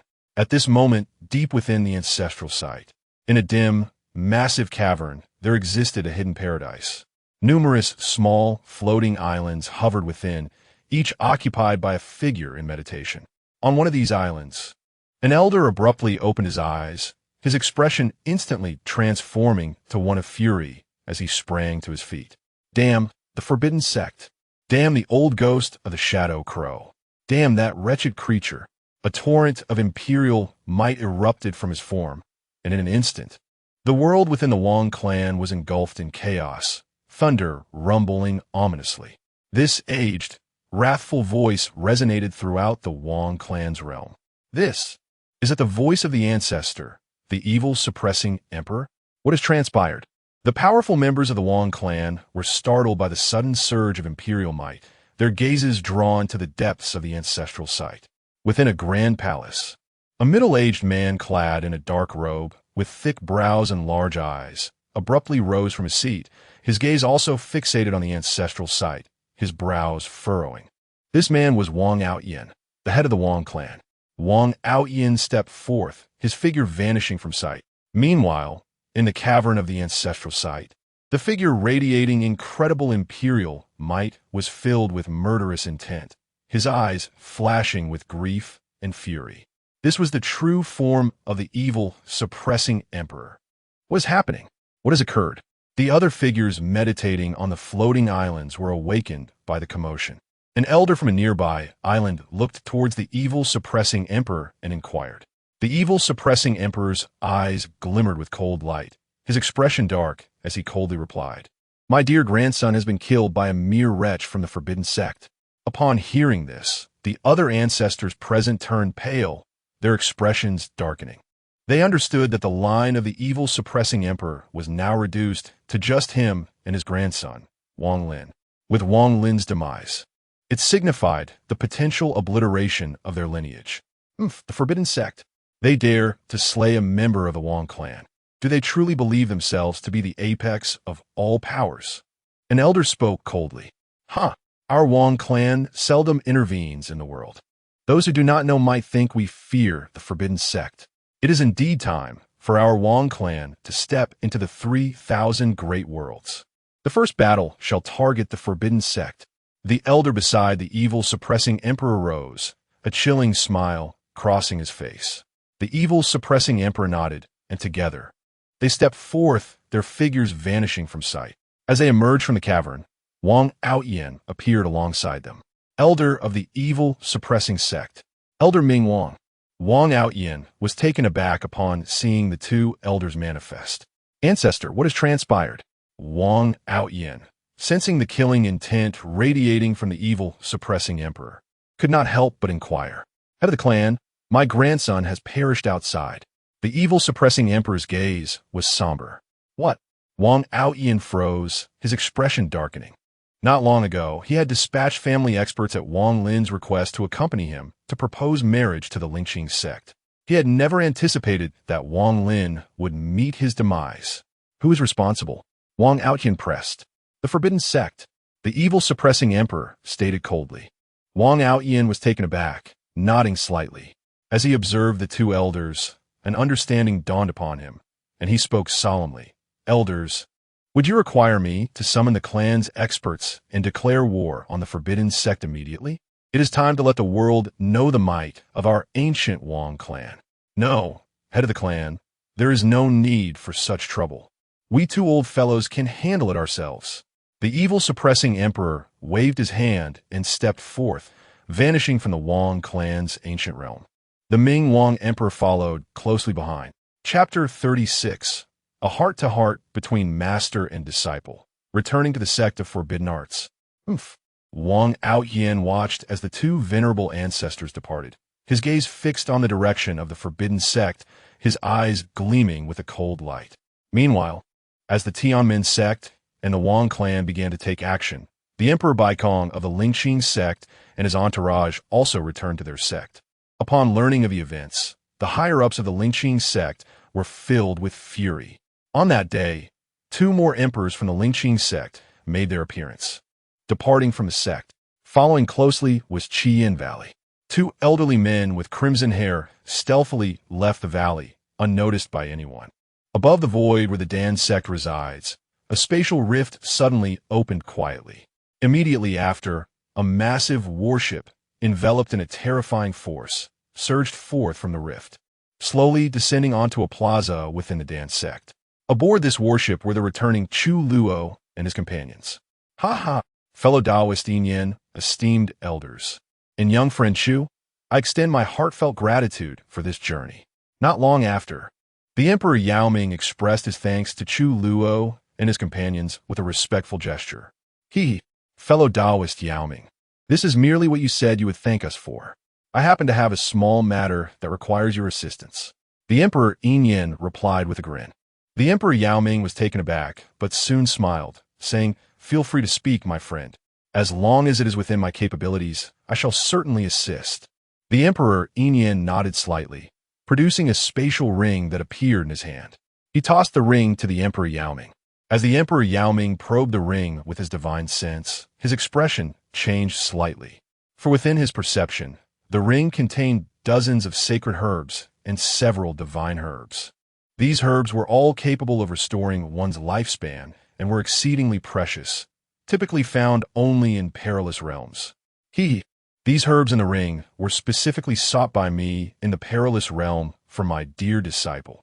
I know that your dance sect possesses a pill known as the Saint Longevity Pill. This pill has a gentle potency and can be stacked to enhance lifespan. I do not trust others to refine this pill, so I must trouble you, my friend. The Emperor Yin rubbed his hands together, stating earnestly. Upon hearing this, everyone present was taken aback, especially Chu Luo, who looked at his slightly hunched master with a heart full of emotion. It turned out that the reason his master had not accompanied him to the Emperor's secret realm was that he had gone to the perilous realm to seek herbs that could replenish his lifespan. The Emperor Yao Ming stored the ring and, with a respectful gesture, said to the Emperor Yin, "Rest assured, my friend, I shall personally refine this pill. I will send it along with the other pills to the forbidden sect." "Ha ha ha, then I thank you." The Emperor Yin replied with a bow, and with a wave of his hand, the warship once again floated into the air, departing from the Dan sect towards the direction of the forbidden sect. "Thank you, Master, for all that you have done for your disciple." Chu Luo secretly conveyed his gratitude to the Emperor Yin. The Emperor Yin blinked in surprise, revealing a mischievous smile as he responded, "Oh, my dear disciple, when did you become so sentimental? Have you been possessed? Let me take a look." Chu Luo rolled his eyes in response. His master was indeed never serious. "Ha ha, I was merely jesting with you. Over the years, I have been preoccupied with seclusion and have not guided you in your cultivation. My dear disciple, your talent surpasses even mine, and I dare not interfere too much in your martial path. All I can do is protect your growth. If you truly wish to thank me, then become the number 0 disciple of our sect, the future lord of the forbidden sect. When the time comes for the current lord to step down, you shall be the master of our sect, and I shall enjoy a life of comfort alongside you." The Emperor Yin conveyed with a subtle smile. Chu Luo nodded, his heart resolute. He was determined to seize the position of the number 0 disciple and become the future lord of the forbidden sect. As the master and disciple shared their heartfelt conversation, the warship arrived at the forbidden sect. Inside the grand hall, Lin Feng and several elders welcomed the returning Chu Luo and his companions. Upon seeing Chu Luo and the disciples return safely, Lin Feng felt a sense of satisfaction.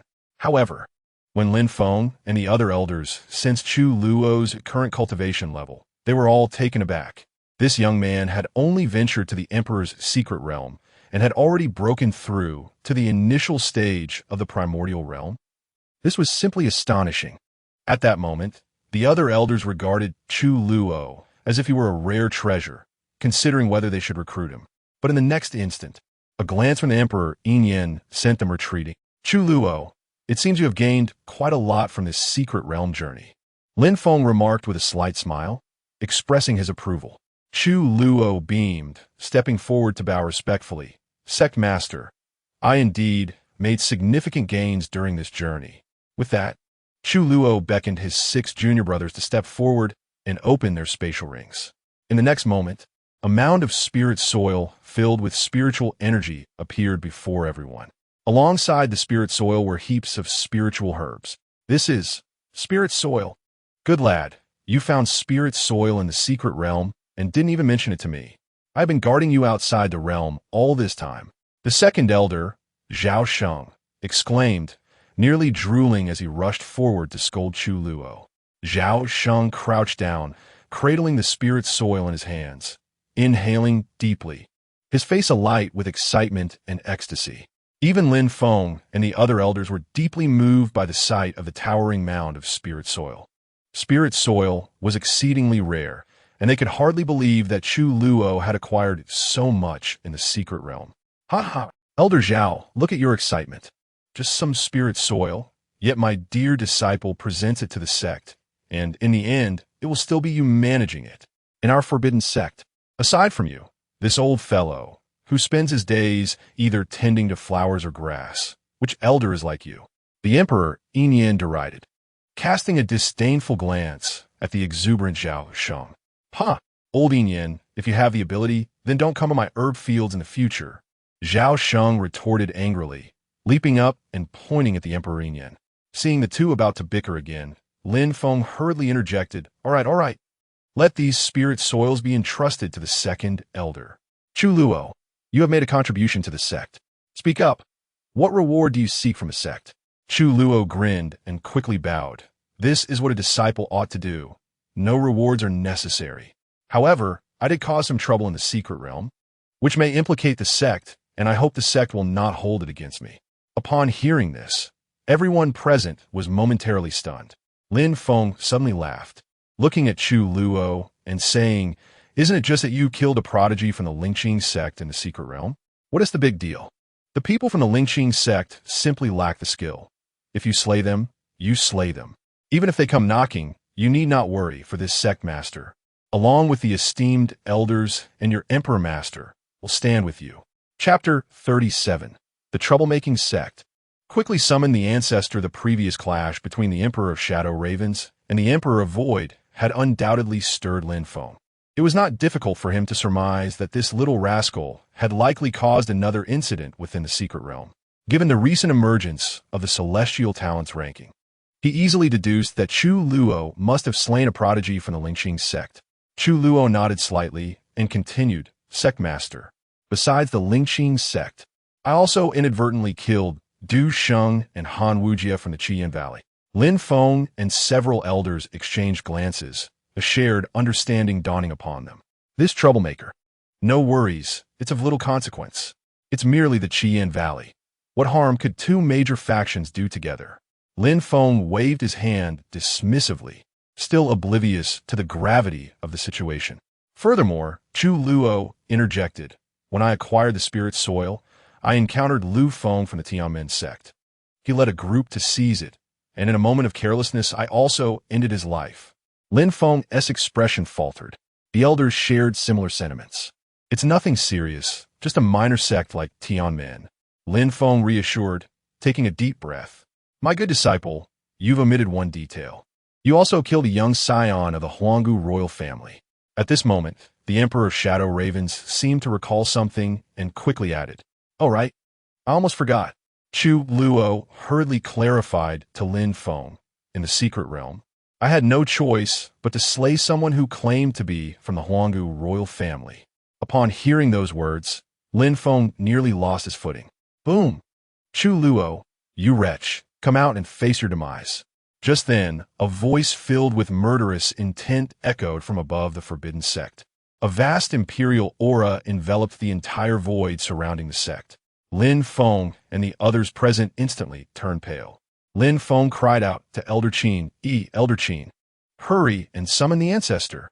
Without hesitation, Elder Qin turned and vanished in an instant.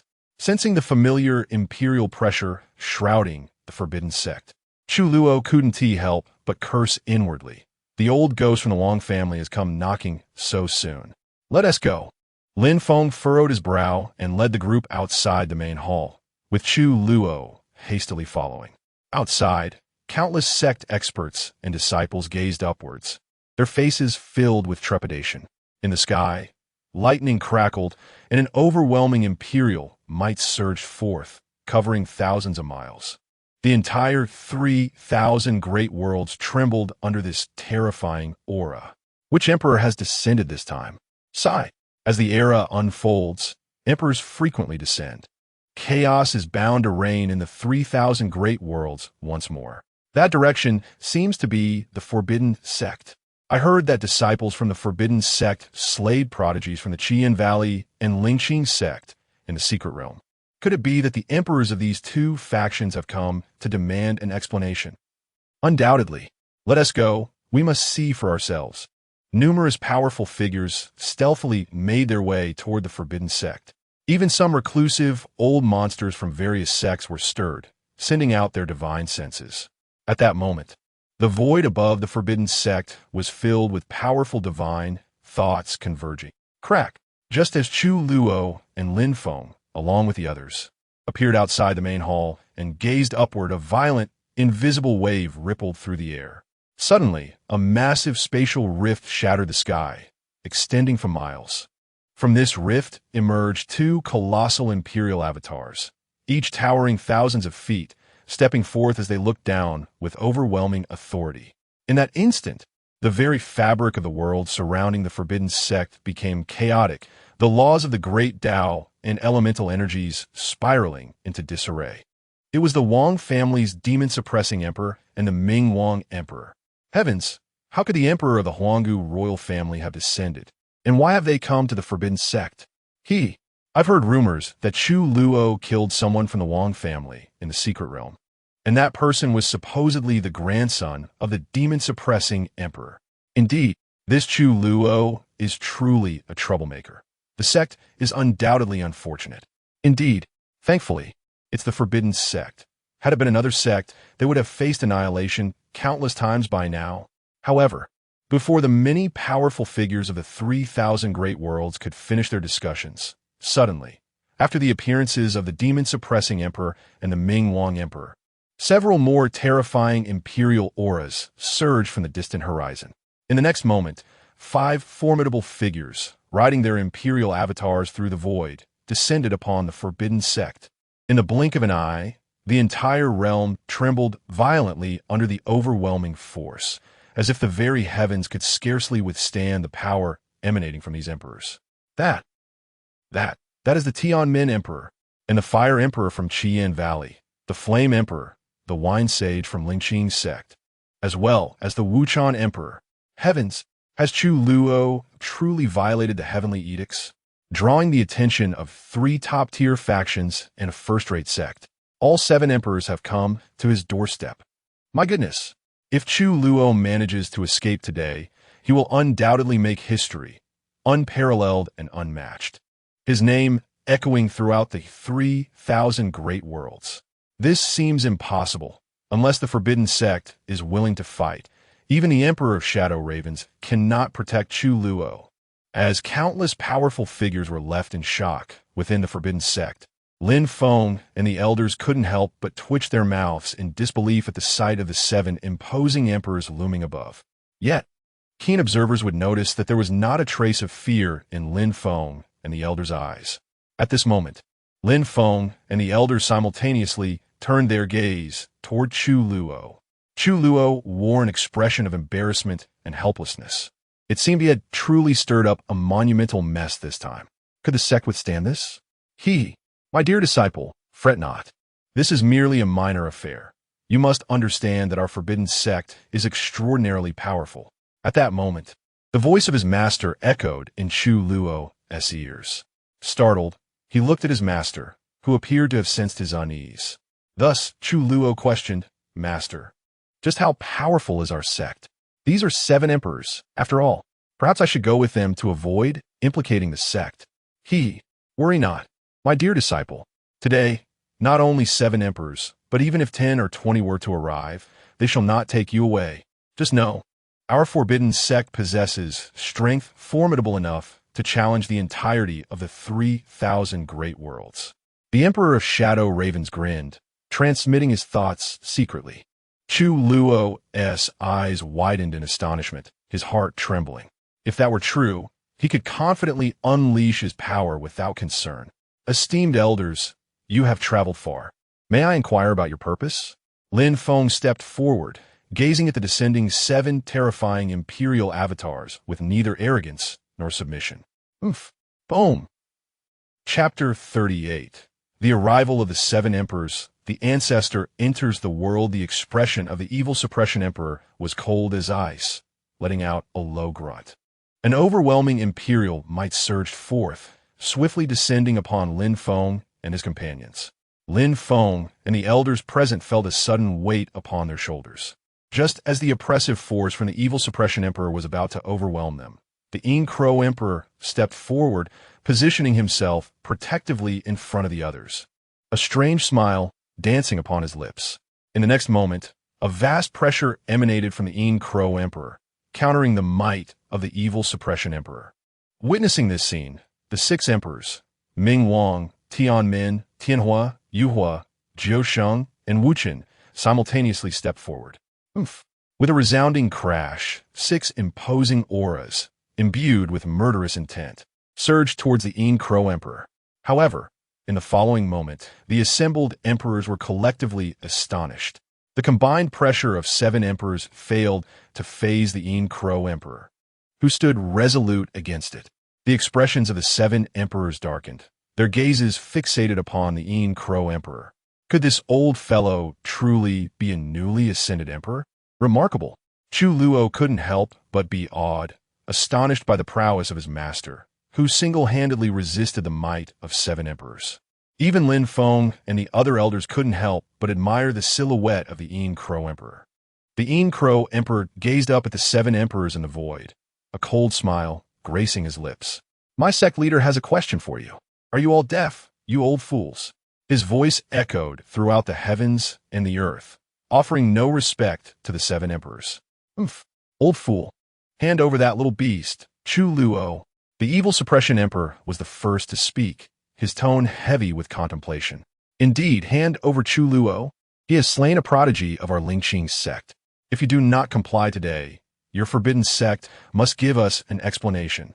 The Wine Saint Emperor, leading the Lingqing sect, fixed his murderous gaze upon Chu Luo. "And I, from the Scarlet Flame Valley. This matter must be resolved today, or our grudge with your forbidden sect will remain unresolved." The Tianhua Emperor of the Scarlet Flame Valley exclaimed fiercely. "And from the Tianmin sect, my disciple perished at the hands of Chu Luo. Your forbidden sect should provide an explanation for this." The Tianmin Emperor chimed in with a chilling smile. As the words of the emperors echoed, all disciples of the forbidden sect looked towards Chu Luo, silently giving him a thumbs up. "Brother Chu Luo, you are so strong." Feeling the admiring gazes of his fellow disciples, Chu Luo's lips twitched slightly. He raised his head to regard the seven emperors above, committing their identities and the forces they represented to memory. "When I become an emperor in the future, I will surely seek recompense from each of you. You old fools jump out at the slightest provocation, showing not an ounce of the dignity befitting emperors.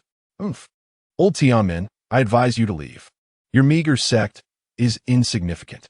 Your worthless disciple attempted to seize opportunities for my talented disciple in the secret realm and was slain by him.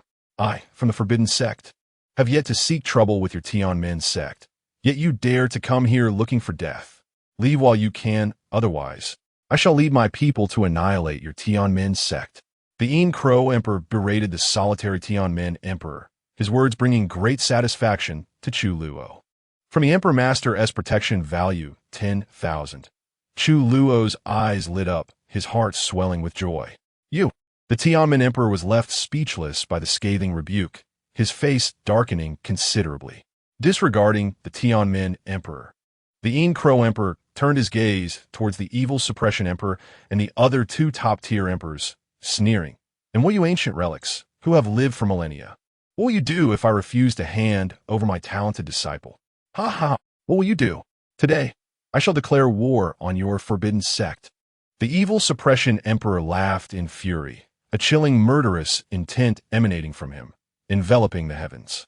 "Our Lingqing sect feels the same. We shall go to war if you do not surrender that little beast, Chu Luo." The two top-tier emperors spoke in unison, their voices booming across the heavens, heard by countless powerful beings observing from afar. Many were taken aback, unable to fathom that the three top-tier forces would choose to go to war with the forbidden sect over a single disciple. At this moment, countless powerful beings from the 3,000 great worlds felt both concern and curiosity regarding the forbidden sect's impending response. Should such a multitude of emperors initiate a war, it would undoubtedly spell catastrophic disaster for the myriad beings of the 3,000 great worlds. Ha ha ha! Then let the battle commence. The forbidden sect fears you not. The Yin Crow Emperor chuckled coldly, showing no fear of the threats posed by the others. His disciple, he would protect at all costs. With a thunderous roar, the Crow Emperor unleashed a tremendous imperial force, summoning forth a blood-colored emperor's avatar. From the Emperor Master's protection value, 10,000 Master. Chu Luo, witnessing his master's willingness to fight for him, felt a surge of emotion, his gaze fixed upon the 7 emperors above, his eyes glinting with murderous intent. He vowed that the day he ascended to emperor would mark the demise of these 7 old geezers. Meanwhile, Lin Feng and the other elders stepped forward, their expressions grim. Chu Luo is a disciple of the Forbidden Sect. He has done no wrong. It is your disciples who are simply outmatched. If you wish to battle, then the Forbidden Sect shall accompany you to the end today, Lin Feng declared, his spirit resolute, unyielding in the face of danger. Indeed, let us fight. Ha ha, what do the 3 top-tier forces matter? If you seek war, then let it be war. When has the Forbidden Sect ever feared you? The elders echoed, stepping forth to face the 7 emperors in the void, each uttering their resolve. Va, va, va. Countless disciples of the Forbidden Sect were stirred by the fervor of their leader and elders, raising their arms in unison, vowing to fight against the 3 top-tier sects to the death. From sect leader Lin Feng's protection value, 5,000. From second elder's protection value, 5,000. From 5th elder's protection value, 5,000. Chu Luo's system continued to issue notifications. Meanwhile, the countless powerful beings of the 3,000 great worlds were left in utter shock. They did not expect the Forbidden Sect to exhibit such audacity. To risk war with 3 top-tier forces for the sake of a single direct disciple was nothing short of astonishing. In that moment, some powerful beings finally understood why the Forbidden Sect had endured for so long. What a formidable Forbidden Sect! Since that is the case, I shall be the one to initiate this grand war. Today, you shall all pay a grievous price. With an enraged roar, the evil suppression emperor manifested a myriad of ominous phenomena behind him. Ha ha! What audacity you possess! Who granted you the courage to come to my Forbidden Sect and flaunt your power? At that moment, an ancient voice resonated from the depths of the Forbidden Sect's forbidden grounds, imbued with supreme authority and an overwhelming murderous intent. In the next moment, the entire sky was shrouded in darkness, resembling the depths of night. Chu Luo was momentarily taken aback, instinctively turning around. The ancestors of the Forbidden Sect were finally making their entrance into the world. Chapter 39. The Ancestors' Arrogance. Disciples' fear for their lives, a resonant hum, filled the air as 2 immense forces surged forth from the depths of the Forbidden Sect, soaring skyward.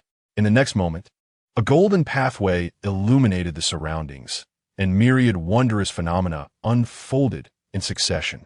Within this spectacle, countless divine beings gazed down upon the world, their feet firmly planted upon the heavens.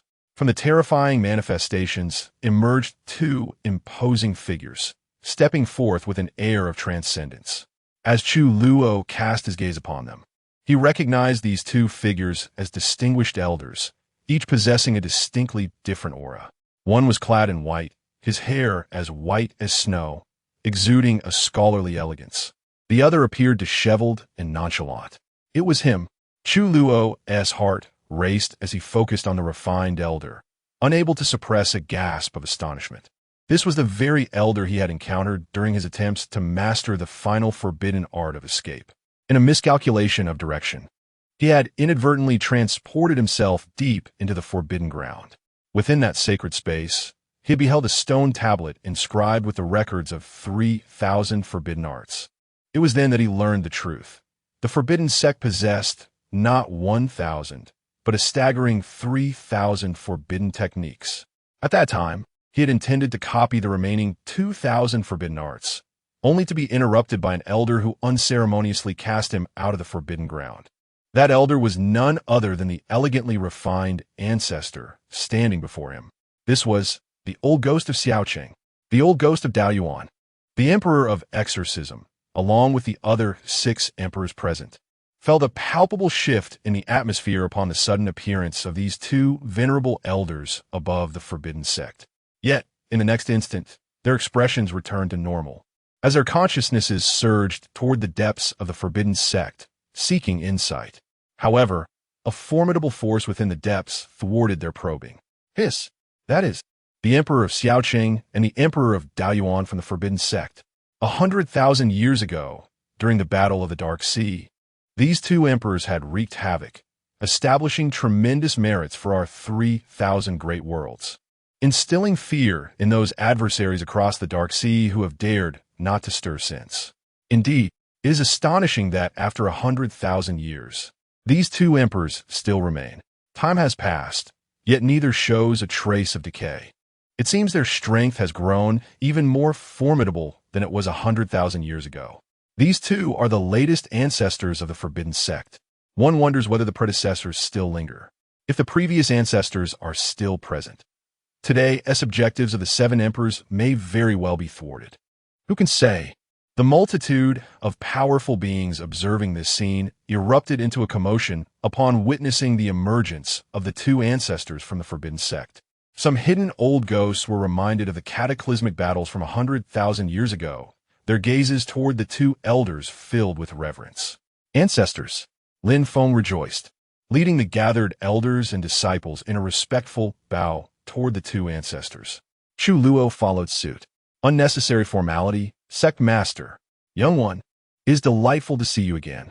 The old ghost of Xiaoqing, donned in white garments, smiled at Lin Feng and then turned his gaze upon Chu Luo. Child, did you summon these seven rascals? You troublemaker. The old ghost of Daoyuan, appearing as a beggar with a wooden staff, scrutinized Chu Luo with a discerning eye, a hint of surprise flickering in his gaze before he spoke with a hint of annoyance. The two ancestors paid little heed to the dark expressions of the seven emperors. In response, Chu Luo scratched his head, shrugged his shoulders, and offered an awkward smile, saying, Ancestors, this is not my fault. If I hadn't retaliated, their disciples would have slaughtered me. I simply did not expect that the prodigies of these top-tier forces would be so inept. Ancestors, you must stand up for me. As soon as Chu Luo finished speaking, the two ancestors burst into hearty laughter. Haha, you young one are quite impressive. This is the spirit of a disciple of the Forbidden Sect. Fear not, for today no one can harm you. Not just you, but any disciple of the Forbidden Sect. Should you fall to your peers, it is merely a matter of skill. If the elders come forth to bully you, we, the ancient ones, shall teach them a lesson. The voices of the two ancestors resonated throughout the heavens. The disciples of the Forbidden Sect were moved to tears, fervently chanting the names of their ancestors. As disciples of the Forbidden Sect, they felt immensely fortunate. Hehe, Jinxia, Mingwang, Tianhua, Jiusheng, you four have truly excelled. All have broken through to the fourth realm of the Emperor. But even so, do not think you can harm a single hair on a disciple of the Forbidden Sect. If you possess any sense, quickly depart. I am not inclined to kill today. At this moment, the old ghost of Daoyuan cast a glance at the seven emperors, focusing on the four leaders, smiling broadly. As for the remaining three, Tianmin, Yuhua, and Wuchen, though they were genuine emperors, they seemed to hold little regard in the eyes of the two ancestors, given their cultivation levels in the first and second realms of the Emperor. Old ghost of Daoyuan, after all these years, your tongue remains as sharp as ever. You too, despite the passage of time, have only attained the fourth realm of the Emperor. In the face of my four fourth realm emperors, what confidence do you possess? Jinxia Emperor sneered, his killing intent palpable. Upon hearing Jinxia Emperor's words, countless powerful beings grasped the implications of the cultivation levels of the two ancestors from the Forbidden Sect. Fourth realm of the Emperor. Even Chu Luo could not help but twitch his lips at this revelation. He had thought these two ancestors would surpass the seven old ones in prowess. It turned out they were of the same realm as Zhenxia, Tianhua, Jiusheng, and Mingwang.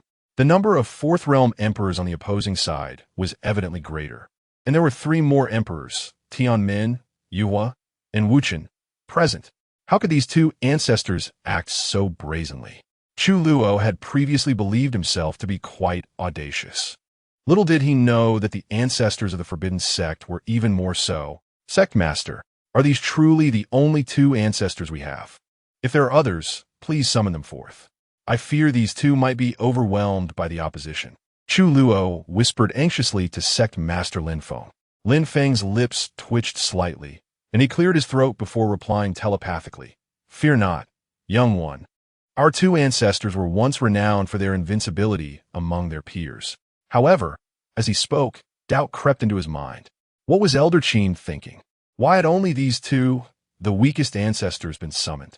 As the sect leader, he was acutely aware of the sect's foundations. Could it be that those ancient ones in the Forbidden Grounds had truly succumbed to eternal slumber? He resolved to investigate personally at the next opportunity. Heh. Dao Yuan, why waste words with these old ghosts? You know their true nature. They are merely remnants of past defeats. Another round of confrontation will remind them of their folly. In the void beyond, the elegant and affable old ghost of Xiaoqing smirked, brandishing a long spear. With a single step, he traversed the void, manifesting a colossal figure of the emperor, appearing in the vast expanse beyond the realm. So be it, heh. Defeated foes, come forth for battle. The old ghost of Dao Yuan chuckled and vanished, reappearing in the void above the forbidden sect. The old specter Xiaoqing and the old specter Dao Yuan. Let's engage in battle. Today, we shall vanquish you both. Fellow comrades, let us unite to strike them down. The great emperor of evil roared in fury.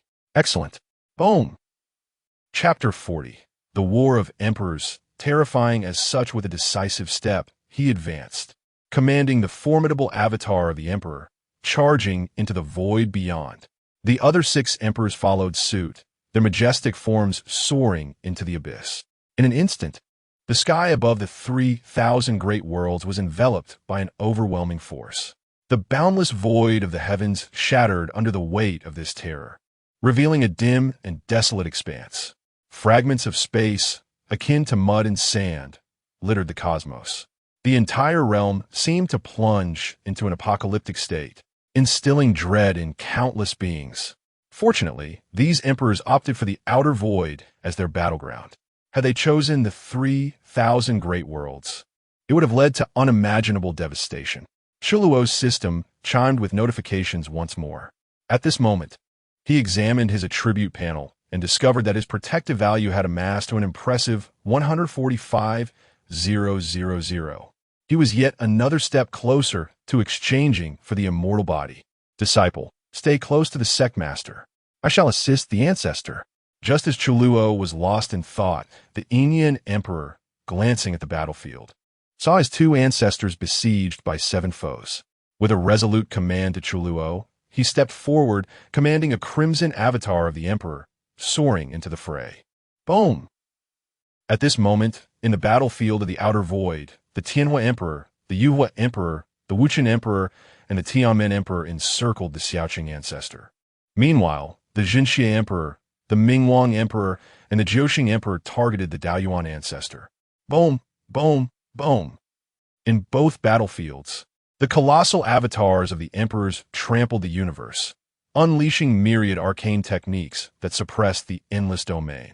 The cataclysmic force of their assaults shattered the vast emptiness of the outer void. Stars across millions of miles were reduced to dust. The conflict among these emperor-level titans was fearsome. The power clashed and surged, delving deep into the chaos of the outer void. The might of the emperors stirred the chaos, inciting sheer terror. With a battle spear in hand, the Xiaoqing ancestor resembled an ancient demon god, unmatched in combat. Even facing the combined might of 4 emperors, he remained undaunted. In this moment, the Xiaoqing ancestor shed his prior demeanor of elegance, replaced by an aura of lethal intent and slaughter. Growing more ferocious with each passing moment, he exuded an invincible presence. In the face of the Xiaoqing ancestors' terrifying prowess, the 4 emperors wore expressions of grave concern. As the battle progressed, the Tianmen emperor, whose lifespan was waning, began to entertain thoughts of retreat. In contrast, the Daoyuan ancestor, standing alone against 3 four-realm emperors, found himself at a slight disadvantage. Yet he remained steadfast. The wooden staff in his hand radiated black flames, igniting countless realms. Masterful in his wielding, he conjured myriad illusions. With a single strike, gods and demons trembled, collapsing the very fabric of the surrounding area. Countless powerful beings within the 3,000 great worlds pierced through their constraints, witnessing the two epic battlefields in the depths of the outer void. Remarkable, these two old fellows still possess the vigor of their youth, exclaimed several elders within the Dan sect, among them the Yaoming Emperor, clearly indicating that the others were also esteemed ancestors of the Dan sect. Alas, Daoyuan, though impressive in strength, fighting 3 four-realm emperors single-handedly is immensely taxing. It won't be long before he falters. I wonder if the other old-timers of the Forbidden Sect have perished. If not, why do they not intervene? Daoyuan is on the brink of collapse, sighed the foremost elder of the Dan sect, observing the Daoyuan ancestors' frantic battle. The remaining elders nodded in agreement, just as everyone marveled at the astonishing power of the two ancestors. The Enian Emperor's figure suddenly materialized in the battlefield of the outer void. Ancestor, I have come to assist you. The Enian Emperor intended to alleviate the Daoyuan ancestor's burden. With a swift blow, the Daoyuan ancestor repelled the 3 attackers, casting a glance at the Enian Emperor, declaring, I can still hold my ground. Go aid Xiaocheng.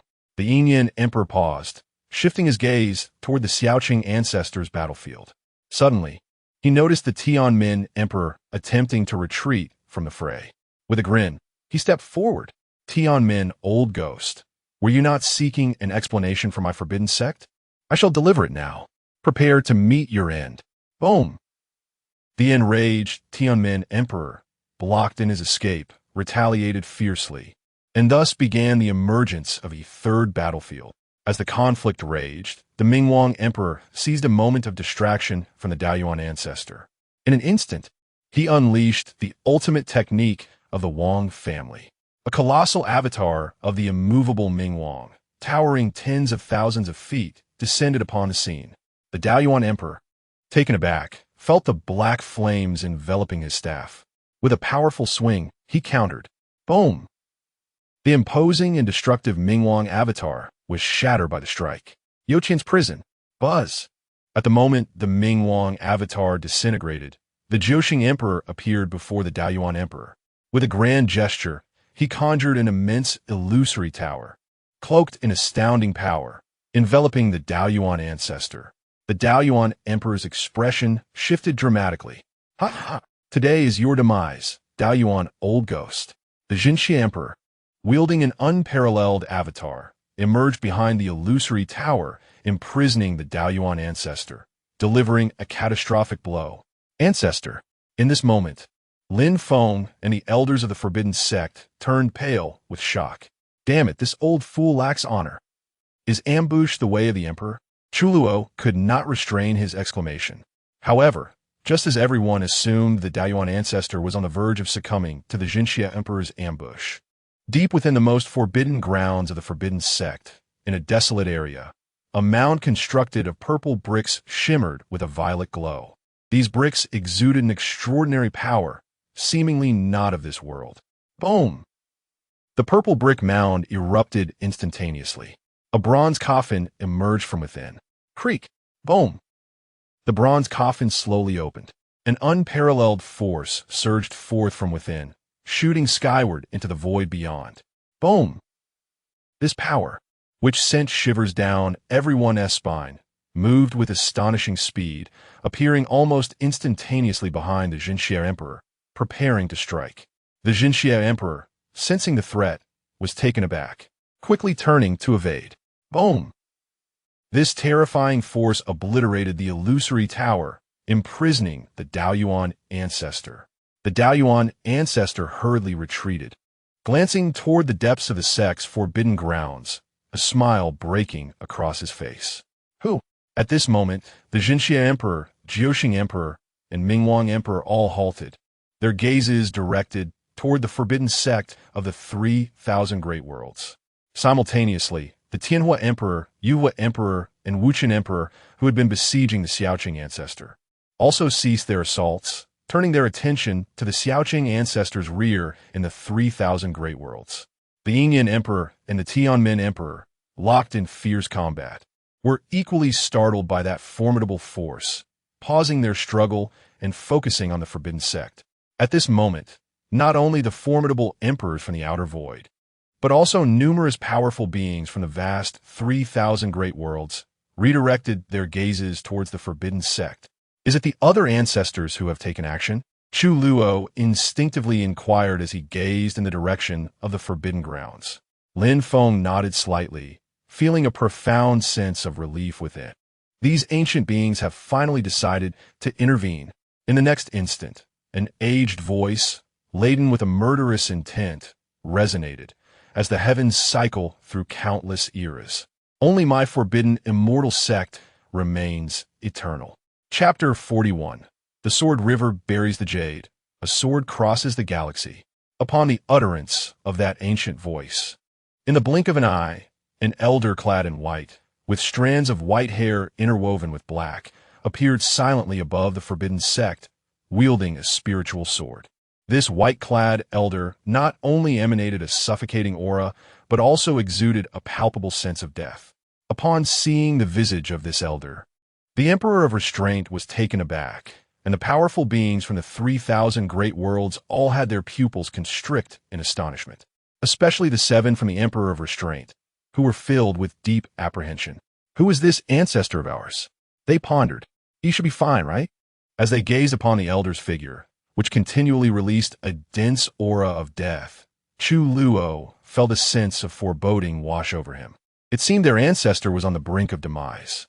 At this moment, Sect Master Lin Feng also raised his gaze to the elder, his brows furrowed, filled with uncertainty. He is one of the ancestors of our forbidden sect, Zhongyu. But how has he come to be in this state? It shouldn't he be like this? Lin Feng responded to Chu Luo in a hushed tone. Zhongyu. This was the first time Chu Luo had heard the name of this ancestor after many years in this world.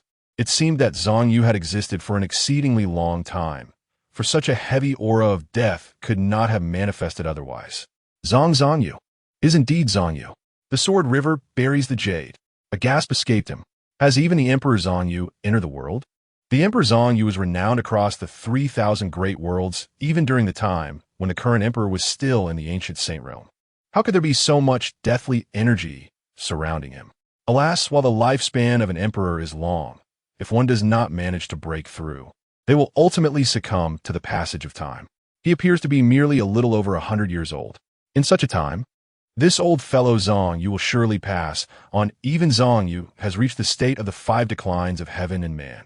Those older than him in the forbidden sect must have long since perished. This encounter with the 7 emperors has allowed us to glimpse the current state of the forbidden sect. Indeed, it has fallen into decline. Zhongyu is merely a remnant of the past, having once been one of the ancestors alongside the old ghosts Shao, Chun, and Dao Yuan. Now that Zhongyu has entered the 5 declines of heaven and man, even those older than him must have retreated into seclusion, fearing the consequences of re-entering the world. The ancient beings hidden away were now emerging, watching the battlefield with keen interest. Upon learning of the current predicament of Emperor Zhongyu, their eyes gleamed with greed. The forbidden sect's forbidden techniques had long been coveted by many. It was precisely because the forbidden sect possessed 1,000 forbidden techniques that it had endured through the ages. However, these ancient beings understood that the time to act was not yet ripe. Even if the forbidden sect had some ancient relics on the verge of demise, if they were to push the sect too hard, the ancient beings might risk their own demise to retaliate, bringing catastrophic consequences to their own factions. In the void above, the eyes of ancestor Zhongyu subtly lifted. In the next moment, the torn fabric of the void, shredded by imperial power, was instantaneously restored under an even more terrifying force. With just a glance, he quelled the violent energies above the heavens and mended the shattered void. This scene left countless hidden ancient beings trembling in fear. Truly formidable. Chu Luo couldn't help but exclaim. What level has our ancestor Zhongyu attained? The ancient royal family, Lingqing's sect, Red Flame Valley, and an inconsequential sect. How bold of you! Who gave you the audacity to cause trouble in my forbidden sect? The white-clad ancestor Zhongyu's presence was ethereal, his eyes narrowing as he surveyed the battlefield beyond the void.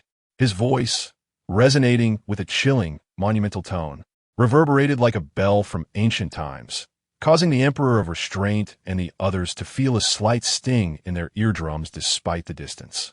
Though separated by great expanses, the seven emperors felt as though ancestor Zhang Yu was right beside them. In that instant, they were drenched in cold sweat, their resolve nearly faltering. It must be noted that even in their era, Emperor Zhang Yu was a legendary figure even now, though he was enveloped in deathly energies. The state of Zhang Yu unveiled the current plight of the forbidden sect. The sect was not far from its ultimate decline. Perhaps only a century remained. After a century, the forbidden sect would no longer stand as a rival to their top-tier forces. Sixth Realm Emperor. Retreat. The Emperor of Restraint snapped back to his senses, urgently advising the Emperor Ming beside him. The two turned and fled without a moment's hesitation. The Emperor of Heavenly Fire and the Emperor of Wine also reacted swiftly, alerting their respective comrades, the Emperor of Rebirth and the Emperor of Dustlessness. The emperors immediately turned, tearing through space to escape. As the emperors of the three top-tier forces fled, the Emperor of the Heavenly Gate suddenly came to his senses. However, in that fleeting moment, the Emperor of Shadows struck first, launching a surprise attack. Old wretch, perish! Boom! The force of the Emperor of Shadows' empowered palm sent the Emperor of the Heavenly Gate flying, gravely wounded. Despicable! You dare to ambush me! The Emperor of the Heavenly Gate roared, blood spewing forth from his mouth. Yet, before he could regain his composure, ancestors Shao Chun and Dao Yuan arrived, surrounding the Emperor of the Heavenly Gate and cutting off all avenues of escape. At this moment, the Emperor of the Heavenly Gate was filled with regret. Curse it! I shall fight you to the end. Boom! The Emperor of the Heavenly Gate bellowed, bracing himself against the onslaught of the three. But at that moment, above the forbidden sect, ancestor Zhang Yu looked at the emperors fleeing deeper into the universe, a cold smile gracing his features. You think you can come and go as you please? Do you truly believe my forbidden sect is so easily trifled with? As soon as his words fell, ancestor Zhang Yu raised his sword towards the void beyond, intoning solemnly, "Forbidden techniques, a sword crosses the galaxy." Boom! With that, he slashed his sword towards the void. Chapter 42. The Fall of the Emperor, a shared grief of heaven and earth, a resplendent light, overshadowing the sun and the sky, erupted from the spiritual sword wielded by the ancestor of Zhang Yu. In an instant, this sword light expanded immensely, enveloping the entirety of the vast 3,000 great worlds and soaring into the void beyond.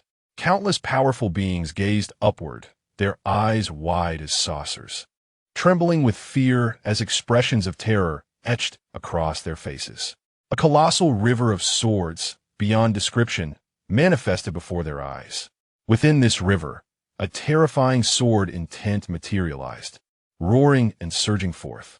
The sword river shimmered with brilliance akin to the stars, illuminating the entire celestial expanse of the 3,000 great worlds. Boom! As this river of swords surged forth, it shattered the void and distorted the fabric of time and space. Alas, ancestor, do you wish to annihilate us? Two elders, startled by the emergence of this sword river that surged from the depths of the 3,000 great worlds, quickly warned the ancestor of Xiaoqing and the ancestor of Dao Yuan, urging them to flee. In their escape, they did not hesitate to strike the dazed ancestor of Tianmin, casting him into the sword river. Damn it! The ancestor of Tianmin, filled with indescribable grief and indignation, let out a heart-wrenching scream as he was swept away by the sword river. Boom! Soon, this sword river tore through the fabric of space, pursuing the few emperors who had fled into the depths of the void. Boom! In the next moment, a deafening sound echoed from the depths of the void beyond. Dazzling sword light radiated from the chaotic expanse, illuminating the cosmos of the 3,000 great worlds. The astonishing force caused violent tremors throughout the realms. After a long while, tranquility returned to the world. A subtle smile graced the lips of the ancestor of Zhang Yu. Boom, boom, boom. Before long, the 3,000 great worlds were shrouded in a crimson cloud, with ominous phenomena occurring. A torrential downpour of blood fell from the sky. Sigh, the emperor has fallen, and heaven and earth mourn. An emperor has perished. It It was the ancestor of Tianmin, who had just been ambushed by the Emperor of Yinya and plunged into the sword river of the ancestor of Zhongyu. Indeed, we can no longer sense the presence of the ancestor of Tianmin. The great era is upon us, and with it, emperors fall. Alas, a grand era is also a chaotic one. Even before this grand era has fully arrived, an emperor has already fallen. This era will likely be even more tumultuous than before. Countless powerful beings gazed at the falling blood rain, all sighing in lament. In this chaotic world, even emperors are stained with blood, let alone other martial artists. The ancestor of Zhong Yu sheathed his spiritual sword, and a denser aura of death enveloped him. It seemed as though he might sit down to meditate at any moment. This scene was observed by many hidden old monsters with ulterior motives. Master, why did our ancestor, who appears so lifeless, still expend his lifespan to unleash forbidden techniques just now? Chu Luo inquit purpa. Lin Feng shook his head, equally bewildered.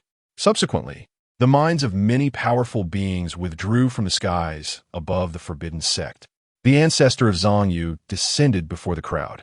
At this moment, the ancestors of Xiaoqing and Daoyuan, along with the emperor of Yinya, also returned to the sect. Ancestor, Lin Feng and the elders all bowed respectfully to the ancestor of Zhong Yu. The ancestor of Zhong Yu waved his hand, a hint of a smile gracing his face, saying, "There is no need for such formality, sect master. Ancestor, have you entered the stage of decay? Perhaps you should select some divine herbs from the sect's treasury." Lin Feng expressed his concern. Upon mentioning the death aura surrounding the ancestor of Zhong Yu, both the ancestor of Xiaoqing and the ancestor of Daoyuan exchanged glances filled with intrigue. The ancestor of Zhong Yu waved his hand, then fixed his gaze upon Chu Luo, smiling mysteriously. "Little one, you possess remarkable talent. In the future, when seeking opportunities, pursue them wholeheartedly, and do not let today's events become a burden. As the grand era approaches, fight for what is yours. Should any old fools dare to bully you, rest assured, we old ones are not yet dead." Chu Luo was taken aback, then clasped his fists. "I understand, ancestor. Thank you for the protection of the ancestor and the sect. I shall not bring shame to the sect in the future." The ancestor of Zhong Yu nodded slightly, growing increasingly satisfied as he regarded Chu Luo. Meanwhile, Lin Feng and the elders present were astonished. Their ancestor, Zhong Yu, was placing such high regard upon this young man, Chu Luo. The emperor of Yinya, standing nearby, was grinning widely. His beloved disciple had won the favor of the sect's ancestor, a joy greater than his own ascension to emperor. "Young man, focus on your cultivation. The future of the forbidden sect may well rest upon your generation." The ancestor of Zhong Yu chuckled. With that, he took a step forward, returning to the sect's forbidden grounds. The ancestors of Xiaoqing and Daoyuan cast one last glance at Chu Luo before following after the ancestor of Zhong Yu. Everyone may disperse now. Lin Feng's tense demeanor finally relaxed as he addressed the crowd, then turned and vanished from sight. The other elders also departed in succession. Chu Luo gazed into the depths of the forbidden grounds, still awestruck by the ancestor of Zhong Yu's sword strike. Coming back to his senses, he decided to return to Ningxia Peak to unwind. After all, the journey to the emperor's secret realm had left him utterly exhausted. Moreover, he needed to replenish the lifespan he had expended during the repeated use of forbidden techniques within the secret realm. Thus, amidst the adoring gazes of numerous disciples, Chu Luo and the emperor of Yinya returned to their own peaks. Meanwhile, within the forbidden grounds of the forbidden sect, upon returning to the forbidden grounds, the ancestor of Zhong Yu radiated a faint glow. In the next moment, under the watchful eyes of the ancestors of Xiaoqing and Daoyuan, the death aura surrounding him vanished entirely. Furthermore, the skin of the ancestor of Zhong Yu regained its elasticity, and the white strands of hair gradually transformed back to black. In the blink of an eye, the once aged ancestor of Zhong Yu had transformed into a youthful and handsome man, clad in white robes, resembling a celestial being descending to earth. Were outsiders to witness this scene, they would undoubtedly be left agape. It turned out that the state of the ancestor of Zhong Yu had been a fade. He had deceived everyone. The ancestors of Xiaoqing and Daoyuan, however, appeared unfazed by this revelation. "Ancestor, Why did you choose to disguise yourself in such a manner? The ancestor of Daoyuan questioned, perplexed. The ancestor of Zhongyu smiled broadly, gazing skyward. Another grand era is about to dawn. When a grand era arrives, prodigies abound. If I, the emperor, and our forbidden sect appear too formidable, those self-righteous forces will be deterred from acting against us. Our generation of geniuses would inevitably miss out on valuable trials and tribulations. Only by presenting the facade of decline can we compel those self-important factions to refrain from openly targeting us old ones. However, they will undoubtedly seek ways to stifle the younger generation of the forbidden sect. Thus, our youth shall have their sharpening stones. Oh, I see now. The ancestors of Xiaoqing and Daoyuan finally understood. Then, will you continue to remain in slumber? The ancestor of Xiaoqing inquired. The ancestor of Zhongyu shook his head slightly. Addressing the two, as the grand era approaches, I shall no longer remain in slumber. That boy, Chu Luo, is extraordinary. If he does not perish prematurely, our forbidden sect is likely to give birth to another remarkable existence. Upon hearing this, the ancestors of Xiaoqing and Daoyuan nodded in agreement. Thus, the esteemed ancestor has no intention of slumbering, but rather to safeguard the younger generation of our forbidden sect. Apart from that lad, named Chu Luo, there are several promising youths within the sect. You too must also commence the clandestine protection of these young talents. The ancestor of Burial Jade spoke. The ancestors of Xiaoqing and Daoyuan both nodded in acknowledgement and bowed respectfully before retreating. The ancestor of Burial Jade slowly turned, a smile gracing his lips. Before him lay 100 grave mounds constructed of purple stone bricks, each containing a bronze coffin. Chapter 43, renowned across 3,000 realms. The annihilation of the Heavenly Gate sect, the ancient royal family. Within the ancient royal family's realm, deep within the ancestral grounds, two weary figures, visibly distressed, returned to their cave dwelling. Upon their appearance, all the figures on the small, floating islands within the cave rose in unison. The two who returned were none other than the previously fleeing Emperor of Evil Suppression and the Emperor of Brightness. However, at this moment, the Emperor of Evil Suppression bore a grotesque wound upon his chest, with terrifying sword energy continuously eroding his body. Beside him, the Emperor of Brightness had lost an entire arm. Witnessing the dire state of the two, the gathered ancestral elders of the royal family fell into a profound silence. They had secretly observed the recent battle of emperors. The emergence of the Emperor of Buried Jade certainly took them by surprise. They never anticipated that the old specter of Buried Jade had not yet perished.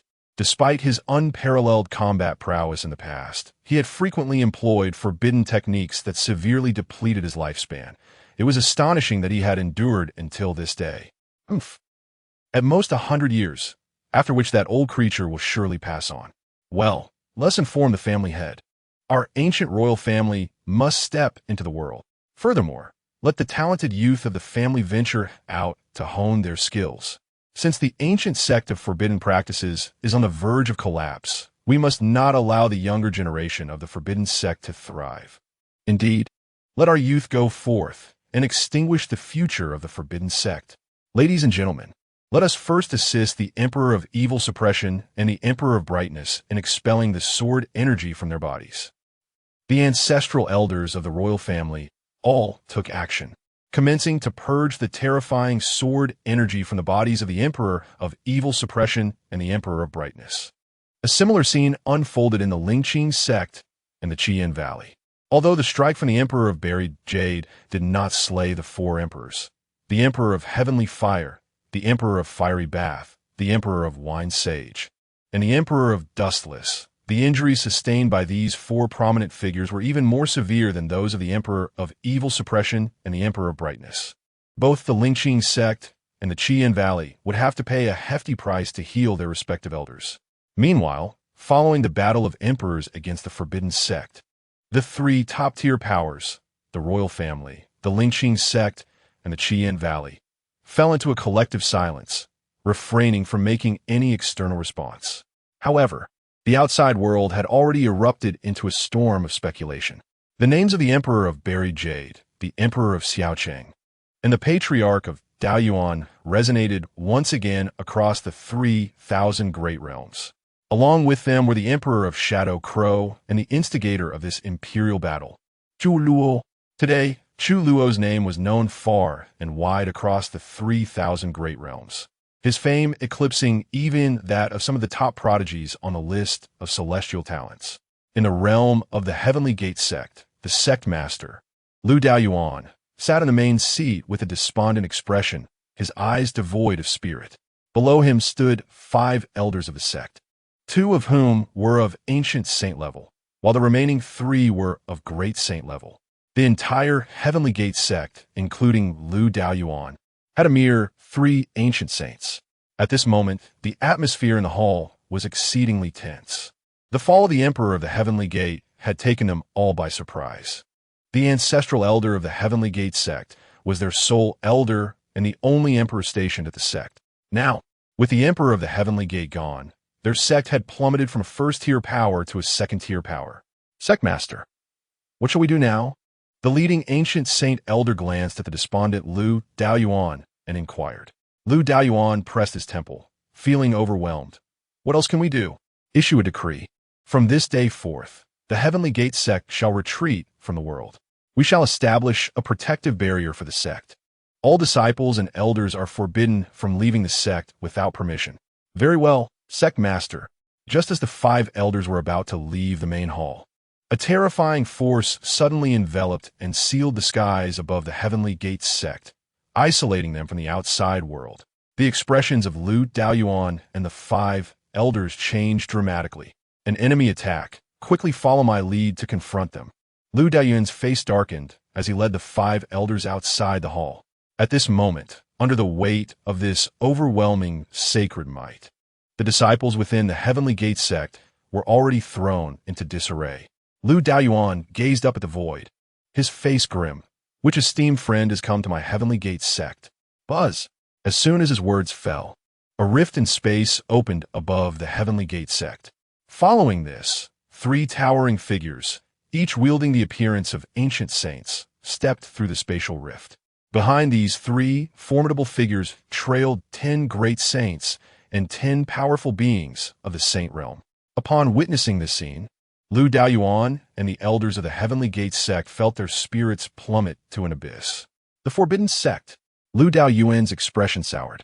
Indeed, the formidable beings emerging from the spatial rift were high-ranking members of the forbidden sect.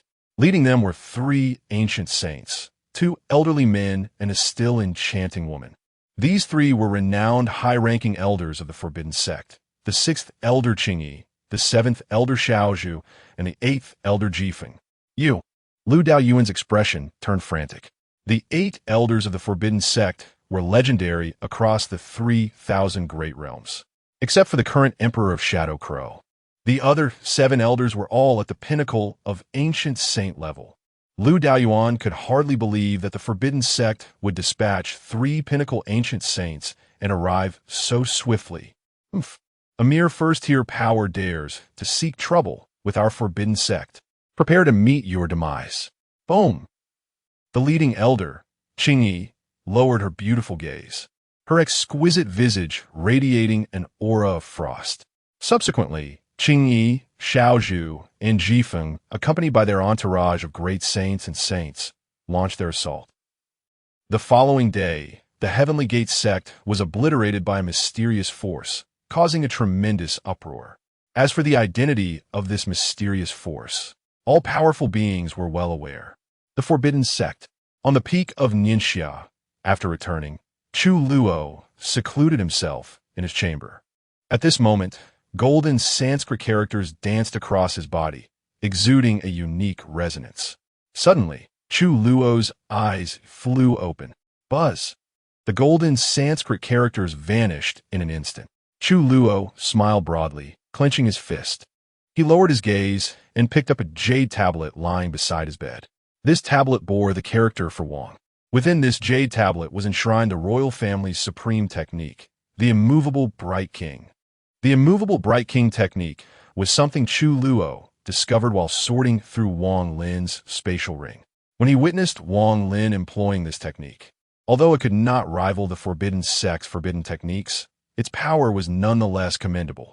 In the future, if he encounters the royal family's prodigies again, he would use this technique against them. Chu, senior brother, are you there? At that moment, a disciple's voice echoed from outside the room. Chu Luo was taken aback. It was rare for disciples to visit him on Yinxiao Peak. He rose and opened the door to find a core disciple waiting for him. Upon seeing Chu Luo, the disciple's face lit up with admiration as he promptly exclaimed, "Chu, senior brother, the sect master requests your presence in the main hall." "The sect master is looking for me? What is it about?" "Chu Luo inquit gudio sili." The core disciple shook his head but leaned closer to Chu Luo and whispered, "Chu, senior brother, early this morning, the ancient saint of the Tianji Pavilion, along with his disciple, the spirit calculator, came to visit. They are currently in the main hall." "Chu, senior brother, you haven't had any past conflicts with the spirit calculator, have you? Are they here looking for trouble?" "Chu, senior brother, the Tianji Pavilion has a decent relationship with our forbidden sect. Perhaps you should consider hiding for a while. I can inform the sect master that you are not present." Chu Luo scrutinized the disciple before him. This junior brother seemed quite capable. However, upon reflecting on the expedition to the secret realm, Chu Luo realized he had not confronted any disciples from the Heavenly Mechanism Pavilion. There was no need for concern. He would ascertain the situation himself. Perhaps the other party was not there to trouble him. As Chu Luo regained his focus and was about to head to the main hall, he noticed that the disciples seemed to have something more to say, hesitating in his speech. "Is there something else, junior brother Tang?" Chu Luo inquired, raising an eyebrow. He recognized this disciple, Tang He, with whom he had ventured into the Emperor's secret realm.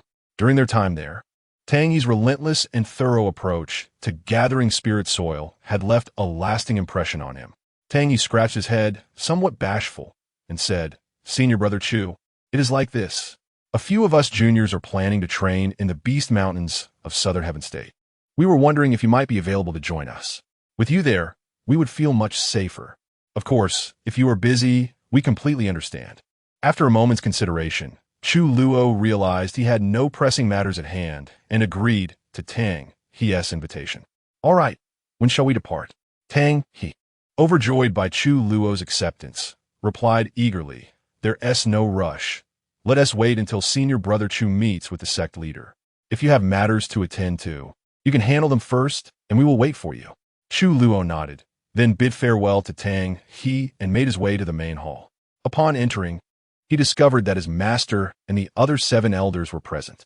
In a corner of the hall sat an unfamiliar elder, accompanied by a young man clad in white. At that moment, both the elder and the youth's gazes were fixed upon him. Chapter 44.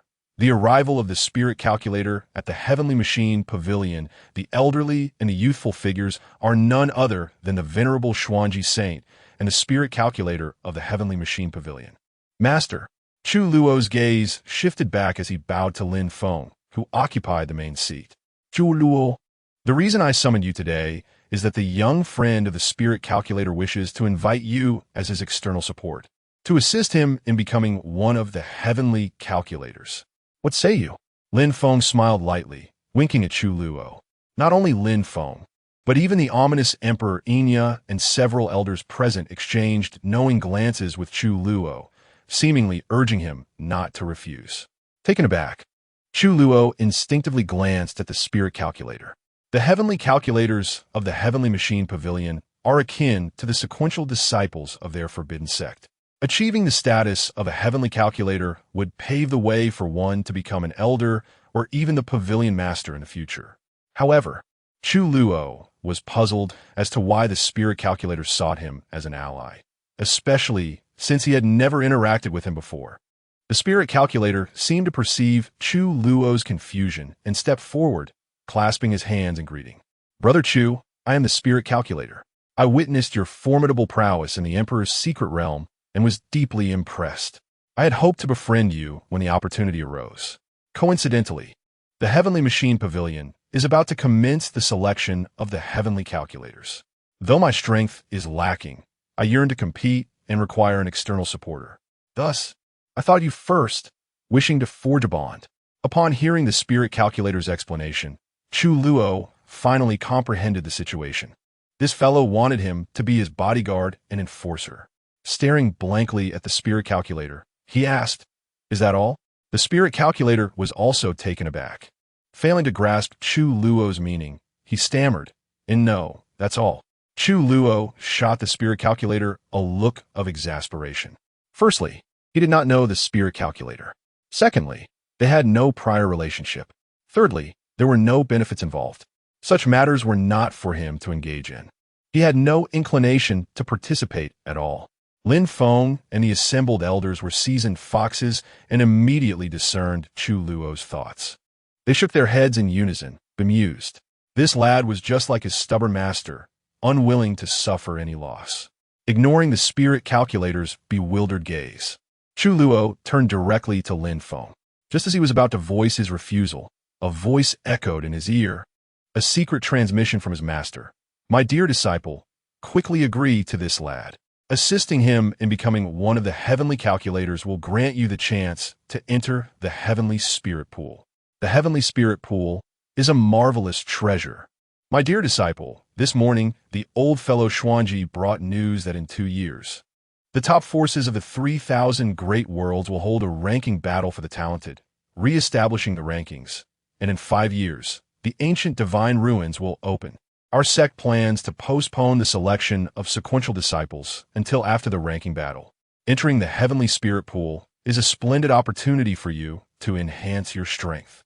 Do not let a good opportunity slip by. Agree to assist this lad, and fear not, for I will protect you." Upon hearing this, Chu Luo was momentarily stunned. He did not anticipate that the selection of sequential disciples had been postponed. However, since his master had stated that the heavenly spirit pool was indeed extraordinary, it must be something remarkable. Therefore, he clasped his hands and turned to the spirit calculator, his demeanor shifting a full 180 degrees, revealing a broad grin. "Ah, so it is Brother Ling. What a pleasure to finally meet you. I have long heard of your esteemed name. Today, upon encountering you, Brother Ling, you truly stand apart from the rest. We are like old friends at first sight. Your affairs are now my own. I accept your request and assure you I will do my utmost to help you become one of the heavenly calculators. Whoever dares to obstruct you shall face dire consequences." Chu Luo's enthusiasm was palpable, as if the spirit calculator were a long-lost brother. The spirit calculator was momentarily taken aback by this sudden warmth, then smiled broadly, clasping his hands. "Thank you, Brother Chu. From this day forth, you shall be my good brother. If you ever require assistance in the future, I shall spare no effort to support you." The onlookers observed Chu Luo's dramatic change in attitude, their mouths twitching in disbelief, especially the Xuanji saint, whose expression slightly twitched. This lad and the ancient Enya were indeed cut from the same cloth. "Ha ha! Well said. By the way, Brother Ling, when shall we set forth? If Brother Chu has no other matters to attend to, we could depart now. There are 2 days remaining until the selection of the heavenly calculators," the spirit calculator replied. Chu Luo nodded in agreement. Just as he was about to proceed with the spirit calculator and the Xuanji saint to the heavenly machine pavilion, the Emperor Enya produced a blood-red jade token and 2 bottles of elixirs, tossing them to Chu Luo.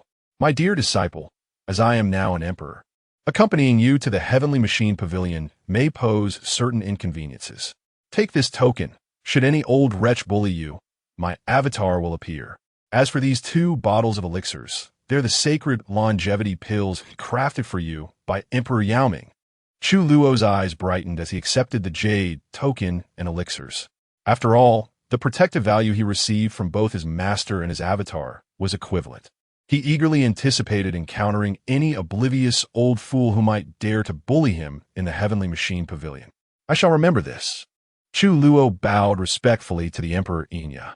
The spirit calculator, hearing the term sacred longevity pills, was filled with envy.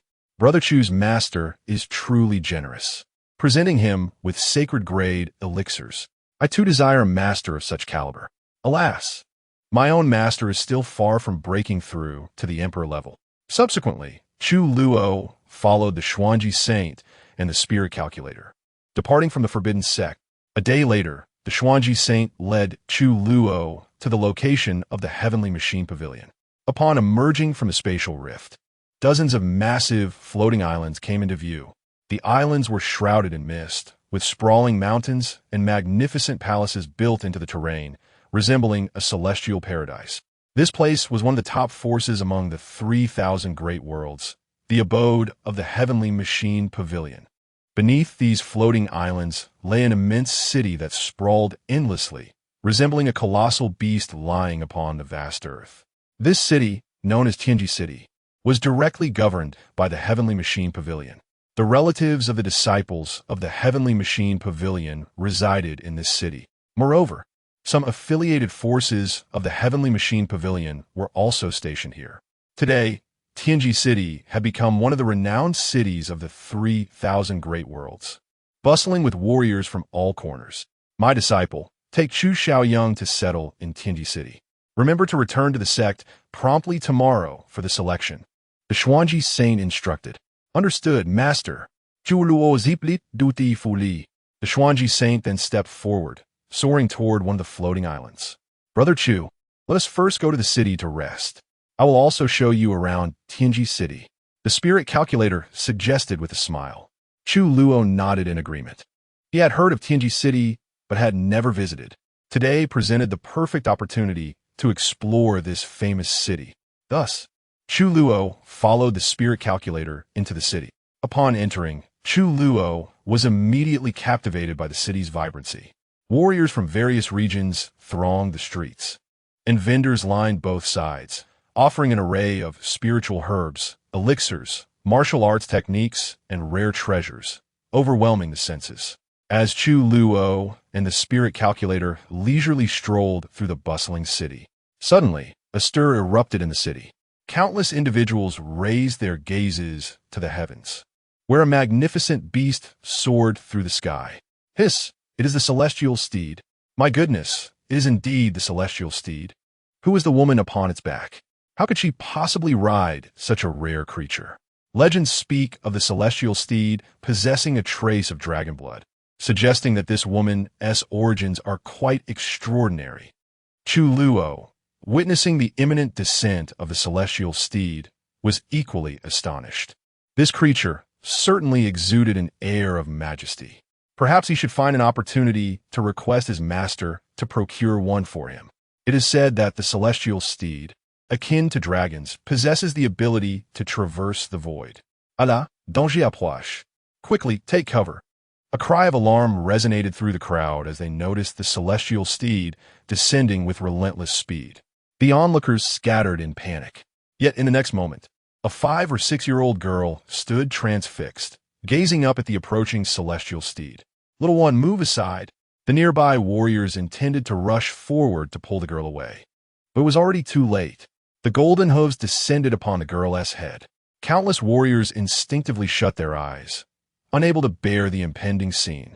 Forbidden technique. Spatial shift. P.S. Esteemed readers, it is quite late today. Tomorrow, I shall deliver 4 chapters in a burst. I must rise early. And to those who inquire about the heroine, I must say, there is none for me. So how could Chu Luo be deserving? Allow me to remain single, haha. Remember to leave a 5-star review. Chapter 45. Eloquence of Chu Luo. Slapping the prodigy of the Yi family as the golden hooves of the Tianlin horse were about to descend upon the little girl's head. A massive black hole suddenly materialized behind her. From within, an ethereal hand emerged, imbued with astonishing power, instantly enveloping the child. With a thud, the hooves of the Tianlin horse struck the back of the spectral hand, creating a resonating wave of energy. In the next moment, the horse's hooves were repelled by the immense force emanating from the hand, causing the Tianlin horse to rear back in fright. The young woman atop the horse's back turned pale, her delicate hands gripping the reins tightly as she executed a sharp pull to prevent the horse from toppling over. The raised hooves fell to the side, while the ethereal hand grasped the girl and pulled her backward into the black void. Are you seeking death? How dare you startle my Tianlin horse? She declared coldly, her beautiful eyes narrowing as she reprimanded Chu Luo, who stood not far ahead. Upon hearing her icy and haughty tone, the surrounding martial artists, who had previously closed their eyes, opened them in unison. Following their gaze, They beheld Chu Luo cradling the little girl. Unfazed by the woman's presence, Chu Luo comforted the teary-eyed child in his arms.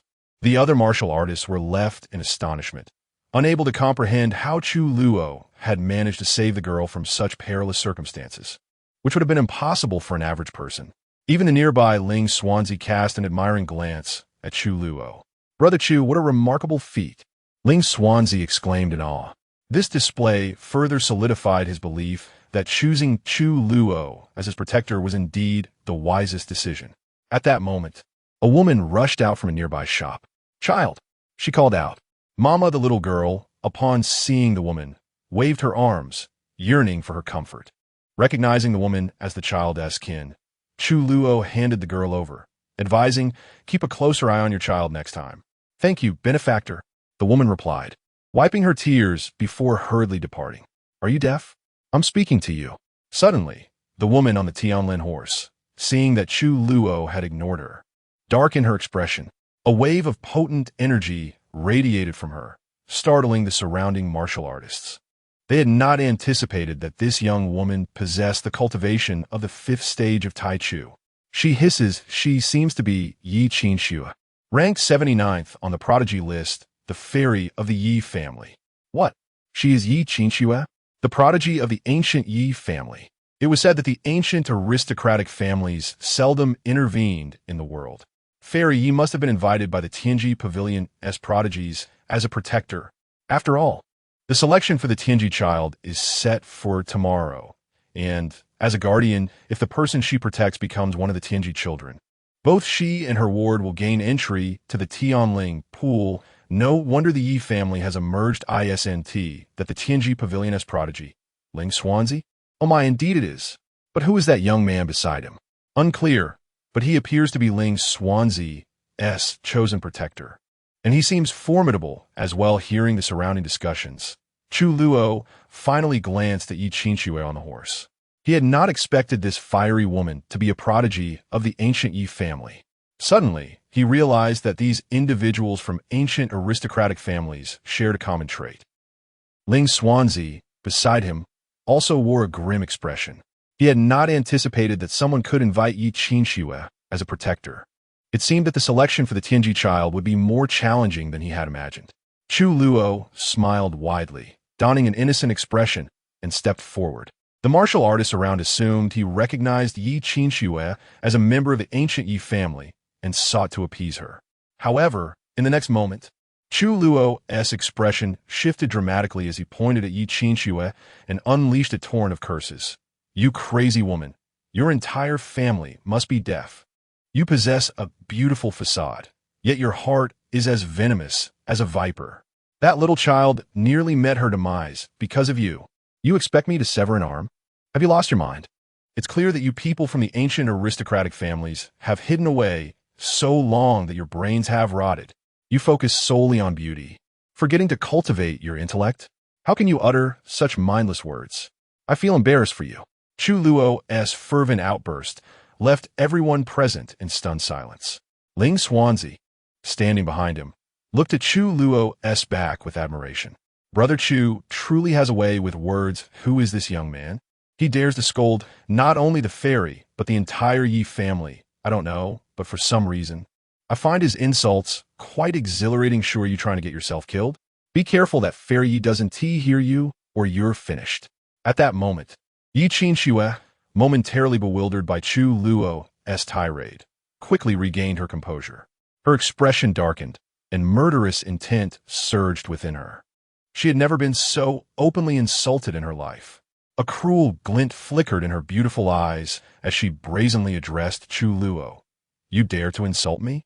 You dare to insult the Yi family. Today, I shall make you taste the agony of seeking life, yet finding none, and seeking death, yet being unable to achieve it. The forces behind you, and your kin, shall pay dearly. Forbidden supreme arts, shadow shift. Forbidden supreme arts, bloodthirsty venom." Before Yi Qinxue could finish her incantation, Chu Luo silently chanted within his mind, and in an instant his form flickered, moving with blinding speed. Within the blink of an eye, he appeared atop Yi Qinxue's horse. Although Yi Qingxue was at the 5th stage of Tai Chu, she was momentarily unable to perceive Chu Luo's terrifying velocity. By the time she registered what was happening, a hand was rapidly enlarging before her horrified gaze. The next moment, slap, boom, a sharp, resounding crack echoed, followed by the sight of Yi Qingxue being flung from her mount, a few pristine teeth flying from her mouth, stained with blood. In that moment, the world fell silent. All around, eyes widened in disbelief, staring at Chu Luo, who stood triumphantly on the back of the Tianlin horse. Even Ling's Swansea stood agape, overwhelmed with shock and admiration. With an innocent smile, Chu Luo looked at the airborne Yi Qingxue and cheerfully remarked, "Those who court death often talk too much. Not only do I dare to scold you, but I also dare to slap you." Chapter 46, A Familiar Recipe, a familiar taste. As Chu Luo's words fell, no one noticed the faint red glow that flickered across his palm as he breathed on Yi Qingxue's face, silent and unnoticed. Then, under the gaze of the crowd, he nonchalantly produced a bottle of elixir. This elixir was the sacred longevity pill, crafted for him by his master, the Medicine Emperor. Upon opening the bottle, a terrifying restriction sealed the opening. Chu Luo looked down into the bottle, which was filled with plump, thumb-sized sacred longevity pills. It seemed there were at least several dozen within. A peculiar wave of energy surged forth. "Wow, so many sacred longevity pills," Chu Luo exclaimed in surprise. In front of countless onlookers, he poured out one pill.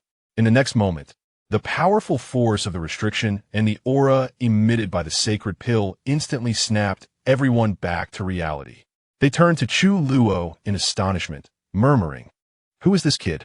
What audacity to strike even Yi Xinzi. Such a ruthless hand, a flower crushed without mercy, and a sneak attack at that. What kind of movement technique did he just employ? His speed is terrifyingly fast. Look, everyone, that kid is holding a sacred pill. My goodness, he dares to strike at someone from the Yi family and casually produces a sacred pill. Who on earth is he?" Hearing the murmurs around him, Chu Luo flashed a grin at the crowd. "Yes, a sacred pill. Would anyone like to snatch it?" His words rendered the audience speechless, rolling their eyes collectively. Although some had already revealed greedy expressions, reason reminded them that this youth, who walked alongside the divine calculator and dared to slap Yi Qingxue, was certainly no ordinary figure. He must have a significant background. Moreover, they were on the territory of the Heavenly Mechanism Pavilion. Chu Luo chuckled and popped the sacred pill into his mouth. In the next moment, his pupils constricted. The 3 forbidden techniques he had just unleashed consumed 1,200 years of his lifespan, instantly restored to full vitality. Chu Luo was astonished. With these sacred longevity pills, before he exchanged for the longevity body, he could finally unleash his full power without restraint. Indeed, what the Emperor produces is bound to be exquisite. Carefully stowing away the remaining pills, he noticed Yi Qingxue, who had been sent sprawling by his slap, slowly rising from the ground. The crowd turned to her, their mouths twitching uncontrollably, taking in a sharp breath. This kid is truly ruthless.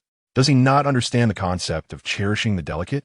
Yi Qingxue's once exquisite face was now swollen on one side, a handprint glaringly visible, accompanied by a burning pain. Moreover, a row of her front teeth was missing, leaving her mouth stained with blood. This scene elicited a mix of amusement and restraint from the onlookers, caught between laughter and shock. I will make you pay with your life." Yi Qingxue glared at Chu Luo, her words escaping through gritted teeth, her fury palpable. Chuckling, Chu Luo noticed the venomous glare in Yi Qingxue's eyes, a slight smile curling his lips. Just as he prepared to raise his hand to channel the forbidden technique he had secretly instilled within Yi Qingxue, a chilling voice filled with rage rang out, "Schwerer. Do not move." The voice reverberated in the ears of all present, causing Chu Luo's eardrums to ache. In the next instant, a space rift opened above Yi Qingxue's head, and a woman dressed in white, adorned with 2 massive snowy peaks, descended from the rift. The towering snow-capped mountains were so impressive that even Chu Luo couldn't help but steal another glance. They seemed capable of flattening him effortlessly. The surrounding warriors, having already revealed expressions of desire, now stared in awe. Yet, a terrifying aura radiated from this woman, enveloping the heavens and the earth. All the warriors present retracted their gazes, breaking into cold sweats. That is the forgetting emotion ancient saint of the Yi family, Yi Luo. So the forgetting emotion ancient saint is Yi Qingshue's protector. If this kid had no protector behind him, he would be doomed today? Just wait. Now that the forgetting emotion ancient saint has appeared, we will soon learn this kid's background. As the warriors anticipated, Yi Luo had already reached Yi Qingshue's side. Cousin. Yi Qingxue was taken aback. She had not expected her cousin to appear at this moment. There was a family rule in the Yi clan. Family disciples undergoing trials must not intervene unless their lives are at stake. Yi Luo's expression turned cold. A chilling intent locking onto Chu Luo. What a vicious little beast, Yi Luo said, contemplating her next move as she placed her jade hand on Yi Qingshue's back. Cousin? Yi Qingsue was somewhat puzzled. Swear, do not move. This little beast has just secretly placed a very insidious technique within your body. Yi Luo spoke icily. What? Yi Qingshue's face paled, and she turned to Chu Luo with venomous intent and murderous rage. Chu Luo sensed Yi Luo's murderous intent, showing no fear, but instead, a smile graced his lips. This is the flavor, a familiar recipe, a familiar taste. He could almost smell the scent of a protective instinct. However, to his astonishment, he did not expect the bloodthirsty dark poison technique to be so covert that even the ancient which Yi Luo could detect it. In an instant, a thought flashed through his mind, and he secretly detonated the bloodthirsty dark poison he had implanted within Yi Qingsue. Boom! Just as Yi Luo was about to completely purge the silent and eerie force from Yi Qingshue's body, the residual mysterious energy suddenly erupted. It transformed into strange patterns, merging into Yi Qingshue's energy sea. Yi Qingshue's face turned ashen in an instant, letting out a piercing scream. A searing pain erupted from the depths of her soul. Fortunately, Yi Luo had just in time eliminated a significant portion of the untriggered forbidden technique's mysterious power. Otherwise, Yi Qingsue would have perished on the spot.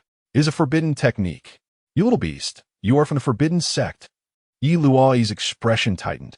Sensing the erupting mysterious forbidden power within Yi Qingsue, she glared at Chu Luo with a chilling intent. What? This kid is a disciple of the forbidden sect? My heavens, could he be the direct disciple Chu Luo of the forbidden sect? It must be him. Only Chu Luo would have the audacity to strike against the ancients of the Yi family. Indeed, he must be Chu Luo without a doubt. I've heard he even dared to slay the grandson of the King family's demon-suppressing emperor. The gathered warriors looked at Chu Luo as if he were a monster. Chu Luo shrugged, displaying an innocuous smile as he addressed Yi Luo, fairy sister. I don't quite understand what you are saying. Don't think that just because you're an ancient saint of the Yi family, you can slander me at will. As a disciple of the forbidden sect, I am upright and above board. How could I possibly resort to such insidious of all methods? Old hag, fairy sister, please do not falsely accuse me. As he spoke, unnoticed by anyone, Chu Luo's hand concealed within his sleeve had produced a blood-red jade token. Chapter 47. The Dark Crow Emperor and the Slap to Yi Luo. Humph. Yi Luo let out a cold snort and suddenly exerted force with her hand that was resting on Yi Qingsue. A terrifying surge of power coursed into Yi Qingshue's body. In the next moment, Yi Qingsue gasped for breath, her pale face gradually regaining its color. Yi Luo vitre herpalm. A bizarre blood-red energy was extracted from Yi Qingshue's body by Yi Luo. Yi Qingsue let out a sigh of relief. With a gentle stroke, Yi Luo's delicate hand brushed across Yi Qingshue's face. The half of Yi Qingshue's cheek that had been swollen from Chu Luo's blow instantly returned to normal. However, the tooth that had been knocked out by Chu Luo did not grow back. Clan Ant, he has been rendered useless. There is no need to kill him. I want to torment him thoroughly. Yi Qingshue's eyes were filled with resentment and cruelty as she pointed at Chu Luo and shouted fiercely. Yi Luo nodded slightly, her beautiful eyes glinting with murderous intent as she coldly remarked, at such a tender age, your heart is already so malicious. Today, I shall teach you a lesson on behalf of the forbidden sect. I will spare your life, lest the world say I bully the weak. But I shall render your cultivation useless as punishment. Upon hearing Yi Luoyi's words, Chu Luo inwardly scoffed at her audacity. How is this not bullying the weak? This old woman has an astonishingly thick skin, and who truly embodies malice here. Boom! Yi Luoyi's gaze intensified, and an overwhelming aura of sacred power surged towards Chu Luo. Chu Xiong. The expression of the spiritual calculator behind Chu Luo changed drastically, worried about when his master would arrive. With Yi Luoyi's presence, the elders in the pavilion could not possibly be unaware. Just as the surrounding martial artist believed Chu Luo was doomed, he immediately raised the blood-colored jade token in his hand and shouted in terror, "Master, save me. Someone is bullying your disciple." Boom! The blood-colored jade token in Chu Luo's hand erupted with a brilliant crimson light. Soon after, an unparalleled imperial might enveloped the entirety of Tianji City. Countless powerful figures within Tianji City were unable to withstand this terrifying imperial pressure and collectively knelt down. Imperial pressure. They gasped in awe. Which supreme emperor has descended? In other parts of Tianji City, innumerable martial artists looked on in shock, their eyes filled with terror as they gazed towards Chu Luo's direction. At this moment, the sacred might of Yi Luoyi, imbued with hidden power, was instantly shattered by this overwhelming imperial pressure. Vile creature, dare to bully my precious disciple. Above Chu Luo, a blood-colored phantom emerged. The avatar of the Dark Crow Emperor had appeared. The Dark Crow Emperor's gaze sharpened as he shouted angrily at Yi Luoyi. Emperor! The expressions of Yi Luoyi and Yi Qinxue changed drastically, especially Yi Qinxue, who was utterly astonished. She had never imagined that this disciple of the forbidden sect would have the protection of an emperor. Boom! In a brief moment of Yi Luoyi's distraction, the avatar of the Dark Crow Emperor suddenly struck at her with a palm from afar. Controlling his strength, the Dark Crow Emperor sent Yi Luoyi flying on the spot. Seeing this unfold, Chu Luo couldn't help but burst into laughter. From the protection of the Emperor Master, 10,000, at this moment, the world fell silent. Countless martial artists present looked up at the Emperor avatar above Chu Luo, swallowing hard. It was indeed as rumored. The Dark Crow Emperor was extremely protective of his disciples. Today, they finally witnessed it firsthand. Even the ancient Leaf family's forgetting emotion ancient sage was slapped away, truly worthy of being Chu Luo's master. Such a master, such a disciple. The spiritual calculator behind Chu Luo finally let out a sigh of relief. Simultaneously, he felt a genuine sense of envy towards Chu Luo, a despicable old wretch. How could my precious disciple be bullied by you? The Dark Crow Emperor cast a cold glance at Yi Qinxue and berated her fiercely. Under the Emperor's gaze, Yi Qinxue felt as though she had plunged into an icy abyss, struggling to breathe, and could not help but take a step back. Meanwhile, the imperial might of the Dark Crow Emperor spread at an astonishing speed to the Tianji Pavilion. Outside Tianji City, in the void, an elderly man with white hair had a grim expression. Beside him stood a young man in his 20s named Yusuanzi, a prodigy of Tianji Pavilion. Had he not surpassed the age of 25, he would surely have a place on the prodigy ranking. The elder beside Yusuanzi was his master, the 8th elder of Tianji Pavilion, the ancient sage of Lingyan. After Yi Qinxue arrived in Tianji City, both Lingyan ancient sage and Yusuanzi had taken notice. They realized that the ancient sage's pressure generated by Yi Luoyi's arrival had been secretly blocked by Lingyan ancient sage. Otherwise, the higher-ups of the pavilion would have long been alerted to the presence of an ancient sage in Tianji City. However, the imperial might of the Dark Crow Emperor was not something a single ancient sage could withstand. Master, what should we do now? Yusuanzi asked with a furrowed brow. The pavilion master and those old geezers must have noticed as well. Let us go. Lingyan ancient sage pondered briefly, waving his hand and leading Yusuanzi out of the void.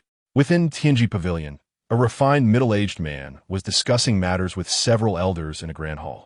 This elegant man was the pavilion master of Tianji Pavilion, the ancient sage Tianyu. Among the elders present was Xuanji ancient sage, the master of Yusuanzi. Suddenly, As they were deliberating, everyone stood up in shock, their faces reflecting disbelief. Pavilion Master, this imperial might belongs to the Dark Crow Emperor of the Forbidden Sect. Xuanji Ancient Sage sensed the familiar imperial pressure and hurriedly informed Tianyu Pavilion Master. He recalled that when Chu Luo had come to Tianji Pavilion, the Dark Crow Emperor had given him a jade token. Now that the Emperor's pressure was manifesting in Tianji City, it was likely that something had happened to Chu Luo. Let's go and pay a visit to the Dark Crow Emperor. Tianyu Pavilion Master nodded slightly, rising from his seat and vanishing with a single step. The elders present followed suit. Back in Tianji City, after being slapped away by the Dark Crow Emperor, Yi Luoyi awkwardly rose from the ground under the gaze of countless martial artists. Her once pristine appearance was now sullied. At this moment, the crowd was collectively astonished. For Yi Luoyi, like Yi Qinxue before her, now bore a red and swollen half of her exquisite face. A glaring handprint etched upon it. The fiery pain filled her with immense humiliation. Witnessing this scene, the martial artists present could not help but twitch at the corners of their mouths.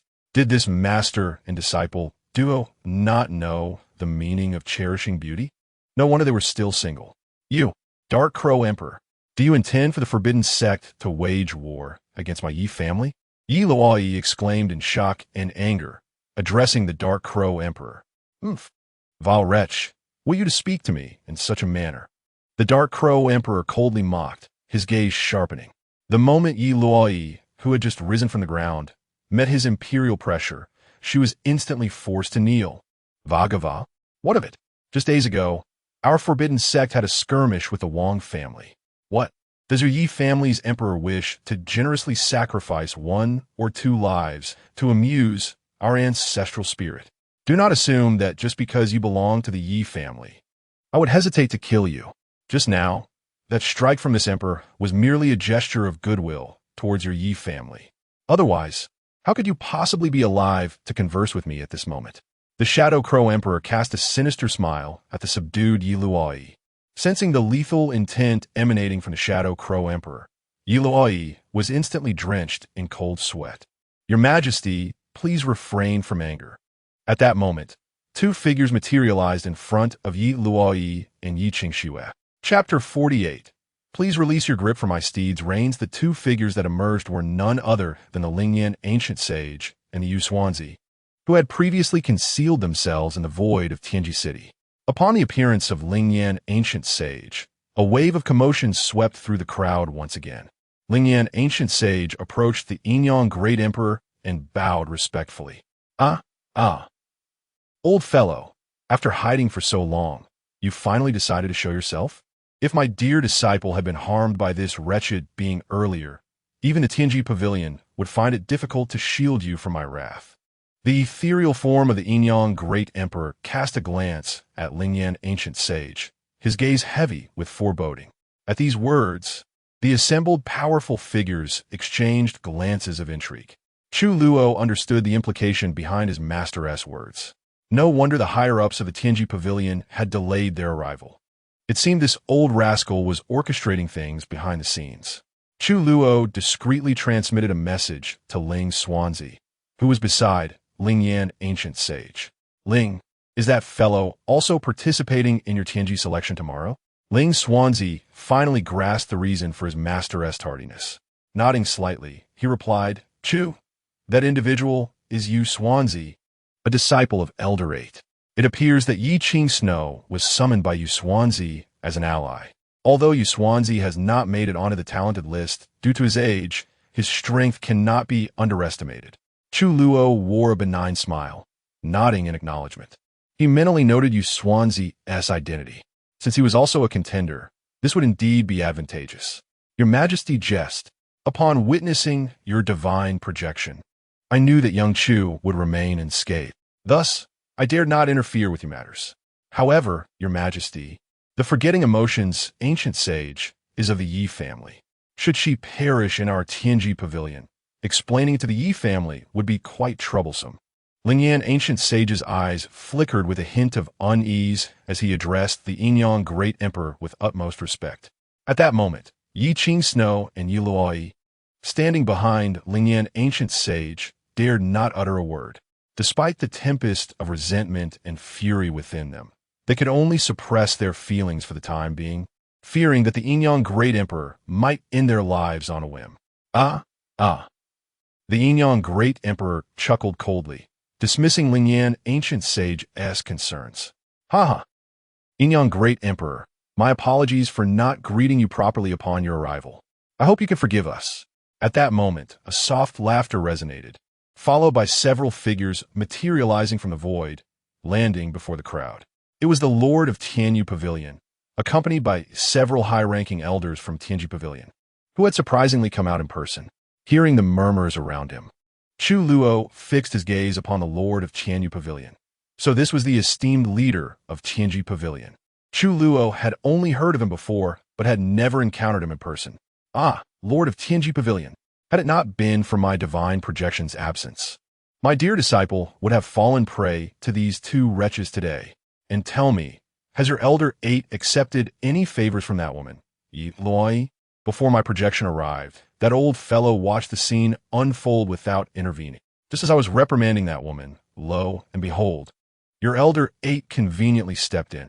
Old rascal, has that woman granted you some nocturnal benefits? The Yin Great Emperor's expression shifted more rapidly than turning pages of a book, his previous authority dissipating entirely, replaced by a lewd and gossipy demeanor as he inquired of Lingyan Ancient Sage.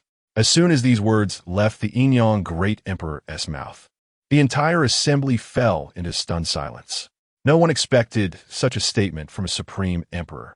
However, as they recalled earlier events, could it be that Lingyan Ancient Sage truly had an affair with Yi Luo? Curiosity flickered in the eyes of many, who now turned their gazes toward the mortified expressions of Lingyan Ancient Sage and Yi Luo.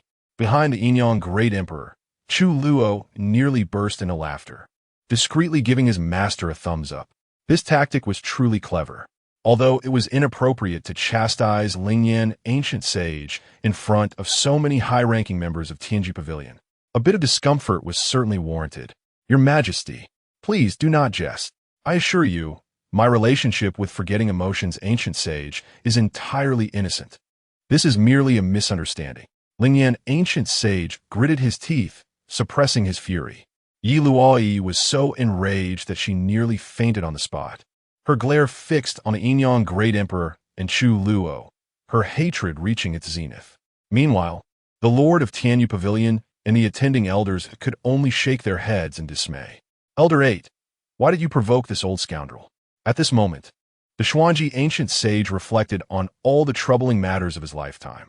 He struggled to suppress the corners of his mouth from curling upward. His rivalry with Lingyan Ancient Sage had been long-standing. Yet witnessing his humiliation at the hands of the Yin Great Emperor brought him more joy than seeing his own disciple become a Tianji contender. Previously, the Xuanji Ancient Sage had worried that Ling Xuanzi's choice of Chu Luo would bring them trouble, but now he wholeheartedly supported his disciple's decision. The Lord of Tianyu Pavilion, bemused, glanced at Yu Xuanzi and Yi Qingsnow before shifting his gaze back to Lingyan Ancient Sage, quickly piecing together the situation. However, as Lingyan Ancient Sage was a member of Tianji Pavilion, he did not wish to embarrass him too severely. Thus, he addressed the Yin Great Emperor with a respectful bow. Yin Great Emperor, today it is indeed our Tianji Pavilion's oversight. However, since the 2 members of the Yi family were invited by us, they, like young Chu and your Majesty, are esteemed guests of Tianji Pavilion. Moreover, with the Tianji selection approaching, I kindly ask for your leniency. The Yin Great Emperor smirked. It seems Tianyu knows how to speak sweetly. No wonder you were chosen by those old fellows. Very well. I shall grant your Tianji Pavilion this favor. With a wave of his hand, the imperial pressure that had weighed upon Yi Luo dissipated. Thank you, your Majesty. Elder 8. Do escort the 2 ladies from the Yi family and ensure their comfort within Tianji City. The Lord of Tianyu Pavilion commanded with a casual glance. Yes, Pavilion Master. Lingyan Ancient Sage inhaled deeply and promptly bowed. He then led the resentful Yi Luo and Yi Qingsnow away. Just as Yi Qingsnow reached for the reins of the Tianlin horse, the Yin Great Emperor cast a lewd smile her way, saying, Little girl, you bullied my dear disciple and plan to leave just like that. I have taken a liking to this Tianlin horse. If you wish to retrieve it, have your old folks from the Yi family come to me. You, Yi Qing Snow and Yi Luo were instantly infuriated, yet they dared not voice their anger. After all, who had truly been the bully here? The Yinyang Great Emperor paid no heed to their expressions, grinning as he remarked, "My dear disciple, take the horse." "Certainly, master." Chu Luo beamed, flashing a grin that could rival the sun, as he eagerly approached Yi Qing Snow, saying, "Fairy Yi, please release your grip from my steed's reins."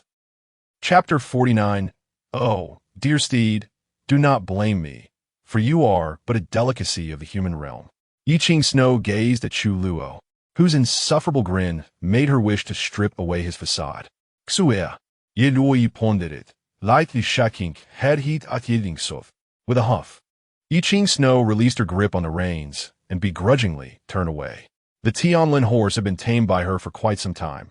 Once tamed, it would remain loyal to its master for life. She could not believe that Chu Luo could subdue it. Surely, the steed would return to her side in due course. Subsequently, Yi Qing Snow departed the scene alongside Yi Luo. "Tianyu, my dear apprentice has just arrived at your Tianji pavilion and has already been bullied. I am quite uneasy about this. Therefore, I shall personally visit Tianji pavilion tomorrow to protect my precious disciple. You have no objections, I trust?" The ethereal visage of the Yin Crow Emperor withdrew its gaze, smiling at the pavilion master Tianyu. Tianyu was taken aback and respectfully replied, "Haha, we eagerly await the arrival of the Emperor." The Yin Crow Emperor nodded slightly, turning to Chu Luo, who was tenderly caressing the Tianlin horse. "Dear disciple, should anyone dare to bully you again, do not hesitate to summon me. Furthermore, I entrust the care of my steed to you." The Emperor winked at Chu Luo. Chu Luo beamed, nodding enthusiastically like a chick pecking at rice. "Absolutely. Rest assured, master." The ethereal form of the Yin Crow Emperor chuckled, gradually fading away amidst the gazes of countless onlookers. The overwhelming pressure of the Emperor dissipated from Tianji City, causing the surrounding martial artists to relax, rising unsteadily from their prolonged kneeling. Tianyu and several elders of Tianji Pavilion exchanged glances with Chu Luo, astonished glimmers flickering in their eyes before they turned and vanished from sight. "Disciple, cultivate a good relationship with Chu Xiaoyu. Chu Xiaoyu, I entrust my disciple to you for tomorrow's Tianji selection." The enigmatic Zhuangzi, who had yet to depart, advised Ling Xuanzi. He then produced a precious spirit herb, tossing it to Chu Luo with a cheerful demeanor. Chu Luo accepted the herb, recognizing its heavenly grade, and promptly stored away. He clasped his hands in respect to Zhuangzi. "Rest assured, my friend Ling will undoubtedly become one of the Tianji candidates." In truth, Chu Luo had an unspoken thought. If he did not succeed, let it be as if he had never said anything. Zhuangzi nodded, stepping forward and disappearing in an instant. "Brother Chu, I shall rely on you tomorrow." Ling Xuanzi bowed respectfully to Chu Luo, smiling. After today's events, Ling Xuanzi had gained even more confidence in Chu Luo's abilities, especially after witnessing him strike Yi Qing Snow, who was at the 5th stage of Taichu. Who among the top prodigies could possibly rival him? "Ha ha ha, well said." Chu Luo waved dismissively, his gaze fixed on the Tianlin horse, growing fonder by the moment. Suddenly, he paused, sensing several menacing auras. Whirling around, he spotted 2 handsome youths in the crowd, their cold stares fixed upon him. Recognizing their attire, Chu Luo identified them as disciples from Qian Valley and Lingqing sect. Ling Xuanzi, noting Chu Luo's expression, followed his line of sight and was taken aback, his brow furrowing with concern. "Brother Chu, the one from Qian Valley, is Xiao Xinga, ranked 78th on the prodigy list, while the other is Zhao Kongming from Lingqing sect, ranked 86th. I didn't expect them to be here. This Tianji selection is bound to be the most intense in history," Chu Luo thought, squinting as he met the gaze of the 2 youths, wearing a harmless smile. He perceived the members of Qian Valley and Lingqing sect as bothersome flies, ubiquitous in his path. Should they provoke him tomorrow, he would not hesitate to ensure that these 2 factions lost yet another prodigy. As I noticed Chu Luo's gaze, "Xiao Xinga, and Zhao Kongming exchanged cold huffs and turned away. Brother Xiao, I never anticipated encountering that little wretch, Chu Luo, here. Our sect's higher-ups have ordered us to eliminate this little fiend if we cross paths with him, Zhao Kongming remarked, recalling Chu Luo's terrifying speed that had even caught Yi Qingsnow off guard. Xiao Xinga nodded thoughtfully, stating, I too did not expect this little wretch, merely at the first stage of Tai Chu, to possess such alarming speed. Qian Valley has similarly instructed us to kill Chu Luo on sight. Zhao Kongming's eyes brightened with a cunning smile. Brother Xiao, what do you think about teaming up tomorrow?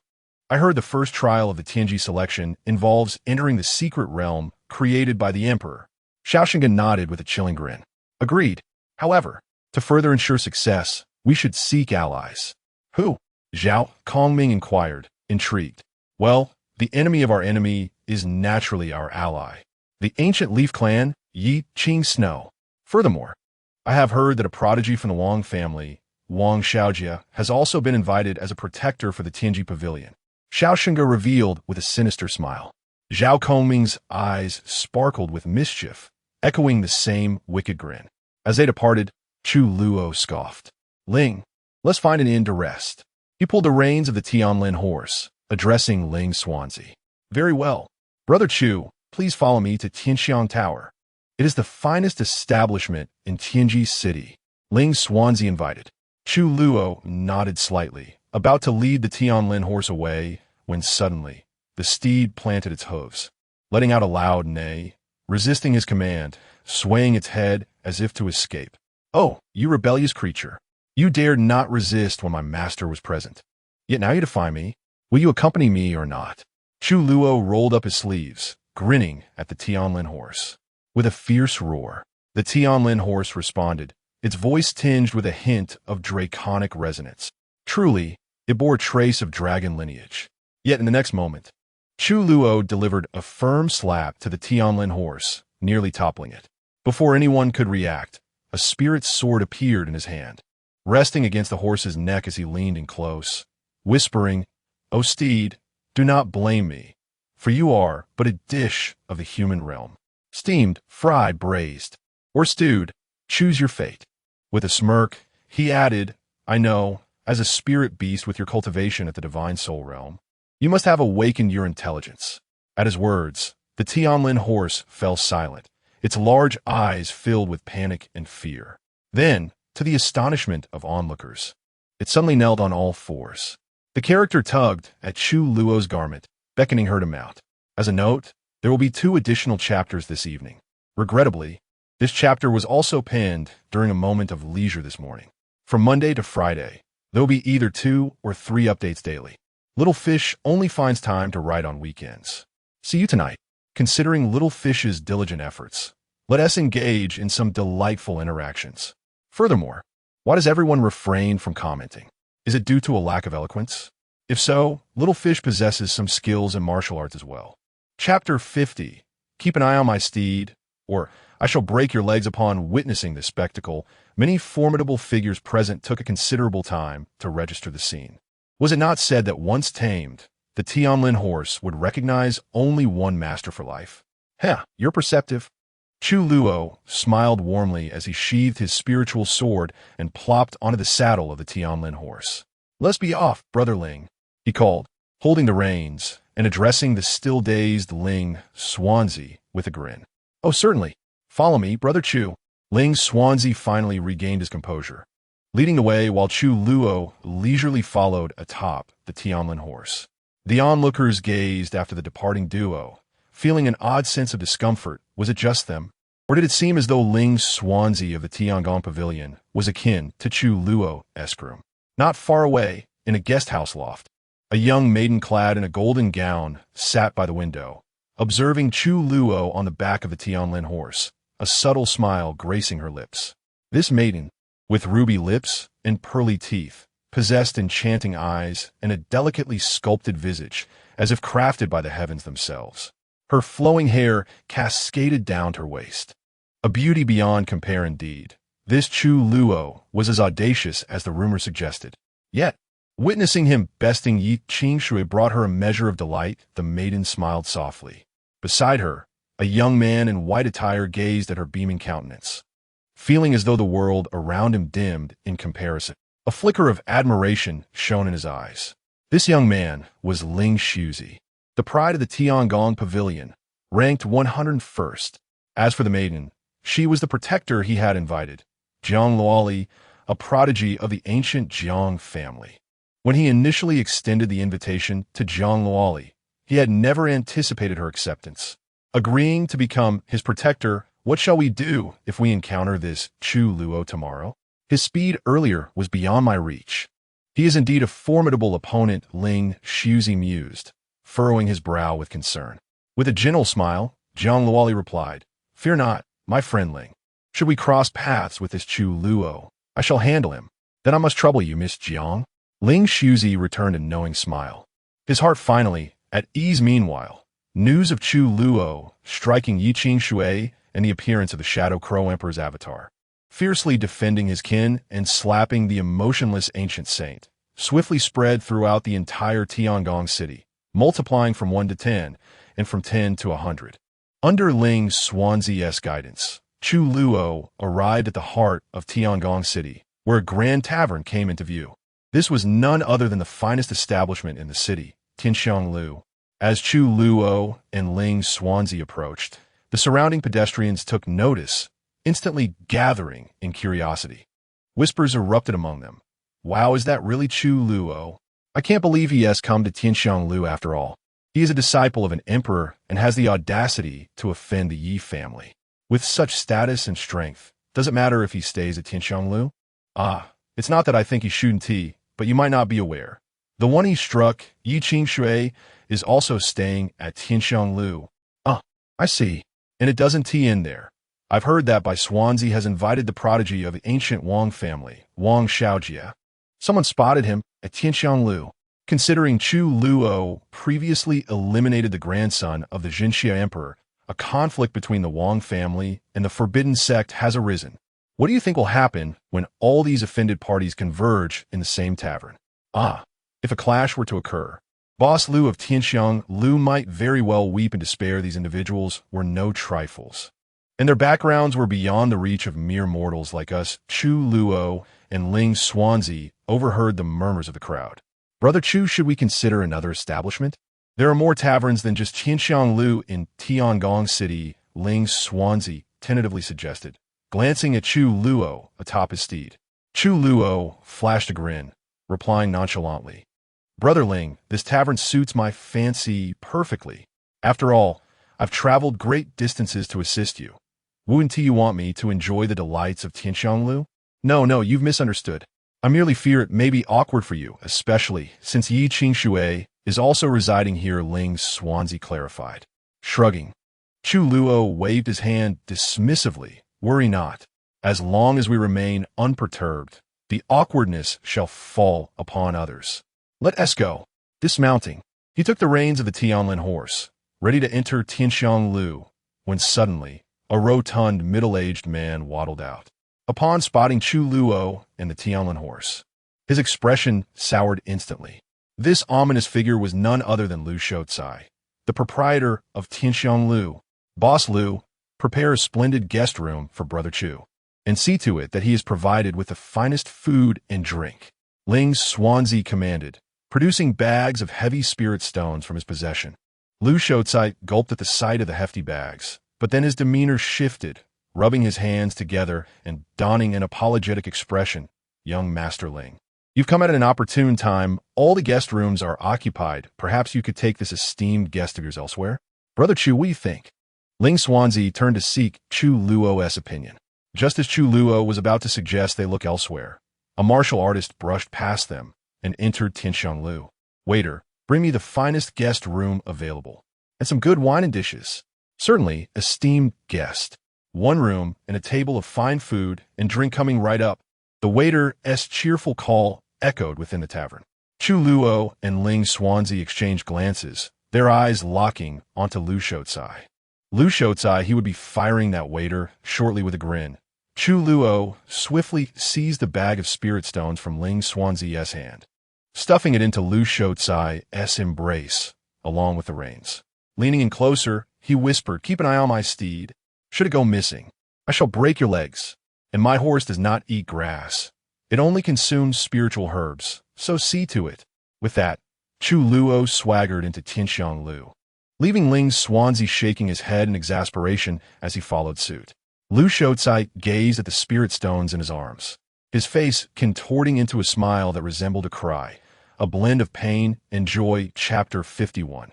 Forbidden Mastery, Capturing Beasts and Imprisoning Spirits. Upon entering the Tianxiang Tower, Chu Luo indeed sensed a familiar aura emanating from one of the guest rooms. It was likely that this room belonged to Yi Qingxue. However, the door was fortified with a formidable barrier, radiating a sense of sanctity. Furthermore, Chu Luo detected powerful defensive forces at several other guest room doors. It seemed that the selection event at the Tianji Pavilion would not be as simple as he had anticipated. Chu Luo's arrival astonished the diners present, yet he paid them no heed. Lu Shoucai graciously arranged a lavish feast for him and Ling Xuanzi, personally attending to their needs. Anxious not to offend the living embodiment of death, after a few rounds of drinks, Ling Xuanzi bid farewell and returned to the Tianji Pavilion. Once Ling Xuanzi departed, Chu Luo intended to retreat to his room for rest. However, upon remembering that Yi Qingxue was also at the Tianxiang Tower, he instructed Lu Shoucai to lead him to the backyard where the Tianlin horse was kept. Forbidden Mastery, Capturing Beasts and Imprisoning Spirits. Chu Luo executed a forbidden technique on the Tianlin horse. Among 1,000 such techniques, this particular one was tailored for subduing spiritual beasts. Whether a powerful beast in human form or even more formidable dragon and phoenix clans, once ensnared by this technique, they would be bound to the wielder for life. Not even an emperor could undo it.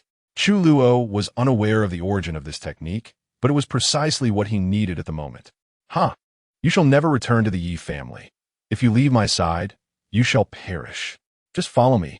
Chu Luo chuckled as he patted the Tianlin horse's head. After consuming a Shengshou pill, he turned and returned to his room.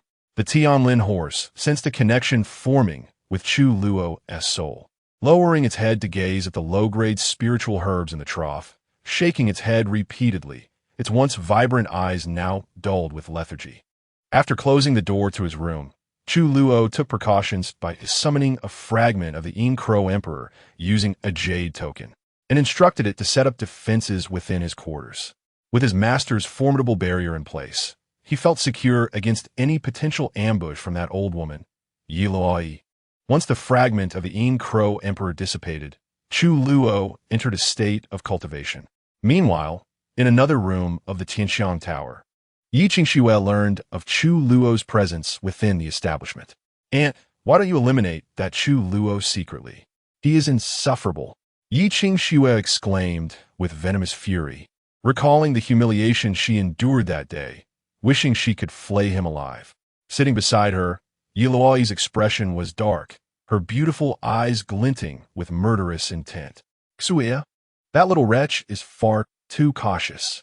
He summoned that old crow to personally fortify his room, rendering me powerless against him." Yi Luo replied coldly. Just moments ago, while probing Chu Luo's room with her divine sense, she was repelled by a terrifying and vividly potent barrier. Had she not withdrawn in time, that barrier might have strangled her through her own divine sense. "Are we to let this slide?" Yi Qingxue inquired, her dissatisfaction palpable. Yi Luo snorted, narrowing her eyes. "How could that be possible? This little wretch, alongside that old crow, has insulted us. I shall not let this pass lightly. By the way, didn't T the diviner mention that the first trial would take place in a secret realm constructed by those old fogies at the Tianji Pavilion? I've heard that the prodigy Wang Xiaojie from the Wang family has also been invited as a protector. Tomorrow, you should team up with Wang Xiaojie to deal with that little brat. I'm sure he would be eager to collaborate with you. As for that old crow, you need not worry. I shall return to the family now and summon a great emperor ancestor. At that time, even if you slay that little wretch, the old crow would not dare harm you." Yi Qingxue nodded, a glint of malice flashing in her eyes. The night passed quietly. The next morning, within his room, Chu Luo was enveloped in a golden radiance. Slowly awakening, the light dissipated as he stretched and opened the door. The barrier in the room also vanished. Stepping outside, he sensed that the powerful barriers from several guest rooms had also disappeared, leaving the rooms vacant, including the one occupied by Yi Qingxue. It seemed everyone had gone to the Tianji Pavilion. Hastily, Chu Luo made his way to the backyard, where he found the Tianlin horse chewing on spiritual herbs. And he smiled. Just as he prepared to depart, a graceful figure suddenly appeared before him. Yi Qingxue, what have you done to my Tianlin horse? She demanded angrily, glaring at Chu Luo. Moments earlier, she had intended to head to the Tianji Pavilion, but had followed a servant carrying a pile of spiritual herbs to the backyard, where she found her Tianlin horse. She had tried to lead it away, only to find that it vehemently refused to follow her, even nearly injuring her. "Huh, Ye Fei, do you truly think this Tianlin horse belongs to you? Would it heed your call?" Chu Luo grinned, addressing her with feigned innocence. "Oomph, you little wretch. This Tianlin horse was originally my cousin Yi Ming's steed. He later gifted it to me. If you do not return it to me, you shall await your demise when my cousin emerges from his seclusion." Yi Qingxue retorted furiously. At her words, Chu Luo paused momentarily. He had indeed heard of Yi Ming, the strongest prodigy of the Yi family, ranked among the top 10 on the prodigy list, known as the Young Divine King. He had not expected that the seemingly foolish horse beneath him was once the steed of the Young Divine King.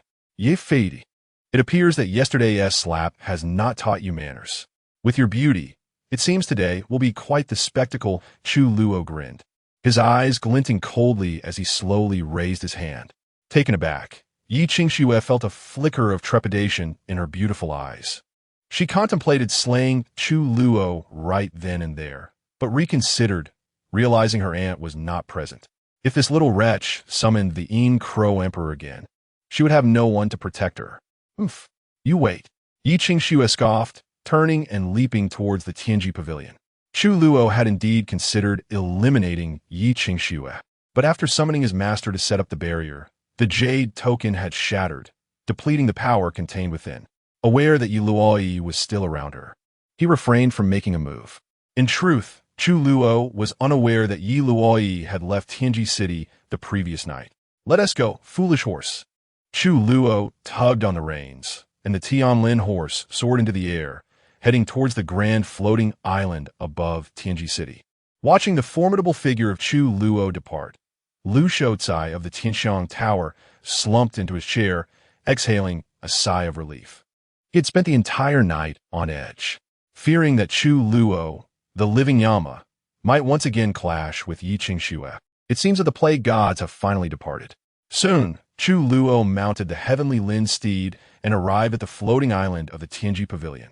At this moment, the scene before him left Chu Luo momentarily stunned. P.S. See you tomorrow. Good night, everyone. Chapter 52. The Gathering of Powerful Forces. The selection of the celestial strategist begins surrounding the floating islands. Countless disciples of the Celestial Strategy Pavilion stood in attendance. At the center of the grandest floating islands plaza, dozens of smaller floating islands hovered. Each of these islands bore a stone chair, upon which sat formidable figures exuding an aura of sanctity. Among them were Tian Yu, the master of the Celestial Strategy Pavilion, and the 9 esteemed elders, seated prominently. Additionally, several ancient saints from other top-tier powers were present. In the plaza, nearly 2,000 powerful individuals congregated. Among them, half were young disciples from the Celestial Strategy Pavilion, while the other half comprised young experts from various other factions. It could be surmised that, like him, they had been invited as external aid by the prodigies of the Celestial Strategy Pavilion. Hiss, that is the Celestial Unicorn Steed. Chu Luo has arrived. Oh, is that Chu Luo? I heard he battled Yi Qingxue from the Yi family in Tianji City yesterday. The Celestial Unicorn Steed he rides was seized from Yi Qingxue. Ha ha ha. I was there in person. Not only did Chu Luo snatch Yi Qingshue's steed, but he also slapped her. Not to mention, after Yi Qingxue was struck, the forgetting emotion ancient saint appeared to discipline Chu Luo, only for this sly one to summon his grandmaster, leaving the forgetting emotion ancient saint with a slap as well indeed. Yi Qingxue should not have provoked him. I heard this fellow would dare to slay even the grandson of the Wang family's great emperor. Who would have thought that Chu Luo would also be regarded as external aid. If we encounter him in the arena, we should keep our distance, yes. Yes, it is said that he kills without blinking and spares no one. The gathering of nearly 2,000 people in the plaza collectively gazed upwards, captivated by the celestial unicorn steed. Upon spotting Chu Luo atop the steed, they began to murmur amongst themselves. Some cast their glances in one direction. There, Yi Qingshu wore a dark expression, her delicate hands clenched into fists, nails digging in her flesh. It was evident how much she loathed Chu Luo. At that moment, Chu Luo in the void had become the focal point of the entire venue. Even the numerous figures on the smaller floating islands turned their attention toward him. Riding the celestial unicorn steed, a slight twitch appeared at the corner of Chu Luo's mouth. He could overhear the chatter of the plaza's attendees. What a ridiculous notion. Well, have I ever eaten someone? And without salt, how could one possibly digest? Just then, Chu Luo sensed several icy, murderous intents. Following the source of this killing intent, he noticed 3 figures on separate floating islands casting cold glances and subtle threats in his direction. Among them, 2 elderly men were familiar faces. They were the ancient saints Yin Jun from the Crimson Flame Valley and Lan Qing from the Lingqing sect. As for the remaining ancient saint, Chu Luo could guess without much thought. This elder was undoubtedly from the Wang family. His assumption was correct. The ancient saint who directed murderous intent at him was indeed from the Wang family, known in the outside world as the Extreme Heaven Ancient Saint. So, this is Chu Luo, the Extreme Heaven Ancient Saint, mused, a cold smile gracing his lips. The head of the Wang family had issued an edict. Since they could not deal with the ancient ones of the forbidden sect for the time being, they would eliminate the younger generation of the forbidden sect instead. Wang family's prodigies were ordered to eradicate any prodigies encountered from the forbidden sect. Chu Luo cast a sidelong glance at the 3 ancient saints who harbored ill intentions. Then, with a smile, he dismounted from the celestial unicorn steed, instructing it to find a patch of grass to graze. Wait for me here. Just then, Ling Xuanzi, who had been present in the plaza, approached Chu Luo. Chu Luo exchanged pleasantries with him, but then his attention was drawn to Yi Qingshu. Beside her stood a handsome youth, who wore a half-smile while also regarding him. However, there was a flicker of cold light in the youth's eyes. Chu Luo frowned. What is up with this guy? I don't seem to have offended him, Brother Ling. Who is that person? Chu Luo in Guit? Ling Xuanzi paused, then followed Chu Luo's gaze, noticing Yi Qingshu and the youth beside her. Brother Chu, that person is Wang Xiaojia, an external aid invited by our pavilion's prodigy, by Xuanzi. Ling Xuanzi whispered. Chu Luo nodded and grinned. So, he's from the Wang family. That makes sense. Subsequently, Chu Luo raised his middle fingers at Yi Qingshu and Wang Xiaojia, then turned away, ignoring them. Wang Xiaojia's expression darkened, his eyes glinting with coldness as he remarked, Miss Yi, is that Chu Luo? Yi Qingshu maintained her cold demeanor and nodded. Indeed, that little wretch. This little wretch has some unusual methods. We must not underestimate him. Wang Gongzi, let us join forces to eliminate him in the first round of the secret realm. Otherwise, my resentment cannot be quelled. Wang Xiaojia scoffed lightly, a dismissive smile on his face. Ha, Miss Yi, he is merely at the initial stage of the primordial realm. There is no need for such trouble. If I encounter him in the secret realm, I alone will suffice. Yi Qingshu glanced at Wang Xiaojia, choosing not to elaborate further. Initially, she shared a sentiment. However, ever since she suffered that slap from Chu Luo, her perspective had shifted. Buzz, ha ha ha, it seems I have not arrived late. At that moment, an imperial aura enveloped the heavens. A laughter echoed from the sky, followed by a majestic crimson figure manifesting in the void. Hiss, it is the Yin Crow Great Emperor. The Yin Crow Great Emperor has indeed descended in person. Upon recognizing the arrival, all eyes in the plaza turned towards Chu Luo.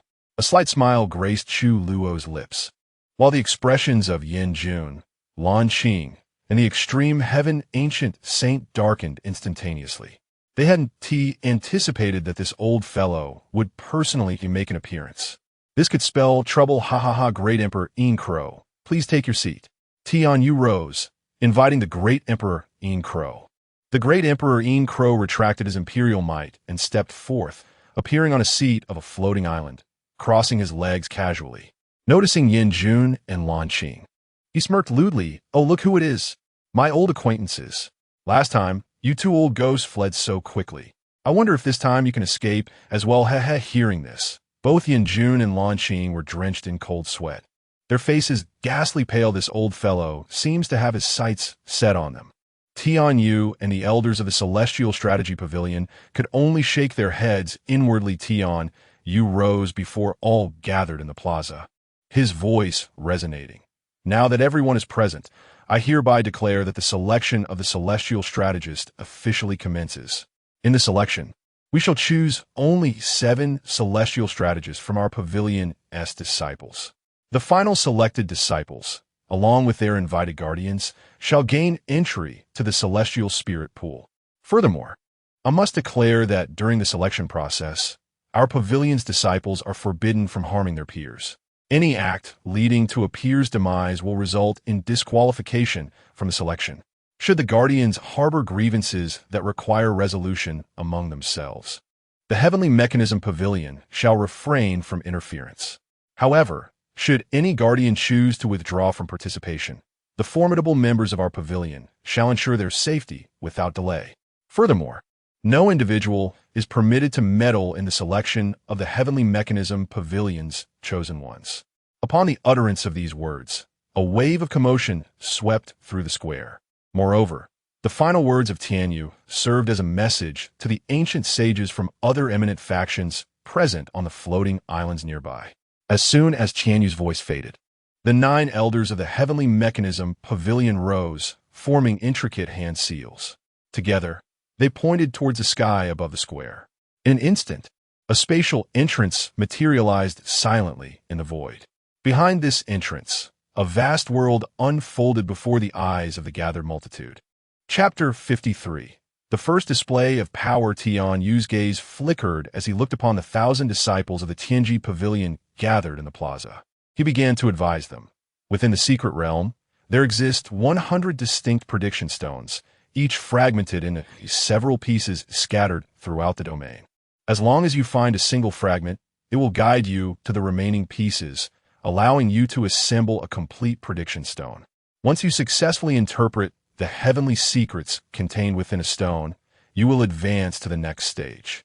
Should all 100 stones be deciphered, the 100 who succeed will progress, while the rest shall face failure. Now go." As Tian Yu's words echoed, a wave of astonishment swept through the crowd. Even Chu Luo felt the Tianji Pavilion selection process was exceptionally demanding. Among the 1,000 disciples present, most were core disciples, with only a handful being direct apprentices. The first round would eliminate over 900 participants. "Hurry!" Buzzing sounds filled the air as Chu Luo momentarily lost in thought. Notice several core disciples of the Tianji Pavilion immediately taking their summoned guardians and soaring into the secret realm. Observing this, the others swiftly followed suit. "Brother Chu, we should enter as well. We cannot afford to lose our advantage," Ling Xuan Zi urged hastily. Chu Luo nodded, and the two stepped forward towards the entrance of the secret realm above. Moments later, the floating island plaza stood deserted, save for the countless inner and outer disciples peering up at the unfolding events within the secret realm. At this time, Tian Yu and a group of elders, along with the ominous Emperor Inya, raised their gazes to observe the performances of the participants in the secret realm. Buzz! At the foot of a mountain, a ripple of ethereal spatial fluctuations emerged. Chu Luo and Ling Xuan Zi's figures quietly materialized. Chu Luo looked up at the void above and scanned the surroundings, remarking, "It appears much like the Emperor's secret realm. Your higher-ups have scattered us throughout different locations within this world." Ling Xuanzi nodded, surveying the area, a look of disappointment crossing his face. "Brother Chu, it seems we are out of luck. Upon entering, we have yet to encounter any fragments of the prediction stones." Chu Luo's my zits soon. "Fear not, Brother Ling. You will undoubtedly succeed in advancing. By the way, where is your Tianji Pavilion's Tian Xuanzi? I did not see him in the plaza earlier. Is he not participating in the selection?" The Tian Xuanzi mentioned by Chu Luo was an exceptional prodigy of the Tianji Pavilion, ranking 13th on the list of outstanding talents. Ling Xuanzi chuckled, explaining as they walked, "Brother Chu, you may not be aware, but Tian Xuanzi and another prodigy from our pavilion, Shan Xuanzi, have already been designated as candidates for the Tianji. They are currently in seclusion and thus do not need to partake in this selection process. Our Tianji Pavilion has a total of 9 Tianji, and with 2 slots already taken, we are now selecting 7. Upon hearing this, Chu Luo finally understood. No wonder he had not seen such a top-tier prodigy participating in the selection. It turned out they had already been predetermined by their sect. Boom! While Chu Luo and Ling Xuanzi conversed, a powerful wave of energy suddenly surged ahead. Someone is fighting. Ling Xuanzi exclaimed excitedly. "Ah, the fragments are here. Let us sneak over and take a look." Chu Luo grinned and, with Ling Xuanzi in tow, stealthily moved towards the source of the combat. Soon, they found themselves concealed behind a large tree, witnessing an open area where 2 core disciples of the Tianji Pavilion, accompanied by their respective external aides, were engaged in a fierce battle. One of the disciples held a fragment of the glowing prediction stone. These 2 core disciples, along with their external aides, were all cultivators at the spirit realm.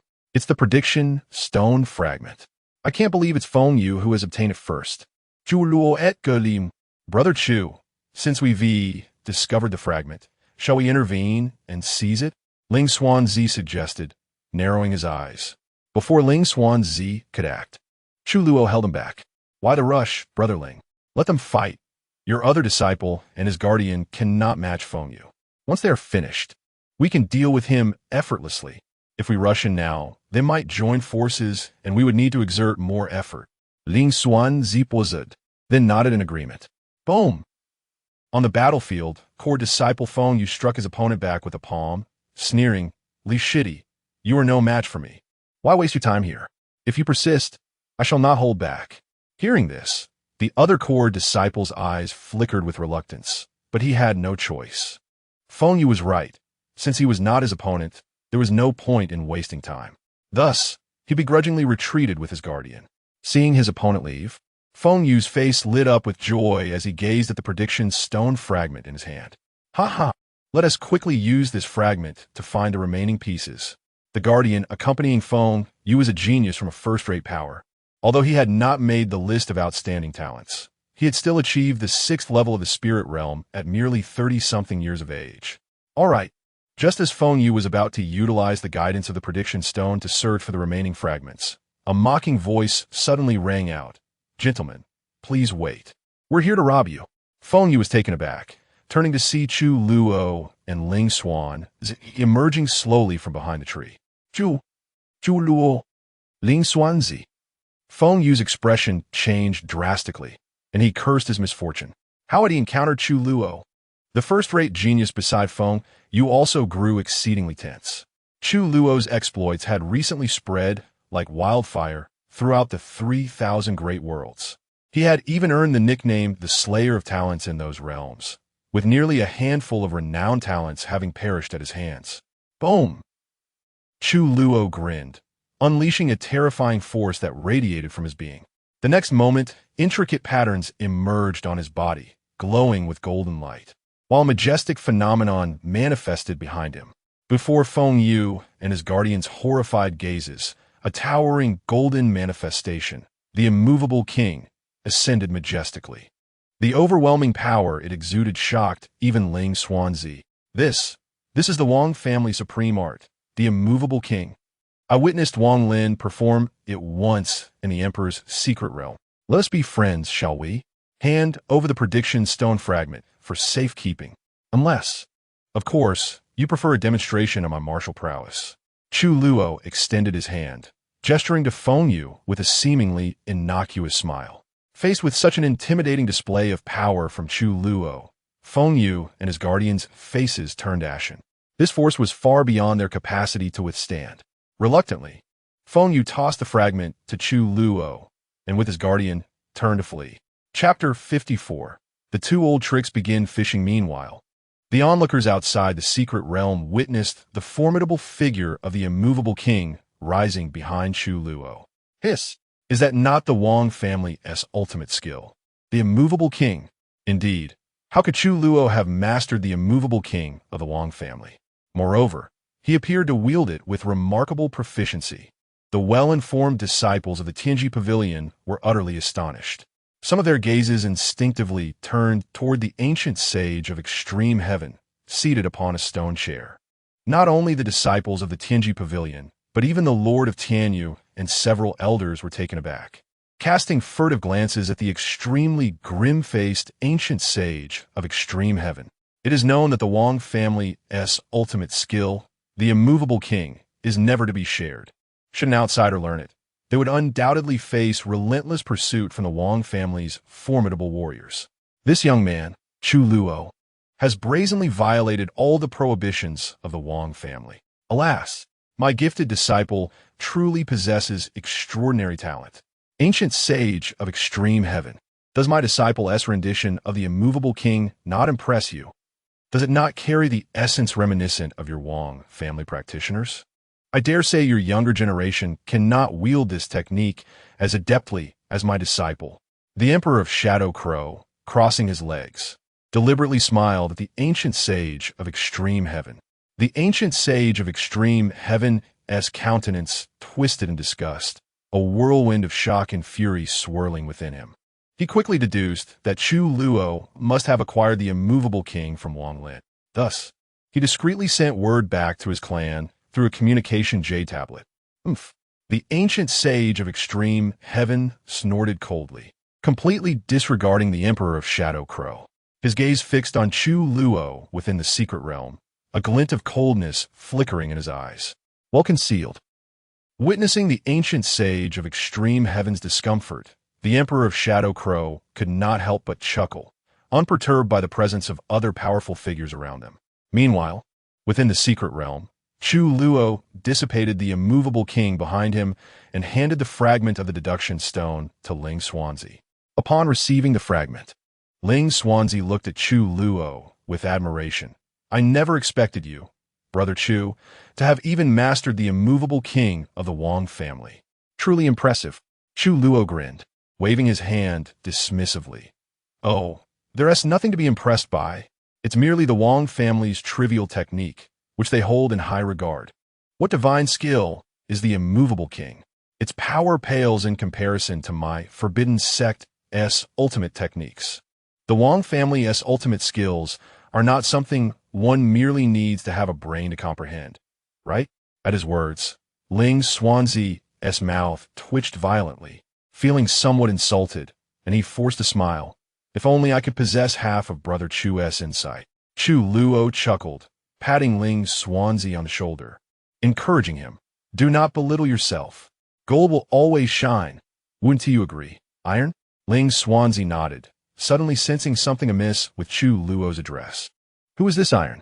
Noticing the deduction stone fragment in Ling Xuanzi's hand, Chu Luo suddenly inquired, Brother Ling, is the purpose of your Tianji Pavilion disciples seeking external assistance solely to help gather these deduction stone fragments?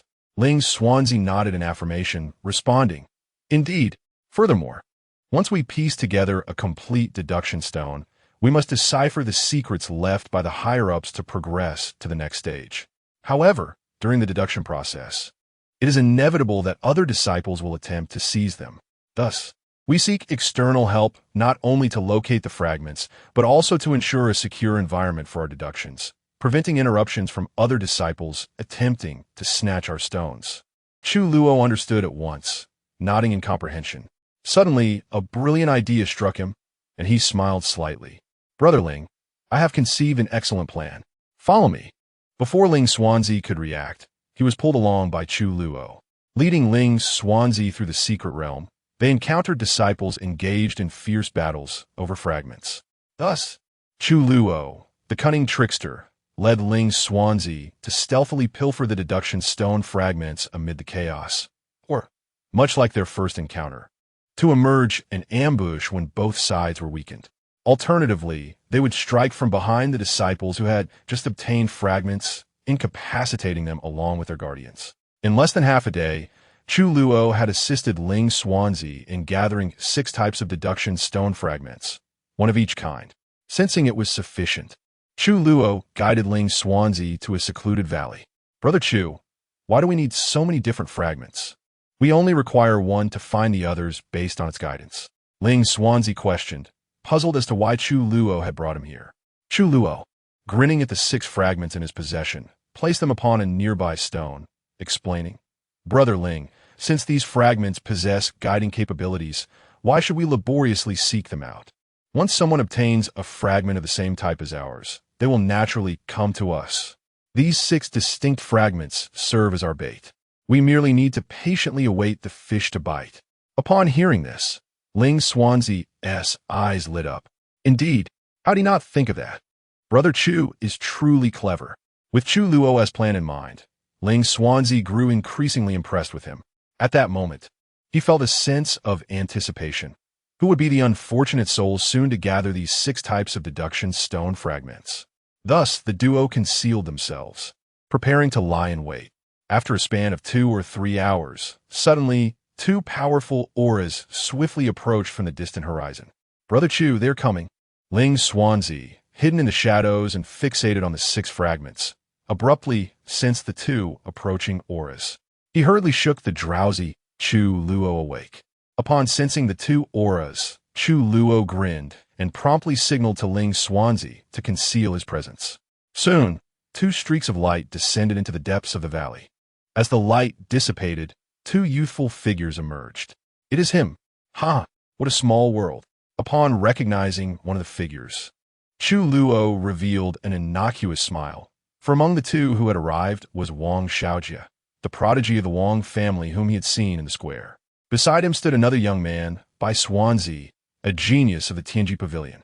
At that moment, Bai Xuanzi held a nearly complete deduction stone in hand, with the last missing fragment tantalizingly close.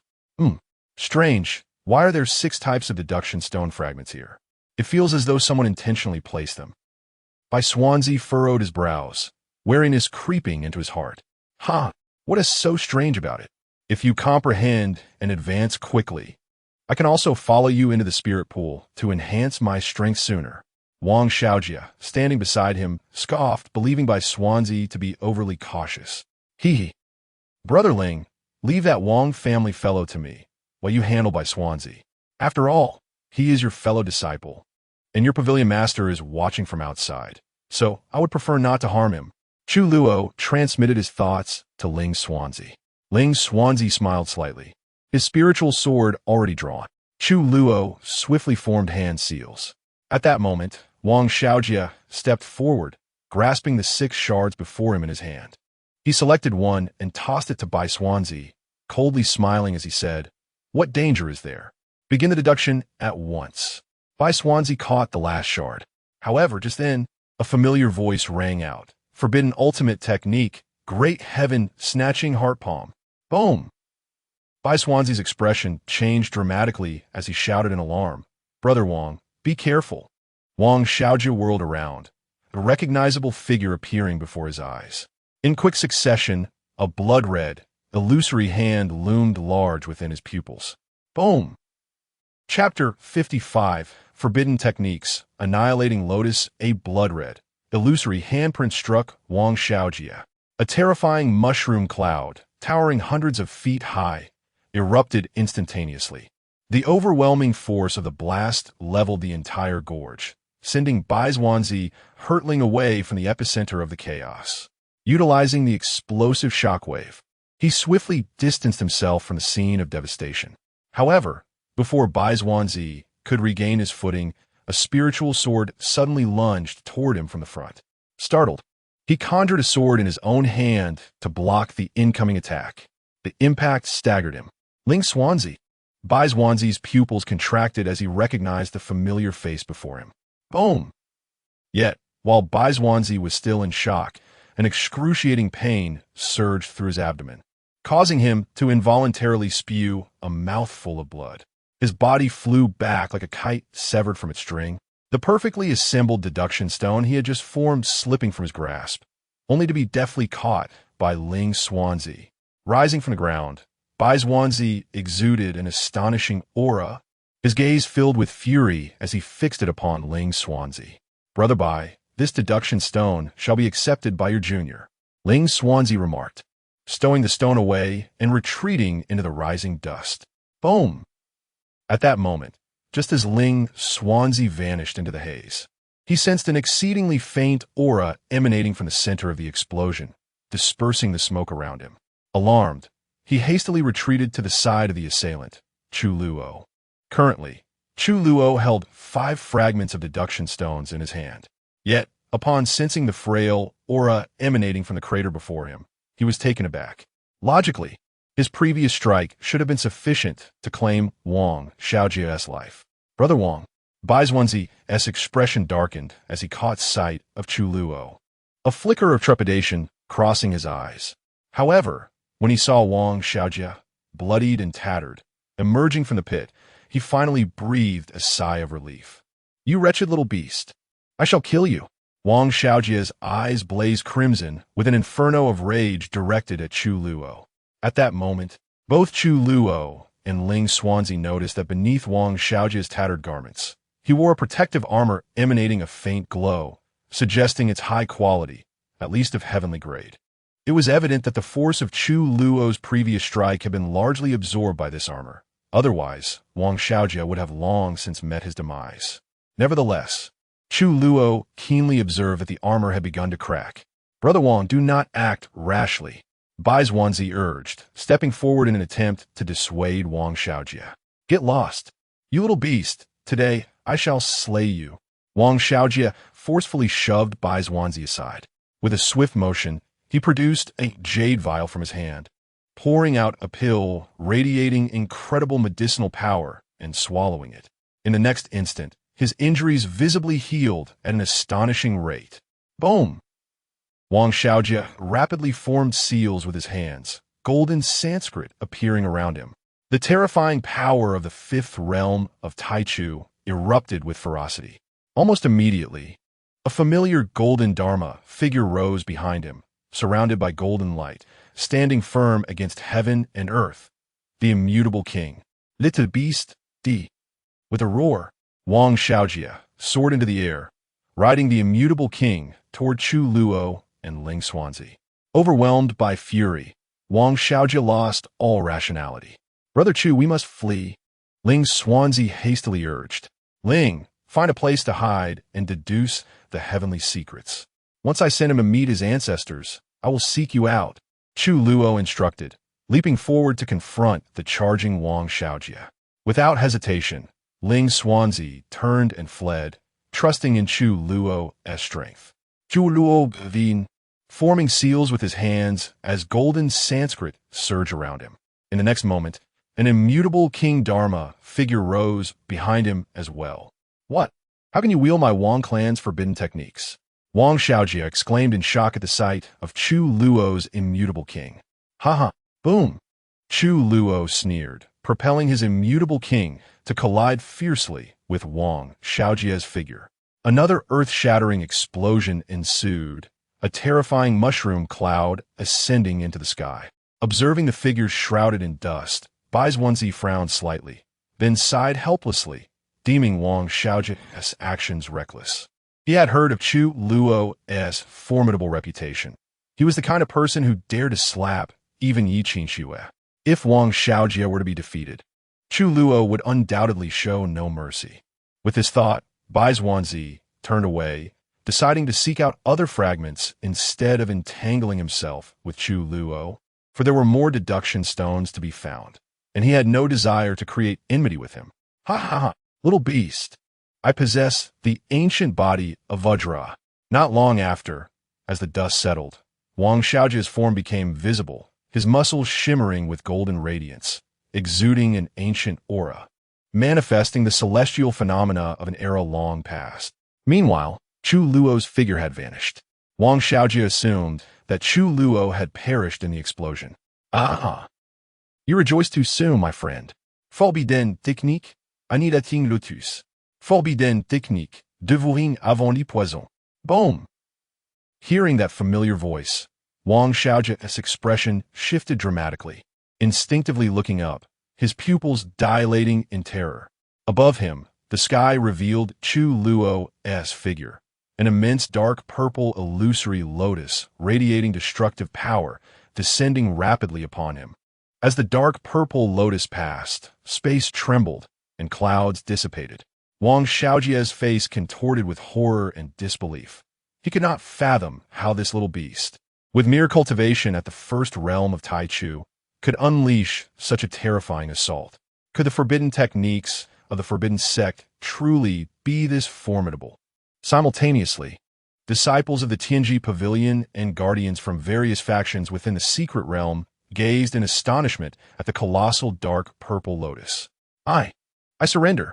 Faced with the impending annihilating lotus, Wang Xiaojia finally displayed genuine fear, shouting desperately to the heavens. Chu Luo hestita. A slight smile gracing his lips as he uttered softly, explode. Boom. The dark purple lotus detonated instantaneously. Wang Xiaojia, filled with despair, gazed at the radiant explosion before him. Boom! A deafening roar reverberated throughout the secret realm, followed by a mushroom cloud ascending hundreds of feet high. The landscape for hundreds of miles, including mountains, rivers, flora, and fauna, was instantly obliterated. Chapter 56. The wind above is too strong. I cannot hear the outside world. Tianyu and the 9 great elders rose in astonishment. They could hardly fathom that this Chu Luo, possessing merely the cultivation of the first stage of primordial beginning, could unleash such a terrifying attack. Xiaojia, how infuriating! Xiaojia had clearly surrendered. Why did Chu Luo still choose to strike? He did it on purpose. The ancient sage of extreme heaven rose abruptly from his seat, his expression dark and furious.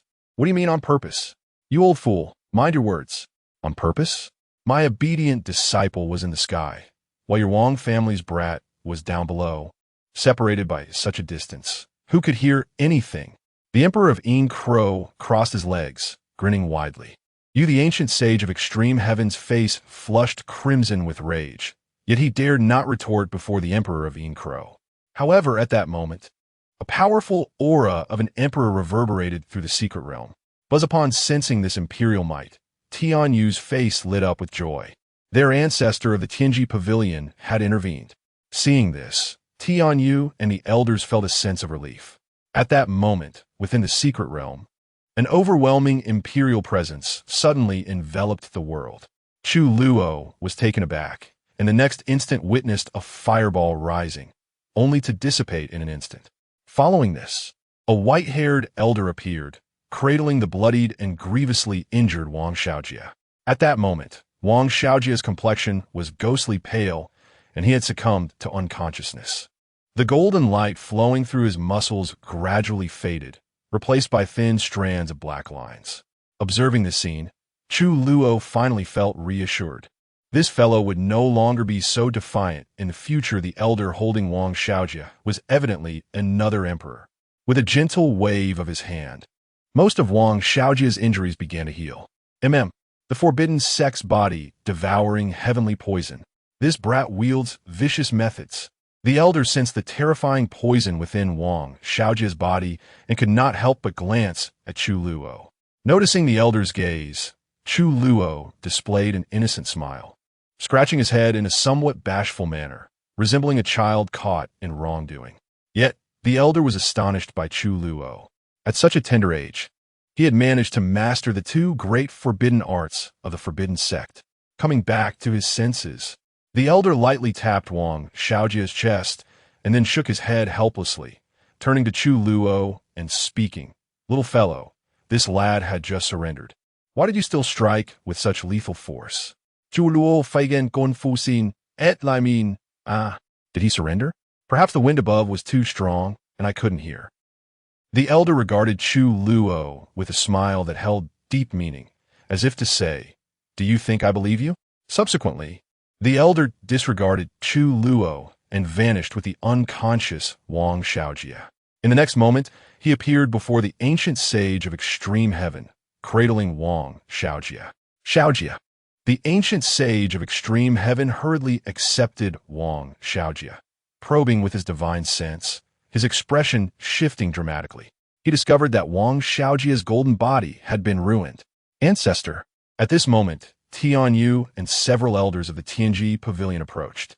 The elder nodded to the ancient sage of extreme heaven, stating, "This emperor intervened just in time to save this lad's life. However, he surrendered a bit too late. Although I acted promptly, he was still caught in the aftermath of the explosion. Nevertheless, I have preserved his life, and he is temporarily out of danger. But this young man has been afflicted by the forbidden sect's body, devouring heavenly poison. Even I can only suppress it. You must take him back and have the old geezers of your Wang family deal with it." "What? Body-devouring heavenly poison? This little scoundrel employs such insidious methods." A surge of killing intent erupted from the ancient sage of extreme heaven as he glared at Chu Luo in the secret realm, gritting his teeth. During the ancient era, a member of the Wang family had fallen victim to the body-devouring heavenly poison. Ultimately, that emperor could not endure the blow of being rendered useless and chose to end his own life. "You old fool. What did you just say?" At that moment, a chilling killing intent sent shivers down the ancient sage of extreme heaven's spine. Overwhelmed by rage, he momentarily forgot that the Emperor of Inkro was still present. Thus, the ancient sage of extreme heaven addressed the elder. "Thank you, Emperor of Fortune, for your timely intervention." Having spoken, the ancient sage of extreme heaven tore open a spatial rift and departed with the unconscious Wang Xiaojia. The Emperor of Fortune turned to the Emperor of Inkro, clasping his hands in respect before vanishing. At that moment, the disciples of the Tianji Pavilion on the floating islands were utterly dumbfounded, truly deserving of their title as slayers on the talents list. Had it not been for their ancestors' intervention, Chu Luo might have claimed another life from the list of prodigies. The younger ones may not match up, but the older ones dare to criticize my obedient disciple. Sooner or later, I shall eliminate this old fellow. The Emperor of Inkro scoffed, showing no signs of restraint. Tian Yu and the assembled powerhouses were left in a state of bemusement. From the Emperor's protection value 10,000. Hearing the notification from within his system, Chu Luo was taken aback before bursting into laughter. Just as he intended to contact Ling Xuanzi, a buzzing sound emerged from several directions, heralding the arrival of familiar yet formidable auras. In the next moment, several streaks of light rushed forth from all directions, revealing their true identities. Chu Luo. Upon seeing these individuals, Chu Luo's lips twitched uncontrollably as he flipped his hand. 5 distinct fragments of the divination stone materialized in his palm. Surrounding him were the renowned talents: Yi Qing Snow from the Yi family, Xiao Xinga from the Crimson Flame Valley, and Zhao Kongming from the Lingqing sect. Additionally, there was an exceptionally beautiful woman, whom Chu Luo recognized as not being ordinary. Accompanying these individuals were the Tianji Pavilion's prodigies, each holding a fragment that was just one piece away from completing the divination stone. The missing pieces they held corresponded to 4 of the 5 fragments in Chu Luo's possession. What a remarkable coincidence. Would you all like the fragments? Allow me to bestow them upon you. Chu Luo remained unfazed, smiling at the group. He then turned and swiftly hurled the fragments in a particular direction, sending them hurtling like shooting stars towards the depths of the secret realm chase. Chu Luo observed as the woman, accompanied by a prodigy at the 3rd stage of primordial beginning, pursued the fragments. He felt a wave of relief wash over him. The woman was none other than Jiang Luoli from the Jiang family. "You all should hurry as well. We will arrive shortly." At that moment, Yi Qing Snow, Xiao Xinga, and Zhao Kongming exchanged glances with their respective Tianji Pavilion prodigies, who immediately understood their intent. Thus, the 3 Tianji Pavilion prodigies swiftly joined the pursuit of the fragments in the next moment. Yi Qing Snow, Xiao Xinga, and Zhao Kongming cast unfriendly glances, encircling Chu Luo. Chapter 57. This madman must not be spared. "You little beast, today I shall exact my vengeance." Yi Kingsnow's expression was icy as she cast a cold laugh at Chu Luo, her eyes glinting with boundless murderous intent. "Heh, what's this? Do you all intend to overwhelm me with your numbers?" Chu Luo chuckled, glancing at Xiaoxinge and Zhao Kongming. Hidden within his sleeve, a Shengshou pill appeared in his hand. Little beast, today you are undoubtedly doomed. Xiaoxinge brandished a spiritual spear, his gaze fixed intently on Chu Luo. While assisting the prodigies of the Heavenly Machine Pavilion in their quest for fragments of the Prophecy Stone, Yi Qingsnow had approached them, proposing an alliance against Chu Luo. Seeing her initiative, Xiaoxinge and Zhao Kongming readily agreed, having been startled by the commotion caused by Chu Luo's world-extinguishing lotus. They followed the disturbance and indeed found Chu Luo. Boom! Yi Qingsnow's body trembled slightly as she unleashed the formidable aura of the fifth stage of Tai Chu. Xiaoxinge and Zhao Kongming also revealed their immense power, encircling Chu Luo. The battle was on the verge of erupting. Meanwhile, outside the secret realm, the Dark Crow Emperor's face contorted with rage as he glanced at the Flame Lord Ancient Sage of the Crimson Flame Valley and the Spirit Clear Sect's Blue Clear Ancient Sage. His gaze imbued with ominous intent. Good. I shall grant the Heavenly Machine Pavilion a measure of regard. You two had best never leave the pavilion for the rest of your lives. Otherwise, faced with the Dark Crow Emperor's threats, the Flame Lord Ancient Sage and the Blue Clear Ancient Sage wore grim expressions, too intimidated to retort or leave the pavilion. Fearing that the old man was not merely jesting. Within the secret realm, Chu Luo grinned broadly and promptly swallowed the Shengshou pill. From the Emperor Master's protective value 10,000, the system notification echoed in Chu Luo's mind. Yet, at this moment, he was far from jubilant. No, I say, comrades, surely this is unnecessary? We bear no grievances, yet you seek to end my life? A spiritual sword materialized in Chu Luo's hand as he spoke with a smile. Boom! Yi Qingsnow, wielding her spiritual sword, had no intention of engaging in idle chit-chat with Chu Luo. She lunged at him with her sword, and Xiaoxinge and Zhao Kongming swiftly followed suit, launching an assault on Chu Luo. Startled, Chu Luo leaped into the air, narrowly evading the combined strike of the three. Now, suspended in the void, his expression turned cold. Very well. If you wish to play this way, then I shall indulge you. Chu Luo chuckled icily, raising his sword. Buzz! Suddenly, an overwhelming sword intent filled the heavens of the secret realm. The atmosphere shifted dramatically, darkening ominously. In the next moment, a vast cosmos materialized behind Chu Luo, stars twinkling and sword energy surging. What is this? This is the ultimate technique of the Burial Jade Emperor, the Star River Crossing Sword. Hiss! This young man has mastered the Burial Jade Emperor's supreme skill. Dark Crow Emperor, your disciple is extraordinary. The Lord of Heavenly Jade and several elders of the Heavenly Machine Pavilion gazed at Chu Luo within the secret realm, their faces showing astonishment as they marveled. The Dark Crow Emperor smiled, pleased by the praise for his prized disciple. His mood instantly lifted. Meanwhile, the Flame Lord Ancient Sage and the Blue Clear Ancient Sage began to worry for Xiaoxinge and Zhao Kongming. They had not anticipated that this little beast, Chu Luo, would acquire the true teachings from that old fellow, Burial Jade. Around them, numerous disciples of the Heavenly Machine Pavilion watched eagerly, their eyes shining with excitement at the celestial battle unfolding within the secret realm. Lady Yi, Brother Zhao, let us three strike together and eliminate him. Xiaoxinge, sensing the terrifying sword intent emanating from Chu Luo, wore an extremely grave expression as he addressed the two prodigies beside him. Agreed. Boom! The three bodies trembled, each summoning extraordinary phenomena. A sword that pierced the heavens, the Dragon Flame Suppression Spear, the sword falling from the 9 heavens. Boom! Little beast, perish! The three roared in fury, stepping forward. Yi Qingsnow's spiritual sword resonated with a powerful hum, showcasing immense might as she slashed at Chu Luo. Behind Xiaoxinge, a colossal fiery spear's phantom entwined with a fire dragon's silhouette. Meanwhile, Zhao Kongming summoned a white spectral sword brimming with an aura of slaughter. Facing the trio's ultimate techniques, Chu Luo remained composed, raising his sword in defiance.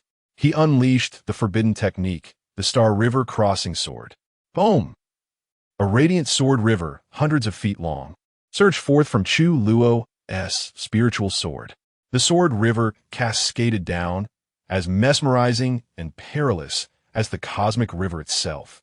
Boom! Under the gaze of countless witnesses, the sword river collided with the combined attack of the three prodigies. Crackle. Boom! The trio's assault, infused with terrifying power, was utterly obliterated by the sword river. Yi Qing's, Xiao Xingge, and Zhao Kongming's pupils contracted sharply as their expressions changed dramatically. How is this possible?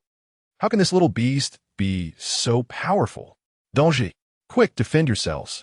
Zhao Kongming exclaimed in alarm as the sword river approached ominously overhead. In that instant, the three of them activated their life-saving techniques. Boom! The earth trembled violently across a radius of hundreds of miles. Dazzling sword light soared from the ground, leaving the countless disciples of the heavenly machine pavilion in stunned silence as they witnessed the radiant display within the secret realm.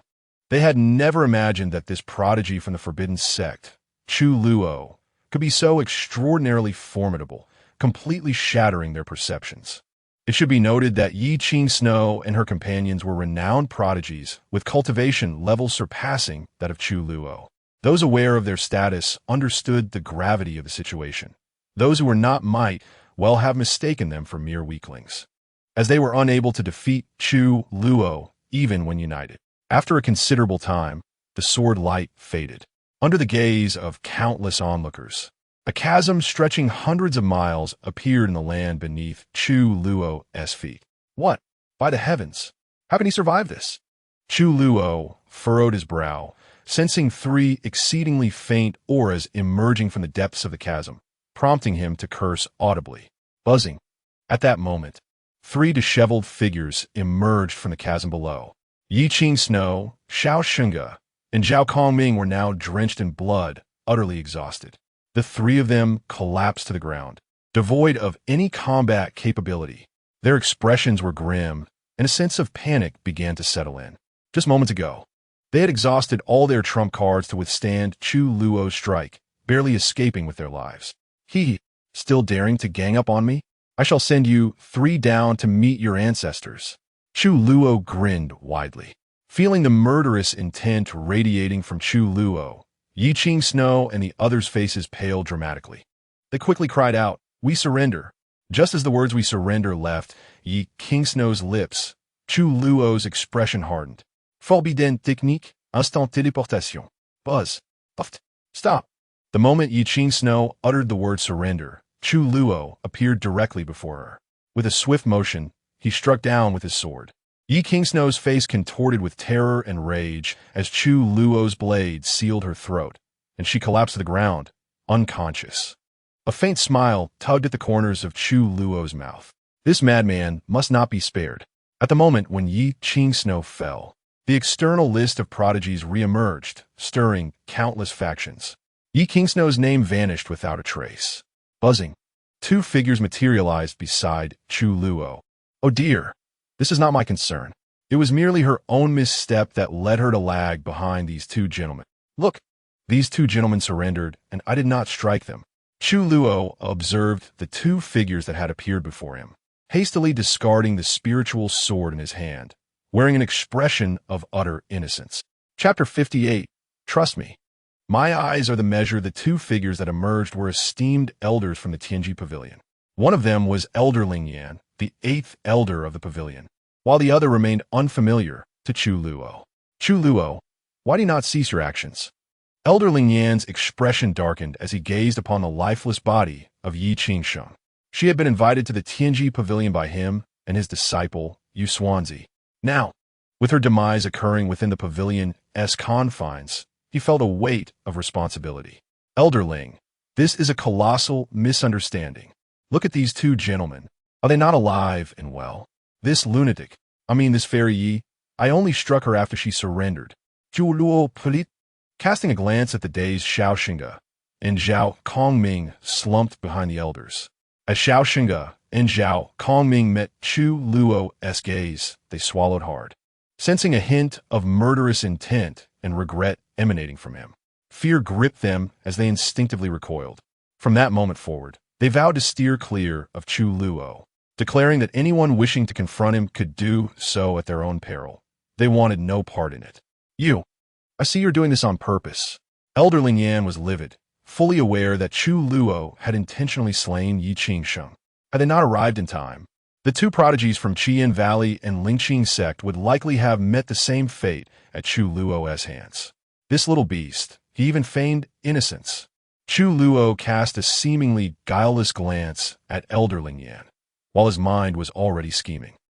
Well, old man, yesterday's grievances remain unsettled. And now you gonna target me? Suddenly, he thought of his disciple, Yu Xuanzi. A shiver ran down his spine as he sensed an inexplicable chill. Meanwhile, another elder found himself in a predicament, for the ominous Emperor Inya was still observing. Thus, he cautiously suggested to Elder Ling Yan, Elder 8, perhaps we should let the Pavilion Master make the final decision on this matter. Elder Ling Yan, noticing the elder's expression, felt a jolt of realization. He had almost forgotten that Chu Luo's master remained outside. His previously grim countenance softened as he nodded in agreement. The two elders waved their hands, summoning Xiao Xingge and Zhao Kongming to depart. Once they had left, Chu Luo nonchalantly found a stone to sit upon and began to consume a shengshou pill, awaiting the outcome. Should he lose his qualifications, it would be a significant loss. Yet with Emperor Inya present, he harbored little concern. As Chu Luo waited, a tremendous uproar erupted outside the secret realm. Countless disciples of Tianji Pavilion would forever remember Chu Luo. In the future, should they encounter this living embodiment of death, they would certainly take a detour. After all, if he could so easily slay a beauty like Yi Qingsheng, it was no wonder he remained single. Atop the floating island, the Pavilion Master of Tianyu and several Tianji elders wore expressions of bitter distress. They recognized that Chu Luo's actions were indeed intentional. Yet the looming presence of Emperor Inya deterred them from taking decisive action. If they were to announce the revocation of Chu Luo's qualifications, the ensuing chaos instigated by Emperor Inya would be catastrophic. Master. At that moment, Elder Ling Yan and another elder emerged from the secret realm, escorting Xiao Xingge and Zhao Kongming. Upon seeing the two return alive, the ancient sages, Yanjun Gu and Lan Qing Gu, offered no further comment, for the death of the Tianji prodigies did not concern them. Unbeknownst to Emperor Inya, he wore a broad smile as he addressed Tianyu. Tianyu, my dear disciple speaks the truth. That young lady's surrender was just a fraction slower than those two. I witnessed it myself. Trust me, my eyes are the measure. Emperor Inya's words left the Tianji elders' lips twitching in disbelief. Trust you? You old rascal. Your reputation for shamelessness is unparalleled throughout the vast world. And your eyes are the measure? You must be losing your sight. With a resigned smile, Tianyu waved his hand and, with a contemplative tone, addressed the secret realm. Enough. Enough. Chu Luo, this shall not happen again. Should there be a next time, I shall personally strip you of your guardian qualifications. At that moment, Chu Luo received a notification from his system. Just as Tianyu's voice echoed in his ears, he flashed a wide grin, displaying his pearly whites, and quickly rose to bow repeatedly toward the sky above the secret realm, exclaiming, Thank you, Pavilion Master Tianyu. I shall remember this. I assure you, there will not be a next time. With that, Chu Luo turned and flew into the distance, laughing heartily. Tianyu, you truly are the one chosen by those old geezers. With you at the helm, the Tianji Pavilion shall surely flourish. Emperor Inya laughed boisterously, unabashedly showering praise upon Pavilion Master Tianyu. Tianyu, however, could only smile helplessly, feeling the weight of his head as he remarked, Emperor, perhaps you should contemplate how to address the Yi family. Yi family? What explanation do I owe them? It was not I who killed their kin. The girl simply spoke too hastily, stumbling over the very word surrender, which led to my dear disciple's misstep, and you nearly misconstrued the situation. What does this have to do with us? Emperor Inya replied with a relaxed demeanor, crossing his legs. Tianyu, the assembled Tianji elders, the gathered disciples of Tianji Pavilion, as the realization of Emperor Inya's shamelessness dawned upon them. Everyone redirected their attention back to the secret realm. At that very moment, within the secret realm, competition intensified. Some disciples of Tianji Pavilion had already gathered complete fragments of the deduction stone and commenced their calculations of the heavenly secrets. After leaving the battlefield, Chu Luo contacted Xuanzi, and soon they were reunited. Brother Ling, why have you not yet begun to deduce the heavenly secrets? Are you unable? Chu Luo inquired with curiosity. Xuanzi shook his head, admiration evident in his expression. I noticed that Brother Chu intended to eliminate his opponent, so I refrained from starting the deduction. Otherwise, should I succeed, we would be teleported away, which would disrupt your plans. Xuanzi wore an understanding look. Cough. Brother Ling, I did not. Do not speak recklessly. Chu Luo Hodet. No, Brother Chu, you indeed did. I did not. Well, if you say so, then I did not. Brother Ling, may I ask a favor? Please, Brother Chu. Speak. Could you be the last to deduce the heavenly secrets? Why? I wish to see your disciple Xuanzi leave in tears. Let us go. I have long found him displeasing. Ah, you rascal. Let us go. Chapter 59. The two elders and the distressed Xuanzi in a secluded area deep within the secret realm. A figure clad in white gazed at the intact divination stone in hand, a smile curling upon their lips. This figure was none other than Xuanzi, the cherished disciple of Elder Ling Yan. He chuckled softly. Chu Luo, did you ever imagine that the fragments you discarded would perfectly complete my divination stone? Xuanzi beamed with pride, for one of the 5 shards thrown away by Chu Luo was precisely the final piece he required. Now, all he needed was to successfully divine the secrets within the stone to advance to the next stage. Yet, Xuanzi refrained from commencing the divination immediately. He resolved to wait for Yi Qing to return, seeking her protection. Unbeknownst to Xuanzi, Yi Qing had long since met her demise. Who? Xuanzi's expression shifted abruptly, darkening as he turned towards the woods, his voice cold and commanding. Swish, swish, swish. 6 figures emerged from the trees, surrounding Xuanzi. These 6 individuals were the elite disciples of the Tianji Pavilion, all possessing formidable powers at the divine soul realm. You, my elder brother, kindly surrender your divination stone. Otherwise, do not blame us for being uncivilized. The leader, a young man, stepped forward, brandishing a spiritual sword. Their guardians had surrendered in advance. Thus, these disciples, now without protectors, had united, for their chances of advancing were dwindling. Seeing the 6 core disciples, Xuanzi smiled condescendingly. Fong, do you truly believe you can seize my divination stone? Though he had not made it onto the list of elites, he continued, but at this juncture, Xuanzi paused, his body trembling slightly. Boom! A powerful aura erupted from Xuanzi. He was at the 2nd stage of Tai Chu. Had it not been for his age, he would undoubtedly have secured a place on the elite list. What the 2nd stage of Tai Chu? Everyone attacked together. Boom! The leading disciple of Tianji Pavilion charged towards Xuanzi, with the 5 others following suit without hesitation. Boom! A fierce battle ensued. Soon after, the tumult of the conflict subsided. Xuanzi sheathed his spiritual sword, gazing at the 6 disciples sprawled on the ground, pain etched across their faces, disdain evident upon his own. Overestimating your abilities. Xuanzi scoffed, preparing to leave in search of Yi Qing when suddenly, a familiar voice rang out. You, my elder brother, you have gone too far. Upon hearing this familiar voice, Xuanzi halted, spinning around. In the next moment, his expression transformed drastically, terror flooding his features. For the 2 figures that appeared behind him were Ling Xuanzi and Chu Luo. Ling Xuanzi. Chu Luo, how are you here? Xuanzi stuttered, bewildered. How could Chu Luo possibly be here? What had happened to Yi Qing and the others? Are you surprised? I didn't perish at the hands of that madwoman. Chu Luo grinned, arms outstretched. Xuanzi gulped, contemplating a hasty retreat, only for Ling Xuanzi to block his path. Hand over your divination stone. If you refuse, I possess some knowledge of martial arts myself. While I wouldn't dare to kill you, I could certainly make you the subject of some embarrassment. Just imagine if I were to hang you up there on a tree. Chu Luo's innocuous smile sent chills down Xuanzi's spine. The thought of his peers outside the secret realm sending him into a shiver. You are ruthless. Seeing Chu Luo's intent to strike, Yu Xuanzi reluctantly flipped his hand, casting the divination stone towards him with great reluctance. Now may I leave? He asked, his expression grim. Chu Luo caught the divination stone, stepping aside. Please, take your time, young master Yu. Yu Xuanzi took a step and transformed into a streak of light, fleeing into the distance.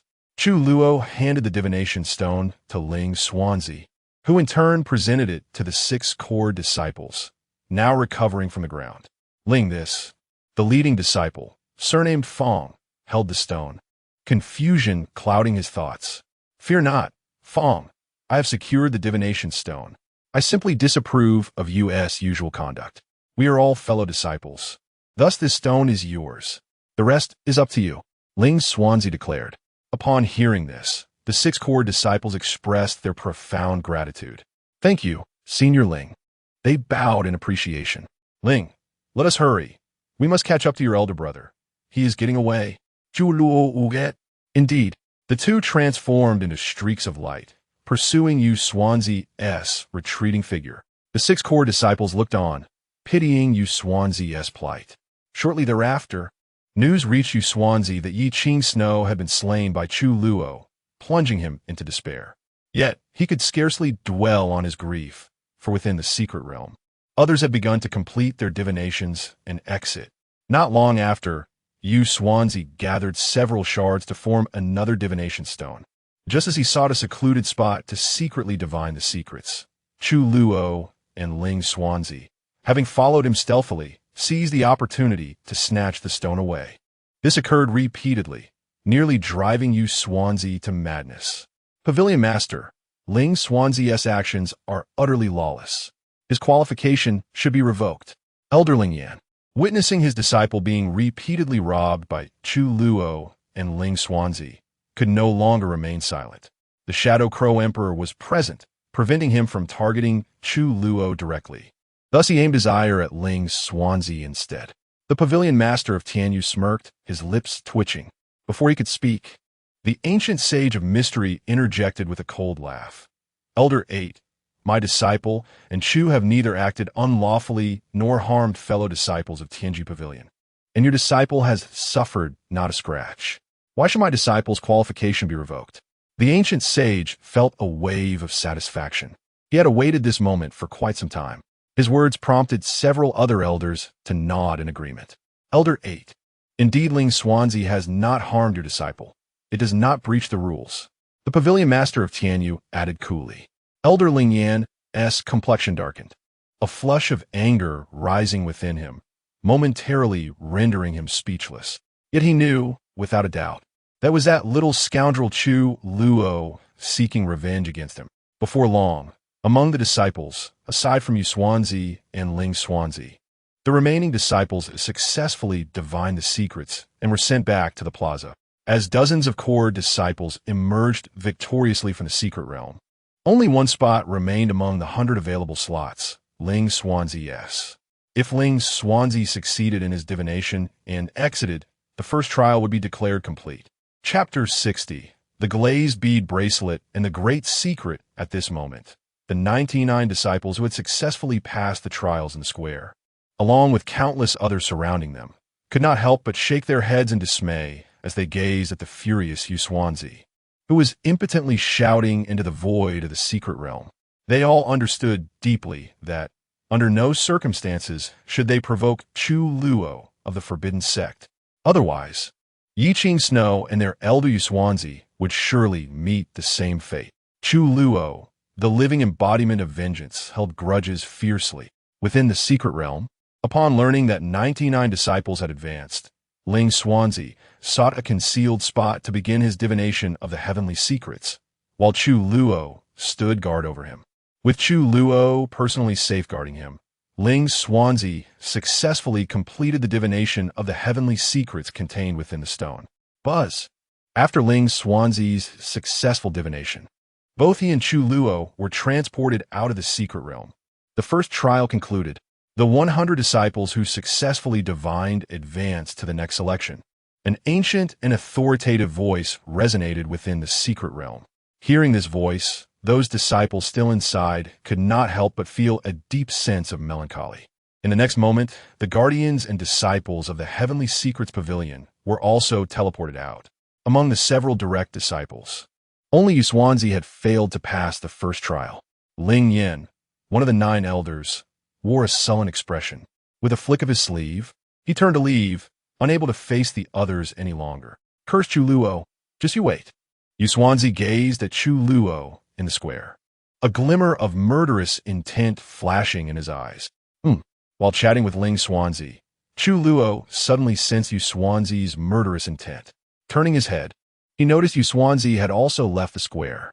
Squinting at Xuanzi's departing figure, Chu Luo thought to himself, "This brat dares to harbor ill will against him? He could not be spared. It seems that if they encounter each other in the future, he must eliminate him." Unbeknownst to Xuanzi, he was already on Chu Luo's radar. Boom! Boom! Boom! Just as Chu Luo was lost in thought, the grand floating island square began to tremble violently. At the edges of the square, 7 stone tablets rose. Embedded within these stones were 7 precious gems. At this moment, the master of Tianyu Pavilion stepped forward and addressed the 100 disciples of the Heavenly Secrets Pavilion in the square. Our Heavenly Secrets Pavilion specializes in the divination of heavenly secrets. The 7 gemstones embedded in the tablets contain the 7 heavenly secrets left by our sect's elders. You need only successfully divine all of them to illuminate the 7 gemstones and become one of the Heavenly Secrets disciples. You may also enlist the aid of the guardians to seize the stone tablets. However, harming fellow disciples is still strictly forbidden. Violators will have their qualifications revoked immediately. You may begin now. As soon as the master of Tianyu Pavilion finished speaking, the disciples of the Heavenly Secrets Pavilion rushed towards the 7 stone tablets. Boom! The battle for the stone tablets erupted. Chu Luo and Ling Xuanzi swiftly occupied one of the tablets. Standing beneath the stone tablet, Chu Luo looked at the core disciples who dared not approach and said calmly, "Brother Ling, you focus on comprehending. I will handle the rest." Nodding, Ling Xuanzi turned his back to Chu Luo and sat down to begin his contemplation. The disciples and guardians who initially intended to contest the stone tablet could only decisively abandon their plans upon seeing Chu Luo. They hastily turned to other tablets to join the fray. After all, who knew how they would perish if they fought with Chu Luo, the living embodiment of death? The core disciples did not consider themselves superior to Yi Qing Snow or Wang Xiaojia. Among the 7 stone tablets, this was the only one where Chu Luo remained unchallenged, the atmosphere around it eerily tranquil. Hiss! Brother Ling's insight is truly remarkable. Indeed, had I known earlier, I would have sought Chu Luo as my guardian. You probably wouldn't even dare approach the gates of the Forbidden Sect, would you? Furthermore, would someone of Chu Luo's caliber even look your way? You bastard, can you not speak? If you have nothing to say, kindly close your mouth. You bastard. Do you want to fight? Come at me. I'm not afraid. As they witnessed Ling Xuanzi peacefully engaging in his divination, the eliminated disciples couldn't help but feel envious. Ling Xuanzi was assuredly on his way to becoming one of the Heavenly Secrets disciples. At this moment, the ancient sage of the floating island beamed with joy, and several elders around him congratulated him in advance. In the square, Ling Xuanzi had successfully illuminated 1 gemstone, while others were still embroiled in chaos. "Oh, this is..." Bored, Chu Luo observed the struggle for the other 6 stone tablets and noticed Jiang Luoli, whom he had seen in the secret realm, wearing a bracelet of beads that looked strikingly familiar. Chu Luo's eyes widened in surprise as he scrutinized her closely. At that moment, Jiang Luoli, with her cultivation at the 5th stage of the primordial realm, was forcefully occupying a stone tablet claimed by the Heavenly Secrets Pavilion's prodigy, Ling Shuzi. As Ling Shuzi sat down to begin his divination of the gemstone, Jiang Luoli sighed in relief, only to suddenly sense something and turned her head. Her gaze met Chu Luo's, and she realized he was staring intently at her wrist. Instinctively glancing at her wrist, she saw the string of golden glazed beads adorning it. Jiang Luoli seemed to recall something, and her exquisite face suddenly paled as she hastily concealed the beaded bracelet within her sleeve and turned away. No longer looking at Chu Luo, Noticing Jiang Luoli's reaction, Chu Luo inhaled deeply. It couldn't be wrong. Absolutely not. The stunning maiden's beaded bracelet was one he had seen before. It belonged to Yin Xiaofeng, the second-ranked genius on the Forbidden Sect's list of prodigies. Yin Xiaofeng was a disciple of their sect's Grand Elder and was regarded as a promising candidate for the zero-sequence disciple. Chu Luo had happened upon Yin Xiaofeng once, finding him lost in thought while gazing at a string of glazed beads. Heavens! Yin Xiaofeng is secretly in a relationship. Yin Xiaofeng, I have uncovered your grand secret. A smile spread across Chu Luo's face, his eyes sparkling with curiosity. Soon, all 7 stone tablets were claimed. 6 of the tablets were seized by the direct disciples of the Heavenly Secrets Pavilion, while the remaining one was taken by a core disciple who had only recently entered the primordial realm. 6 days later, as the first rays of sunlight illuminated the land, Ling Xuanzi suddenly rose. The last gemstone on the stone tablet before him had been successfully illuminated. Chu Luo's my Li. The heavenly spirit pool, here I come. Brother Ling succeeded. He has become one of the Heavenly Secrets disciples. How impressive! The surrounding disciples of the Heavenly Secrets Pavilion cast envious glances at Ling Xuanzi. Thank you, Chu brother.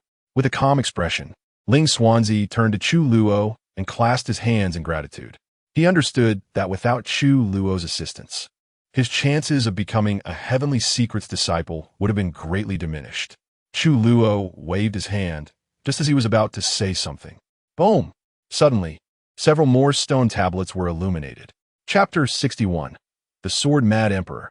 The selection of the Heavenly Machine Child concludes as the selection of the Heavenly Machine Child at the Heavenly Machine Pavilion approached its conclusion. Deep within the ancestral grounds of the Wang family, a middle-aged man knelt in a cave, consumed by grief as he gazed at the floating islands before him. Lying unconscious before this man was Wang Xiaojia. This middle-aged man was Wang Zhandao, Wang Xiaojia's father, revered in the outside world as the ancient saint of Zhandao. Could it be that Xiaojia, his indomitable ancient physique, cannot be restored? Wang Zhandao lamented in despair. The numerous ancestors on the floating islands sighed in unison, their eyes flickering with fury. Previously, it was the grandson of the evil-suppressing emperor, Wang Lin. Now, their family's prodigy, Wang Xiaojia, had fallen victim to this despicable creature from the Forbidden Sect. Alas, Zhandao, fortunately, that old fellow of opportunity intervened in time. Xiaojia's life is now secure. As for the indomitable ancient physique, you are aware of the body-devouring heavenly poison. It is indeed an insidious technique. Though that wretched creature may not possess high cultivation, the body-devouring heavenly poison is less a martial skill and more akin to a curse. For so many years, we have sought a means to dispel it. Years ago, an old fiend from the Forbidden Sect mastered this vile technique, prompting our Wang family, along with the Yi and Ji families, 3 ancient clans, to clandestinely ally with others, ultimately vanquishing him. After all these years, it is shocking that this wretched creature from the Forbidden Sect has also learned such a malevolent technique. We must swiftly eradicate him. Otherwise, should this creature grow in power, he will become a formidable heavenly poison emperor. One elder shook his head slightly, speaking solemnly. His words elicited nods of agreement from the other Wang ancestors present. Meanwhile, Wang Zhandao felt as if his heart had turned to ash. Looking at the unconscious Wang Xiaojia, his heart ached profoundly. Their lineage had finally produced an indomitable ancient physique, only to be destroyed by Chu Luo. Zhandao implored the elders to take action, to seek justice for Xiaojia. I demand the death of that wretched creature, not only him, but also that old fiend, Inya. Elders, if our Wang family does not respond, we will be ridiculed by the 3,000 great worlds. The world will believe that our Wang family fears the Forbidden Sect. Wang Zhandao bowed repeatedly to the figures on the floating islands. Alas, enough. I have not ventured out for nearly 100,000 years. Perhaps today I shall take a stroll and pay a visit to those old fellows at the Heavenly Machine Pavilion. Or perhaps encounter that old immortal, Zhang Yu. An elderly man with a head of white hair rose from one of the floating islands, dusting off his robes and stretching. Upon seeing him rise, the other ancestors nodded in acknowledgement. Below, Wang Zhandao bowed repeatedly in gratitude to this elder. With a single step, the elder vanished from sight, not stirring the slightest ripple of energy.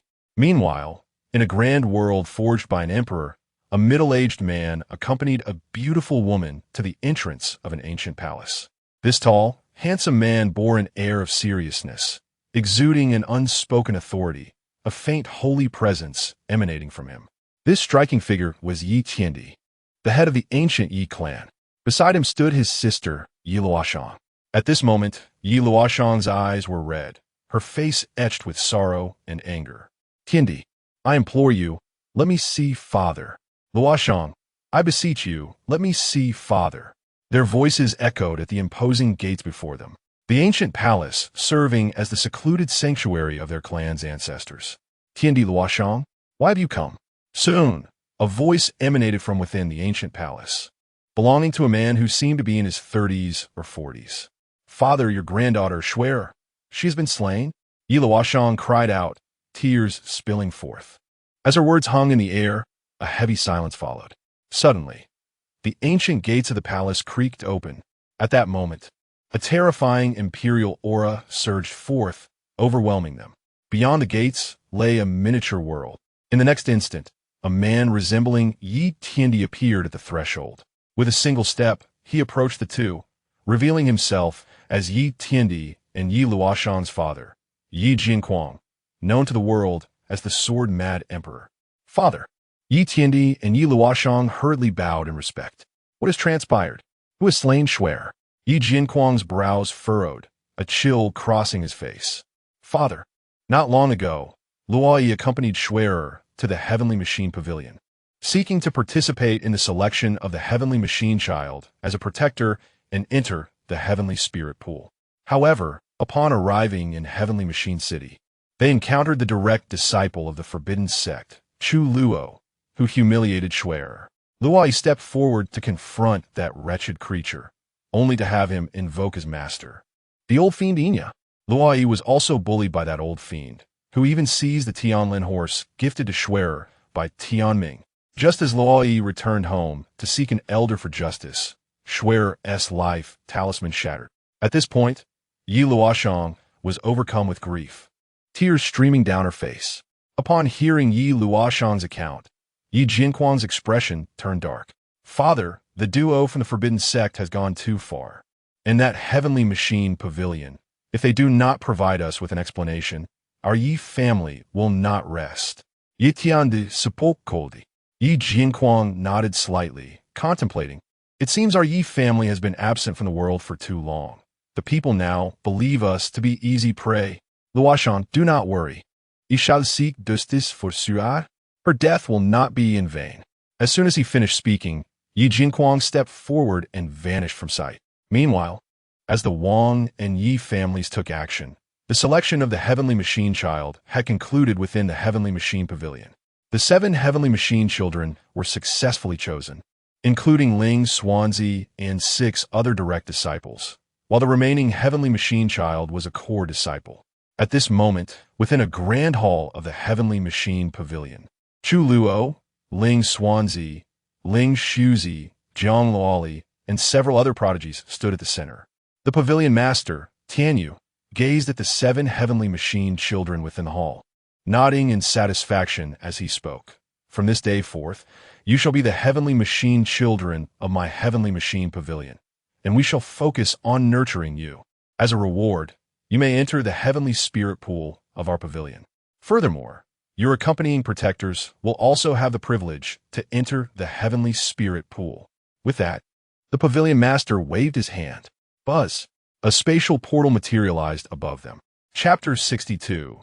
The Supreme Overlord enters the Celestial Spirit Pool. Behind the entrance to the spatial realm lies a small world that has been carved out.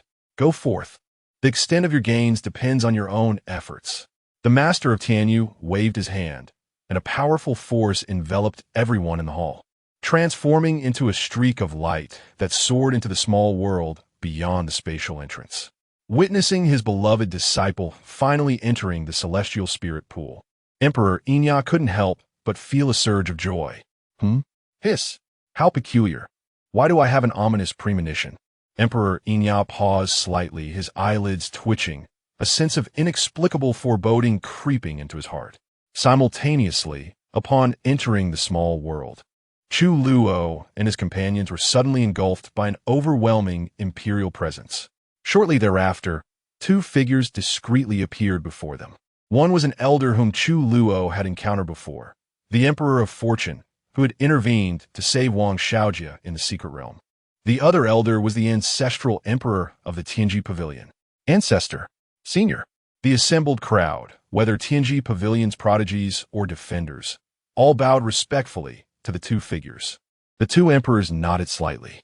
The gaze of the Emperor of Fortune fell upon Chu Luo, revealing a warm smile as he amiably said, "Little one from the forbidden sect. We meet again." Chu Luo chuckled, a hint of bashfulness in his tone. I didn't expect you to remember me, senior."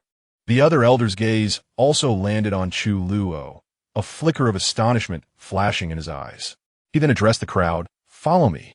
As soon as he spoke, the two emperors turned and led the group deeper into the small world. Brother Ling, what are the names of these two elders? They seem quite amiable, unlike those old codgers from the Wang family in the Qian Valley, who are utterly wicked. Chu Luo whispered in inquiry. "Chu, Brother Chu, you should address them as emperors. The one is our ancestral emperor of Tianji Pavilion, and the other is our supreme overlord." Ling Xuanzi whispered back. "What? Supreme overlord?" Chu Luo exclaimed in surprise, nearly bursting into laughter. "Supreme overlord? Who could have such a peculiar title? How unique!" His exclamation left everyone momentarily stunned, their expressions a mix of disbelief and shock. This Chu Luo had audacity beyond measure, daring to ridicule the supreme overlord. Fortunately, Ling Xuanzi reacted quickly, covering Chu Luo's mouth just in time to stifle his laughter. Realizing his blunder, Chu Luo was immediately drenched in cold sweat, for the supreme overlord had halted in his tracks, his face darkened, veins throbbing on his forehead. Beside him, the Emperor of Fortune's lips twitched uncontrollably. Did this young lad not know that the supreme overlord despised misunderstandings regarding his title? Esteemed supreme overlord, I did not mean to offend. Please don't misunderstand. I was just insulting Ling Xuanzi. Chu Luo hats the Jack. Yes, I was just cursing this scoundrel Ling Xuanzi for revealing your esteemed titles so late. He wriggled free from Ling Xuanzi's grip, quickly apologizing. Yes. Please do not take offense, ancestor. Brother Chu was indeed just cursing me. It was absolutely not directed at your title. The crowd watched, their expressions filled with incredulity at the two's antics. Do you think we believe you? They seemed to convey with their eyes. Ha ha. Young friend, Chu truly possesses a sense of humor. Has the old man's temperament been undone after so many years by young friend Chu? The Emperor of Fortune chuckled, attempting to ease the situation and patting the supreme overlord on the shoulder. Go to hell, you old ghost. How could I be undone by a mere child? The supreme overlord turned to Chu Luo with a grin that suggested, I shall remember you, young one. Chu Luo smiled awkwardly, feeling goosebumps rise on his skin. After this brief interlude, the group continued deeper into the realm. Soon, two pools, one large and one small, came into view. The larger resembled a small lake, while the smaller could only accommodate a dozen individuals. These two pools were the celestial spirit pools of the Tianji Pavilion, filled with celestial spirit liquid. The rich spiritual energy invigorated all who entered. Just a breath made them feel refreshed. Hiss! Is this truly the celestial spirit pool? It is said that the liquid within is born from the heavens, capable of being absorbed by the strong and also of washing the marrow and cleansing the veins.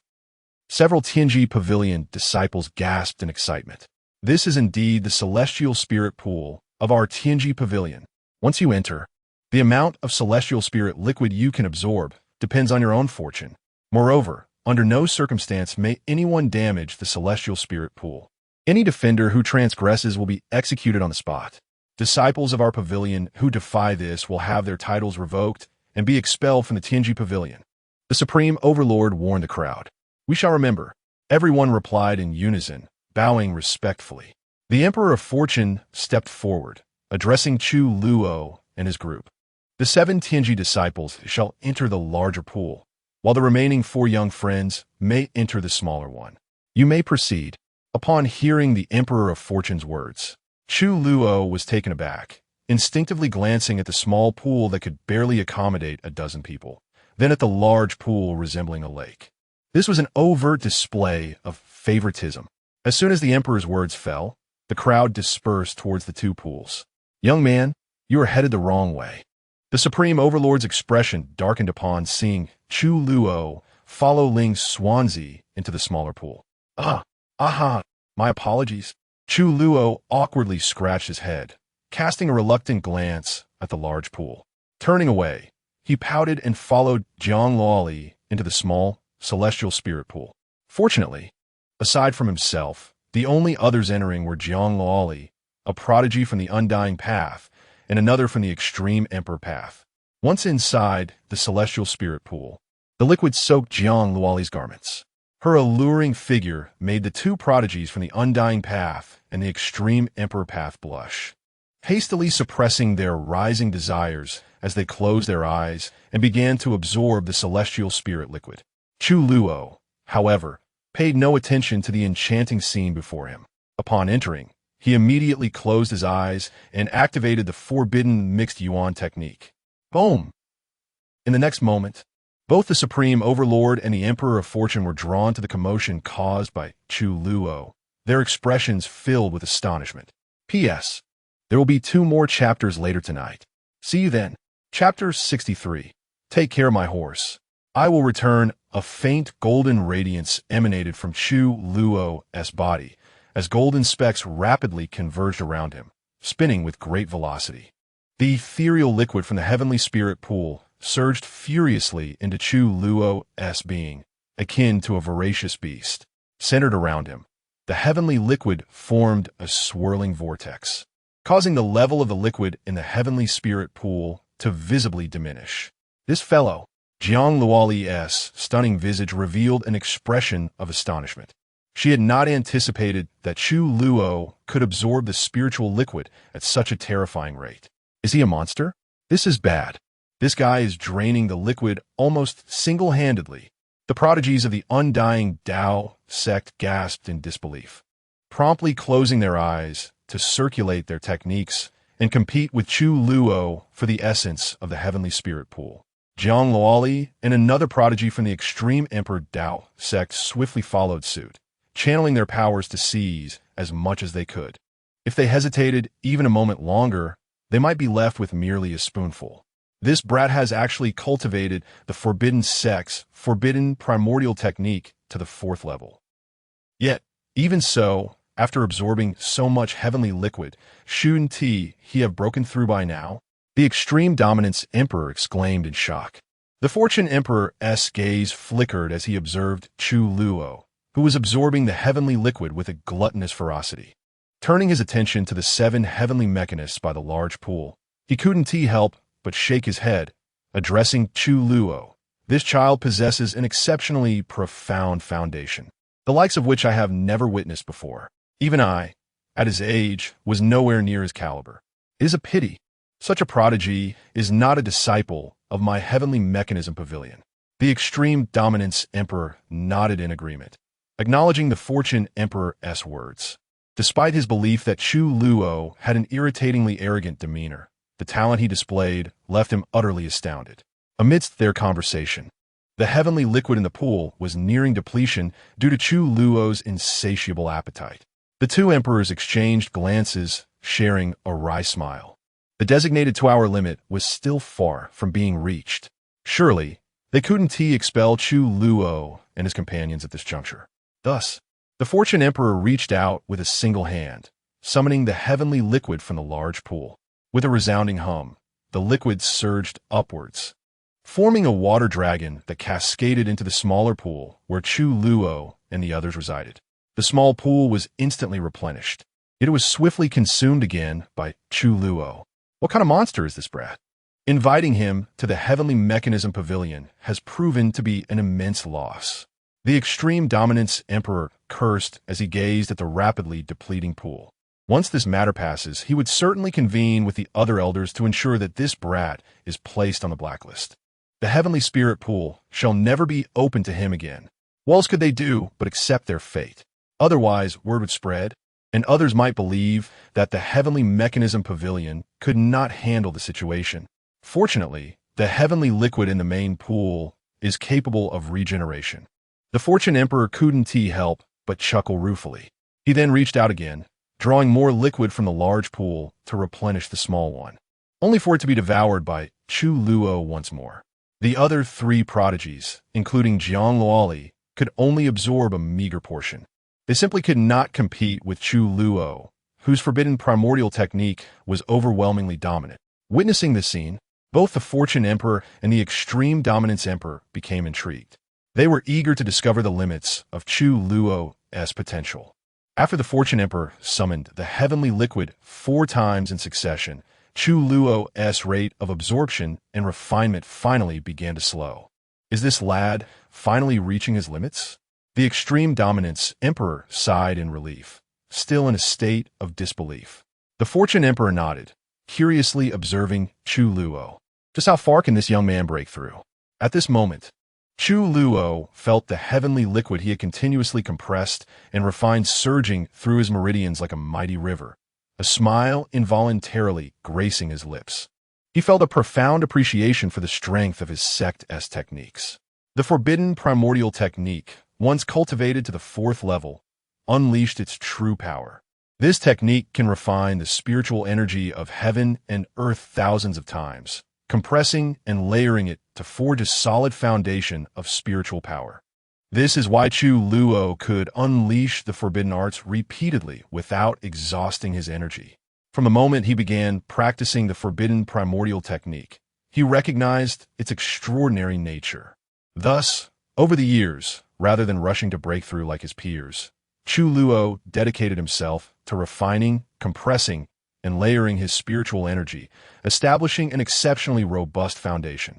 Moreover, Chu Luo discovered that the forbidden primordial technique was perfectly complementary to the forbidden arts, even if his internal energy was depleted after casting the forbidden arts. He could swiftly draw upon and refine the spiritual energy of heaven and earth by simply circulating his technique. The forbidden primordial technique is astonishingly formidable, but it only begins to reveal its true potential after breaking through to the 4th realm. Buzz!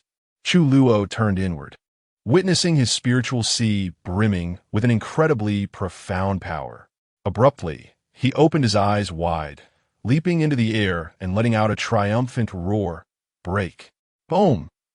All eyes, including those of the Fortune Emperor, the Extreme Dominance Emperor, and the startled onlookers, turned toward Chu Luo.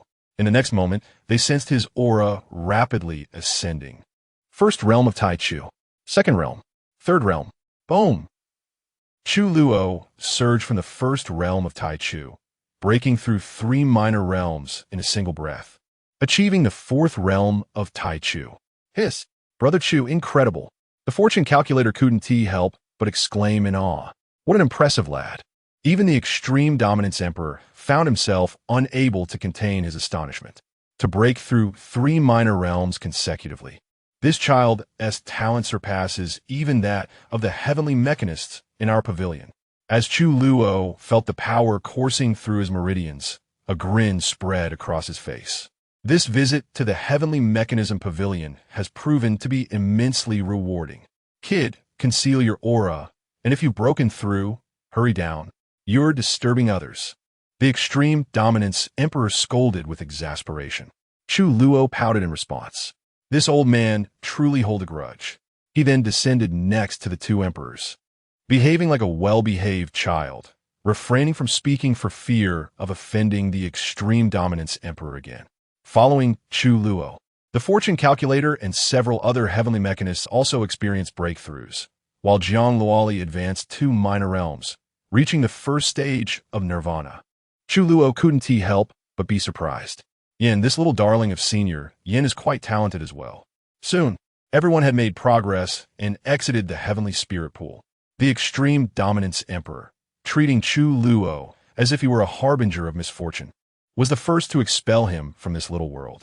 As the crowd emerged from the heavenly spirit pool, prodigies from other factions began to leave the heavenly mechanism pavilion in succession.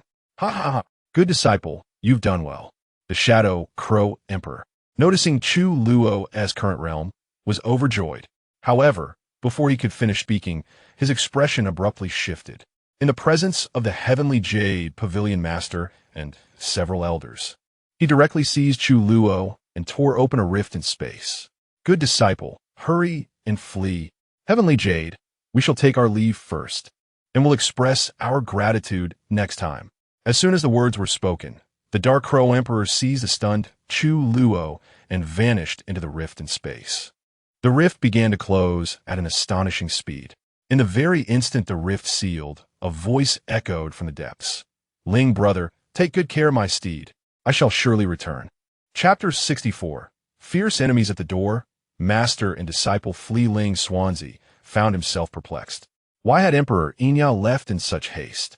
It was not only Ling Swansea who was bewildered. Even the Lord of Tianyu Pavilion and the senior elders present displayed expressions of confusion. At that moment, the figures of Emperor Heba and Emperor Jiuan materialized. Ancestor. The crowd bowed in unison. Both emperors gazed solemnly into the void, their eyes narrowing as an unseen mental force surged forth. Moments later, they withdrew their gaze. Ancestor, what has transpired? The Lord of Tianyu Pavilion inquired, his brow furrowed. The serious demeanor of the two venerable ancestors indicated that something significant had occurred. Nothing to worry about now. The emperors of the Yi and Wang families just visited, but they have since departed, likely in pursuit of Emperor Inya. Emperor Jin explained before he and Emperor Heba turned to vanish from sight. At that moment, the Lord of Tianyu Pavilion and the others finally comprehended why Emperor Inya had left so abruptly. It was due to the arrival of the emperors from the Wang and Yi families. Lord Tianyu, we must take our leave as well. With Emperor Inya absent, the ancient Saint Yanjun and ancient Saint Lanqing hurriedly bid farewell and departed from Tianji Pavilion. Meanwhile, amidst the chaotic currents of the void, an elder stood firm, unaffected by the surrounding tempest. This elder was none other than the ancestral figure from the Wang family. How swiftly they flee! He mused with a slight smile before looking towards another direction and speaking calmly. Since my friend has arrived, why not show yourself? As soon as the elder finished speaking, a figure enveloped in overwhelming sword energy appeared out of thin air. Yi Jian Kuang greets Senior Jiuyo.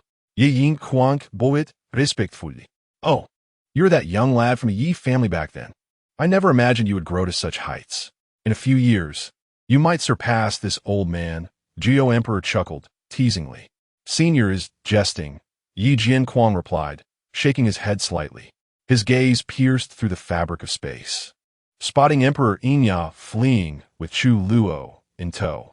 It seemed that Emperor Inya had noticed Yi Jian Kuang's gaze and, while running, turned to make a face at him, grinning grotesquely. Are you also in pursuit of the master and disciple from the forbidden sect? Jiuyo Emperor inquired with a gentle smile, resembling a kindly old man. Yi Jian Kuang nodded, contemplating. I recently learned from Emperor Jiuan that my granddaughter perished at the hands of Chu Luo. Since that is the case, my friend, let us join forces. I have matters to settle with that master and disciple as well. Jiuyo Emperor replied with a light chuckle. Yi Jian Kuang nodded slightly, and the two stepped forward, their figures vanishing in an instant. Meanwhile, Emperor Inya, who was desperately fleeing with Chu Luo, turned his head. Master, what are you looking at? And why are we running? Could it be that the emperors from the Wang and Yi families have arrived? Chu Luo suddenly recalled having slain Yi Qing Snow and incapacitated Wang Xiaojia. Given the nature of these families, it was impossible for them to remain indifferent. My clever disciple. Indeed, the Wang family has sent an old ghost to the 6th realm, and the Yi family has dispatched a 4th realm emperor. I cannot withstand them alone. Thankfully, we fled in advance. Otherwise, we would surely meet our doom. Once we return to the territory of our sect, we will be safe. Emperor Inya declared with a cold smile. Upon hearing of the 6th and 4th realm emperors, Chu Luo scrutinized his master seriously and asked, Master, can we truly escape?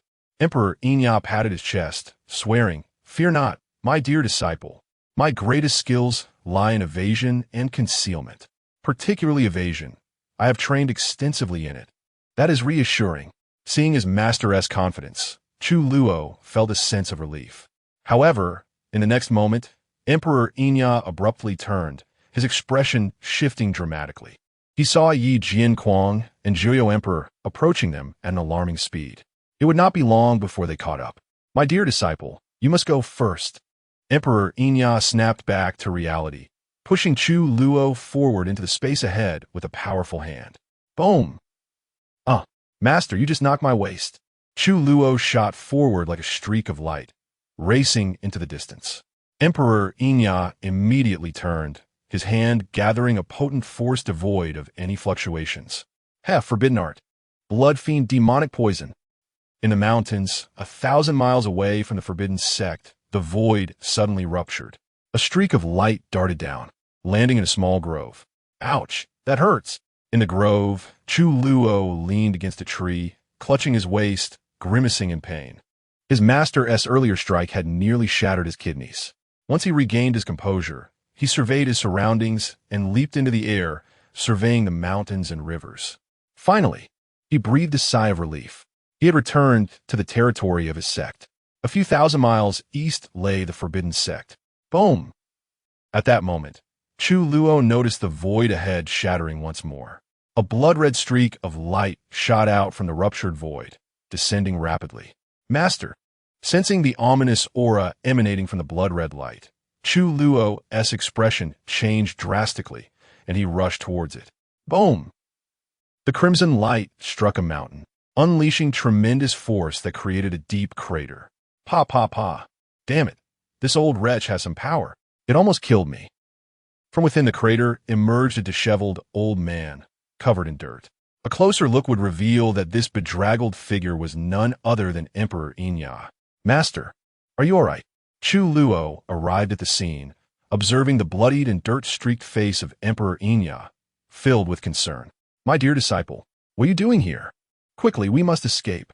As long as we reach our territory, we will be safe. Emperor Inya exclaimed, surprised to see Chu Luo, and immediately pulled him along, attempting to tear open a rift in space once more. Master, we are already within the territory of our sect. Just a few thousand miles east lies our home. Chu Luo hudiden in dazet.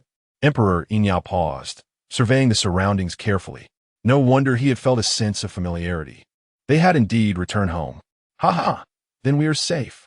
Emperor Inya exhaled in relief, releasing his imperial might to encompass a vast area. Buzz, buzz, buzz. At that moment, the void shattered once more, and two figures quietly descended. Among them, Yi Jianquang glowered with fury and murderous intent as he gazed down at Emperor Inya. At this moment, should anyone be present, they would undoubtedly be struck with astonishment. Yi Jianquang's entire left hand has vanished without a trace. From his shoulder, a tremendous force surges forth, staunching the flow of blood from the wound. The incision on his shoulder is remarkably neat, suggesting it was inflicted by some sharp instrument. Meanwhile, the sword in Yi Jianquang's grasp drips with golden blood, imbued with the power of an emperor. Chapter 65. The Arrival of the Three Ancestors. The Imperial Battle resumes with a cold smile. The Dark Crow Emperor gazed upon the severed arm of the Sword Mad Emperor. The dismemberment of Yi Jianquang's arm was entirely his doing. After sending Chu Luo away, he had swiftly unleashed his forbidden techniques, launching a decisive ambush on Yi Jianquang, who was merely a Fourth Realm Emperor, and successfully struck his arm.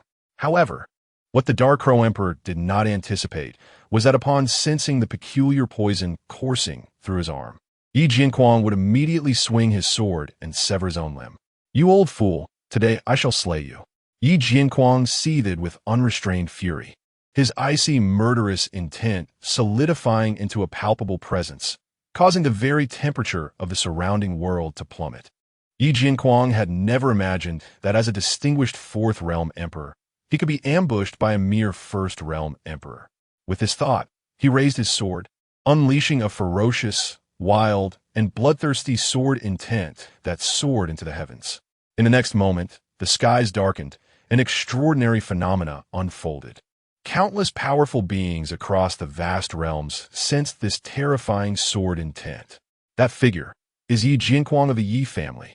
How did the sword-mad emperor enter the fray? Look, he's injured. Where's his other arm? Who is he battling against? Numerous formidable entities stared in astonishment at the celestial anomalies, unable to contain their shock. Just as the Dark Crow Emperor and Chu Luo's expressions turned grim, a powerful spatial fluctuation suddenly emanated from behind them. Both the sword-mad emperor and the Nine-Nether Emperor narrowed their eyes in response. Buzz! The void collapsed, releasing a thick, ominous aura of death. Within this morbid energy was an astonishing imperial might. Three aged figures emerged from the rift in space. Upon seeing these three figures, Yi Jinquang lowered his sword, his previously imposing presence dissipating as he adopted a grave and vigilant demeanor. Even the Nine-Nether Emperor's countenance grew exceptionally serious at the sight of the newcomers. Chu Luo and the Dark Crow Emperor turned around in unison, their faces lighting up with joy. Ancestors! Indeed, the three figures who appeared behind Chu Luo and the Dark Crow Emperor were none other than the Grave Jade Emperor, the Celestial Dust Emperor, and the Tao Source Emperor of the Forbidden Sect. Leading them, the Grave Jade Emperor, clad in white, emanated a chilling aura of death. His aged visage appeared pallid, as if he might sit down and pass away at any moment. Ancestors, save me! Chu Luo quickly concealed himself behind the three elders. The Dark Crow Emperor stepped forward, lightly massaging his chest, and inclined his head respectfully. Ahem! Third elder, are you all right? The Grave Jade Emperor coughed softly, regarding the Dark Crow Emperor with concern. Rest assured, ancestor, I am not dead yet. But be wary of that old fellow from the Wong family. His power is extraordinarily formidable. The Dark Crow Emperor warned, retreating to stand behind the trio, just like Chu Luo. Young man, I can understand why the Wong family's old ghost is targeting you. But why has the Yi family's emperor also come to trouble you? Have you slain a prodigy of the Yi family?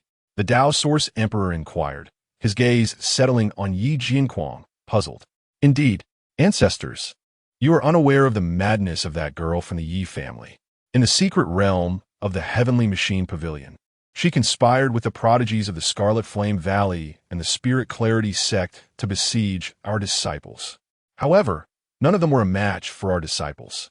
Unfortunately, that mad girl delayed her surrender just a moment too long, and she was inadvertently killed by one of our own. Chu Luo lamented, filled with grievances. Ancestors, please save our disciples.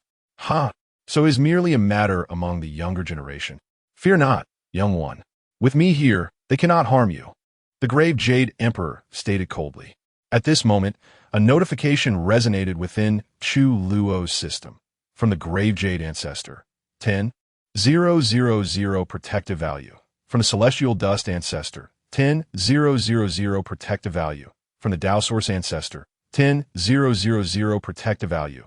Overjoyed, Chu Luo eagerly checked his accumulated protective value, which had now surpassed 20,000, yet the goal of 200,000 still loomed far ahead. Among the younger generation, whoever falls is merely outmatched. But for you old fools to emerge and hunt down the elders and disciples of my forbidden sect, that is rather excessive. The Grave Jade Emperor's expression remained tranquil, yet the aura of death around him thickened as he cast a sidelong glance at Yi Jinquang, seemingly dismissive of him. Yi Jinquang's face darkened ominously. Buzz! He raised his hand towards the wound of his severed arm, and with a flick of his finger, flesh and blood began to coalesce at his shoulder, swiftly forming a new arm. Grave Jade, it has been over 100,000 years since we last met. Yet you remain as arrogant as ever. The only difference is that you have aged beyond your years, and your life hangs by a thread. I have come today for that boy behind you. He has slain a prodigy of the Wong family and ruined their sacred body. If you hand him over, I shall take my leave. Otherwise, I shall have to contend with you. I wonder how much lifespan you have left after our battle. As he spoke, the Nine-Nether Emperor smirked sinisterly. Despicable. That old fool is truly vile. Ancestors, should we not hand over this boy? After all, he is a troublemaker.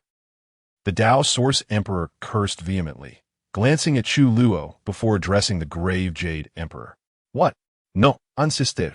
By the way, ancestor, I possess sacred longevity pills that may be of use to you. Ancestor, please take them. Upon hearing the Tao Source Emperor's words, Chu Luo's expression soured, and he hurriedly stepped forward, pleading with the grave Jade Emperor while presenting the sacred longevity pills he held. Ancestors, this cannot be. He is my beloved disciple. The Dark Crow Emperor's expression shifted, and he quickly interjected. The grave Jade Emperor cast a sidelong glance at the Tao Source Emperor, then smiled at Chu Luo. Young one, I appreciate your good intentions, but sacred longevity pills are of no use to me. You should keep them for yourself. Furthermore, Tao Source was merely jesting with you, so there is no need for concern. With the ancestors present, even the 9 Nether old fool cannot harm you today. Cough, cough, cough. The grave Jade Emperor coughed violently, producing a sword in his hand. He lifted his gaze, fixated on the 9 Nether Emperor. Hearing this, Chu Luo felt deeply moved, and he instinctively glanced at the Tao Source Emperor, only to find him chuckling to himself. Chu Luo was utterly speechless. This Tao Source Emperor was truly unreliable. At such a critical moment, he still made jokes. Sigh. Then, grave Jade, let us battle in the void beyond. The 9 Nether Emperor sighed, a glint of malice flashing in his eyes. With that, a colossal imperial manifestation rose behind him, eclipsing the sky. Stepping forward, the 9 Nether Emperor instantly appeared in the void beyond. Grave Jade, come forth and fight. His voice echoed throughout the 3,000 great worlds. Countless powerful beings were left astounded, their faces pale with shock. The Battle of Emperors was about to commence once more. Chapter 66. The conclusion of the Imperial War. The ancestor's summons it was. The 9 Nether Emperor of the Wong family. My goodness, it truly is the 9 Nether Emperor. Just now, it seemed that the 9 Nether Emperor mentioned the burial Jade Emperor of the Forbidden Sect. Hiss! The Forbidden Sect and the Wong family are at it again. Surely, this must be because of that scoundrel, Chu Luo, right? Hey, old man, your guess is remarkably accurate. I heard that this Chu Luo nearly eliminated the Wong family's prodigy, Wang Xiaojia, during the selection at the Celestial Mechanism Pavilion. Not only that, but the prodigy of the Yi family, the enchanting Yi Qingxue, has also fallen victim to Chu Luo's lethal hand. Henceforth, there shall be no more Yi Qingxue in this world. Hiss! Many powerful beings from the vast 3,000 great worlds gazed into the void beyond the realm. The majestic figure of the Emperor stepping upon the universe, surrounded by boundless clouds and extraordinary phenomena, drew murmurs of discussion among them. Xiao Chun, take this young lad and elder, send back to the sect. Old fellow, it has been so many years since we last met. Let us see if your strength has improved since the days of yore. Boom! The burial Jade Emperor smiled slightly, wielding a spiritual sword, and stepped forward. In the blink of an eye, the burial Jade Emperor's figure appeared beside Yi Jianquang. Yi Jianquang's pupils constricted. The moment the burial Jade appeared beside him, he felt an overwhelming sword pressure emanating from the Emperor, leaving him gasping for breath. It was as if an ancient divine mountain were pressing down upon him, nearly suffocating him. Moreover, the wild and bloodthirsty sword intent within him instantly crumbled. With just a glance from the burial Jade Emperor, boom. Under the watchful eyes of countless powerful beings, Yi Jianquang's face turned ashen, and he spewed forth a mouthful of blood. The sword intent within him vanished completely, and his hand, which held the spiritual sword, began to tremble uncontrollably. Yi Jianquang's complexion turned pale, terror filling his eyes. The gap in swordsmanship between him and the burial Jade was insurmountable. Today, I shall spare your life. But should you dare to come to my forbidden sect again, I shall show you no mercy. The burial Jade, having spoken those words, vanished in a flash, reappearing in the void beyond the realm. How? How could there be such a vast difference? All the years I have devoted to this path, what significance does it hold? Is this the burial Jade? The top-tier prodigy emperor from 100,000 years ago? Yi Jianquang found it hard to accept. Faced with the sword intent of the burial Jade, he lacked even the courage to wield his own sword intent. At this moment, cracks appeared in his Tao heart.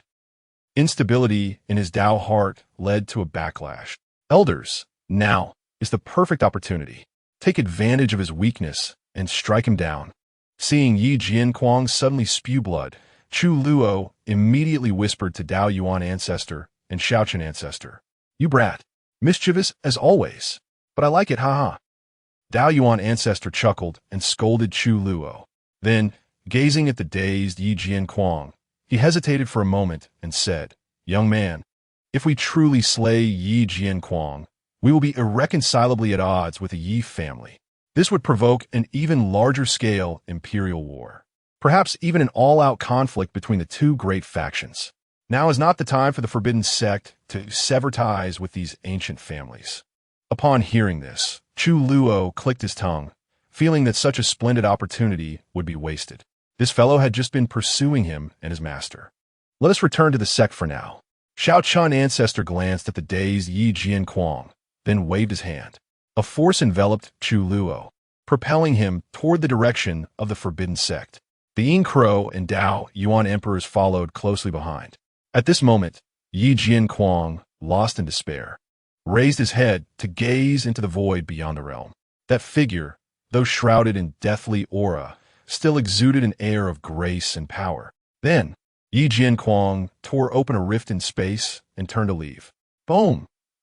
Simultaneously, a sound reverberated throughout the 3,000 great worlds. Deep within the void beyond the 3,000 great worlds, the battle of the emperors commenced, growing increasingly fierce.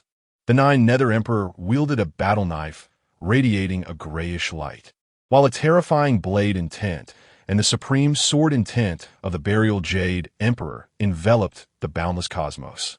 The blade intent and sword intent crushed the stars within a billion-mile radius. The two supreme intents formed a realm of blades and swords. The figures of the 9 Nether Emperor and the Burial Jade Emperor engaged in a frenzied battle within this realm. Boom, boom, boom. Waves of power infused with blade light and sword energy rippled outwards like ripples on the water, dispersing into the surrounding cosmos. The two emperors stirred chaos, their strength overwhelming. The terrifying commotion generated by the clash of these two Sixth Realm emperors naturally drew the attention of numerous hidden old monsters from peak powers. All the hidden old monsters believed that the clash between the Burial Jade Emperor and the 9 Nether Emperor would hasten the depletion of vitality within the Burial Jade Emperor. Even the 9 Nether Emperor himself held this belief. He intended to exhaust the Burial Jade to death today. However, this battle unfolded contrary to everyone's expectations, lasting for a day and a night. Each time the 9 Nether Emperor and countless hidden old monsters thought the Burial Jade was on the verge of collapse.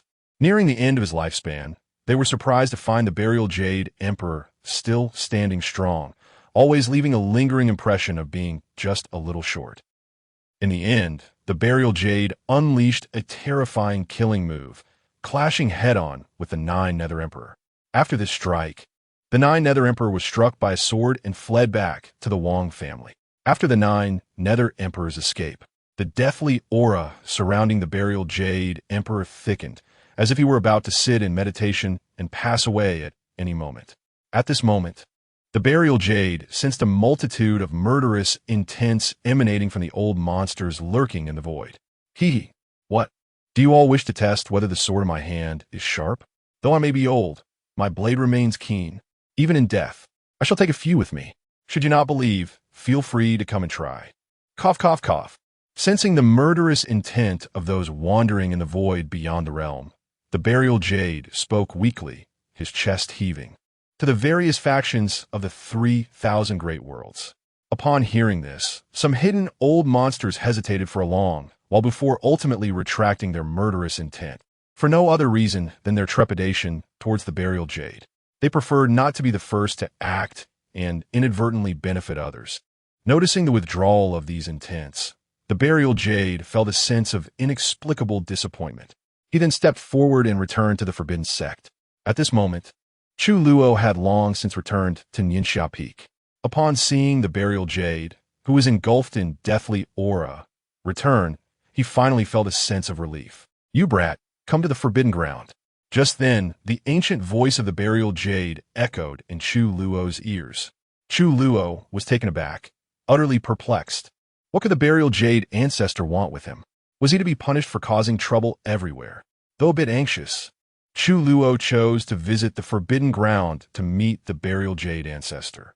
Chapter 67. Entering the forbidden area and meeting the ancestor as Chu Luo prepared to leave the mountain peak and head towards the forbidden area. A familiar voice suddenly called out to him. Senior Brother Chu. Turning towards the voice, Chu Luo saw a streak of light rapidly approaching from a distance, landing before him. Upon recognizing the newcomer, Chu Luo was momentarily taken aback as memories flooded back. The person before him was Tang He, who had initially invited Chu Luo to experience the trials in the Southern Heaven Prefecture, specifically in the Beast Mountain Range. Chu Luo recalled that he had indeed promised to join him. I just heard from some junior brothers that you've returned, Senior Brother Chu. I didn't expect it to be true, Tang He exclaimed eagerly. The other junior brothers have been waiting for you.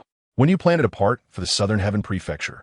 Tang He scratched his head, gazing at Chu Luo with anticipation.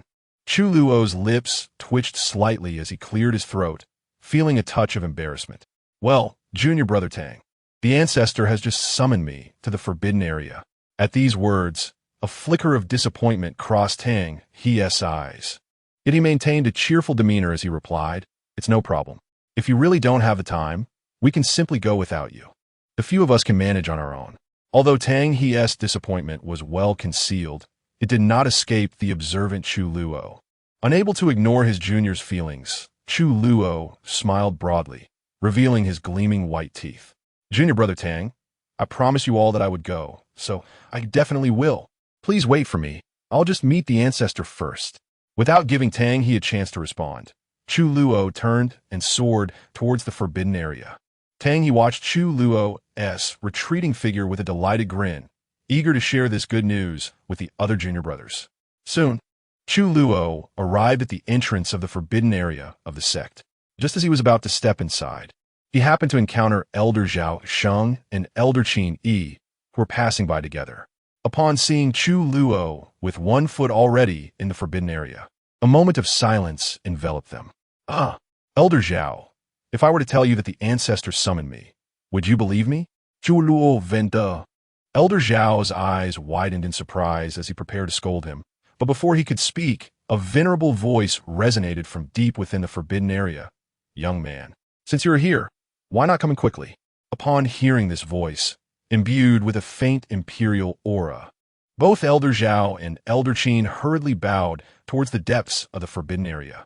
They then treated Chu Luo as if he were invisible, chatting and laughing as they departed.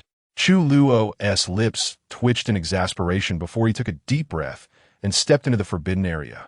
Not long after entering, he soon set eyes on a stone tablet inscribed with the 3,000 forbidden techniques. Standing guard before the stone tablet were the ancestor Dao Yuan and ancestor Xiaochan. As Chu Luo approached the two ancestors, he bowed respectfully. Greetings, ancestors. In a moment of his bow, his gaze repeatedly darted towards the stone tablet behind the ancestors. Young man, if your eyes wander any further, I will give you 2 black eyes right now, Ancestor Dao Yuan remarked with a smile.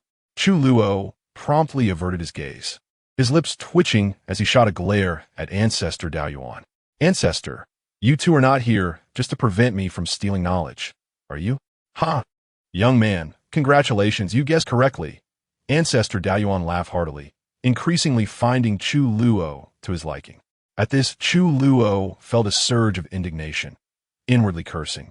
Does the sect not fear losing all these exceptional techniques? Enough, Dao Yuan, do not bully this young lad anymore. He has to go now. Ancestor Zanyu is waiting for him. Seeing this, the amiable Ancestor Xiaochan could no longer tolerate it. He jokingly scolded Dao Yuan before gesturing to Chu Luo, directing him towards a nearby peak. Chu Luo not that, respectfully bowed to Ancestor Xiaochan, and then made a face at Ancestor Dao Yuan before swiftly flying towards the indicated peak. This lad is quite interesting. Ancestor Dao Yuan chuckled, watching Chu Luo's departing figure with amusement. At least, he found Chu Luo to be far more entertaining than the other prodigious disciples of the sect. This young man possessed remarkable talent, decisiveness in battle, yet was also quirky and cunning, making him perfectly suited to Dao Yuan's taste. At times, Dao Yuan even entertained the thought of taking Chu Luo as his disciple. Before long, Chu Luo reached the peak before him, where stood an ancient tree towering into the sky. Its branches were lush, and the green leaves rustled softly in the breeze. Beneath the ancient tree, there was a small tiled house and a courtyard. Outside the house, a stone table was set, adorned with tea utensils. At this moment, the venerable ancestor Zhongyu, clad in white and exuding a faint aura of death, sat on a stone chair, brewing tea. Chu Luo landed at the stone table, bowed to ancestor Zhongyu, and with a bright smile revealing his 8 white teeth, cheerfully said, "Ancestor, I have arrived." Ancestor Zhongyu glanced at Chu Luo and smiled faintly. "Young man, since you are here, please make yourself comfortable." "How could I dare? I must inquire. Ancestor, why have you summoned me?" Chu Luo asked respectfully. With a knowing smile, Ancestor Zhongyu looked at Chu Luo. "Must you always put on an act? Do you think you can fool me? Come, sit down." Saying this, Ancestor Zhongyu placed a cup of tea before Chu Luo on the table. Since you've seen through me, I shall not hold back," Chu Luo said, scratching his head as he seated himself at the stone table. He carefully examined and sniffed the cup of tea that Ancestor Zhongyu had offered. Given Ancestor Zhongyu's status and cultivation, this tea surely could not be ordinary. Yet, for a moment, Chu Luo could not discern any particular difference. Could it be that my cultivation is too low to perceive the subtleties of this tea? Chu Luo mused internally. After finishing his cup of tea, Ancestor Zhongyu noticed that Chu Luo remained in deep thought over the cup he held. He chuckled lightly and said, "Young man, this is simply an ordinary cup of tea." At these words, Chu Luo's mouth twitched slightly. This is merely an ordinary cup of tea? Aren't tea the things used by these great ancestors supposed to be extraordinary? Was he being teased? Upon realizing that the cup in his hand was indeed just an ordinary tea, without a second thought, Chu Luo drank it in one gulp. He blinked a couple of times, unable to discern any flavor. "Ancestor, I have finished the tea. May I ask what you wish to discuss with me? If there is nothing urgent, I shall take my leave as my junior brothers are waiting for me to venture into the Beast Mountain Range." Chu Luo summoned his courage to inquire. "What an impatient young fellow. Very well, just follow me." Ancestor Zhongyu chided humorously as he slowly stood up and turned towards the tiled house. Curiosity piqued. Chu Luo had noticed the house upon his arrival, so he rose to follow Ancestor Zhongyu. Upon reaching the door of the house, Ancestor Zhongyu gently pushed it open and stepped inside. As Chu Luo entered, he was instantly captivated by the scene before him. Chapter 68. 200 Spirit Tablets and the Longevity Elixir in the living room of the thatched house. There stood an altar. Upon this altar lay an array of spirit tablets, densely packed. Chu Luo discreetly counted them, and to his surprise, there were precisely 200. Before these spirit tablets rested a large jade vial, upon which formidable seals had been laid. The ancestral figure, Zhongyu, stepped forward, adjusting his garments, and bowed respectfully to the 200 spirit tablets. Beside him, Chu Luo followed suit, lowering his head in reverence to the tablets. Chu Luo speculated that these 200 spirit tablets likely represented the ancestors of their forbidden sect who had perished over the ages. He noticed one spirit tablet bearing the name Heavenly Poison Emperor. This name, upon first hearing, did not evoke a sense of benevolence. Gathering his courage, he inquired of the venerable Zhongyu, "Ancestor, are these individuals enshrined here the ancestors of our forbidden sect who have fallen?" Zhongyu nodded affirmatively. "Indeed, our forbidden sect has lost 200 ancestors throughout history. We too are nearing our end. Perhaps before long, our names will also grace these tablets. The future of the forbidden sect rests upon your generation." A hint of melancholy and reluctance flickered in Zhongyu's eyes, which Chu Luo keenly observed. "Rest assured, Ancestor, we shall ensure that our forbidden sect continues to stand tall amidst the 3,000 great worlds. We will remain seated upon the throne of the foremost power in these realms," Chu Luo declared earnestly. He had long considered the forbidden sect his home and could not bear to witness its decline. Zhongyu laughed heartily, expressing his satisfaction. Little one, it pleases me to hear your thoughts. If the spirits of our ancestors could hear your words, they would undoubtedly feel gratified. Chu Luo scratched his head, feeling somewhat embarrassed by the praise. By the way, ancestor, did the heavenly poison emperor fall due to being besieged? Zhang Yu paused, looking at Chu Luo with curiosity. How do you know? He recounted how the heavenly poison emperor had indeed been gravely injured and perished after being attacked by a dozen other emperors. As he spoke, Zhang Yu's eyes narrowed, a terrifying killing intent flashing within. Chu Luo was taken aback, surprised to learn that the ancestor had truly met his end through such violence. He sheepishly replied, I merely conjectured. The name alone suggests he was not a virtuous individual, likely a figure reviled by those self-proclaimed righteous sections. Thus, I inferred that he might have perished from such a siege. Upon hearing Chu Luo's explanation, Zhang Yu's expression shifted dramatically, his face darkening. He ceased his response and instead approached the altar, lifting the jade vial. With a gentle gesture, he dispelled the seals. He then handed the vial to Chu Luo. Curiously, Chu Luo asked, Ancestor, what is contained within this vial? As he opened it, an overwhelming surge of verdant vitality erupted forth. Such terrifying life force! He exclaimed in astonishment. Soon, the energy began to dissipate, revealing 10 emerald pills glowing with a rich vitality within the vial. This is the longevity elixir, crafted from the essence of martial artists with longevity bodies and dozens of precious herbs. Although it bears the name longevity elixir, it cannot grant immortality. However, for those who consume it, as long as they still draw breath, it can restore their life. You have mastered 1,000 forbidden arts with just one longevity elixir. The life force contained within can sustain you for a month without worrying about the loss of lifespan from practicing these arts. Upon hearing this, Chu Luo's eyes sparkled with excitement as he gazed at the 10 elixirs, his face alight with fervor. He had not expected the ancestor to possess such treasures. Suddenly, he pondered something and, noticing the deathly aura surrounding Zhang Yu, cautiously asked, Ancestor, why don't you consume this miraculous elixir? Zhang Yu waved his hand dismissively, turning away. I have already consumed it. It is now ineffective for me. This elixir has been passed down since ancient times, and only these 10 remain. They are all yours. Now, take your elixirs and be gone. Chu Luo was momentarily taken aback, unsure why Zhang Yu had suddenly become irate. He felt a slight twitch at the corner of his mouth. These ancestors were indeed unpredictable, their tempers shifting like the winds.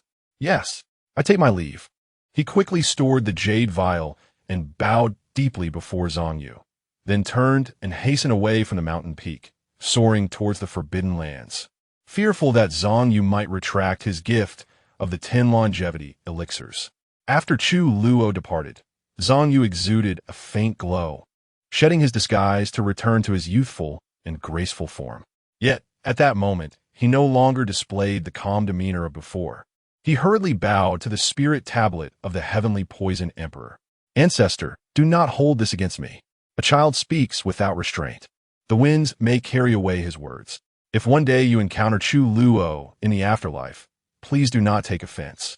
Just as Zhang Yu finished speaking, the spirit tablet inscribed with the name of the heavenly poison emperor trembled twice before settling into silence. Observing this, Zhang Yu finally breathed a sigh of relief. In a certain dark world, an ominous, eerie, and bloodthirsty atmosphere enveloped the realm. On a mountain peak, an imposing figure gazed skyward, his presence causing time to freeze and the laws of nature to roar chaotically. An exceedingly terrifying aura emanated from this being, shrouding the entire dark world. He, Chu Luo, is it? I shall remember you, young one. The 3,000 great worlds, how nostalgic indeed. The majestic figure remained shrouded in mystery, but from his voice, one could discern that he was not of advanced age. Suddenly, a deafening thunderclap echoed through the dark sky. A bolt of lightning, as thick as a barrel, cleaved through the oppressive darkness, illuminating the imposing figure. In that moment of brilliance, a fleeting glimpse revealed the grim sight behind him. Countless corpses lay strewn across the ground, blood flowing in torrents. each body emanating an oppressive aura.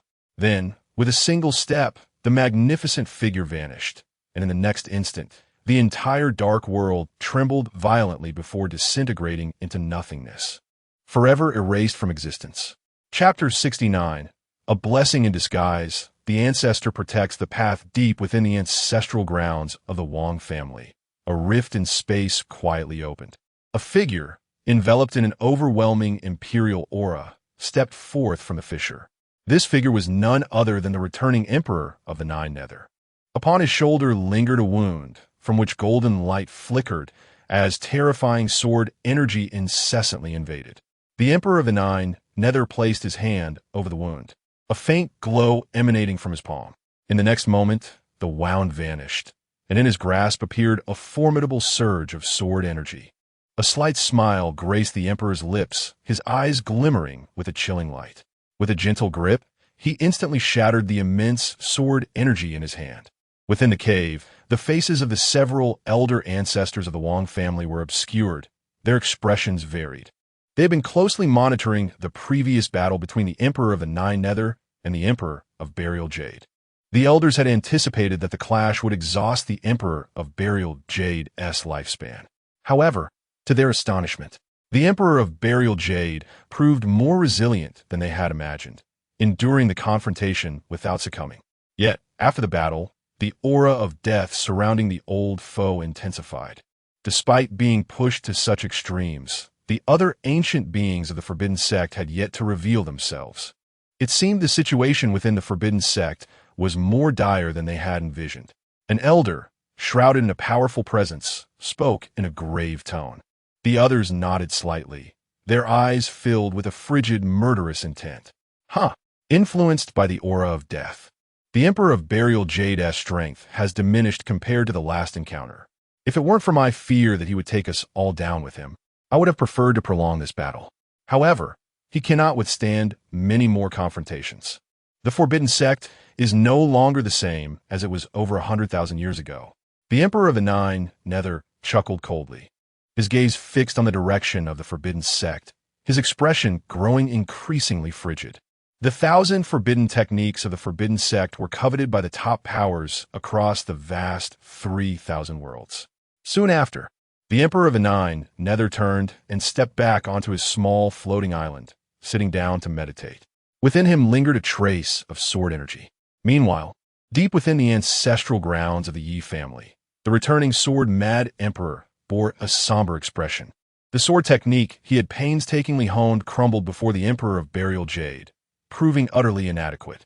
If his sword intent was likened to a rushing river, then the sword intent of the Emperor of Burial Jade was an endless ocean. Before the Emperor of Burial Jade, he found himself devoid of the courage to wield his sword.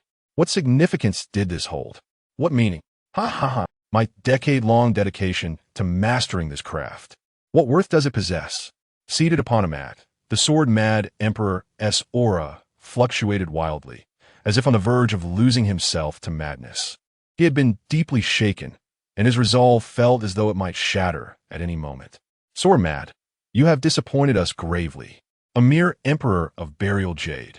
And yet over 100,000 years ago, several emperors fell beneath his hand. Yet none of those emperors displayed such weakness as you. As a fourth-tier emperor, you are so fragile. We held great hopes for you. But at this moment, you have let us all down. Behind the sword-mad emperor, several towering figures of emperors materialized. The foremost figure looked down upon the sword-mad emperor, reprimanding him with a fierce gaze. Indeed, the Emperor of Burial Jade is already half a step into the grave. His terrifying sword intent is not unexpected. You are still young, a genius of the Yi family in the realm of swordsmanship. If you crumble so easily, you are unworthy of that title. Sword-mad, there are always greater heights. You should strive to surpass that old man, not return like a defeated dog, wallowing in despair and destroying your own resolve. You are still young, and ample time lies ahead. The figures of the emperors echoed, their voices resonating with supreme authority, like ancient bells ringing in the sword-mad emperor's ears. A spark ignited within the sword-mad emperor. Yes, he was still young. There was still plenty of time to pursue, to replace even to surpass. In a fleeting thought, the sword-mad Emperor's aura gradually stabilized. His nearly shattered resolve began to solidify once more. He slowly rose and performed a deep bow towards the towering figures of emperors behind him. "Thank you, esteemed ancestors. I shall remember your words." With that, the sword-mad emperor stepped forward into the void, heading towards a colossal mountain peak. A more fearsome, turbulent, and bloodthirsty sword intent erupted from him, enveloping the entire ancestral world. The figures of the emperors were taken aback, their gazes shifting to the sword-mad emperor, who now sat atop the mountain peak. Eyes closed in contemplation, all revealing expressions of approval. The elders of the Yi family had not anticipated that the sword-mad emperor would find enlightenment through adversity. The matter with the forbidden sect is far from over. Those who have harmed my Yi family have nearly destroyed the resolve of our emperors. This enmity cannot go unpunished. The foremost figure of the emperors cast a terrifying gaze, as cold as the depths of the Nine Nether, fixed upon the direction of the forbidden sect, brimming with murderous intent. Deep within the forbidden sect's ancestral grounds, as the Emperor of Burial Jade stepped out of a dilapidated house, he seemed to sense something. His gaze shifted towards two distinct directions, a strange smile playing upon his lips. These two directions were those of the Wang and Yi families. He had just sensed two waves of murderous intent emanating from them. The Emperor of Burial Jade withdrew his gaze, taking a step forward, vanishing from his original position. In an instant, he appeared beside the Emperor of Xiaocheng and the Emperor of Daoyuan. Elders. The two elder emperors were taken aback and hurriedly bowed to the Emperor of Burial Jade. The Emperor of Burial Jade, hands clasped behind his back, looked at the stone tablet behind the two, which recorded the 3,000 forbidden techniques, and smiled faintly. Daoyuan, the third elder, is in seclusion to heal. That young man has quite the knack for stirring trouble. You shall be responsible for secretly protecting him during this time. The Emperor of Daoyuan smacked his lips and chuckled. Elder, since that young man is so troublesome, why don't we simply confine him to the forbidden grounds? We can personally instruct him to prevent him from causing chaos outside. The key is that this rascal deliberately seeks out conflicts with top powers. If we guide him ourselves, coupled with his extraordinary comprehension, his future achievements will not be lacking. At least he will become an emperor. The Emperor of Burial Jade smiled and shook his head. Between life and death, there lies great terror. Only in such circumstances can the prodigies grow rapidly. If that young man were confined and meticulously taught by us, he would be no different from those delicate flowers in a greenhouse, beautiful but useless. Besides, compared to stirring trouble, this young man pales in comparison to our ancestors of the forbidden sect. In their youth, who among them was ever a docile soul? Chapter 70. Departing for Southern Heaven. Another old, the corners of Daoyuan Emperor's mouth twitched slightly. Upon reflection, it indeed seemed true. The troubles that Chu Luo had recently stirred up were trivial compared to the calamities faced by their older generation in their youth. Chu Luo was as docile as a little lamb. This was akin to the ancestor Zhongyu before him, who had caused no less than 10 monumental disasters in his youth, compelling their sect to engage in multiple sect wars. Each of these conflicts was drenched in blood, resulting in the demise of emperors. Yes, ancestor, Daoyuan Emperor replied, turning and vanishing from sight. After leaving his ancestral land, Chu Luo intended to fulfill his promise by seeking out several of his junior brothers from Tang, to accompany them to the Beast Mountain Range in Southern Heaven for training. Chu Luo originally wished for his master to join them, given that the Wang and Yi families had already set their sights on him. However, he found himself at a loss as his master had retreated for healing. Nevertheless, before entering seclusion, Emperor Inya had bestowed upon him a token. Should he encounter danger, Inya's avatar would manifest to extricate him from peril. Yet, Chu Luo still felt uneasy. Before seeking out Tang He first visited sect Master Lin Feng, hoping to secure the covert protection of one or two of the 8 elders. Upon learning that Chu Luo intended to travel to Southern Heaven, Lin Feng rebuked him sternly. You rascal, having caused such great trouble for the sect, do you still dare to venture out? No, from now on, you shall remain at your Ningxia Peak. Lin Feng's concern stemmed from Chu Luo's safety. With Emperor Inya in seclusion, He would not object if Inya accompanied him. Moreover, Southern Heaven was far from their forbidden sect. Should anything happen to Chu Luo, even an emperor would require time to arrive.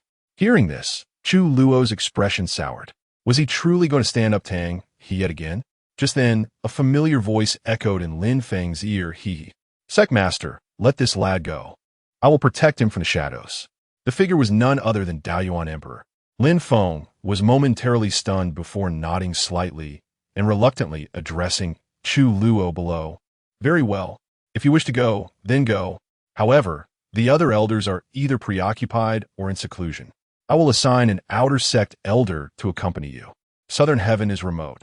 As long as you keep a low profile and avoid causing trouble, one outer sect elder will suffice. Thank you, Sect Master. I shall take my leave. Chu Luo hastily bid farewell, fearful that Lin Feng might change his mind. Although he only secured the company of one outer sect elder, he felt a tinge of disappointment. Yet Lin Feng was not wrong. Southern Heaven was indeed remote, and top-tier powers rarely ventured there. Having a sage-level expert accompany them was more than sufficient. Watching Chu Luo depart, Lin Feng rubbed his temples with a wry smile. I hope this lad does not bring further trouble to the sect. After leaving the Grand Hall, Chu Luo contacted Tang He. Outside the sect, Tang He and 5 core disciples have been waiting for some time. Chu Senior Brother. Here comes Chu Senior Brother.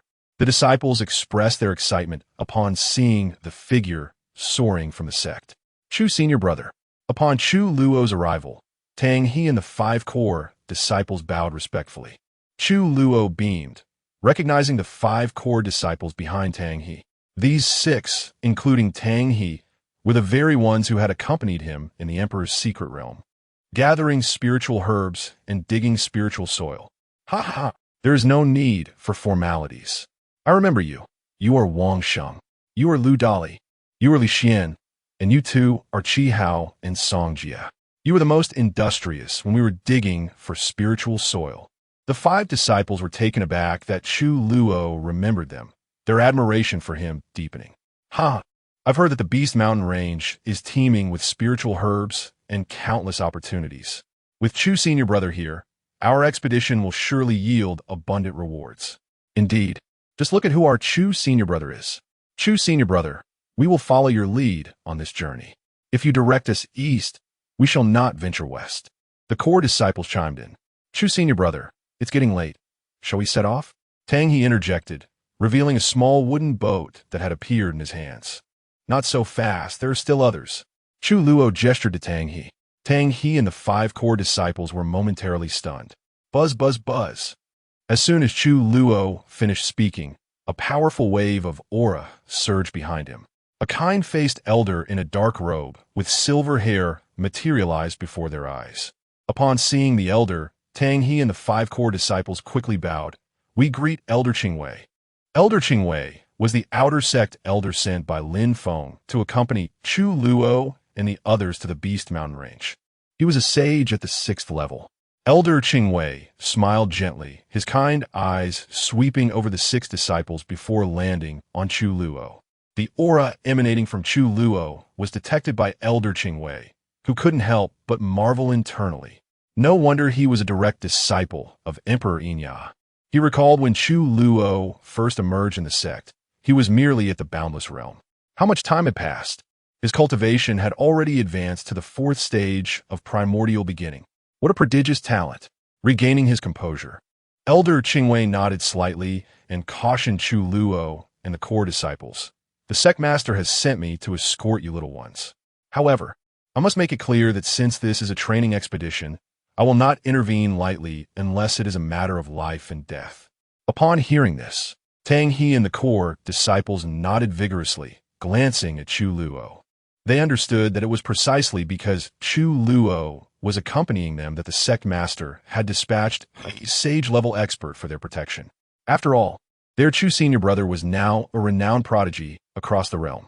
In essence, they were basking in Chu Luo's glory. Ha! Now that everyone is here, let's set off. Chu Luo laughed heartily, turning to Tang He. Tang He tossed the small boat into the void, swiftly forming hand seals and pointing his fingers.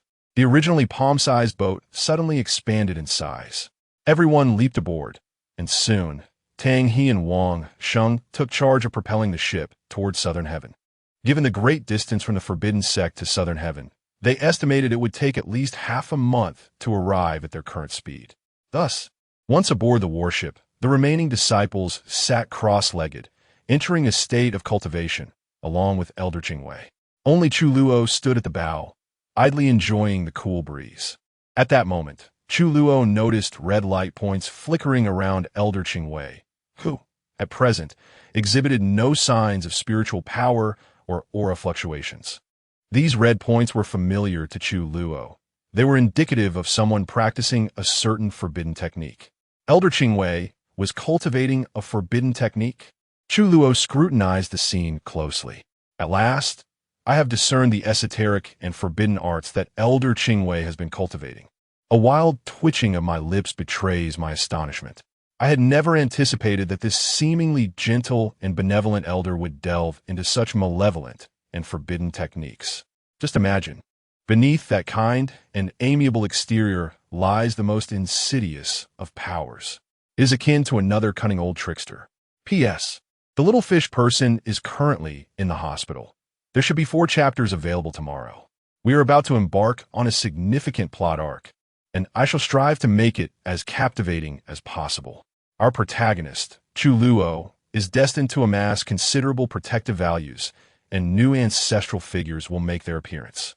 Rest assured, before the ranking battle of the prodigies, Chu Luo will successfully exchange for the elixir of immortality. See you tomorrow. Chapter 71, Guiding the Sage. Exploring the forbidden arts. Elder Qingwei, you are practicing the forbidden art of the unceasing blood curse, aren't you? Chu Luo said with a faint smile. The blood-colored light surrounding Elder Qingwei dissipated as he slowly opened his eyes. Several core disciples, who had entered a meditative state, also opened their eyes in astonishment, gazing at Chu Luo. Indeed, Chu Luo, have you also mastered this technique? What insights do you possess? Elder Qingwei, devoid of any airs befitting an outer sect elder, looked at Chu Luo with a benevolent expression and inquired. He had heard of Chu Luo's mastery over several forbidden arts within the sect. The forbidden arts are those of unparalleled mastery beyond the imperial grade, and their cultivation is exceedingly arduous. Without sufficient talent, even we saints would struggle to grasp a single technique. This serves as a testament to Chu Luo's prodigious talent. Elder Qingwei was now intrigued. Chu Luo grinned and addressed Elder Qingwei. Isn't it true that when you employ this technique, the effects are less than ideal? Aside from the immense consumption of blood, essence, and lifespan, your enemies have ample time to react and evade your trump card. Furthermore, have you not been practicing this technique for a long time, yet only managed to touch its threshold without fully mastering it? At these words, Elder Qingwei was momentarily taken aback, gazing at Chu Luo in disbelief. How do you know this? 2 years ago, I engaged in battle with an ancient saint from the Red Flame Valley. I aimed to slay him using this forbidden art, but unexpectedly, that old fellow evaded my strike and ultimately escaped. As he spoke, Elder Qingwei paused, his eyes gleaming with excitement as he looked at Chu Luo. Have you discerned my shortcomings in this technique? Please enlighten me. At this, Elder Qingwei bowed deeply to Chu Luo in front of the core disciples, leaving them utterly dumbfounded. A saint was actually seeking guidance from Chu Luo. They could scarcely believe their eyes. Elder Qingwei, you flatter me. How could a junior dare to instruct a senior? I merely have some insights on this technique. Chu Luo ziplit modestly. Actually, Elder Qingwei, you have erred from the very beginning. Erred? In what way? Elder Qingwei was taken aback, appearing like a diligent student. Chu Luo smiled and continued. The unceasing blood curse of our sect is an art of the shadows, relying on surprise and stealth. Earlier, I noticed you ignited your blood essence and lifespan before forming the seals. Burning your blood essence and lifespan first undoubtedly creates a fluctuation in energy, which is why your opponent was able to predict and evade your trump card. When casting the unceasing blood curse, you should primarily ignite a trace of blood essence first, as the energy fluctuation it generates is negligible. Use this as a precursor to swiftly form the seals, then at the cost of your lifespan. Unleash the blood curse concealed within, ultimately achieving surprise. Like this. As soon as Chu Luo finished speaking, he swiftly formed the seals with his hands. Throughout the process, there was not a hint of energy fluctuation. In the blink of an eye, Elder Qingwei saw a familiar illusory seal forming at the tip of Chu Luo's fingers. Chu Luo's demonstration left Elder Qingwei profoundly shaken. His mind replayed each of Chu Luo's movements repeatedly. After a while, Elder Qingwei took a deep breath, seemingly enlightened, and quickly formed the seals with his hands. Buzz! In the next moment, a blood-red seal manifested at the tip of Elder Qingwei's fingers, identical to the one in Chu Luo's hand. However, compared to Chu Luo's, Elder Qingwei's seal exhibited a slight clumsiness. It was evident that Elder Qingwei had not yet mastered the unceasing blood curse as adeptly as Chu Luo. Yet, in comparison to before, his proficiency had transcended the threshold of mere initiation, yielding considerable gains. Elder Qingwei composed himself and bowed deeply to Chu Luo once more. "Thank you, I have learned much." Simultaneously, he couldn't help but marvel at Chu Luo's talent, which was truly more terrifying than that of the top 10 prodigies on the list. Fortunately, Chu Luo was a direct disciple of their sect's forbidden arts. Had he belonged to another top-tier force, it would have been a grave concern. Tang He and the other 6 core disciples were already in awe of Chu Luo, their admiration reaching new heights. They could hardly believe that Chu Luo could guide a saint. It was utterly ludicrous. However, the thought that receiving guidance from Chu Luo would enable them to soar in power excited them.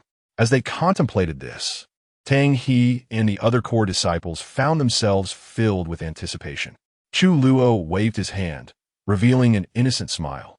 "Elder Qingwei, you flatter me. However, I must say, you appear kind and benevolent, yet I never expected you to cultivate such forbidden arts behind the scenes. Elder Qingwei, you truly are quite the character." Hearing this, Elder Qingwei's lips twitched slightly. How can this lad take compliments so lightly? I just praised him a moment ago, and now he calls me a character. Clearing his throat, Elder Qingwei's gaze became somewhat evasive. As an outer sect elder, it is only natural for me to familiarize myself with the sect's forbidden arts. How could I be such a scheming person? You must not slander me. As Elder Qingwei uttered these words, Tang He and the others exchanged knowing glances, silently rolling their eyes at him. "We believe you, old man. You're quite the cunning one." The core disciples finally discerned the true nature of Elder Qingwei. He was undeniably a schemer. Who else would practice such shadowy techniques? Oh, so that's how it is. In fact, I have some insights into another of our sect's more insidious forbidden arts, the soul enchantment curse. I had hoped to discuss it with you, Elder, but it seems I misunderstood your intentions. Let's drop it for now. Chu Luo feigned a sigh. At this, Elder Qingwei's eyes narrowed slightly, then sparkled with excitement, quickly concealing it. For at that moment, Tang He, Wang Sheng, and the other core disciples were also gazing at Chu Luo with eager eyes, as if they too wished to learn. Elder Qingwei's expression changed, and he glared at Tang He and the other core disciples, solemnly advising, "Our sect's forbidden arts are extraordinary. The mere act of cultivation consumes lifespan. With your current cultivation and lifespan, you cannot grasp them. Go and focus on your training." "Yes, Elder." Faced with Elder Qingwei's stern demeanor, Tang He and the other core disciples bowed respectfully and obediently returned to their training.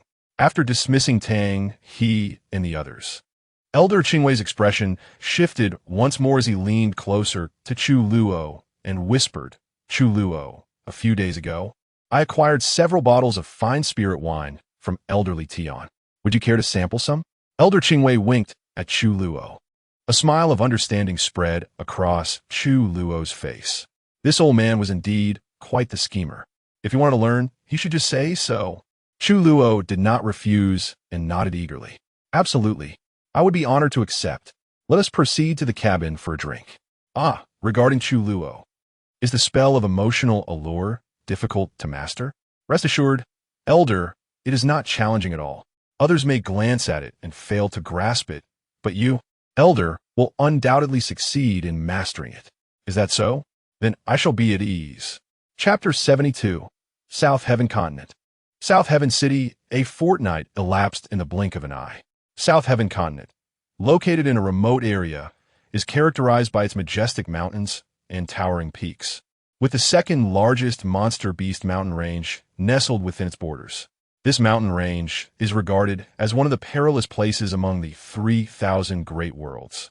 Legends whisper of a terrifying entity lurking deep within the monster beast mountain range, a place where even the mightiest of powers dare not tread lightly. Despite the inherent dangers of the mountain range, its status as a forbidden zone has resulted in the flourishing of numerous celestial herbs, attracting martial artists from all corners of the 3,000 great worlds. Within South Heaven Continent lies a vast city known as South Heaven City, the only city in the region. Its proximity to the monster beast mountain range brings a constant influx of warriors from various lands. Brother Chu, this is South Heaven City. We will enter through the southern gate, rest for the night, and set off at dawn from the northern gate towards the monster beast mountain range, remarked Tang He, gesturing towards the city gate not far away. Chu Luo, leading the group, nodded with an ever-present benign smile. After a month-long journey, they had finally arrived at South Heaven Continent. Meanwhile, Elder Qingwei concealed himself in the shadows. To think South Heaven City is quite bustling. Chu Luo observed the throngs of martial artists entering and exiting, feeling somewhat surprised. Brother Chu, this city, being close to the monster beast mountain range, sees countless strong warriors arriving daily. Thus, it has become a rest stop for these martial artists, Tang He explained. Chu Luo, note that.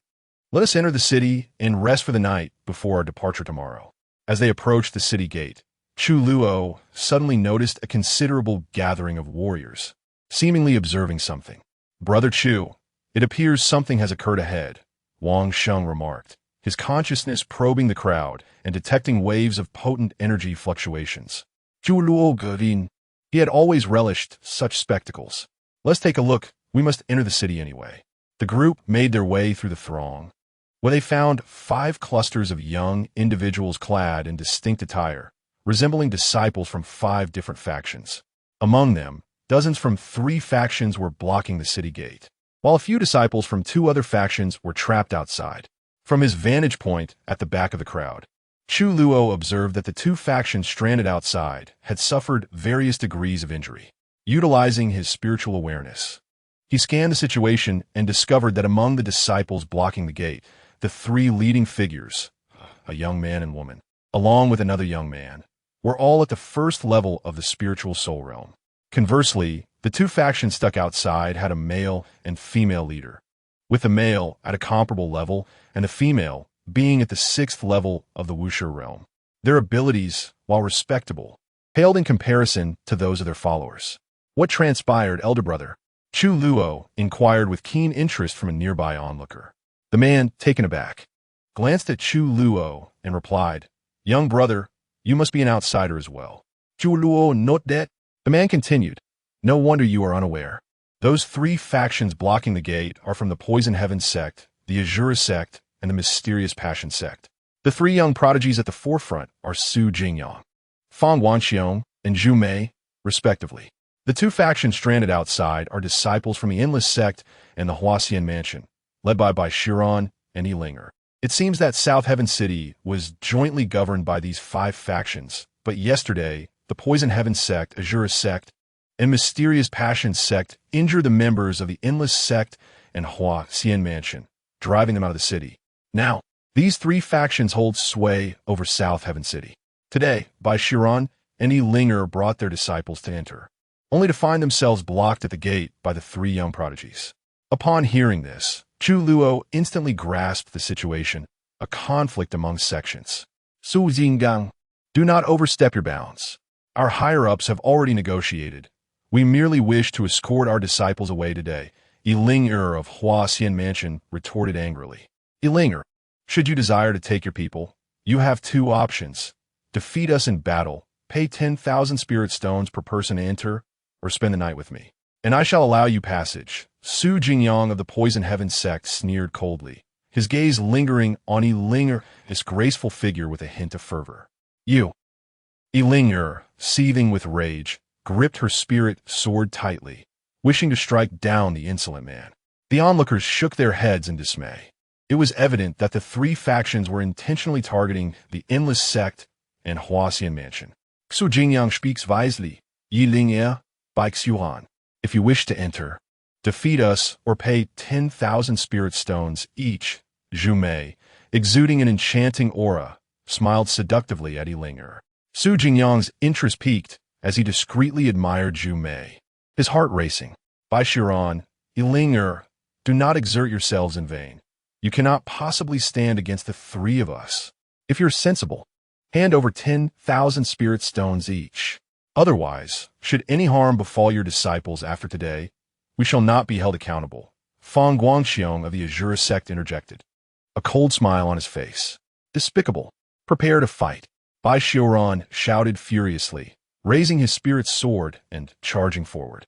Seeing Bai Xiuran's advance, Su Jingyang, Zhu Mei, and Fang Guangxiong exchanged knowing smirks. Watch out, young Master Bai. Yilinger cried in alarm, hastily warning him. In the next instant, a thunderous explosion echoed as a powerful force radiated outward, sending shockwaves through the onlookers. As the crowd staggered back, they witnessed Bai Xiuran spewing blood, his body hurtling backward like a broken kite, crashing heavily to the ground. Brother. Chapter 73. The entrance fee demanded. A second flourish, several disciples of the Huaizong hurriedly stepped forward to assist the gravely injured Bai Xiuran. Leading them, Su Jingyang gazed disdainfully at the fallen Bai Xiuran. He then turned to the surrounding crowd, his voice cold as he declared, from this day forth, the South Heaven City shall be governed by our three major forces.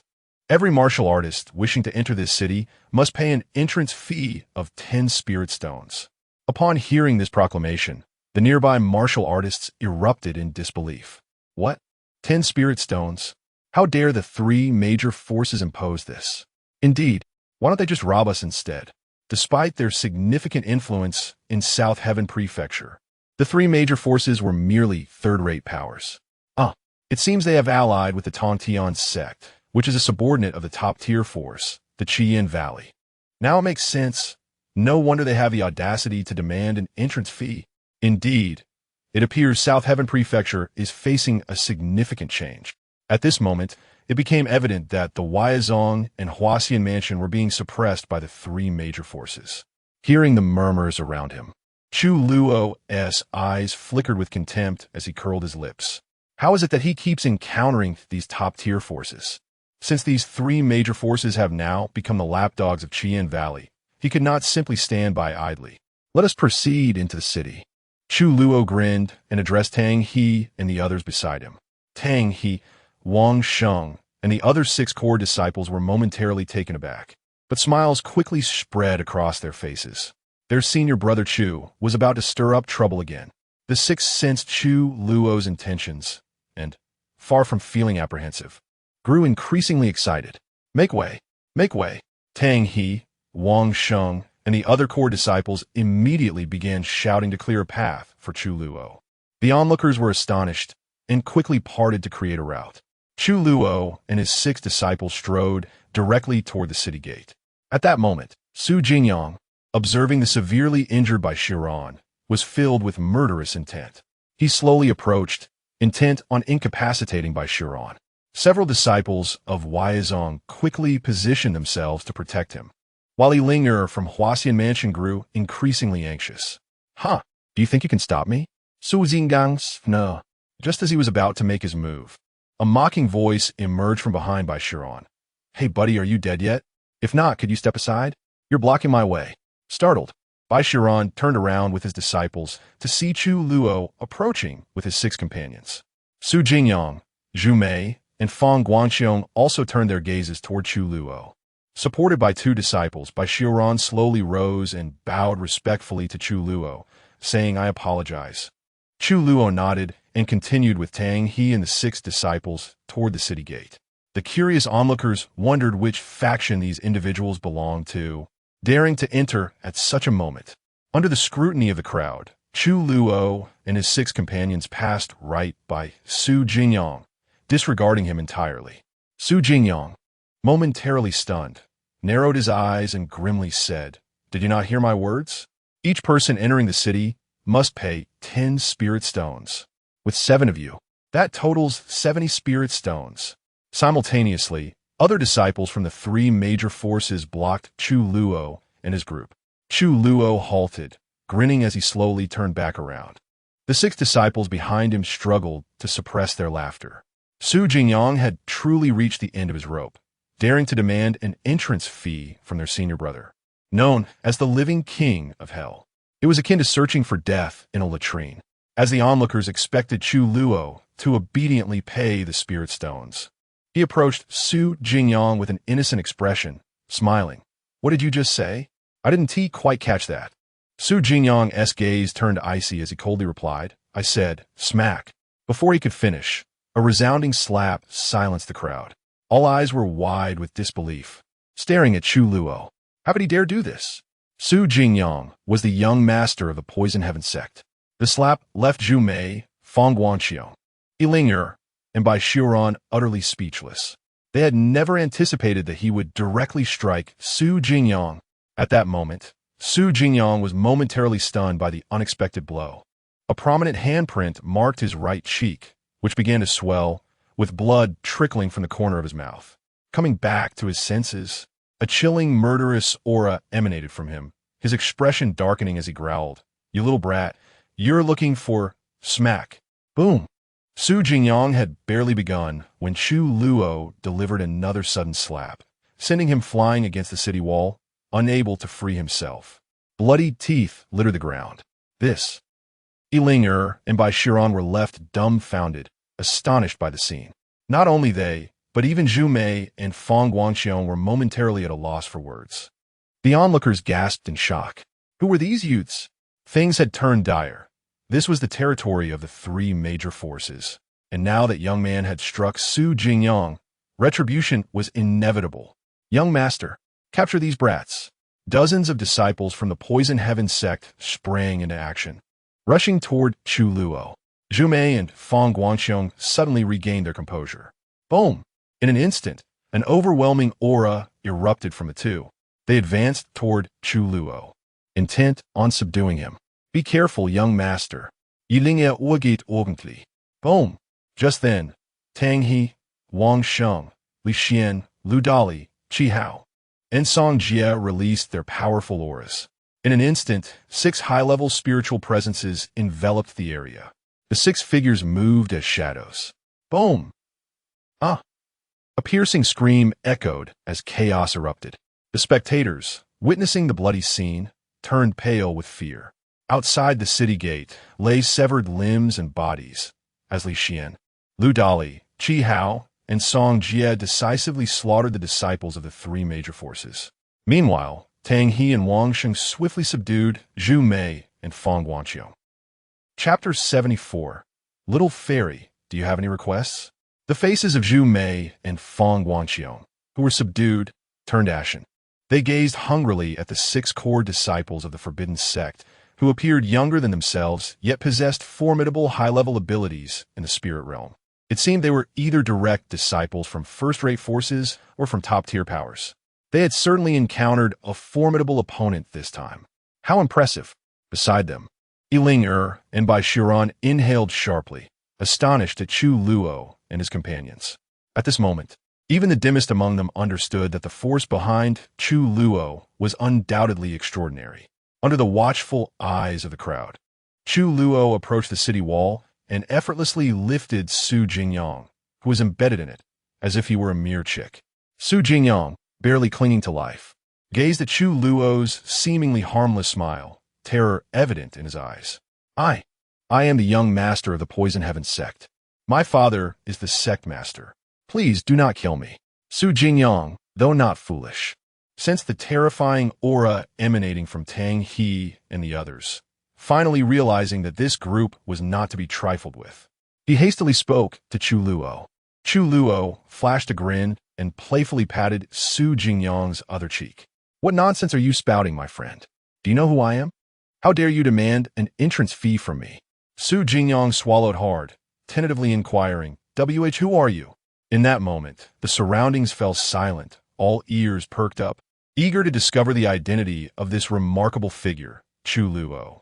With a nonchalant smile, Chu Luo replied, I am Chu Luo, a direct disciple of the forbidden sect. His words were not loud, yet they resonated clearly with everyone present. Gasp! He is Chu Luo, the direct disciple of the forbidden sect? The disciple of the Shadow Crow Emperor. Good heavens, so it is he.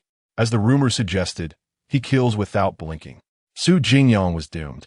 Why provoke such a living nightmare? Indeed, Chu Luo dared to slay the top talents of elite factions, let alone a young master of a third-rate sect. If Chu Luo wished to eliminate him, not even his father could save him. The countless martial artists surrounding them were utterly astonished. They had not anticipated that this seemingly innocuous youth was, in fact, the infamous living nightmare, the assassin of the talent ranking, Chu Luo, Zhu Mei, and Fang Guanqiu. Still subdued, turned even paler, trembling uncontrollably with fear. They never imagined they would encounter Chu Luo of the forbidden sect here. So, it turns out he is Chu Luo. No wonder. Upon learning of Chu Luo's identity, Yilinger and Bai Xiuran were equally stunned. They exchanged glances, a glimmer of enlightenment flashing in their eyes. Conversely, Su Jingyang, upon realizing who Chu Luo was, nearly fainted from terror. Please, Lord Chu, spare my life. I can give you anything you desire, he pleaded desperately. Chu Luo grinned, his gaze languid. No, my friend, have you been struck senseless? If I were to kill you, wouldn't all your possessions naturally belong to me? How dare you demand an entrance fee from me? Ha! The last top talent who dared to rob me is now 6 feet under. By the way, I've heard you've committed quite a few heinous acts in this city. As soon as Chu Luo's words fell, a few voices erupted from the crowd. Lord Chu, kill him. My daughter was defiled by this beast. Indeed, kill him. The Poison Heaven sect is too vile. His subordinates previously robbed me of my storage ring and even injured me. Hearing the outcry from the crowd, Su Jingyang's expression darkened, terror written all over his face. Chu Luo's eyes glinted ominously as he smiled. You see, my friend, it's not that I do not wish to spare you. It is your own misdeeds that have incited the wrath of both man and heaven. Today, I shall act as the avenger. With that, Chu Luo raised his hand and struck Su Jingyang's head with a palm. No! Su Jingyang's pupils constricted. But before he could finish, his head was obliterated by Chu Luo's strike. Excellent. Well executed. Cheers of exhilaration erupted from the crowd. Brother Chu, what should we do with these two? Tang, he inquired, glancing at Chu Luo. Chu Luo turned, noticing Zhu Mei and Fang Guanqiu, who were still subdued, and a hint of murderous intent flickered in his eyes. He stepped forward, approaching the two captives. The onlookers grew curious, wondering how Chu Luo would deal with Zhu Mei and Fang Guanqiu. Chu Luo. Ah, no, Lord Chu, I beg you, spare my life. I do not wish to die. Fang Guanqiu, still suppressed by Wang Sheng, trembled before Chu Luo. Chu Luo's my Li, surveying Fang Guanqiu from head to toe. With your character, you dare to call yourself a prodigy? Do you know my nickname out there? The Living Nightmare. You dared to act against me, and now you seek mercy? Why, yes, it's my fault. I was blind to your greatness. Please, Lord Chu. Boom! Before Fang Guanqiu could finish, Chu Luo delivered a swift blow to his forehead. He collapsed, blood oozing from his orifices, falling unconscious.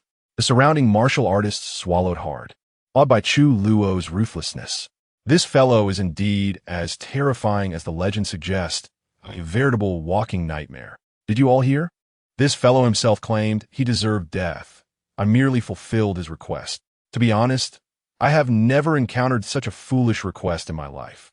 Chu Luo shrugged, feigning helplessness. The spectators twitched their lips in response. Yes, we all heard it. He asked for it himself.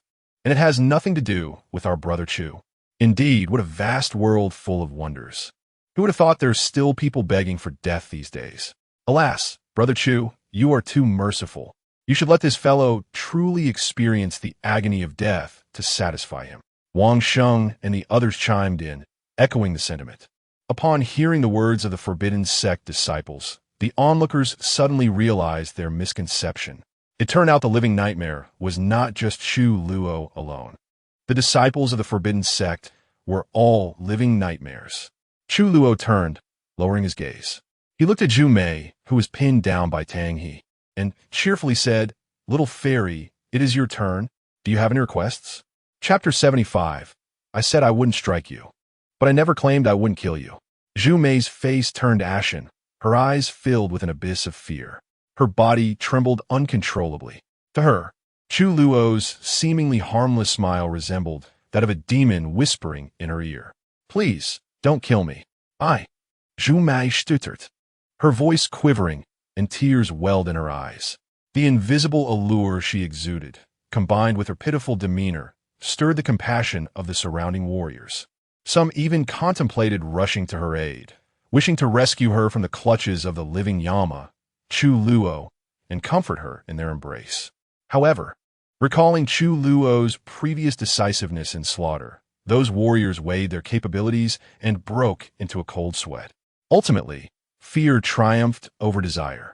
Facing Zhu Mei's seduction, Chu Luo could only chuckle. A mere spirit realm cultivator dared to employ such charms before him. Moreover, Zhu Mei, in his eyes, paled in comparison to the likes of Yi Qingxiu. What audacity she possessed. Little fairy, perhaps you should change your lines. Those two pleas for mercy have already been uttered. I have calluses in my ears from listening. Chu Luo zestet, digging in his ear and flicking away a piece of earwax with a smile. Zhu Mei was taken aback. She never anticipated that her charm would have no effect on Chu Luo. Sweat trickled down her back. Young Master Chu, if you could spare me. Tonight, I am at your disposal. Zhu Mei's expression shifted, becoming coy as she spoke softly to Chu Luo. This scene ignited a fervor among some warriors, their blood boiling. The second-in-command's pride swelled. Envy for Chu Luo surged within them. Very well then, I, the young master, have never struck a woman. Chu Luo grinned lecherously, waving his hand dismissively. Tang he paused, exchanging glances with Wang Sheng and the others. Brother Chu, could it be that you have taken a liking to this woman? However, as they reconsidered, they recalled that Chu Luo had remained at the sect without a partner. He had yet to indulge in worldly pleasures. It seemed reasonable. Men, after all, with that fleeting thought, Tang Yi shifted his foot from Zhu Mei's back. Zhu Mei rejoiced, contemplating the prestige she would attain within the sect if she could win Chu Luo's favor. With this thought, she stood up, rubbing her chest, and feigned distress.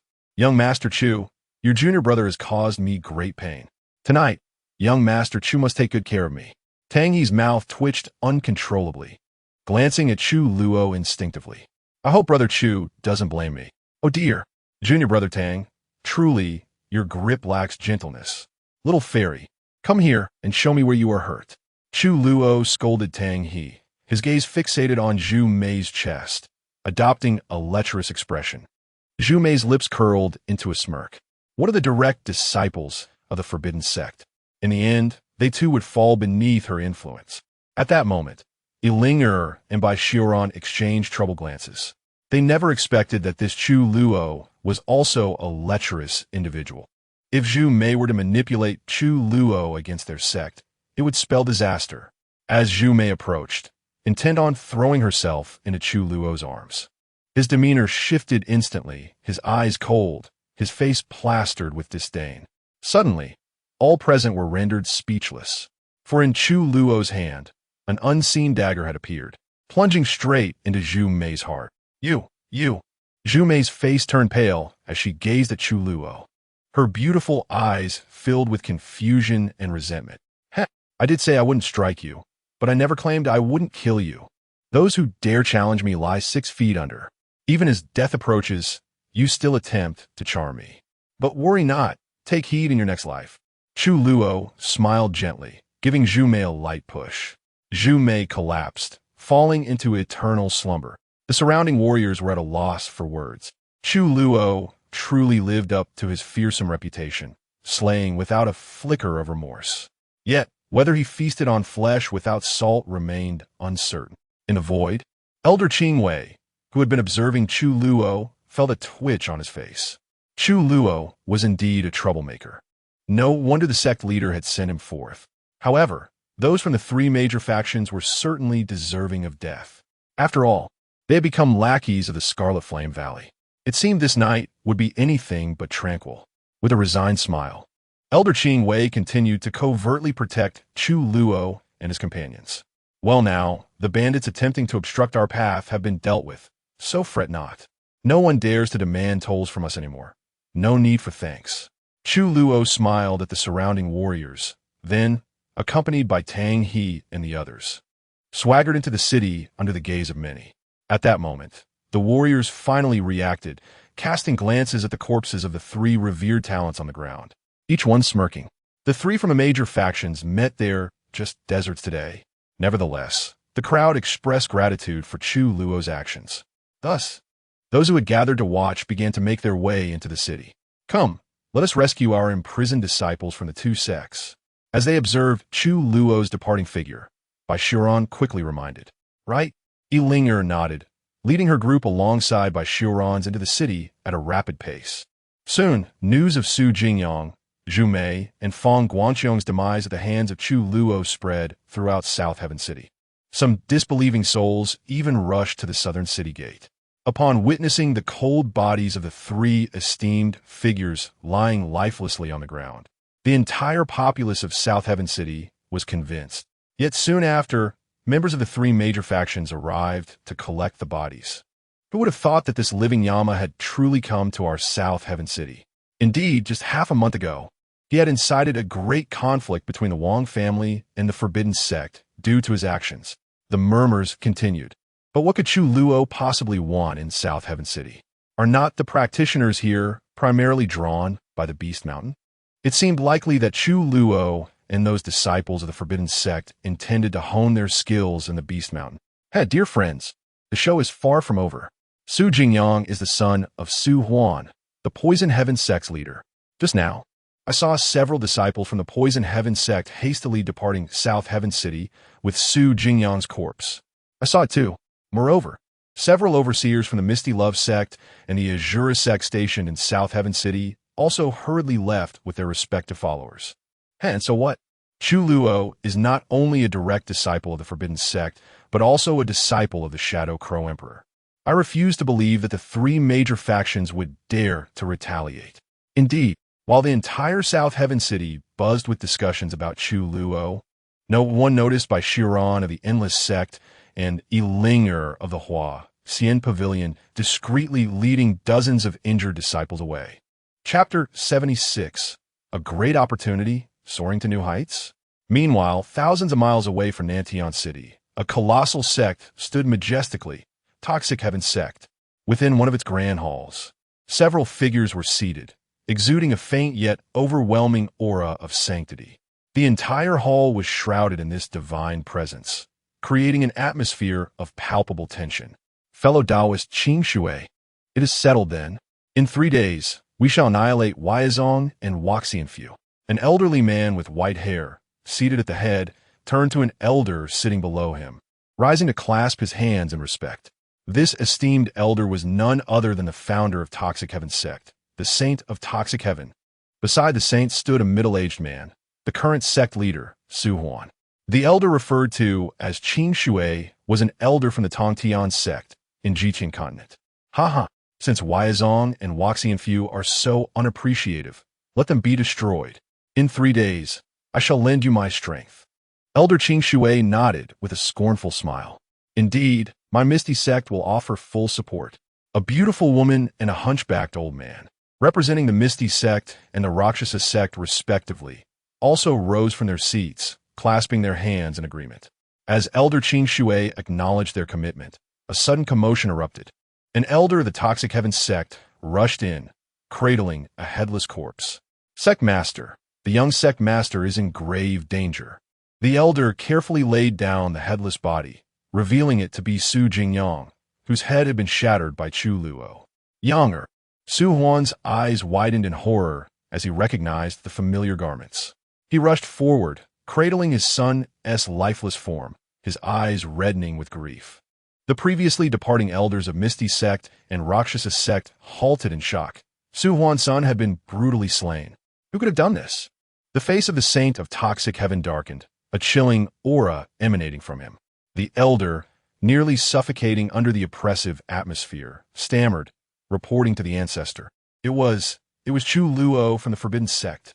He has slain the young sect master. Not only him, but also Zhu Mei from Misty Sect and Fang Guangxiong from Rakshasa Sect have fallen to Chu Luo's hands. What? The revelation sent shockwaves through the assembly. The faces of the elders of Misty Sect and Rakshasa Sect grew grim, realizing that their brightest disciples had been extinguished. Devastated, Su Huan's expression darkened further upon learning that his son had been killed by Chu Luo of the Forbidden Sect. A sense of helplessness washed over him. If it were any other faction, he could devise countless ways to avenge his son. But the Forbidden Sect, being a top-tier powerhouse, rendered him powerless against even its ordinary disciples, let alone the esteemed Chu Luo. In this moment of despair, Su Huan and the three esteemed elders were enveloped in silence, each understanding the gravity of their predicament. They were wise enough to know who to provoke and who to avoid. Acknowledging that it was Chu Luo's doing, they realized they could only swallow their grievances in silence. After all, Chu Luo's master was none other than the formidable Yinyao Emperor. Elder Qing Shui's eyes flickered with curiosity about why Chu Luo had appeared in the southern sky continent. He broke the silence. Please, enlighten us about the situation. The elder, sensing the urgency, recounted the entire story without omission. Upon hearing the elder's account, Su Huan's grief intensified, and he exclaimed in anger, "This son of a devil! My younger had already begged for mercy, yet he showed no compassion." Su Huan's face contorted with rage, yet was tinged with despair. Chu Luo, relying on his status as an emperor's disciple, has no qualms about slaughtering even the elite of the ancient royal families and top-tier sects, let alone our disciples. However, if sect master desires vengeance, it is not beyond reach. Elder Qing Shui sighed, his tone shifting unexpectedly. Su Huan, taken aback, glared at Elder Qing Shui, his face aflame with indignation. "What plan do you propose?" Sect master, the saint of toxic heaven interjected, his expression darkening. Su Huan fell silent, his fists clenched tightly within his sleeves, brimming with unyielding frustration. "Fear not, my friend. Perhaps this is an extraordinary opportunity for you." Elder Qing Shui continued with a smile. "With this incident, it is possible that our three sects might soar to new heights. Your cultivation may advance further." The sages of Toxic Heaven, Misty Sect, and Rakshasa Sect regarded Elder Qing Shui with flickering gazes, contemplating the implications. Though they were wary of the Forbidden Sect, the prospect of enhancing their own powers was a tempting proposition. "Do elaborate," the saint of Toxic Heaven urged, breaking the silence. Su Huan reignited with a fervor for revenge, eagerly anticipating Elder Qing Shui's insights. Elder Qing Shui maintained his calm demeanor as he stated, "Chu Luo of the Forbidden Sect is brazen and arrogant. I have heard that the Crimson Flame Valley has long desired to eliminate him, but lacked a suitable opportunity. If we inform them of Chu Luo's presence in the southern sky continent, you need only cooperate with their experts, and you may not only avenge your son, but also gain their favor. The benefits are self-evident, are they not?" At this juncture, the eyes of all present brightened with realization. "This matter I shall relay to the sect immediately, so the sect master can establish contact with Crimson Flame Valley." Elder Qing Shui observed the three ancient ancestors nodding in agreement. He then produced a token to convey the message back to their sect. Chapter 77. The Conspiracy of the Crimson Flame Valley. The arrival of three saints. Meanwhile, in the realm of Jitian, within the grand hall of the Tontian sect, a tall middle-aged man gazed at the communication jade tablet in his hand, a flicker of astonishment crossing his eyes. This man was none other than the sect leader of Tontian, Qin Xian. To his surprise, the direct disciple of the Forbidden Sect, Chu Luo, had appeared in the southern sky state. With a cold chuckle, Qin Xian flipped his hand, revealing a crimson token that floated into his palm. He pointed at it with his finger, sending a stream of light into the token. In the next moment, the token emitted a red radiance, accompanied by a wave of intense heat and a faint aura of sanctity. Shortly thereafter, an ethereal elder materialized before Qin Xian. "Qin sect leader, what urgent matter do you have to discuss with this elder?" The spectral elder's eyes flickered, his tone devoid of warmth. "Elder Yin, I have just received word from Elder Qing Shui in the southern sky state. It appears that the disciples of the three minor factions there have been slain by Chu Luo of the Forbidden Sect. It is suspected that Chu Luo is preparing to venture into the Beast Mountain range for training. Qin Xian responded hastily. Upon hearing this, the elder from the Crimson Flame Valley was momentarily taken aback. Scrutinizing Qin Xian with seriousness, he contemplated. Is this information accurate? Absolutely certain. The elder nodded slightly, his voice cold. I never would have imagined that this little wretch has made his way to the Southern Sky State. Await my message. I shall report this to the Valley Master at once. In the Crimson Flame Valley, a sage-level elder hurried into a grand hall. Inside, the senior elders of the Crimson Flame Valley were in discussion with a man seated at the head, whose demeanor was grave, devoid of any fluctuation of aura. Yet, his presence commanded respect and authority. This man was the Valley Master, Chi Wu Jie. Among the high-ranking elders present were the familiar figures of Ancient Sage Yin Jun and Ancient Sage Ming Yan. Elder Yin, what brings you here? Chi Wu Jie inquired, his gaze sharpening upon the entering elder. Elder Yin quickly cupped his hands in respect, reporting to the Valley Master. We have received news from an affiliated force called Tongtian Sect. They have just discovered that the three minor factions they recently acquired in Southern Sky City have encountered that little wretch, Chu Luo. Moreover, the talented disciples of those factions have been slain by him. Chi Wu Jie was momentarily stunned, his eyes narrowing. I never would have imagined that little wretch would make it to the Southern Sky State. It seems he intends to venture into the Beast Mountain Range. Valley Master, this presents an excellent opportunity to eliminate that little wretch. It is said that the Juyo Emperor of the Wang family and the Sword-Mad Emperor of the Yi family were pursuing Enya and this little wretch. That old fellow, Enya, was injured and is likely still in seclusion to recover. After all, it is not easy for an emperor to heal from wounds. Ancient Sage Yin Jun's eyes narrowed, his intent to kill palpable. The other high-ranking elders nodded in agreement. Chi Wu Jie also nodded, a terrifying killing intent flashing in his eyes as he addressed the outer elder. Inform the three factions in Southern Sky State through Tongtian Sect to eliminate that little wretch immediately. They need not worry about the Forbidden Sect. We, the Crimson Flame Valley, will ensure their safety. Furthermore, tell them that whoever succeeds in eliminating that little wretch will receive abundant resources from the Crimson Flame Valley, elevating them to a second-rate or even first-rate force. Should they refuse, we will annihilate the three factions. Chi Wu Jie's words were immediately understood by the high-ranking elders present. The Valley Master intended to use these sects to probe whether there were any powerful protectors around that little wretch. Ingenious. Understood. The Elder Yin promptly turned to leave the Grand Hall. Elder Yin, I entrust you with an important task.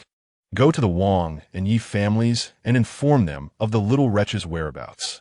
If that little wretch truly meets his demise, these two ancient families can help us divert the wrath of the Forbidden Sect. Moreover, once the two families learn that the little wretch is in Southern Sky State, they will undoubtedly dispatch numerous powerful individuals to pursue him. That little wretch will surely meet his end. Upon hearing this, Ancient Sage Yin Jun's eyes glimmered with a sinister smile. Yes, Valley Master. He immediately departed from the Crimson Flame Valley, heading towards the locations of the two ancient families. As night fell, in a certain and located within Southern Sky City, Chu Luo sat by the window of his guest room, sipping wine and gnawing on a chicken leg, relishing the sight of the bright moon hanging in the sky, utterly content. However, the entire Southern Sky City was enveloped in silence. Suddenly, a powerful divine consciousness surged from afar, followed by an invisible force enveloping the city, casting a shadow over the inn where Chu Luo resided.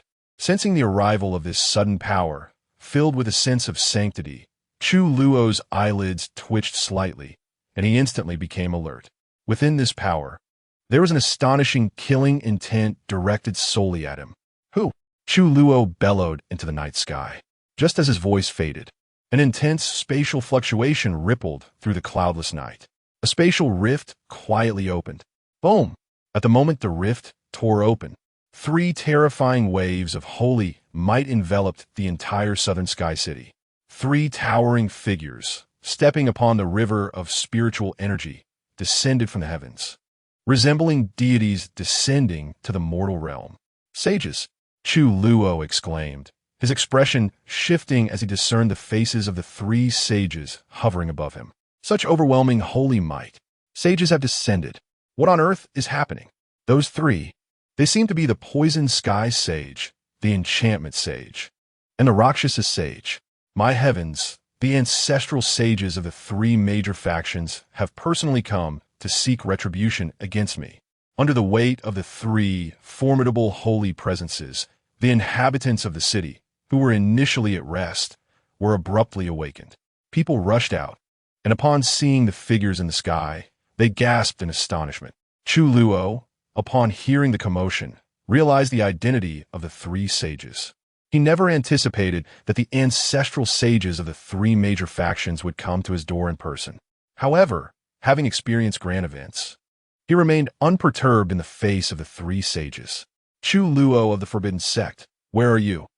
Step forth, or I shall take matters into my own hands. Chapter 78. Revenge against Chu Luo. The five great saints gather. The poison heaven saint bows down. Focusing his gaze on the inn where Chu Luo resided, the poison heaven saint slowly began to speak. His voice, laced with immense power, resonated throughout the heavens and earth, causing the martial artists in the city to flinch in pain. Upon hearing the poison heaven saint mention Chu Luo by name, numerous formidable figures exchanged puzzled glances. Did they dare to retaliate against Chu Luo? Were the ancestors of the three great factions not fearful of retribution from the Forbidden Sect? The onlookers, fully awake now, eagerly anticipated the unfolding drama. Brother Chu. At that moment, Tang He, Wang Sheng, and Lu Dali arrived at Chu Luo's room. These old geezers are shameless. They can't let the younger generation handle their own disputes. How infuriating. Indeed, Brother Chu, don't go out. Surely Elder Qingwei won't stand idly by. The six core disciples of Tang, he glared out the window at the three figures hovering in the void, cursing vehemently. They think they can play with us, but they have no idea what they're dealing with. Chu Luo couldn't help but smirk. Unbeknownst to him, a blood-red jade token had appeared in his hand. He needed to be prepared to summon his master's avatar at any moment. Yet he wondered if Elder Qingwei could withstand these three old geezers. His master had entrusted him with this jade token, which could only be used twice. Confronting three saints with it seemed excessively wasteful. It appears I must personally bring you to justice. The poison heaven saint chuckled coldly, fixating on the inn beneath him. Lost in contemplation, Chu Luo was abruptly pulled back to reality by the poison heaven saint's voice. Stay here for now, do not go out. If the situation turns dire, make a hasty retreat. Chu Luo instructed his six disciples, who nodded fervently. He then leaped from the window, soaring into the sky. It's Chu Luo. He has emerged. The martial artists in Nantan City were filled with anticipation at the sight of Chu Luo's appearance. Yet, they wondered if the Ing Crow Emperor was lurking in the shadows to protect him. Ahem. Esteemed seniors, my apologies. I was in such a deep slumber. May I ask what matters you seek? Chu Luo landed in the void, yawning as he addressed the three with a respectful gesture, appearing as if he had just awakened from sleep. The poison heaven saint, the enchantment saint, and the Rakshasa saint narrowed their eyes at the sight of Chu Luo. They were astonished. They had not expected someone so young to possess the cultivation of the fourth stage of primordial beginning. Truly, the direct disciple of the Forbidden Sect was endowed with incredible talent. Chu Luo, it was you who killed the young master of my Poison Heaven sect? The Poison Heaven saint's expression darkened as he locked his gaze on Chu Luo. So that lad I encountered today was your sect's young master? Esteemed senior, you must believe me. It was a misunderstanding. He charged at my palm with his face. I had no intention of harming him. It was he who... Chu Luo's expression was one of deep grievance. Seeing the Poison Heaven saint's increasingly somber demeanor, he swallowed the words seeking death that threatened to escape his lips. His words incited uncontrollable twitches at the corners of countless strong warriors' mouths in the city as they silently watched Chu Luo's earnest absurdity unfold. Chu Luo, do you think that being a direct disciple of the Forbidden Sect grants you the freedom to act recklessly? Today, I shall teach you a lesson on behalf of the sects you have humiliated. Boom! The poison heaven saint's eyes scanned the surroundings, as if wary of something. With a cold expression, he extended his hand towards Chu Luo with a powerful grasp. A tremendous force enveloped Chu Luo in an instant. Brother Chu, the 6 core disciples in the inn gasped in horror upon witnessing the poison heaven saint's assault on Chu Luo. Even Chu Luo cursed inwardly at that moment. This old fool must die today. Buzz! Poison heaven, enchantment, and you, Rakshasa, do you truly believe you are invincible? How dare you lay your hands on the disciple of the Een Crow Emperor? Just as Chu Luo prepared to summon his master's avatar, 2 immense forces, suffused with overwhelming sanctity, descended from above, neutralizing the poison heaven saint's attack. Chu Luo was momentarily taken aback, silently retracting the jade token in his hand. Who? The poison heaven saint, the enchantment saint, and the Rakshasa saint tensed up, their gazes drawn to the space above Chu Luo. They discreetly gathered their spiritual energy, ready to flee at a moment's notice. Buzz! Before the eyes of countless spectators, a rift in space opened above Chu Luo, and 2 white-haired elders descended. Chu Luo narrowed his eyes, scrutinizing the sudden arrivals. He did not recognize them. It was the endless saint of the endless sect and the Hua Xian saint of the Hua Xian pavilion. To think that these 2 saints would intervene. Hiss! How curious. Why would they choose to save Chu Luo? Could it be that he has ties to these 2 factions? Cut it out. You seem to misunderstand. The enemy of my enemy is my friend. The murmurs of the martial artists in the city reached Chu Luo's ears. So, these 2 old men were the ancestors of the endless sect and the Hua Xian pavilion. I thought it was someone significant. Turns out it's just you 2 old geezers. Upon seeing the arrivals, the poison heaven saint, the enchantment saint, and the Rakshasa saint all exhaled in relief. Initially, they had believed a powerful figure from the forbidden sect had appeared. Now it seemed that there were no hidden experts from the forbidden sect at Chu Luo's side. With a shared glance, the 3 saints nodded in understanding. Chu Luo noticed the change in their expressions, his eyes narrowing further. He sensed that the intention behind their arrival was not as simple as it appeared. These 3 old foxes had lived for countless years and were leaders of their respective factions. How could they not realize that attacking him could provoke the wrath of the forbidden sect? There was certainly something amiss. Chu Xiaoyu, are you injured? Just as Chu Luo was lost in thought, an elderly voice reached his ears. He turned to see the endless saint, and the Hua Xian saint had arrived beside him. Unbeknownst to him, thank you both for coming to my aid.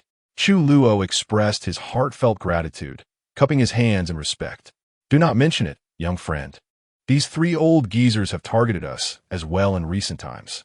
Today we cannot allow them to succeed. Moreover, by rescuing you, we ensure that they will face the wrath of the forbidden sect or your master, the Een Crow Emperor. After today, this, without a doubt, benefits us as well. There is no need for such formality. Chapter 79. The tranquil elder and the silent blood cursed the saint of boundlessness wave his hand and candidly addressed Chu Luo. The saint's honesty endeared him to Chu Luo, as he appreciated the straightforwardness without any obfuscation. Boundlessness and Hua Xian, I advise you not to meddle in affairs that do not concern you. Perhaps your 2 sects might survive a few more days. Otherwise, tonight will mark the end of both. The saint of poison pointed at the saint of boundlessness and the saint of Hua Xian, his expression dark and foreboding. At this moment, the 3 great sects had no option but to either subdue or eliminate Chu Luo. Ha, old poison, I fear not to inform you. As long as we are present today, you shall not harm our young friend Chu. The saint of Hua Xian laughed heartily, showing no fear of the saint of poison's threat. Then I shall trouble you 2 seniors. If you can protect me today, the 3 great sects will surely perish. Should you succeed in vanquishing the 3 old ghosts, from this day forth, the southern heavens shall regard your 2 sects with reverence. I pledge this on behalf of my master. Chu Luo grinned, gazing at the 3 great saints opposite him, and spoke nonchalantly. Thank you, young friend Chu. Both the saint of boundlessness and the saint of Hua Xian's eyes glimmered with delight, realizing that their choice to intervene was indeed the right one. While they had been troubled by the combined might of the 3 factions, their returning disciples by Shiran and Yiling, had informed them of Chu Luo's presence in South Heaven City and his decisive victory over Su Jingyang's group. Thus, the two venerable ancestors had swiftly agreed to ally with Chu Luo and the Forbidden Sect. Fellow Taoists, I leave the two old ghosts of boundlessness and Hua Xian to you. I shall deal with that brat. With a thunderous sound, the Saint of Poison secretly conveyed his thoughts to the Saint of Mysterious Emotions and the Saint of Rakshasa, his entire being radiating an astonishing might. Good. Boundlessness and Hua Xian, prepare to meet your end. The Saints of Mysterious Emotions and Rakshasa surged forward, wielding terrifying power against the two elders. Startled, the Saints of Boundlessness and Hua Xian quickly stepped forward to confront their adversaries. Meanwhile, the Saint of Poison seized the opportunity to launch himself toward Chu Luo. The two elders, compelled to act, unleashed their attacks toward the Saint of Poison. Chu flee! The Saint of Boundlessness bellowed, turning to counter the formidable Saint of Mysterious Emotions. However, at that moment, their assaults were thwarted by the Saint of Poison. Amidst the rising smoke, the figure of the Saint of Poison surged forward, reaching out toward Chu Luo. Chu Luo's pupils constricted, feeling as if he were bearing the weight of an ancient mountain upon his back, sensing that this impending force might crush him at any moment. Elder Qingwei, save me. Help! I'm going to die. Why are you still hiding? Are you waiting for the new year? Chu Luo suddenly recalled that the Elder Qingwei, the elusive sixth elder, had yet to reveal himself, and so he shouted. The Saint of Poison, startled, realized that an elder from the Forbidden Sect lurked in the shadows. The Forbidden Sect's forbidden technique, the silent blood curse. In that moment of distraction, a voice laced with mockery echoed beside him. The Saint of Poison's eyelids twitched as an unprecedented sense of crisis surged within him. He turned abruptly, a finger piercing the void, atop which swirled a blood-red seal. In an instant, a beam of crimson light erupted from the fingertip, hurtling toward the Saint of Poison. Reacting swiftly, he unleashed a terrifying attack in an attempt to intercept this strike, but to everyone's astonishment, the blood light bizarrely penetrated his defense. The crimson light struck the Saint of Poison's chest. Subsequently, a rift in space opened at the fingertip, revealing a benevolent elder who smiled at the Saint of Poison. This figure was none other than the long-hidden Elder Qingwei, the sixth realm of saints. Sensing the terrifying aura emanating from Elder Qingwei, the Saint of Poison gasped in alarm, his countenance paling. The three great sects' ancestors were merely at the fourth or fifth realm.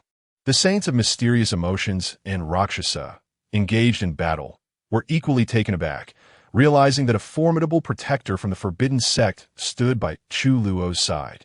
What was happening? The Saint of Poison's face became a tapestry of blood-red markings, his inner spiritual energy dissipating at a horrifying pace. The flesh on his body began to decay. What have you done to me? Fear gripped the Saint of Poison. He sensed his vitality slipping away at an alarming rate. His once-aged visage rapidly becoming gaunt, strands of white hair falling away. Blood began to ooze from his 7 orifices, rendering him a ghastly sight. In that instant, the world fell silent. Everyone was struck dumb by the horrifying spectacle of the Saint of Poison. Such an eerie method was unheard of, yet Elder Qingwei maintained a benevolent demeanor, his eyes glinting with excitement as he regarded the terrified Saint of Poison. The silent blood curse. I have finally perfected it. The conflicts among the younger generation do not concern the Forbidden Sect. However, if the young are outmatched and the elders dare to intervene, do not blame us for disregarding reason. 3 mere third-rate sects dare to bully a disciple of the Forbidden Sect. If you do not perish, who will? Elder Qingwei exuded an overwhelming sacred might, and under the oppressive aura he radiated, the moonlit sky was quickly engulfed by dark clouds. The powerful figures of South Heaven City found it difficult to breathe beneath Elder Qingwei's sanctified presence. Upon receiving a notification from the system, Chu Luo rolled his eyes at Elder Qingwei's towering figure. This old man, clearly possessing the strength of a peak saint, had hidden for so long and only now chose to reveal himself. What was more infuriating was that despite having the power to crush the 3 great saints, he still resorted to ambush tactics. How despicable. You, as a saint, dare to launch a covert attack? Are you not afraid of being ridiculed by the world? If you have the ability, let us duel openly. The Saint of Poison, realizing he could not suppress the strange power within him, fearfully roared at Elder Qingwei, attempting to provoke him into lifting the curse so that he could confront him in a fair battle. Should Elder Qingwei fall for this ruse and release him, he would flee and vanish from sight forever. Chapter 80. The Conclusion of the Holy War. The fall of the three saints, the warriors within South Heaven City, gazed warily at Elder Qingwei. They were astonished that this seemingly benevolent elder of the taboo sect would resort to a sneak attack, employing such ruthless tactics. The ultimate technique of our sect cannot be unraveled even by its wielder. You shall simply lie there and await your demise. Boom! Fellow Taoists, join me as we suppress these two old wretches. Elder Qingwei coldly laughed, his gaze sweeping towards Saint Mei Qing and Saint Luo Sha. Immediately, a golden avatar of a saint rose behind him, stepping forth with overwhelming might to confront the two saints. Ha ha ha! Excellent! We shall assist you, they shouted, unleashing their formidable power upon Saint Mei Qing and Saint Luo Sha. At that moment, the two saints wore expressions of despair, their hearts filled with endless regret. However, it was too late for words. They had no chance to flee now. They could only fight desperately. Boom! The sky erupted in a battle of saints. 5 saint avatars loomed over the realm, akin to deities. Their immense power surged like a tidal wave, suppressing the universe. Boom, boom, boom. All present stood agape, witnessing the clash of saints in the depths of the void. Ah, curse brat, even if this saint perishes, I will take you down with me. At that moment, countless powerful beings drawn by the anguished cry of the poison heaven saint turned their gaze toward him. They beheld the horrific sight of the poison heaven saint, his body mangled and grotesque, surrounded by an aura of death. He knew his time was short. Looking towards the still-standing Chu Luo, his eyes burned with hatred.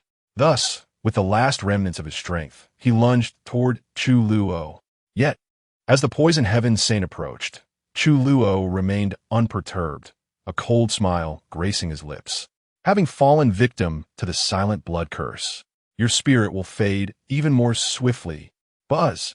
Just as the poison heaven saint arrived before Chu Luo, his pupils constricted. The blood within him surged violently under a strange force, causing his entire body to swell rapidly. Observing this, Chu Luo retreated hastily. As soon as his foot left the original spot, boom! The swollen body of the poison heaven saint exploded in an instant, leaving no trace behind. Not even his soul survived the blood curse, reduced to ashes.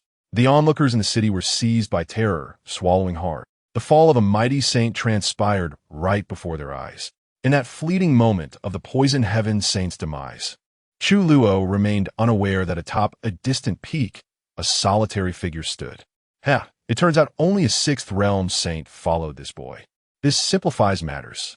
The figure chuckled coldly, the moonlight illuminating an aged visage. This individual was Qing Shui, an elder of the Tongtian sect. He showed no concern for the fall of the poison heaven saint, promptly retrieving a jade tablet and murmuring a few words before stowing it away. Elder Qing Shui raised his gaze toward the fierce battle between saints in the depths of the universe, a cold smile gracing his lips. Suddenly, his eyes narrowed, piercing through the confines of space to lay eyes on Chu Luo, murderous intent igniting. Chu Luo, just wait. Qing Shui's sinister smile faded as he vanished without a trace. Boom! A resounding crash echoed from the heart of the battlefield. Soon after, 2 heart-wrenching screams reverberated through the heavens. The myriad phenomena in the depths of the void, along with the colossal saint avatars, dissipated. Within South Heaven City, all were breathless, their hearts pounding. Is it over? Who has triumphed? The warriors in the city fixed their gaze intently upon the depths of the void. A slight smile crept onto Chu Luo's lips. There was no need for speculation. It was undoubtedly Elder Qingwei who had emerged victorious. As expected, 3 streaks of light returned from the depths of the universe. The 3 figures were none other than Elder Qingwei, Saint Waya, and Saint Huaxian. An aura of saintly blood emanated from Elder Qingwei, and those with keen eyes noted that his hands were stained with blood. Clearly, the blood did not belong to him. Saint Waya and Saint Huaxian looked at Elder Qingwei, their eyes filled with reverence. Although they had assisted him, they alone understood the sheer terror of Elder Qingwei's combat prowess. During the recent Battle of Saints, they had merely played supporting roles, guarding against the escape of Saint Mei Qing and Saint Luo Sha. Elder Qingwei had single-handedly subdued them, leaving them without the means to retaliate. Here, I shall warn you once more. In the struggles among peers, our taboo sect shall never interfere. If one dies, it is simply a matter of lacking skill. But should the young provoke the old, these too will be your end. Elder Qingwei declared, gesturing grandly as two severed heads, still exuding the essence of saints, fell to the ground. The crowd beheld these heads and recognized them as belonging to Saint Mei Qing and Saint Luo Sha. Warriors from various regions within South Heaven City inhaled sharply, bowing deeply to Elder Qingwei. We shall remember. In their hearts, they swore that if they encountered Chu Luo, the living embodiment of death in the Beast Mountain range, they would surely take a long detour to avoid him. Fellow Taoists, you not only came to the aid of my kin, Chu Luo, but also assisted in slaying the two saints. Out of both sentiment and reason, our taboo sect owes you both a debt of gratitude. I have heard that your forces are currently under pressure from the other three major factions, who have recently allied with the Tongtian sect, becoming lackeys of the Qian Valley. Rest assured, the Qian Valley has always been at odds with my taboo sect. I will shortly inform our sect leader, and your forces shall receive protection from my taboo sect. This shall repay your kindness. Elder Qingwei addressed Saint Waya and Saint Huaxian with a gentle smile. Upon hearing this, the two saints were overjoyed, hastily bowing in gratitude. Thank you, Taoist friend. Elder Qingwei waved his hand, his expression warm and benevolent. Meanwhile, the crowd in the city gazed on with envy. The Waya sect and Huaxian mansion had indeed soared to new heights, having secured the support of the taboo sect. From this point onward, their status in South Heaven State would remain unchallenged. Elder Qingwei, how should we address the Poison Heaven sect, Mei Qing Valley, and Luo Sha sect? Saint Waya inquired hesitantly, raising his hands in question. Though he yearned to annihilate the three factions at once, he understood the importance of consulting Elder Qingwei first. Chapter 81. The Fall of the Three Sects. My lips are sealed had it not been for Elder Qingwei's nod. The two of them would hesitate to act against the three major sections. Those old geezers dare to bully my clan's disciple, Chu Luo. If Elder Inya knows about this, the three sects would surely face dire consequences. Perhaps even their very existence would be torn asunder. In light of this, I shall make the decision on behalf of Elder Inya. It would be inconvenient for me to act, so I trouble you two fellow Taoists to eliminate them. The foundation of the three sects is of no interest to my forbidden sect. I leave it all to you. Within the depths of Elder Qingwei's kind gaze, a flicker of murderous intent flashed as he coldly smiled at the two saints. Thank you, Elder. The Waya saint and the Huaxian saint bowed deeply to Elder Qingwei. With a single step, they vanished from sight. At this moment, the system within Chu Luo resonated again. Chu Luo secretly gave Elder Qingwei a thumbs up. It must be said, though Elder Qingwei can be quite the schemer, his performance this time was commendable. Soon after, Elder Qingwei and Chu Luo returned to the inn. You lot should hurry and rest. Tomorrow we shall enter the Beast Mountain range for training. Elder Qingwei turned to Tang He and the six others, his expression stern. Yes, Elder. The six of them bowed in unison and returned to their respective rooms. Once the six departed, Elder Qingwei's demeanor shifted, and he turned to Chu Luo with a beaming smile. Chu Luo, did I perform well just now? Did it bring you satisfaction? If not, I can take you to the three major sects right now, so you can exact your revenge. Chu Luo was taken aback, looking at the fidgeting Elder Qingwei, his eyebrows raising in surprise. Elder, your performance was nothing short of spectacular. I am indeed quite satisfied. Chu Luo grinned widely, revealing his gleaming white teeth.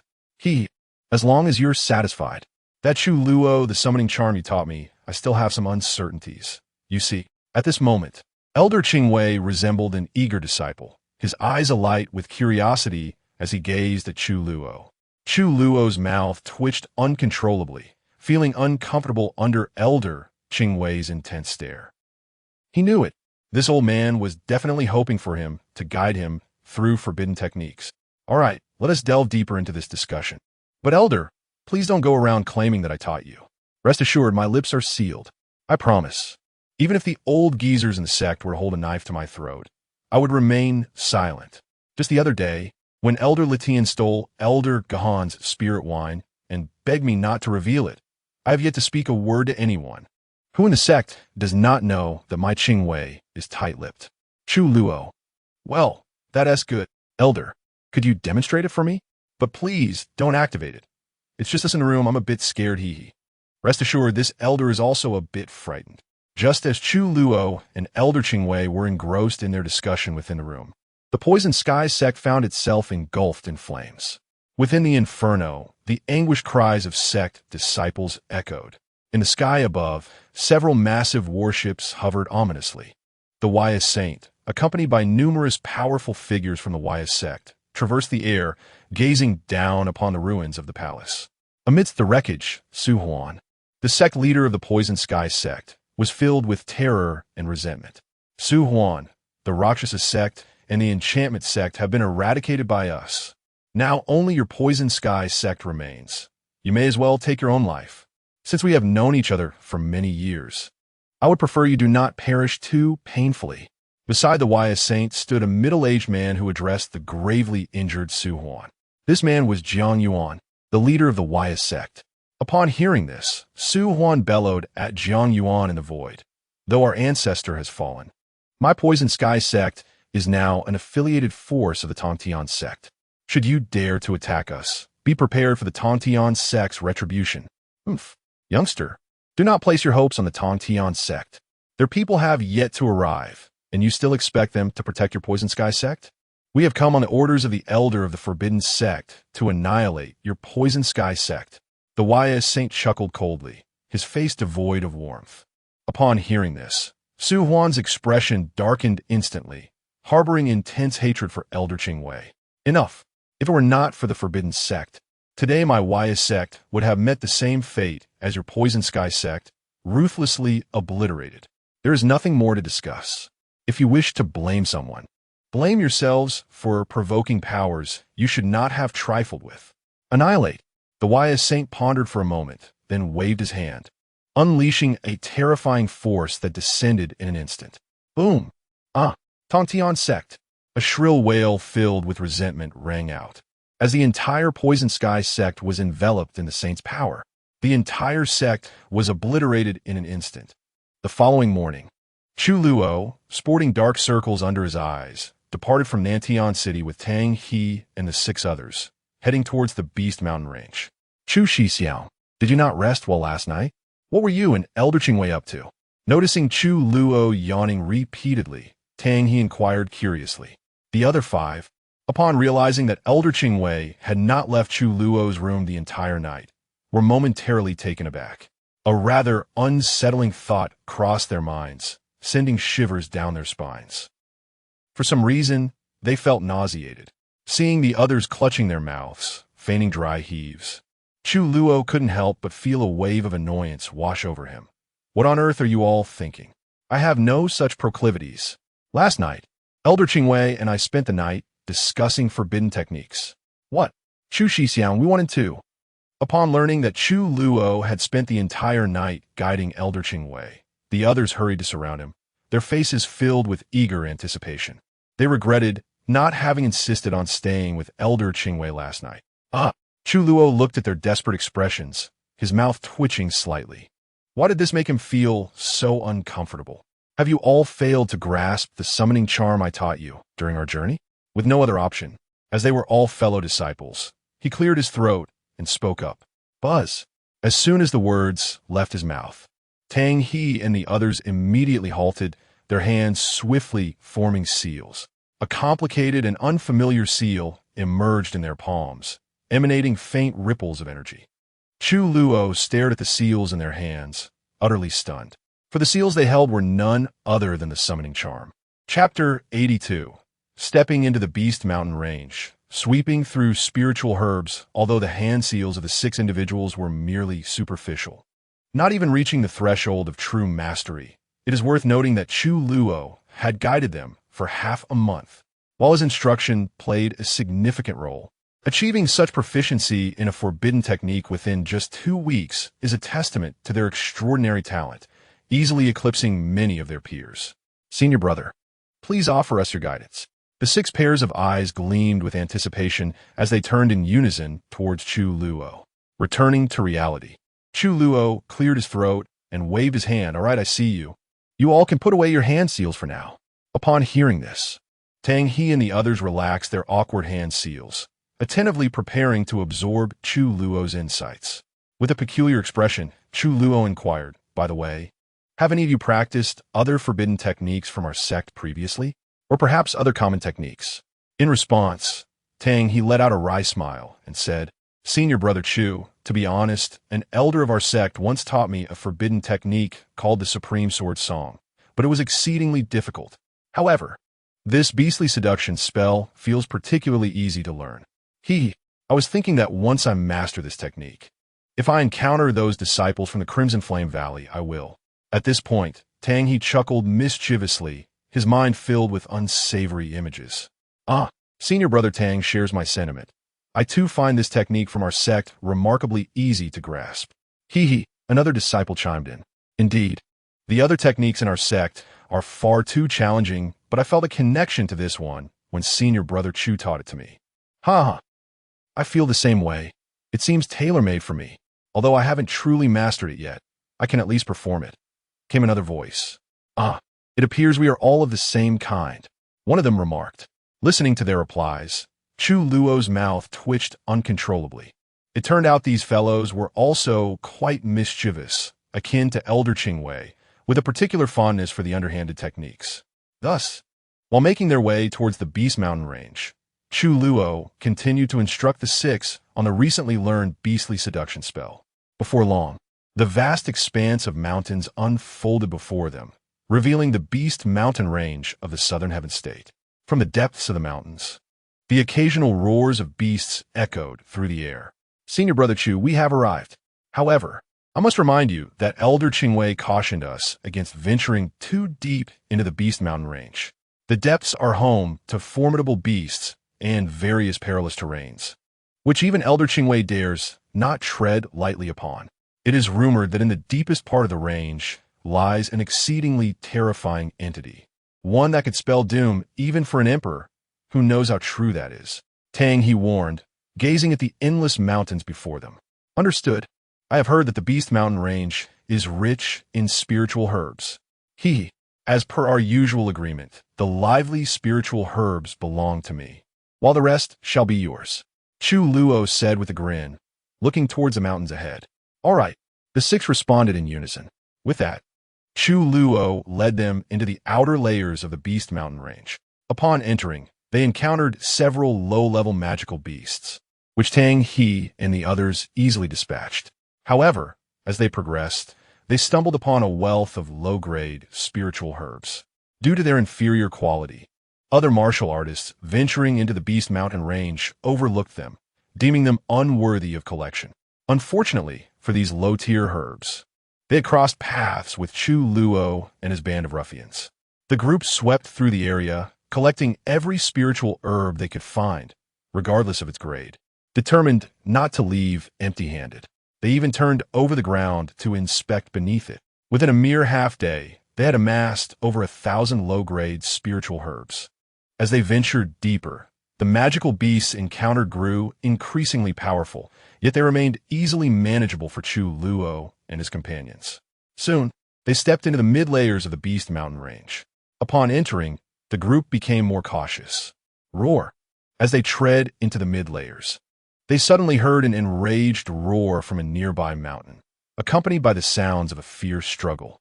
Senior brother Chu, there are people battling magical beasts over there, Wang Sheng exclaimed, pointing excitedly towards the distant mountain.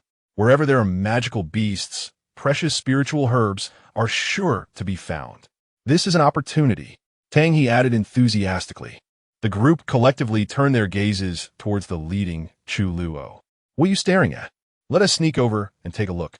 Chu Luo Vin, urging them to conceal their presence as they swiftly approached the nearby mountain. Before long, they stealthily reached a concealed spot among the bushes, observing the scene ahead. Roar! Not far away, a massive beast resembling a wild boar, with two thick tusks and a back covered in hard, blue-glowing scales, let out a thunderous roar. Its furious gaze was fixated on a handsome youth clad in golden robes, who stood confidently with a golden spear in hand.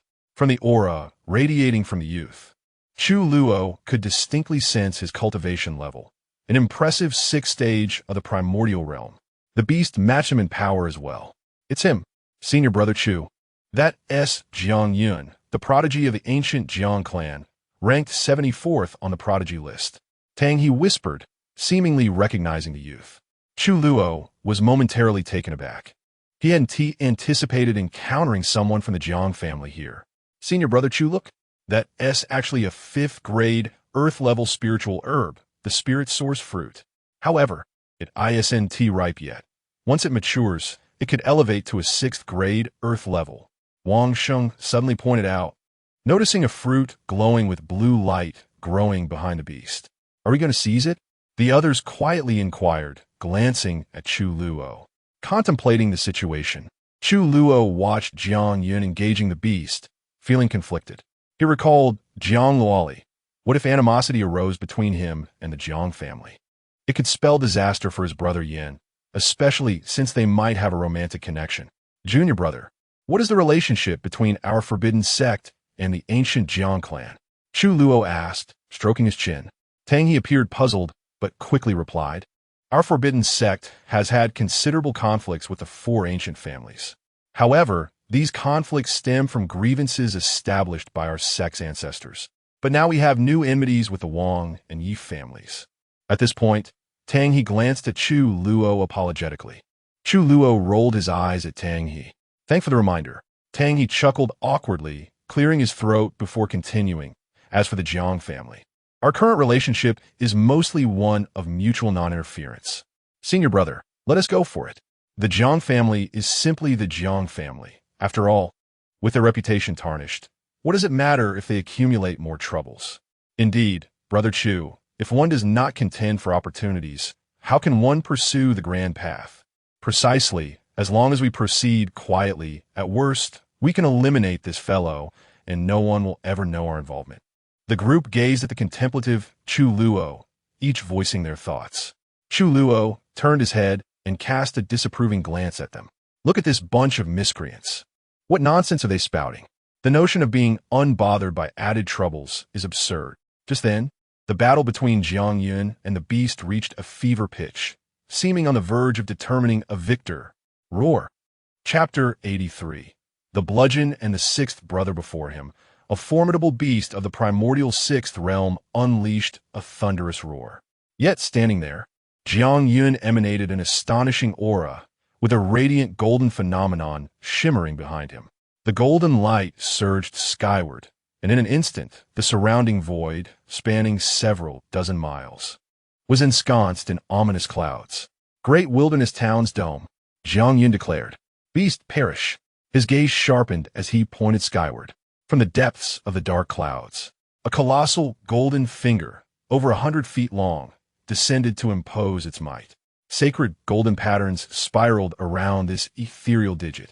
As a magical beast, it possessed an innate sensitivity, and upon sensing the terrifying power contained within this descending finger, fear flooded its eyes. With a fierce roar, the beast raised its head, gathering blue light within its maw, and unleashed a breath of energy. A powerful blue beam shot forth, aimed directly at the golden finger. Huh! Jiang Yun scoffed, swiftly forming hand seals. The once ethereal finger solidified instantly, and the two forces collided. The blue beam, however, was utterly incapable of halting the advance of the golden finger. In the blink of an eye, the finger struck the beast with tremendous velocity. The ensuing roar was a chilling wail as the massive beast was obliterated into a mist of blood. Impressive. The 6 disciples hidden in the shadows of Tang, he couldn't help but exclaim in awe. The prowess of these prodigies was indeed terrifying. How flashy! Chu Luo's unimba. Jiang Yun's technique pales in comparison to the forbidden arts of our sect. As Jiang Yun reigned in his formidable presence and descended to the ground, he approached the faintly glowing spirit source fruit, a satisfied smile gracing his face. Witnessing this, Chu Luo hastily produced a longevity pill and consumed it. In that moment, an overwhelming vitality surged within him, invigorating every cell of his being. This life force coalesced within his spiritual sea, harmonizing with his spiritual energy without overwhelming it. Remarkably, even the lifespan he had previously lost was fully restored. The holy longevity pill is utterly inferior to this. Chu Luo mused. Regaining his composure, he turned to Wang Sheng and said, "Fetch me a stick. I shall strike him down, and we will seize him." Upon hearing this, the 6 from Tang, he rejoiced. Wang Sheng promptly scurried into the nearby thicket and retrieved a tree branch as thick as an arm, presenting it to Chu Luo. Chu Luo weighed it in his hands, contemplating its effectiveness against Jiang Yun. This stick is far too small for a child. Wait a moment. Tang He, unable to contain himself, rushed into the thicket as well.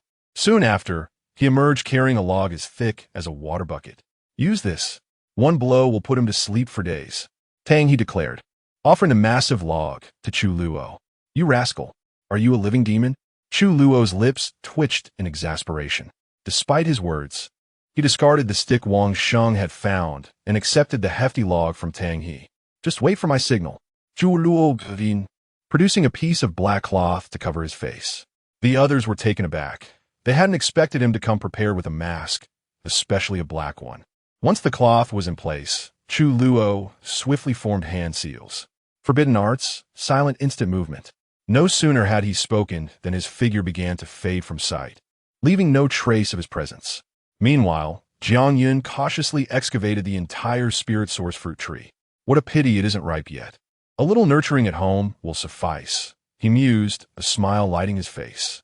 Just as he intended to store the tree in his spatial ring, a loud crash echoed from behind him.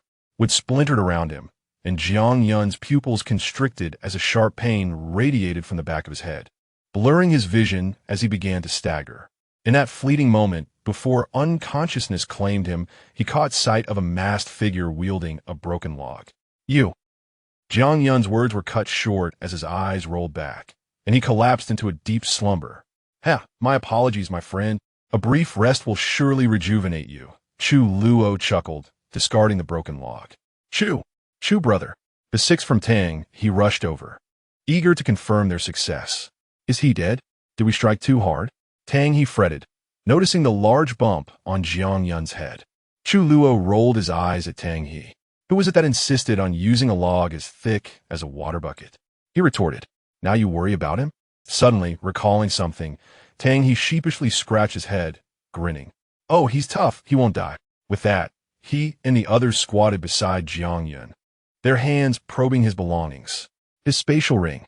Hand it over," Wang Sheng exclaimed, quickly prying it from Jiang Yun's hand and passing it to Chu Luo. Chu Luo retrieved the spirit source fruit from the ground and stored it in the spatial ring, intending to present it to the second elder as a means of atonement for the herbs he had pilfered over the years. Entering the spatial ring, he found an array of precious herbs, millions of spirit stones, and several techniques and secrets of the Jiang family, including 3 sacred martial arts. However, Chu Luo dismissed these martial techniques. His own forbidden arts rendered them unnecessary. Suddenly, something caught his eye, a small piece of beast hide floating in the corner. He took it, discovering it bore a map leading to a secret location within the Beast Mountain range. Unfortunately, it was merely a fragment, lacking the complete route. Chu Luo finally understood why Jiang Yun had ventured into the Beast Mountain range. He was seeking fortune with this incomplete map. After securing the fragment in his ring along with the collected herbs, he decided to leave the remaining spirit stones and techniques for his fellow disciples. As he turned to suggest that Tang He and the others divide the spoils, he was suddenly taken aback, his mouth twitching uncontrollably at the sight before him. Lying on the ground, unconscious, Jiang Yun was left clad only in a pair of white underpants, while Tang he had already donned Jiang Yun's clothing. The situation had escalated beyond absurdity. Wang Sheng, Lu Dali, and the others were rummaging through the last remaining pair of undergarments of Jiang Yun. Such beasts. This group, truly despicable, not even leaving a single piece of clothing for him. You all have gone too far. Chu Luo, utterly hastily spoke up. Upon hearing this, Wang Sheng and the others immediately ceased their actions, rising with an air of awkwardness.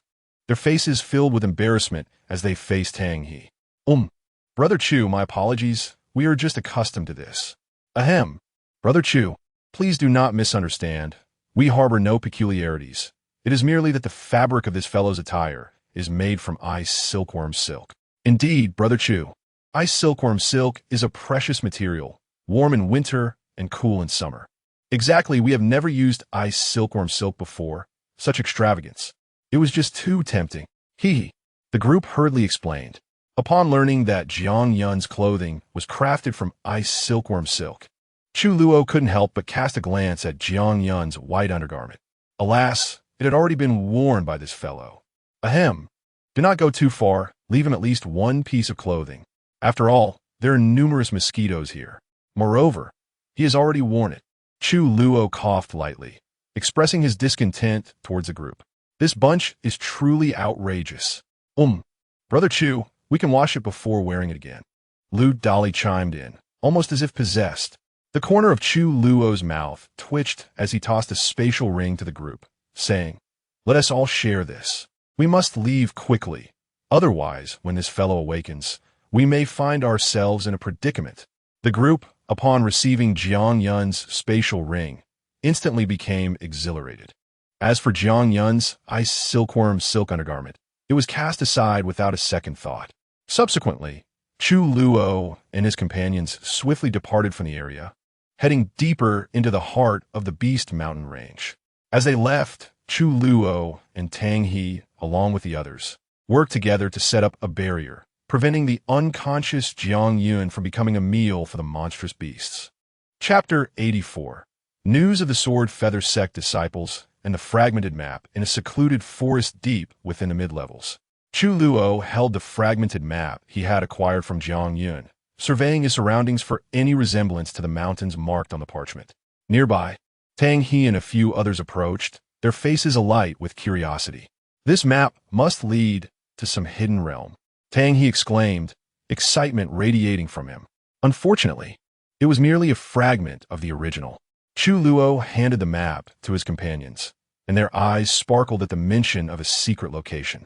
The notion of opportunity consumed their thoughts. Yet, upon examining the map, which depicted only a small portion of the Routen Mountains, frustration set in. The Beast Mountain Range stretched infinitely, its peaks resembling one another, making it exceedingly challenging to pinpoint a matching location amidst the vast expanse.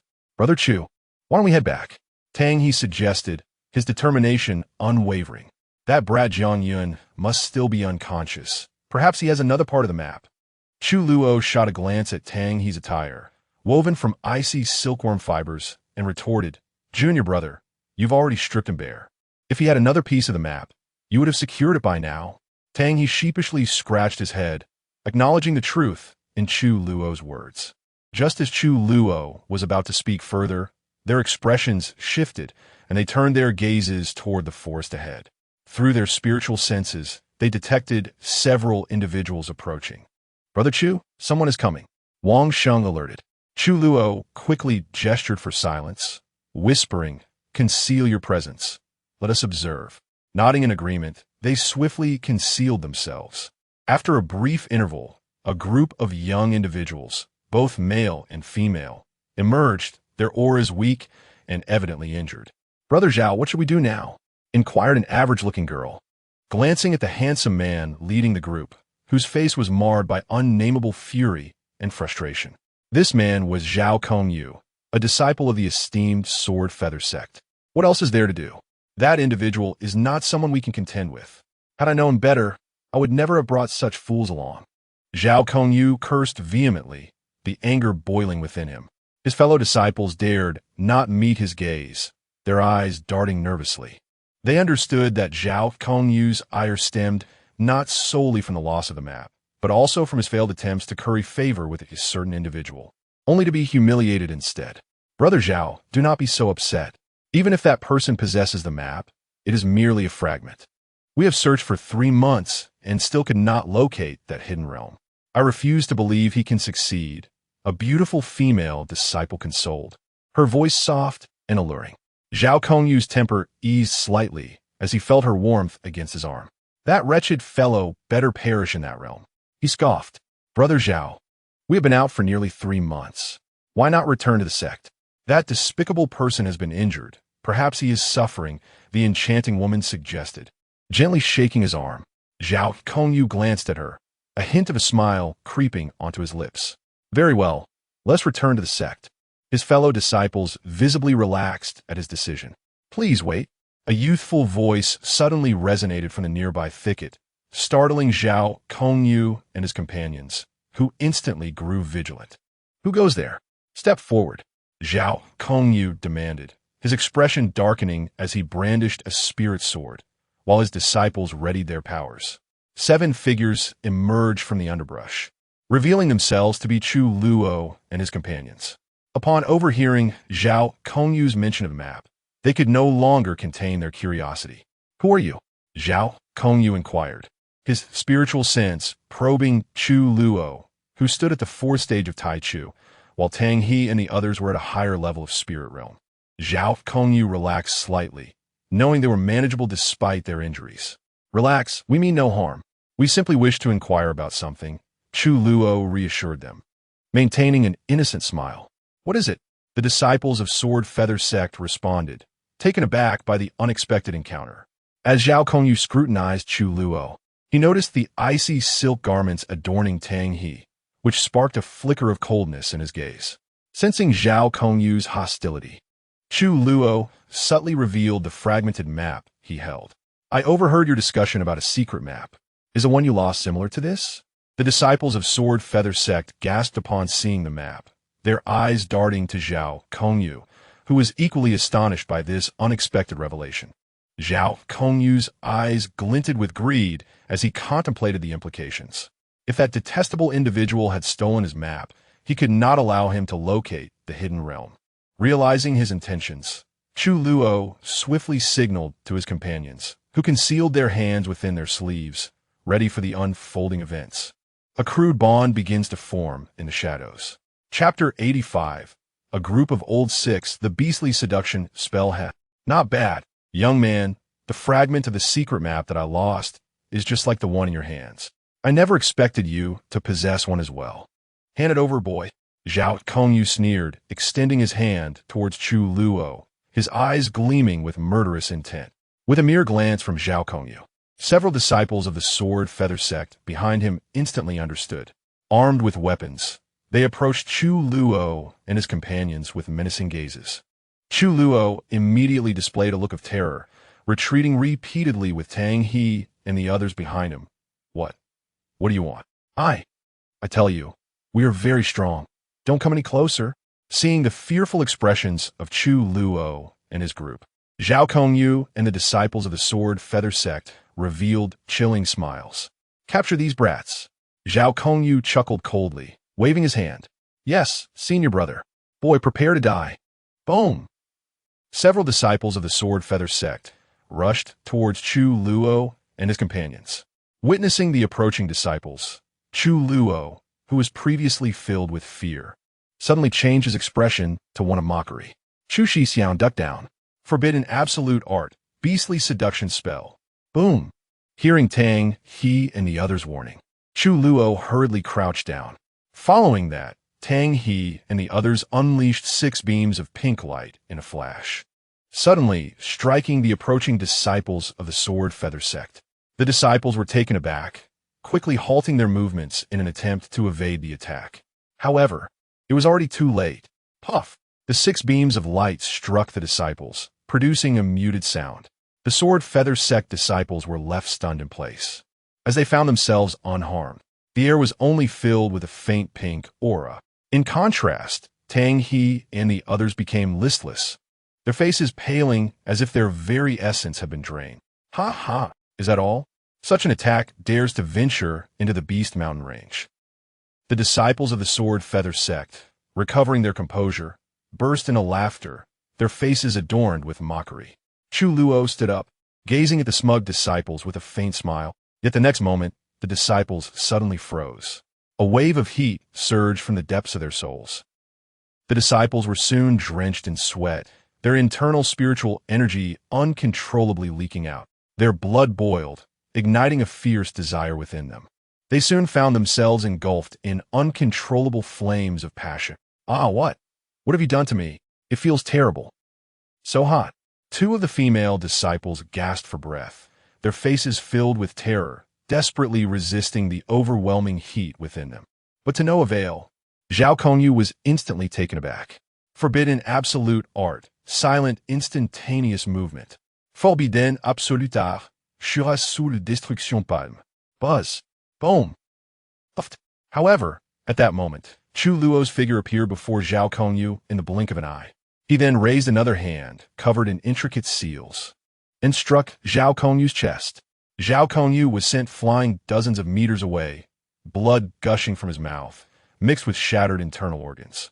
Gasping for breath, he stared in terror at the approaching Chu Luo. Why you? Who are you?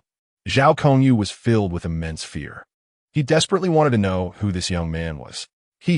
Come recite with me. Forbidden sect, who? Luo.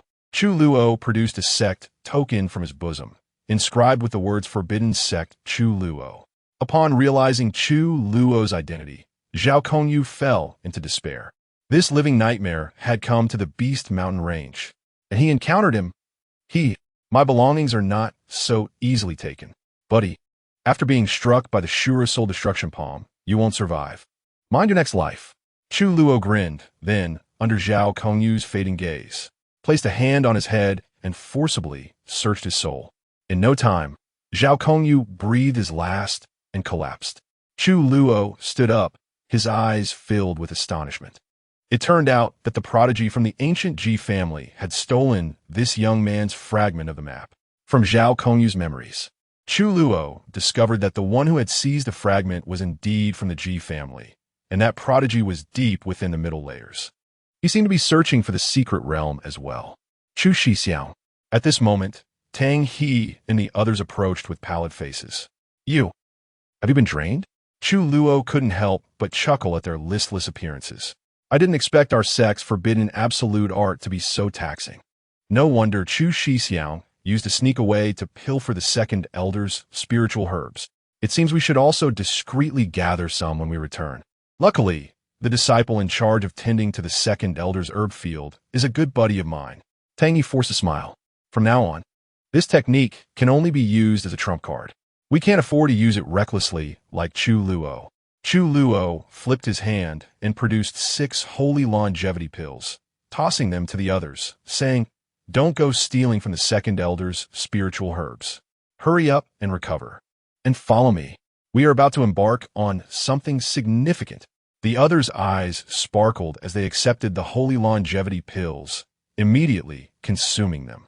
Moments later, the vitality they had lost began to gradually restore under the effects of the pills. Fortunately, they were still inexperienced with this forbidden absolute art. Otherwise, the depletion of their vitality would have been even greater. Meanwhile, the disciples of the Sword Feather sect were a sight to behold. They lay sprawled on the ground, entangled together in agony. TSK, TSK, TSK. Chu Shixiao. Why are they still in such pain even after releasing? Tang He and the others questioned in confusion. Our forbidden absolute art is utterly unsolvable. Once any being is struck by this technique, to put it simply, it will drain them to the point of death. It is not a mere release that can alleviate it. Chu Luo glanced at the agonizing scene and quickly turned his gaze towards the depths of the middle layers. Tang He and the others shivered upon hearing this. Truly a formidable art that demands life to wield it. I know where the remaining fragment is. Follow me. Chu Luo waved his hand, heading towards the distant mountains. Tang He and the others hurriedly followed suit. Meanwhile, the disciples of the Sword Feather sect emitted cries of pain mingled with pleasure. Due to the commotion, they attracted the attention of a beast. Roar! Ah! A chilling scream echoed in response to the beast's roar. The disciples of the Sword Feather sect became prey to the beast. Meanwhile, Jiang Yun, who had been knocked unconscious by Chu Luo, slowly opened his eyes in a daze. The cold sensation on his body and the pain at the back of his head made him wince, taking a deep breath of cold air. His muddled mind instantly cleared. Chapter 86. Jiang Yun awakens and encounters the genius of the Ji family with a pained gasp. Jiang Yun rose from the ground, gingerly touching the swollen lump at the back of his head. Who on earth? Scoundrel! Scoundrel! He muttered, noticing he was left with only a pair of white undergarments. His spatial ring had also been stripped away. Unable to contain his fury, he erupted into a torrent of curses. The last thing he remembered before losing consciousness was a figure clad in white robes, their face obscured. Damn scoundrel! If I ever catch you, I shall flay your skin and strip your tendons. Jiang Yun seethed with rage. Suddenly, a distant beastly howl pierced the air, mingled with haunting screams. Jiang Yun's eyes narrowed as he, clad only in his icy silk undergarment, hurried towards the source of the sound. Upon arrival, he concealed himself in the shadows, witnessing several peak-level beast spirits devouring a few corpses. To his dismay, the bodies belonged to the disciples of the Jinyu sect who had fallen victim to a lust-inducing curse. Jiang Yun contemplated snatching one of the corpses to don their attire, but upon seeing their tattered and bloodied garments, he was filled with revulsion. Curse those wretches! Let me catch you, he thought, striving to recall the attire of his assailant.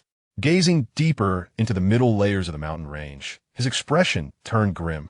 He surmised that his attacker had not yet left the Beast Mountain range. With the stolen fragment of the secret map in their possession, they would surely be searching for the hidden realm. With a fleeting thought, Jiang Yun stealthily departed, making his way deeper into the middle layers. Meanwhile, Chu Luo and his companions had ventured deep into the middle layers. Guided by Zhao Kongyu's memories, they arrived near a mountain range. However, after searching the vicinity with Tang He and others, they failed to locate the Ji family genius who had snatched the map from Zhao Kongyu. Instead, they encountered several formidable beasts, including those at the pinnacle and extreme realms. Not wishing to confront these creatures directly, they had no choice but to flee. Nevertheless, their expedition was not without reward, as they gathered a wealth of spiritual herbs during their search for the Ji family genius. They even crossed paths with other powerful individuals who had entered the mountains. Initially intent on murder and treasure, these groups quickly retreated upon recognizing Chu Luo and his companions, fearful of provoking the living nightmare that was Chu Luo. Brother Chu, where do you think that Ji family brat has gone? We've encountered several groups of warriors. Yet we still can't find him, Tang He said, glancing around. Could it be that he has already found the hidden realm? Unlikely. The Beast Mountain range is vast. He is probably still searching for the secret location. Let's continue our search. After all, this is also a form of training.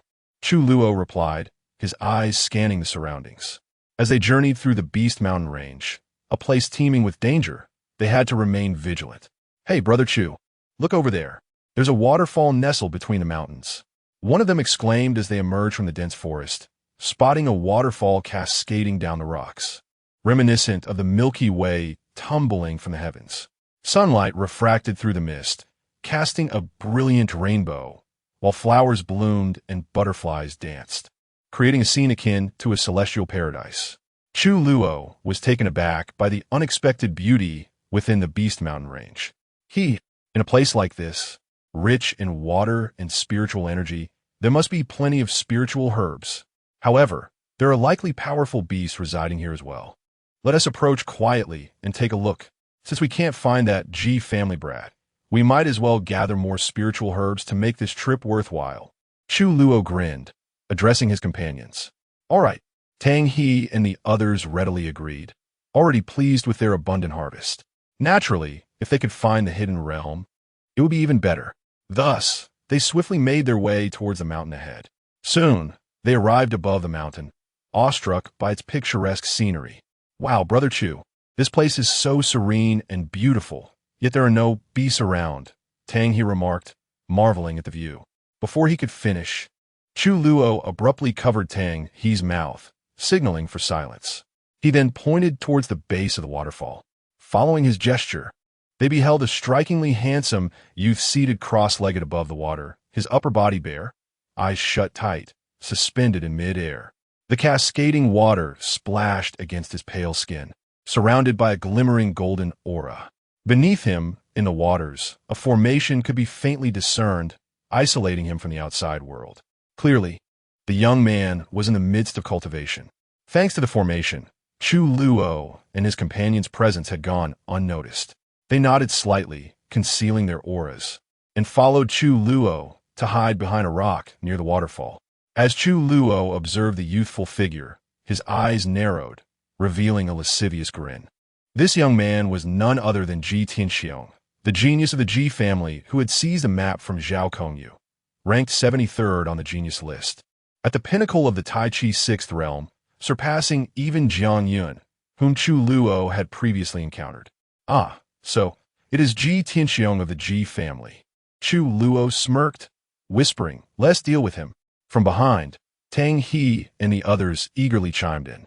Just then, Chu Luo turned to speak, but was taken aback to find that Tang He had somehow procured a large wooden club, thick as a barrel, and was handing it to him. The others exchanged glances, excitement gleaming in their eyes. Chapter 87. So it was you beast. Chu Luo cast a disdainful glance at Tang He and the others, expressing his irritation.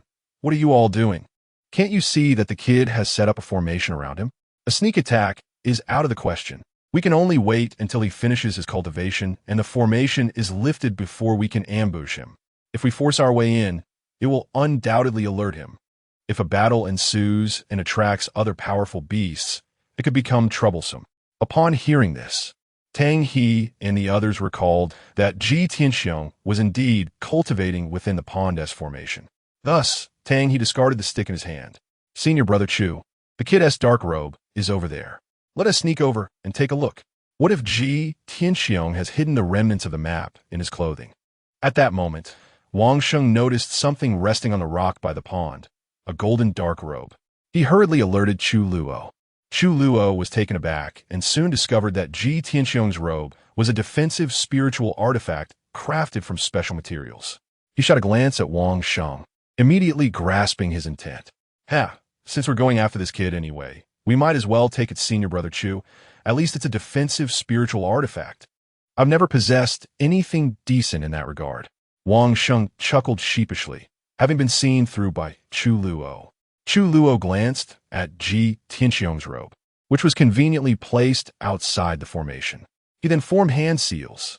Forbidden secret art, object retrieval from afar. Buzz. With his hands enveloped in silent seals, Chu Luo gently grasped the air towards Ji Tianxiong's robe, under the watchful eyes of Tang He and the others. The golden robe resting on the rock vanished without a trace. Tang He and the others were filled with a mix of envy and admiration at Chu Luo's mastery of such forbidden arts. After executing the technique, Chu Luo sensed that his lifespan remained intact. What had been consumed instead was the vitality stored within his spiritual sea. He couldn't help but marvel at this. No wonder the ancestor of Burial Jade claimed that consuming a longevity pill could allow him to use forbidden arts for a month without endangering his life. After taking the longevity pill, the vitality stored in his spiritual sea replaced the loss of lifespan. As this realization dawned upon him, Chu Luo suddenly encountered a conundrum. If the longevity pill was so miraculous and only 10 remained from ancient times, their sect's ancestors must have consumed it as well. Logically, with such a miraculous elixir, their ancestors need not worry about lifespan depletion even with frequent battles. Surely, the ancestor of Burial Jade wouldn't have reached the brink of mortality? Just then, Wang Sheng, having taken the robe from Chu Luo, inspected it thoroughly. Senior brother Chu, there's no map. It must be hidden in Ji Tianxiong's storage ring. Chu Luo nodded in understanding, his gaze fixed on the cultivating Ji Tianxiong, his eyes narrowing slightly. A smirk playing on his lips as he began to form hand seals again. He planned to launch an astonishing technique to forcibly breach the formation and ambush Ji Tianxiong before he completed his cultivation. Senior brother, stop. Someone is coming. Just as Chu Luo was about to execute his technique, Tang He, Lu Dali, and Song Jian noticed a familiar aura approaching from the distance. Chu Luo was momentarily taken aback and followed their gaze, sensing the approaching presence that felt eerily familiar. I remember now. That familiar aura belongs to Jiang Yun. Lu Dali suddenly reminded everyone. Chu Luo too recalled that the aura indeed belonged to Jiang Yun. That kid had unexpectedly arrived here. Suddenly, an idea sparked in Chu Luo's mind, and a smirk crept across his face. Without a second thought, he turned to strip Tang He of his clothing. C.H. Chu, senior brother. What are you doing? Tang He, now clad only in his underpants, looked at Chu Luo in shock, fear flashing in his eyes. Nothing much. Just planning to let Jiang Yun and Ji Tianxiong have a little fight. Chu Luo chuckled mischievously, folding Jiang Yun's ice silkworm robe neatly. He then executed the forbidden art, placing Jiang Yun's robe on the rock beside the pond. Realizing Chu Luo's plan, Tang He and the others understood and watched with anticipation. Hurry and hide, Chu Luo instructed, prompting Tang He and the others to quickly conceal themselves, suppressing their auras. Chu Luo drew a spiritual sword, preparing to strike at the approaching figure, when suddenly, he remembered something. He hurriedly removed his white robe and stowed it away, gathering his energy and swinging his sword. Boom! In that instant, as Chu Luo unleashed his sword, he activated the forbidden art, his form vanishing mysteriously from the spot. The force unleashed by his strike startled Ji Tianxiong, who was cultivating beneath the waterfall. Ji Tianxiong abruptly opened his eyes, seeing a sword light streaking rapidly towards the distant sky. Who goes there? Ji Tianxiong sprang to his feet, his mind racing with energy. Yet he found no one nearby. Frowning, Ji Tianxiong looked up at the swiftly moving sword light. Simultaneously, a figure nearing the mountain range of the waterfall suddenly halted, narrowly avoiding the incoming sword strike with a sidestep. Who? The figure seethed in anger. At a glance, it was Jiang Yun, now clad in a complete outfit obtained from some unfortunate soul, no longer just running around in his underpants. Jiang Yun, already filled with rage over the unseen ambush, was further incensed by this unexpected attack. Swiftly, he brandished a common spiritual spear and charged toward the mountain where the waterfall was located. In mere moments, Jiang Yun soared above the waterfall, where Ji Tianxiong, too, recognized his unexpected visitor. Jiang Yun, Yitianqiong. Both were taken aback, exclaiming in unison. From their hidden vantage point, Chu Luo and his companions watched the unfolding drama with eager anticipation. Ji Tianxiong, how did you end up here? Jiang Yun's gaze narrowed as he scrutinized Ji Tianxiong, his expression darkening slightly. Ji Tianxiong raised his eyes, returning Jiang Yun's gaze. I was just about to ask you the same question. As he spoke, Ji Tianxiong calmly dismantled the formation beneath him, stepping lightly to the pond's edge, where he picked up the robe from the rock. Wait, Ji Tianxiong exclaimed, realizing the robe was not his own, momentarily stunned. At that moment, Jiang Yun, suspended in midair, felt a surge of fury boiling within him. So it was you beast. Chapter 88. The plan succeeds. The battle of two great prodigies, Ji Tianxiong, meet your demise. Jiang Yun bellowed in fury, brandishing his spear, which erupted with formidable power. He then launched an assault towards Ji Tianxiong, who was submerged in the waters. A golden spear phantom surged forward, brimming with astonishing strength, racing towards Ji Tianxiong. Startled, Ji Tianxiong leaped, narrowly evading Jiang Yun's strike. A thunderous roar echoed as the water in the deep pool splashed upwards, soaring several meters high. Hovering in the void, Ji Tianxiong glared at Jiang Yun. Have you lost your mind? Ji Tianxiong, you ambushed me, knocked me unconscious, and stole my spatial ring along with my clothing. Will you not return them? Upon hearing Jiang Yun's words, Ji Tianxiong was engulfed in confusion. What do you mean? When did I ambush you? Ji Tianxiong frowned and retorted immediately.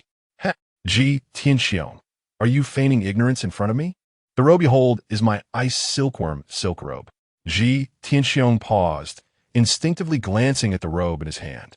Was this robe truly Jiang Yun's? Then where had his own clothing gone?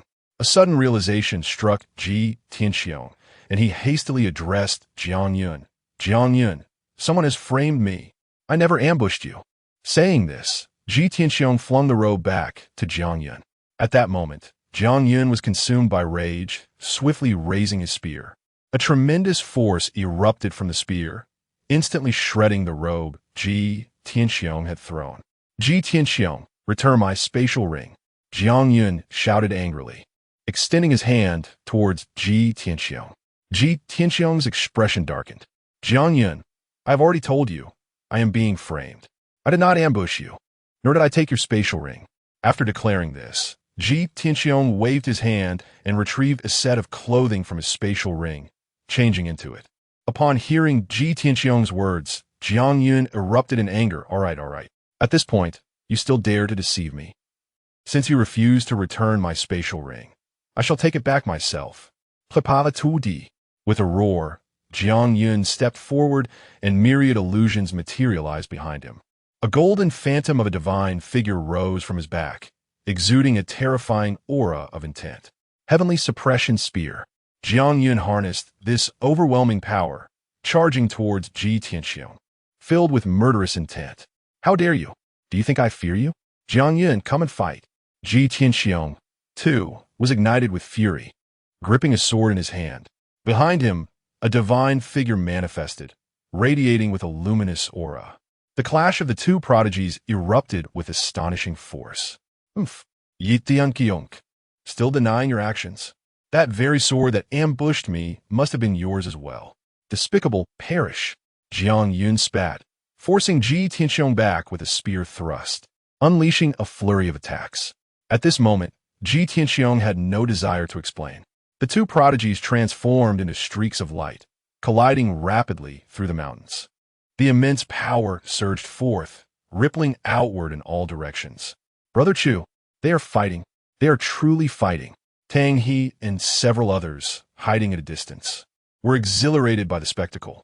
Simultaneously, they held deep admiration for Chu Luo, marveling at how their brother had orchestrated the confrontation between these two titans with such ease. Remarkable. Chu Luo chuckled softly, then whispered to the group, You all, do not merely watch. If Jiang Yun falters against Ji Tianxiong, we must intervene immediately. Should Ji Tianxiong falter, we shall follow him discreetly after his retreat. Tang He and the others nodded in agreement, their focus unwavering as they observed the fierce battle between the two prodigies. The intensity of their clash escalated with each strike, each movement imbued with lethal intent, both intent on vanquishing the other. Yet, not only were they closely ranked on the prodigy list, but their strengths were also nearly equal. Thus, neither could gain an upper hand. Ji Tianxiong, this time I shall surely defeat you. After once again pushing Ji Tianxiong back with his spear, Jiang Yun uttered a cold snort. He then leaped into the air, a powerful aura emanating from him, infused with overwhelming spear intent. At the same time, a unique rhythm radiated from Jiang Yun, and the spiritual energy of the world surged towards him like a tidal wave. He formed seals with his hands, causing the spiritual spear to hover before him. It is the spirit origin sacred body. Jiang Yun has activated his sacred body. Tang He and the others gasped in astonishment from their hidden vantage point. Chu Luo learned from Tang He that Jiang Yun, ranked 74th, possessed the spirit origin sacred body, while Ji Tianxiong, ranked 73rd, wielded the nine heavens sacred body. With Jiang Yun now activating his sacred body, it appeared he was resolved to engage Ji Tianxiong in a fight to the death. Buzz! In the void, Jiang Yun swiftly formed seals with his hands, his eyes shimmering with a faint glow. With a focused gaze, he pointed skyward. The spiritual spear before him shot upward, disappearing into the clouds. The next moment, the heavens above transformed into rolling black clouds. A colossal golden spear phantom descended from the darkened sky. Annihilation spear. Jiang Yun's eyes glinted with murderous intent as he unleashed his ultimate weapon, sending the massive golden spear phantom crashing down towards Ji Tianxiong. Yitiankyong scoffed coldly, his own eyes glinting with a fierce light. Unique auras began to swirl around him, and the spiritual sword in his hand emitted a piercing hum. A destructive force radiated from the sword he wielded. Heh, if that's the case, let me show you my new technique. Sacred skill. One sword to sever the past. Go. Ji Tianxiong released the spiritual sword from his grasp, swiftly forming seals with his hands. The released sword spun around him, as if born from spiritual essence. With a pointed finger towards the sky, the sword, imbued with destructive power, raced towards the descending golden spear phantom. Boom! An enormous sound erupted as the diminutive spiritual sword collided with the gigantic golden spear phantom. The resulting force shook the surrounding mountains, causing rocks to tumble down. How terrifying! Witnessing this spectacle, Tang He and the others could not help but swallow hard. Were these prodigies even human? The power released by their attacks had long surpassed that of typical primordial realm experts. To call them rebirth realm powers would not be an exaggeration. Heh, now you realize the gravity of the situation? You were so bold when stripping Jiang Yun bare. Observing the astonishment on Tang He and the others' faces, Chu Luo could not help but tease them. Hearing Chu Luo's remark, Tang He and the others felt a chill run down their spines. After all, their brother Chu was present. They would dare to do it again. They were all prepared to act. Jiang Yun is about to be defeated, just as Tang He and the others were lost in thought. Chu Luo's voice rang out once more. The group was momentarily taken aback, their gazes shifting back towards the distant horizon. Before them, the immense golden spear wielded by Jiang Yun was marred by a multitude of cracks, as if it were on the verge of shattering at any moment. Yet, Jiang Yun continued to exert every ounce of his strength. Tang He and the others nodded in agreement, drawing their weapons in readiness to intervene. Just as Chu Luo was about to spring into action, a sudden thought struck her. She turned to Tang He and said, "By the way, hand me Jiang Yun's storage ring. It is of great importance." Chapter 89. Chu Luo saves the day. It turns out to be a rumor. Tang He was momentarily taken aback, but did not pursue the matter further. With a swift motion, he revealed a storage ring in his palm, only to find it utterly vacant, all treasures having been divided among them. Chu Luo carefully returned the fragment of the map into Jiang Yun's storage ring. Boom! At that moment, a thunderous sound echoed across the battlefield. Chu Luo and the others witnessed the golden spear shadow in Jiang Yun's possession shatter instantaneously. Chu Luo swiftly formed hand seals and stepped forward, vanishing from sight. Tang He and the others followed suit, leaping into action. At this moment, in the void, Jiang Yun was struck with horror, his complexion paling as he involuntarily spat out a mouthful of blood. Death! Ji Tianxiong wielded his spiritual sword, charging towards Jiang Yun.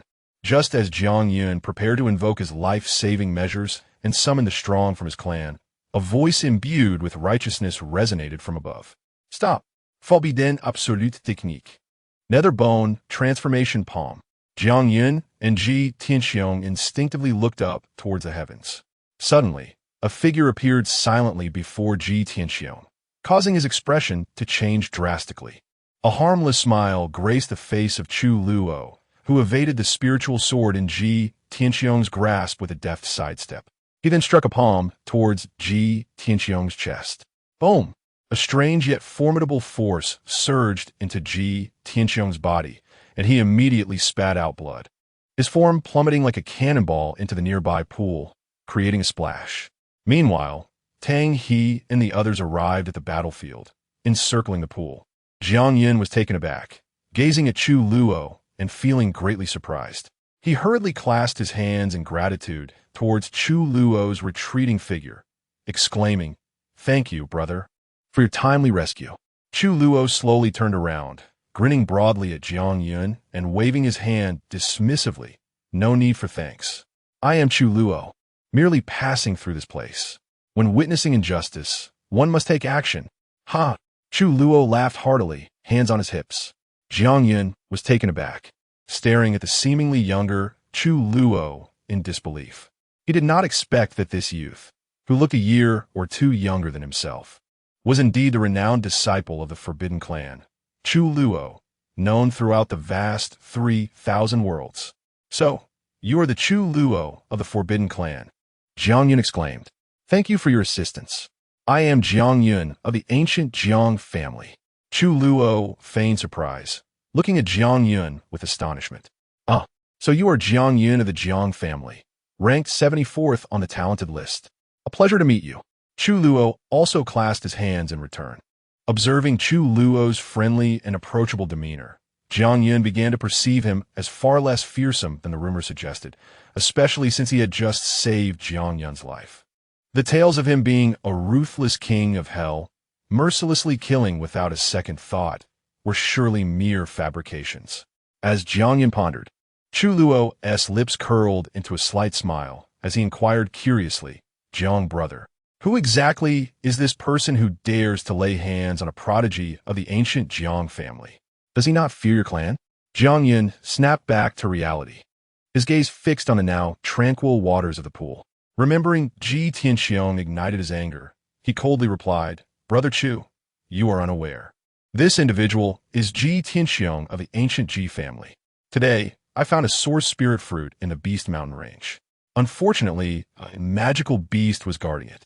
After defeating the beast and preparing to collect the fruit, I was ambushed from behind by Ji Tianxiong, who knocked me unconscious.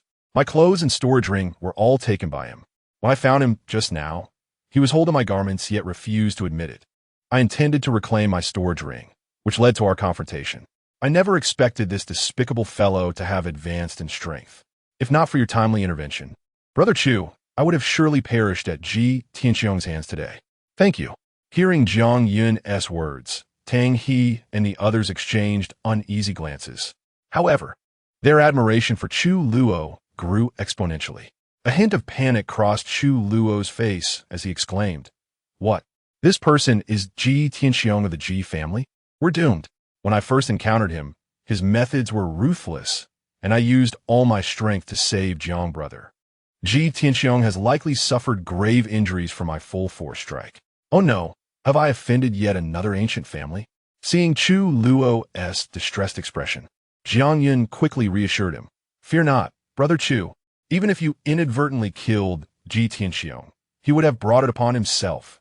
Should the Ji family seek revenge, it is none of your concern. Let them come to me, Jiang Yun.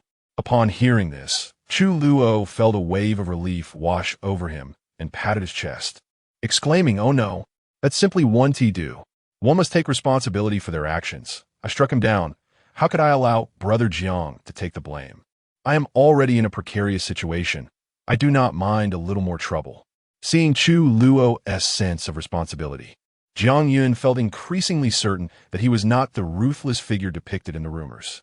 He quickly gestured, Brother Chu, no need to say more. This matter has nothing to do with you. If not for your timely rescue, I would surely have met my demise at Ji Tianxiong's hands. Just as Chu Luo was about to speak again, a figure suddenly burst forth from the waters below, crashing heavily onto the ground. Brother Chu, Tang He and the others immediately alerted Chu Luo, surrounding the figure that emerged from the pool, Ji Tianxiong, gravely injured. At this moment, Ji Tianxiong's life force was critically diminished, and a strange power was eroding his flesh and bones. Damn it! Who are you? How dare you harm me? I am Ji Tianxiong of the Ji family. At this moment, both Chu Luo and Jiang Yun landed before Ji Tianxiong.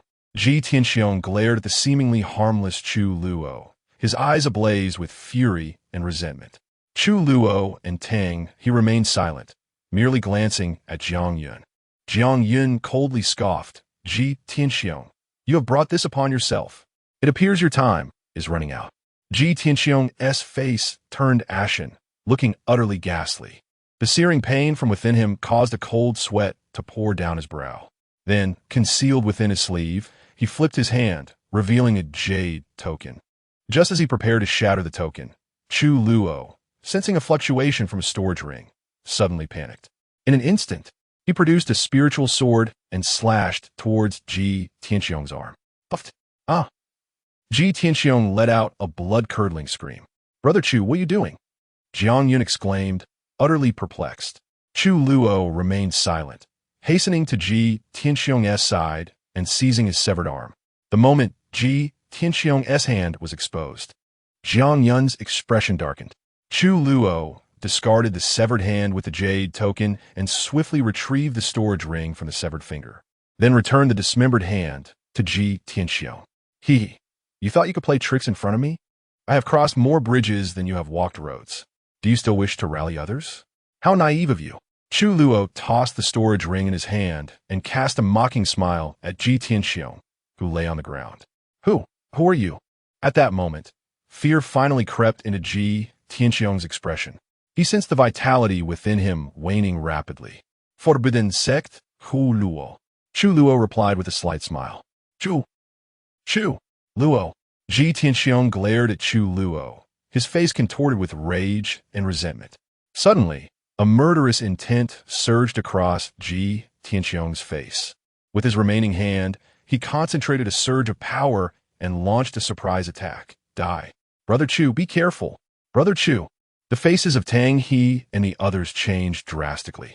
However, before Ji Tianxiong could successfully ambush Chu Luo, he was pierced through the skull by a spear, instantly pinned to the ground. Ji Tianxiong gazed at Jiang Yun, whose expression was dark, filled with unwillingness and venomous resentment. Slowly, he closed his eyes. Thus fell a generation's prodigy. To dare launch a sneak attack, he deserved his fate. Jiang Yun withdrew the spear, flicking off the blood and fixing his gaze on Ji Tianxiong's corpse, uttering a cold snort. The surrounding Tang He and the others swallowed hard in silence. They exchanged glances, discreetly nodding to one another. No matter what, they must not let Jiang Yun realize that it was they who had robbed him. This fellow is also a decisive killer. Taking advantage of Jiang Yun's turn back, Chu Luo swiftly shattered Ji Tianxiong's storage ring. Buzz! Countless spirit stones, martial techniques, spiritual herbs, and various treasures scattered across the ground. Seizing the moment, Chu Luo discreetly tossed Jiang Yun's storage ring to the ground, nudging it to his feet. P.S. In this grand plot, Chu Luo will directly exchange for the longevity body. This storyline will be incredibly exciting, so stay tuned. Chapter 90. The Elixir Sage and the Complete Map. What is this? A glimmer of excitement lit up Chu Luo's eyes as he spotted two fragmentary maps atop a pile of spirit stones on the ground. With a swift gesture, the two pieces of beast skin maps flew into his hands. Upon seeing the maps, Jiang Yun, who stood nearby, was equally astonished. He had not anticipated that Ji Tianxiong possessed two pieces of beast skin maps as well.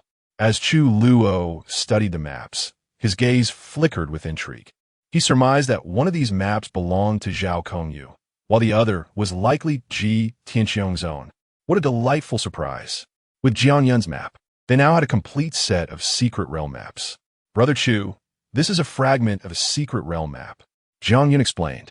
It is said that thousands of years ago, a powerful ancient sage known as the Elixir Sage secluded himself in the monster Beast Mountain range.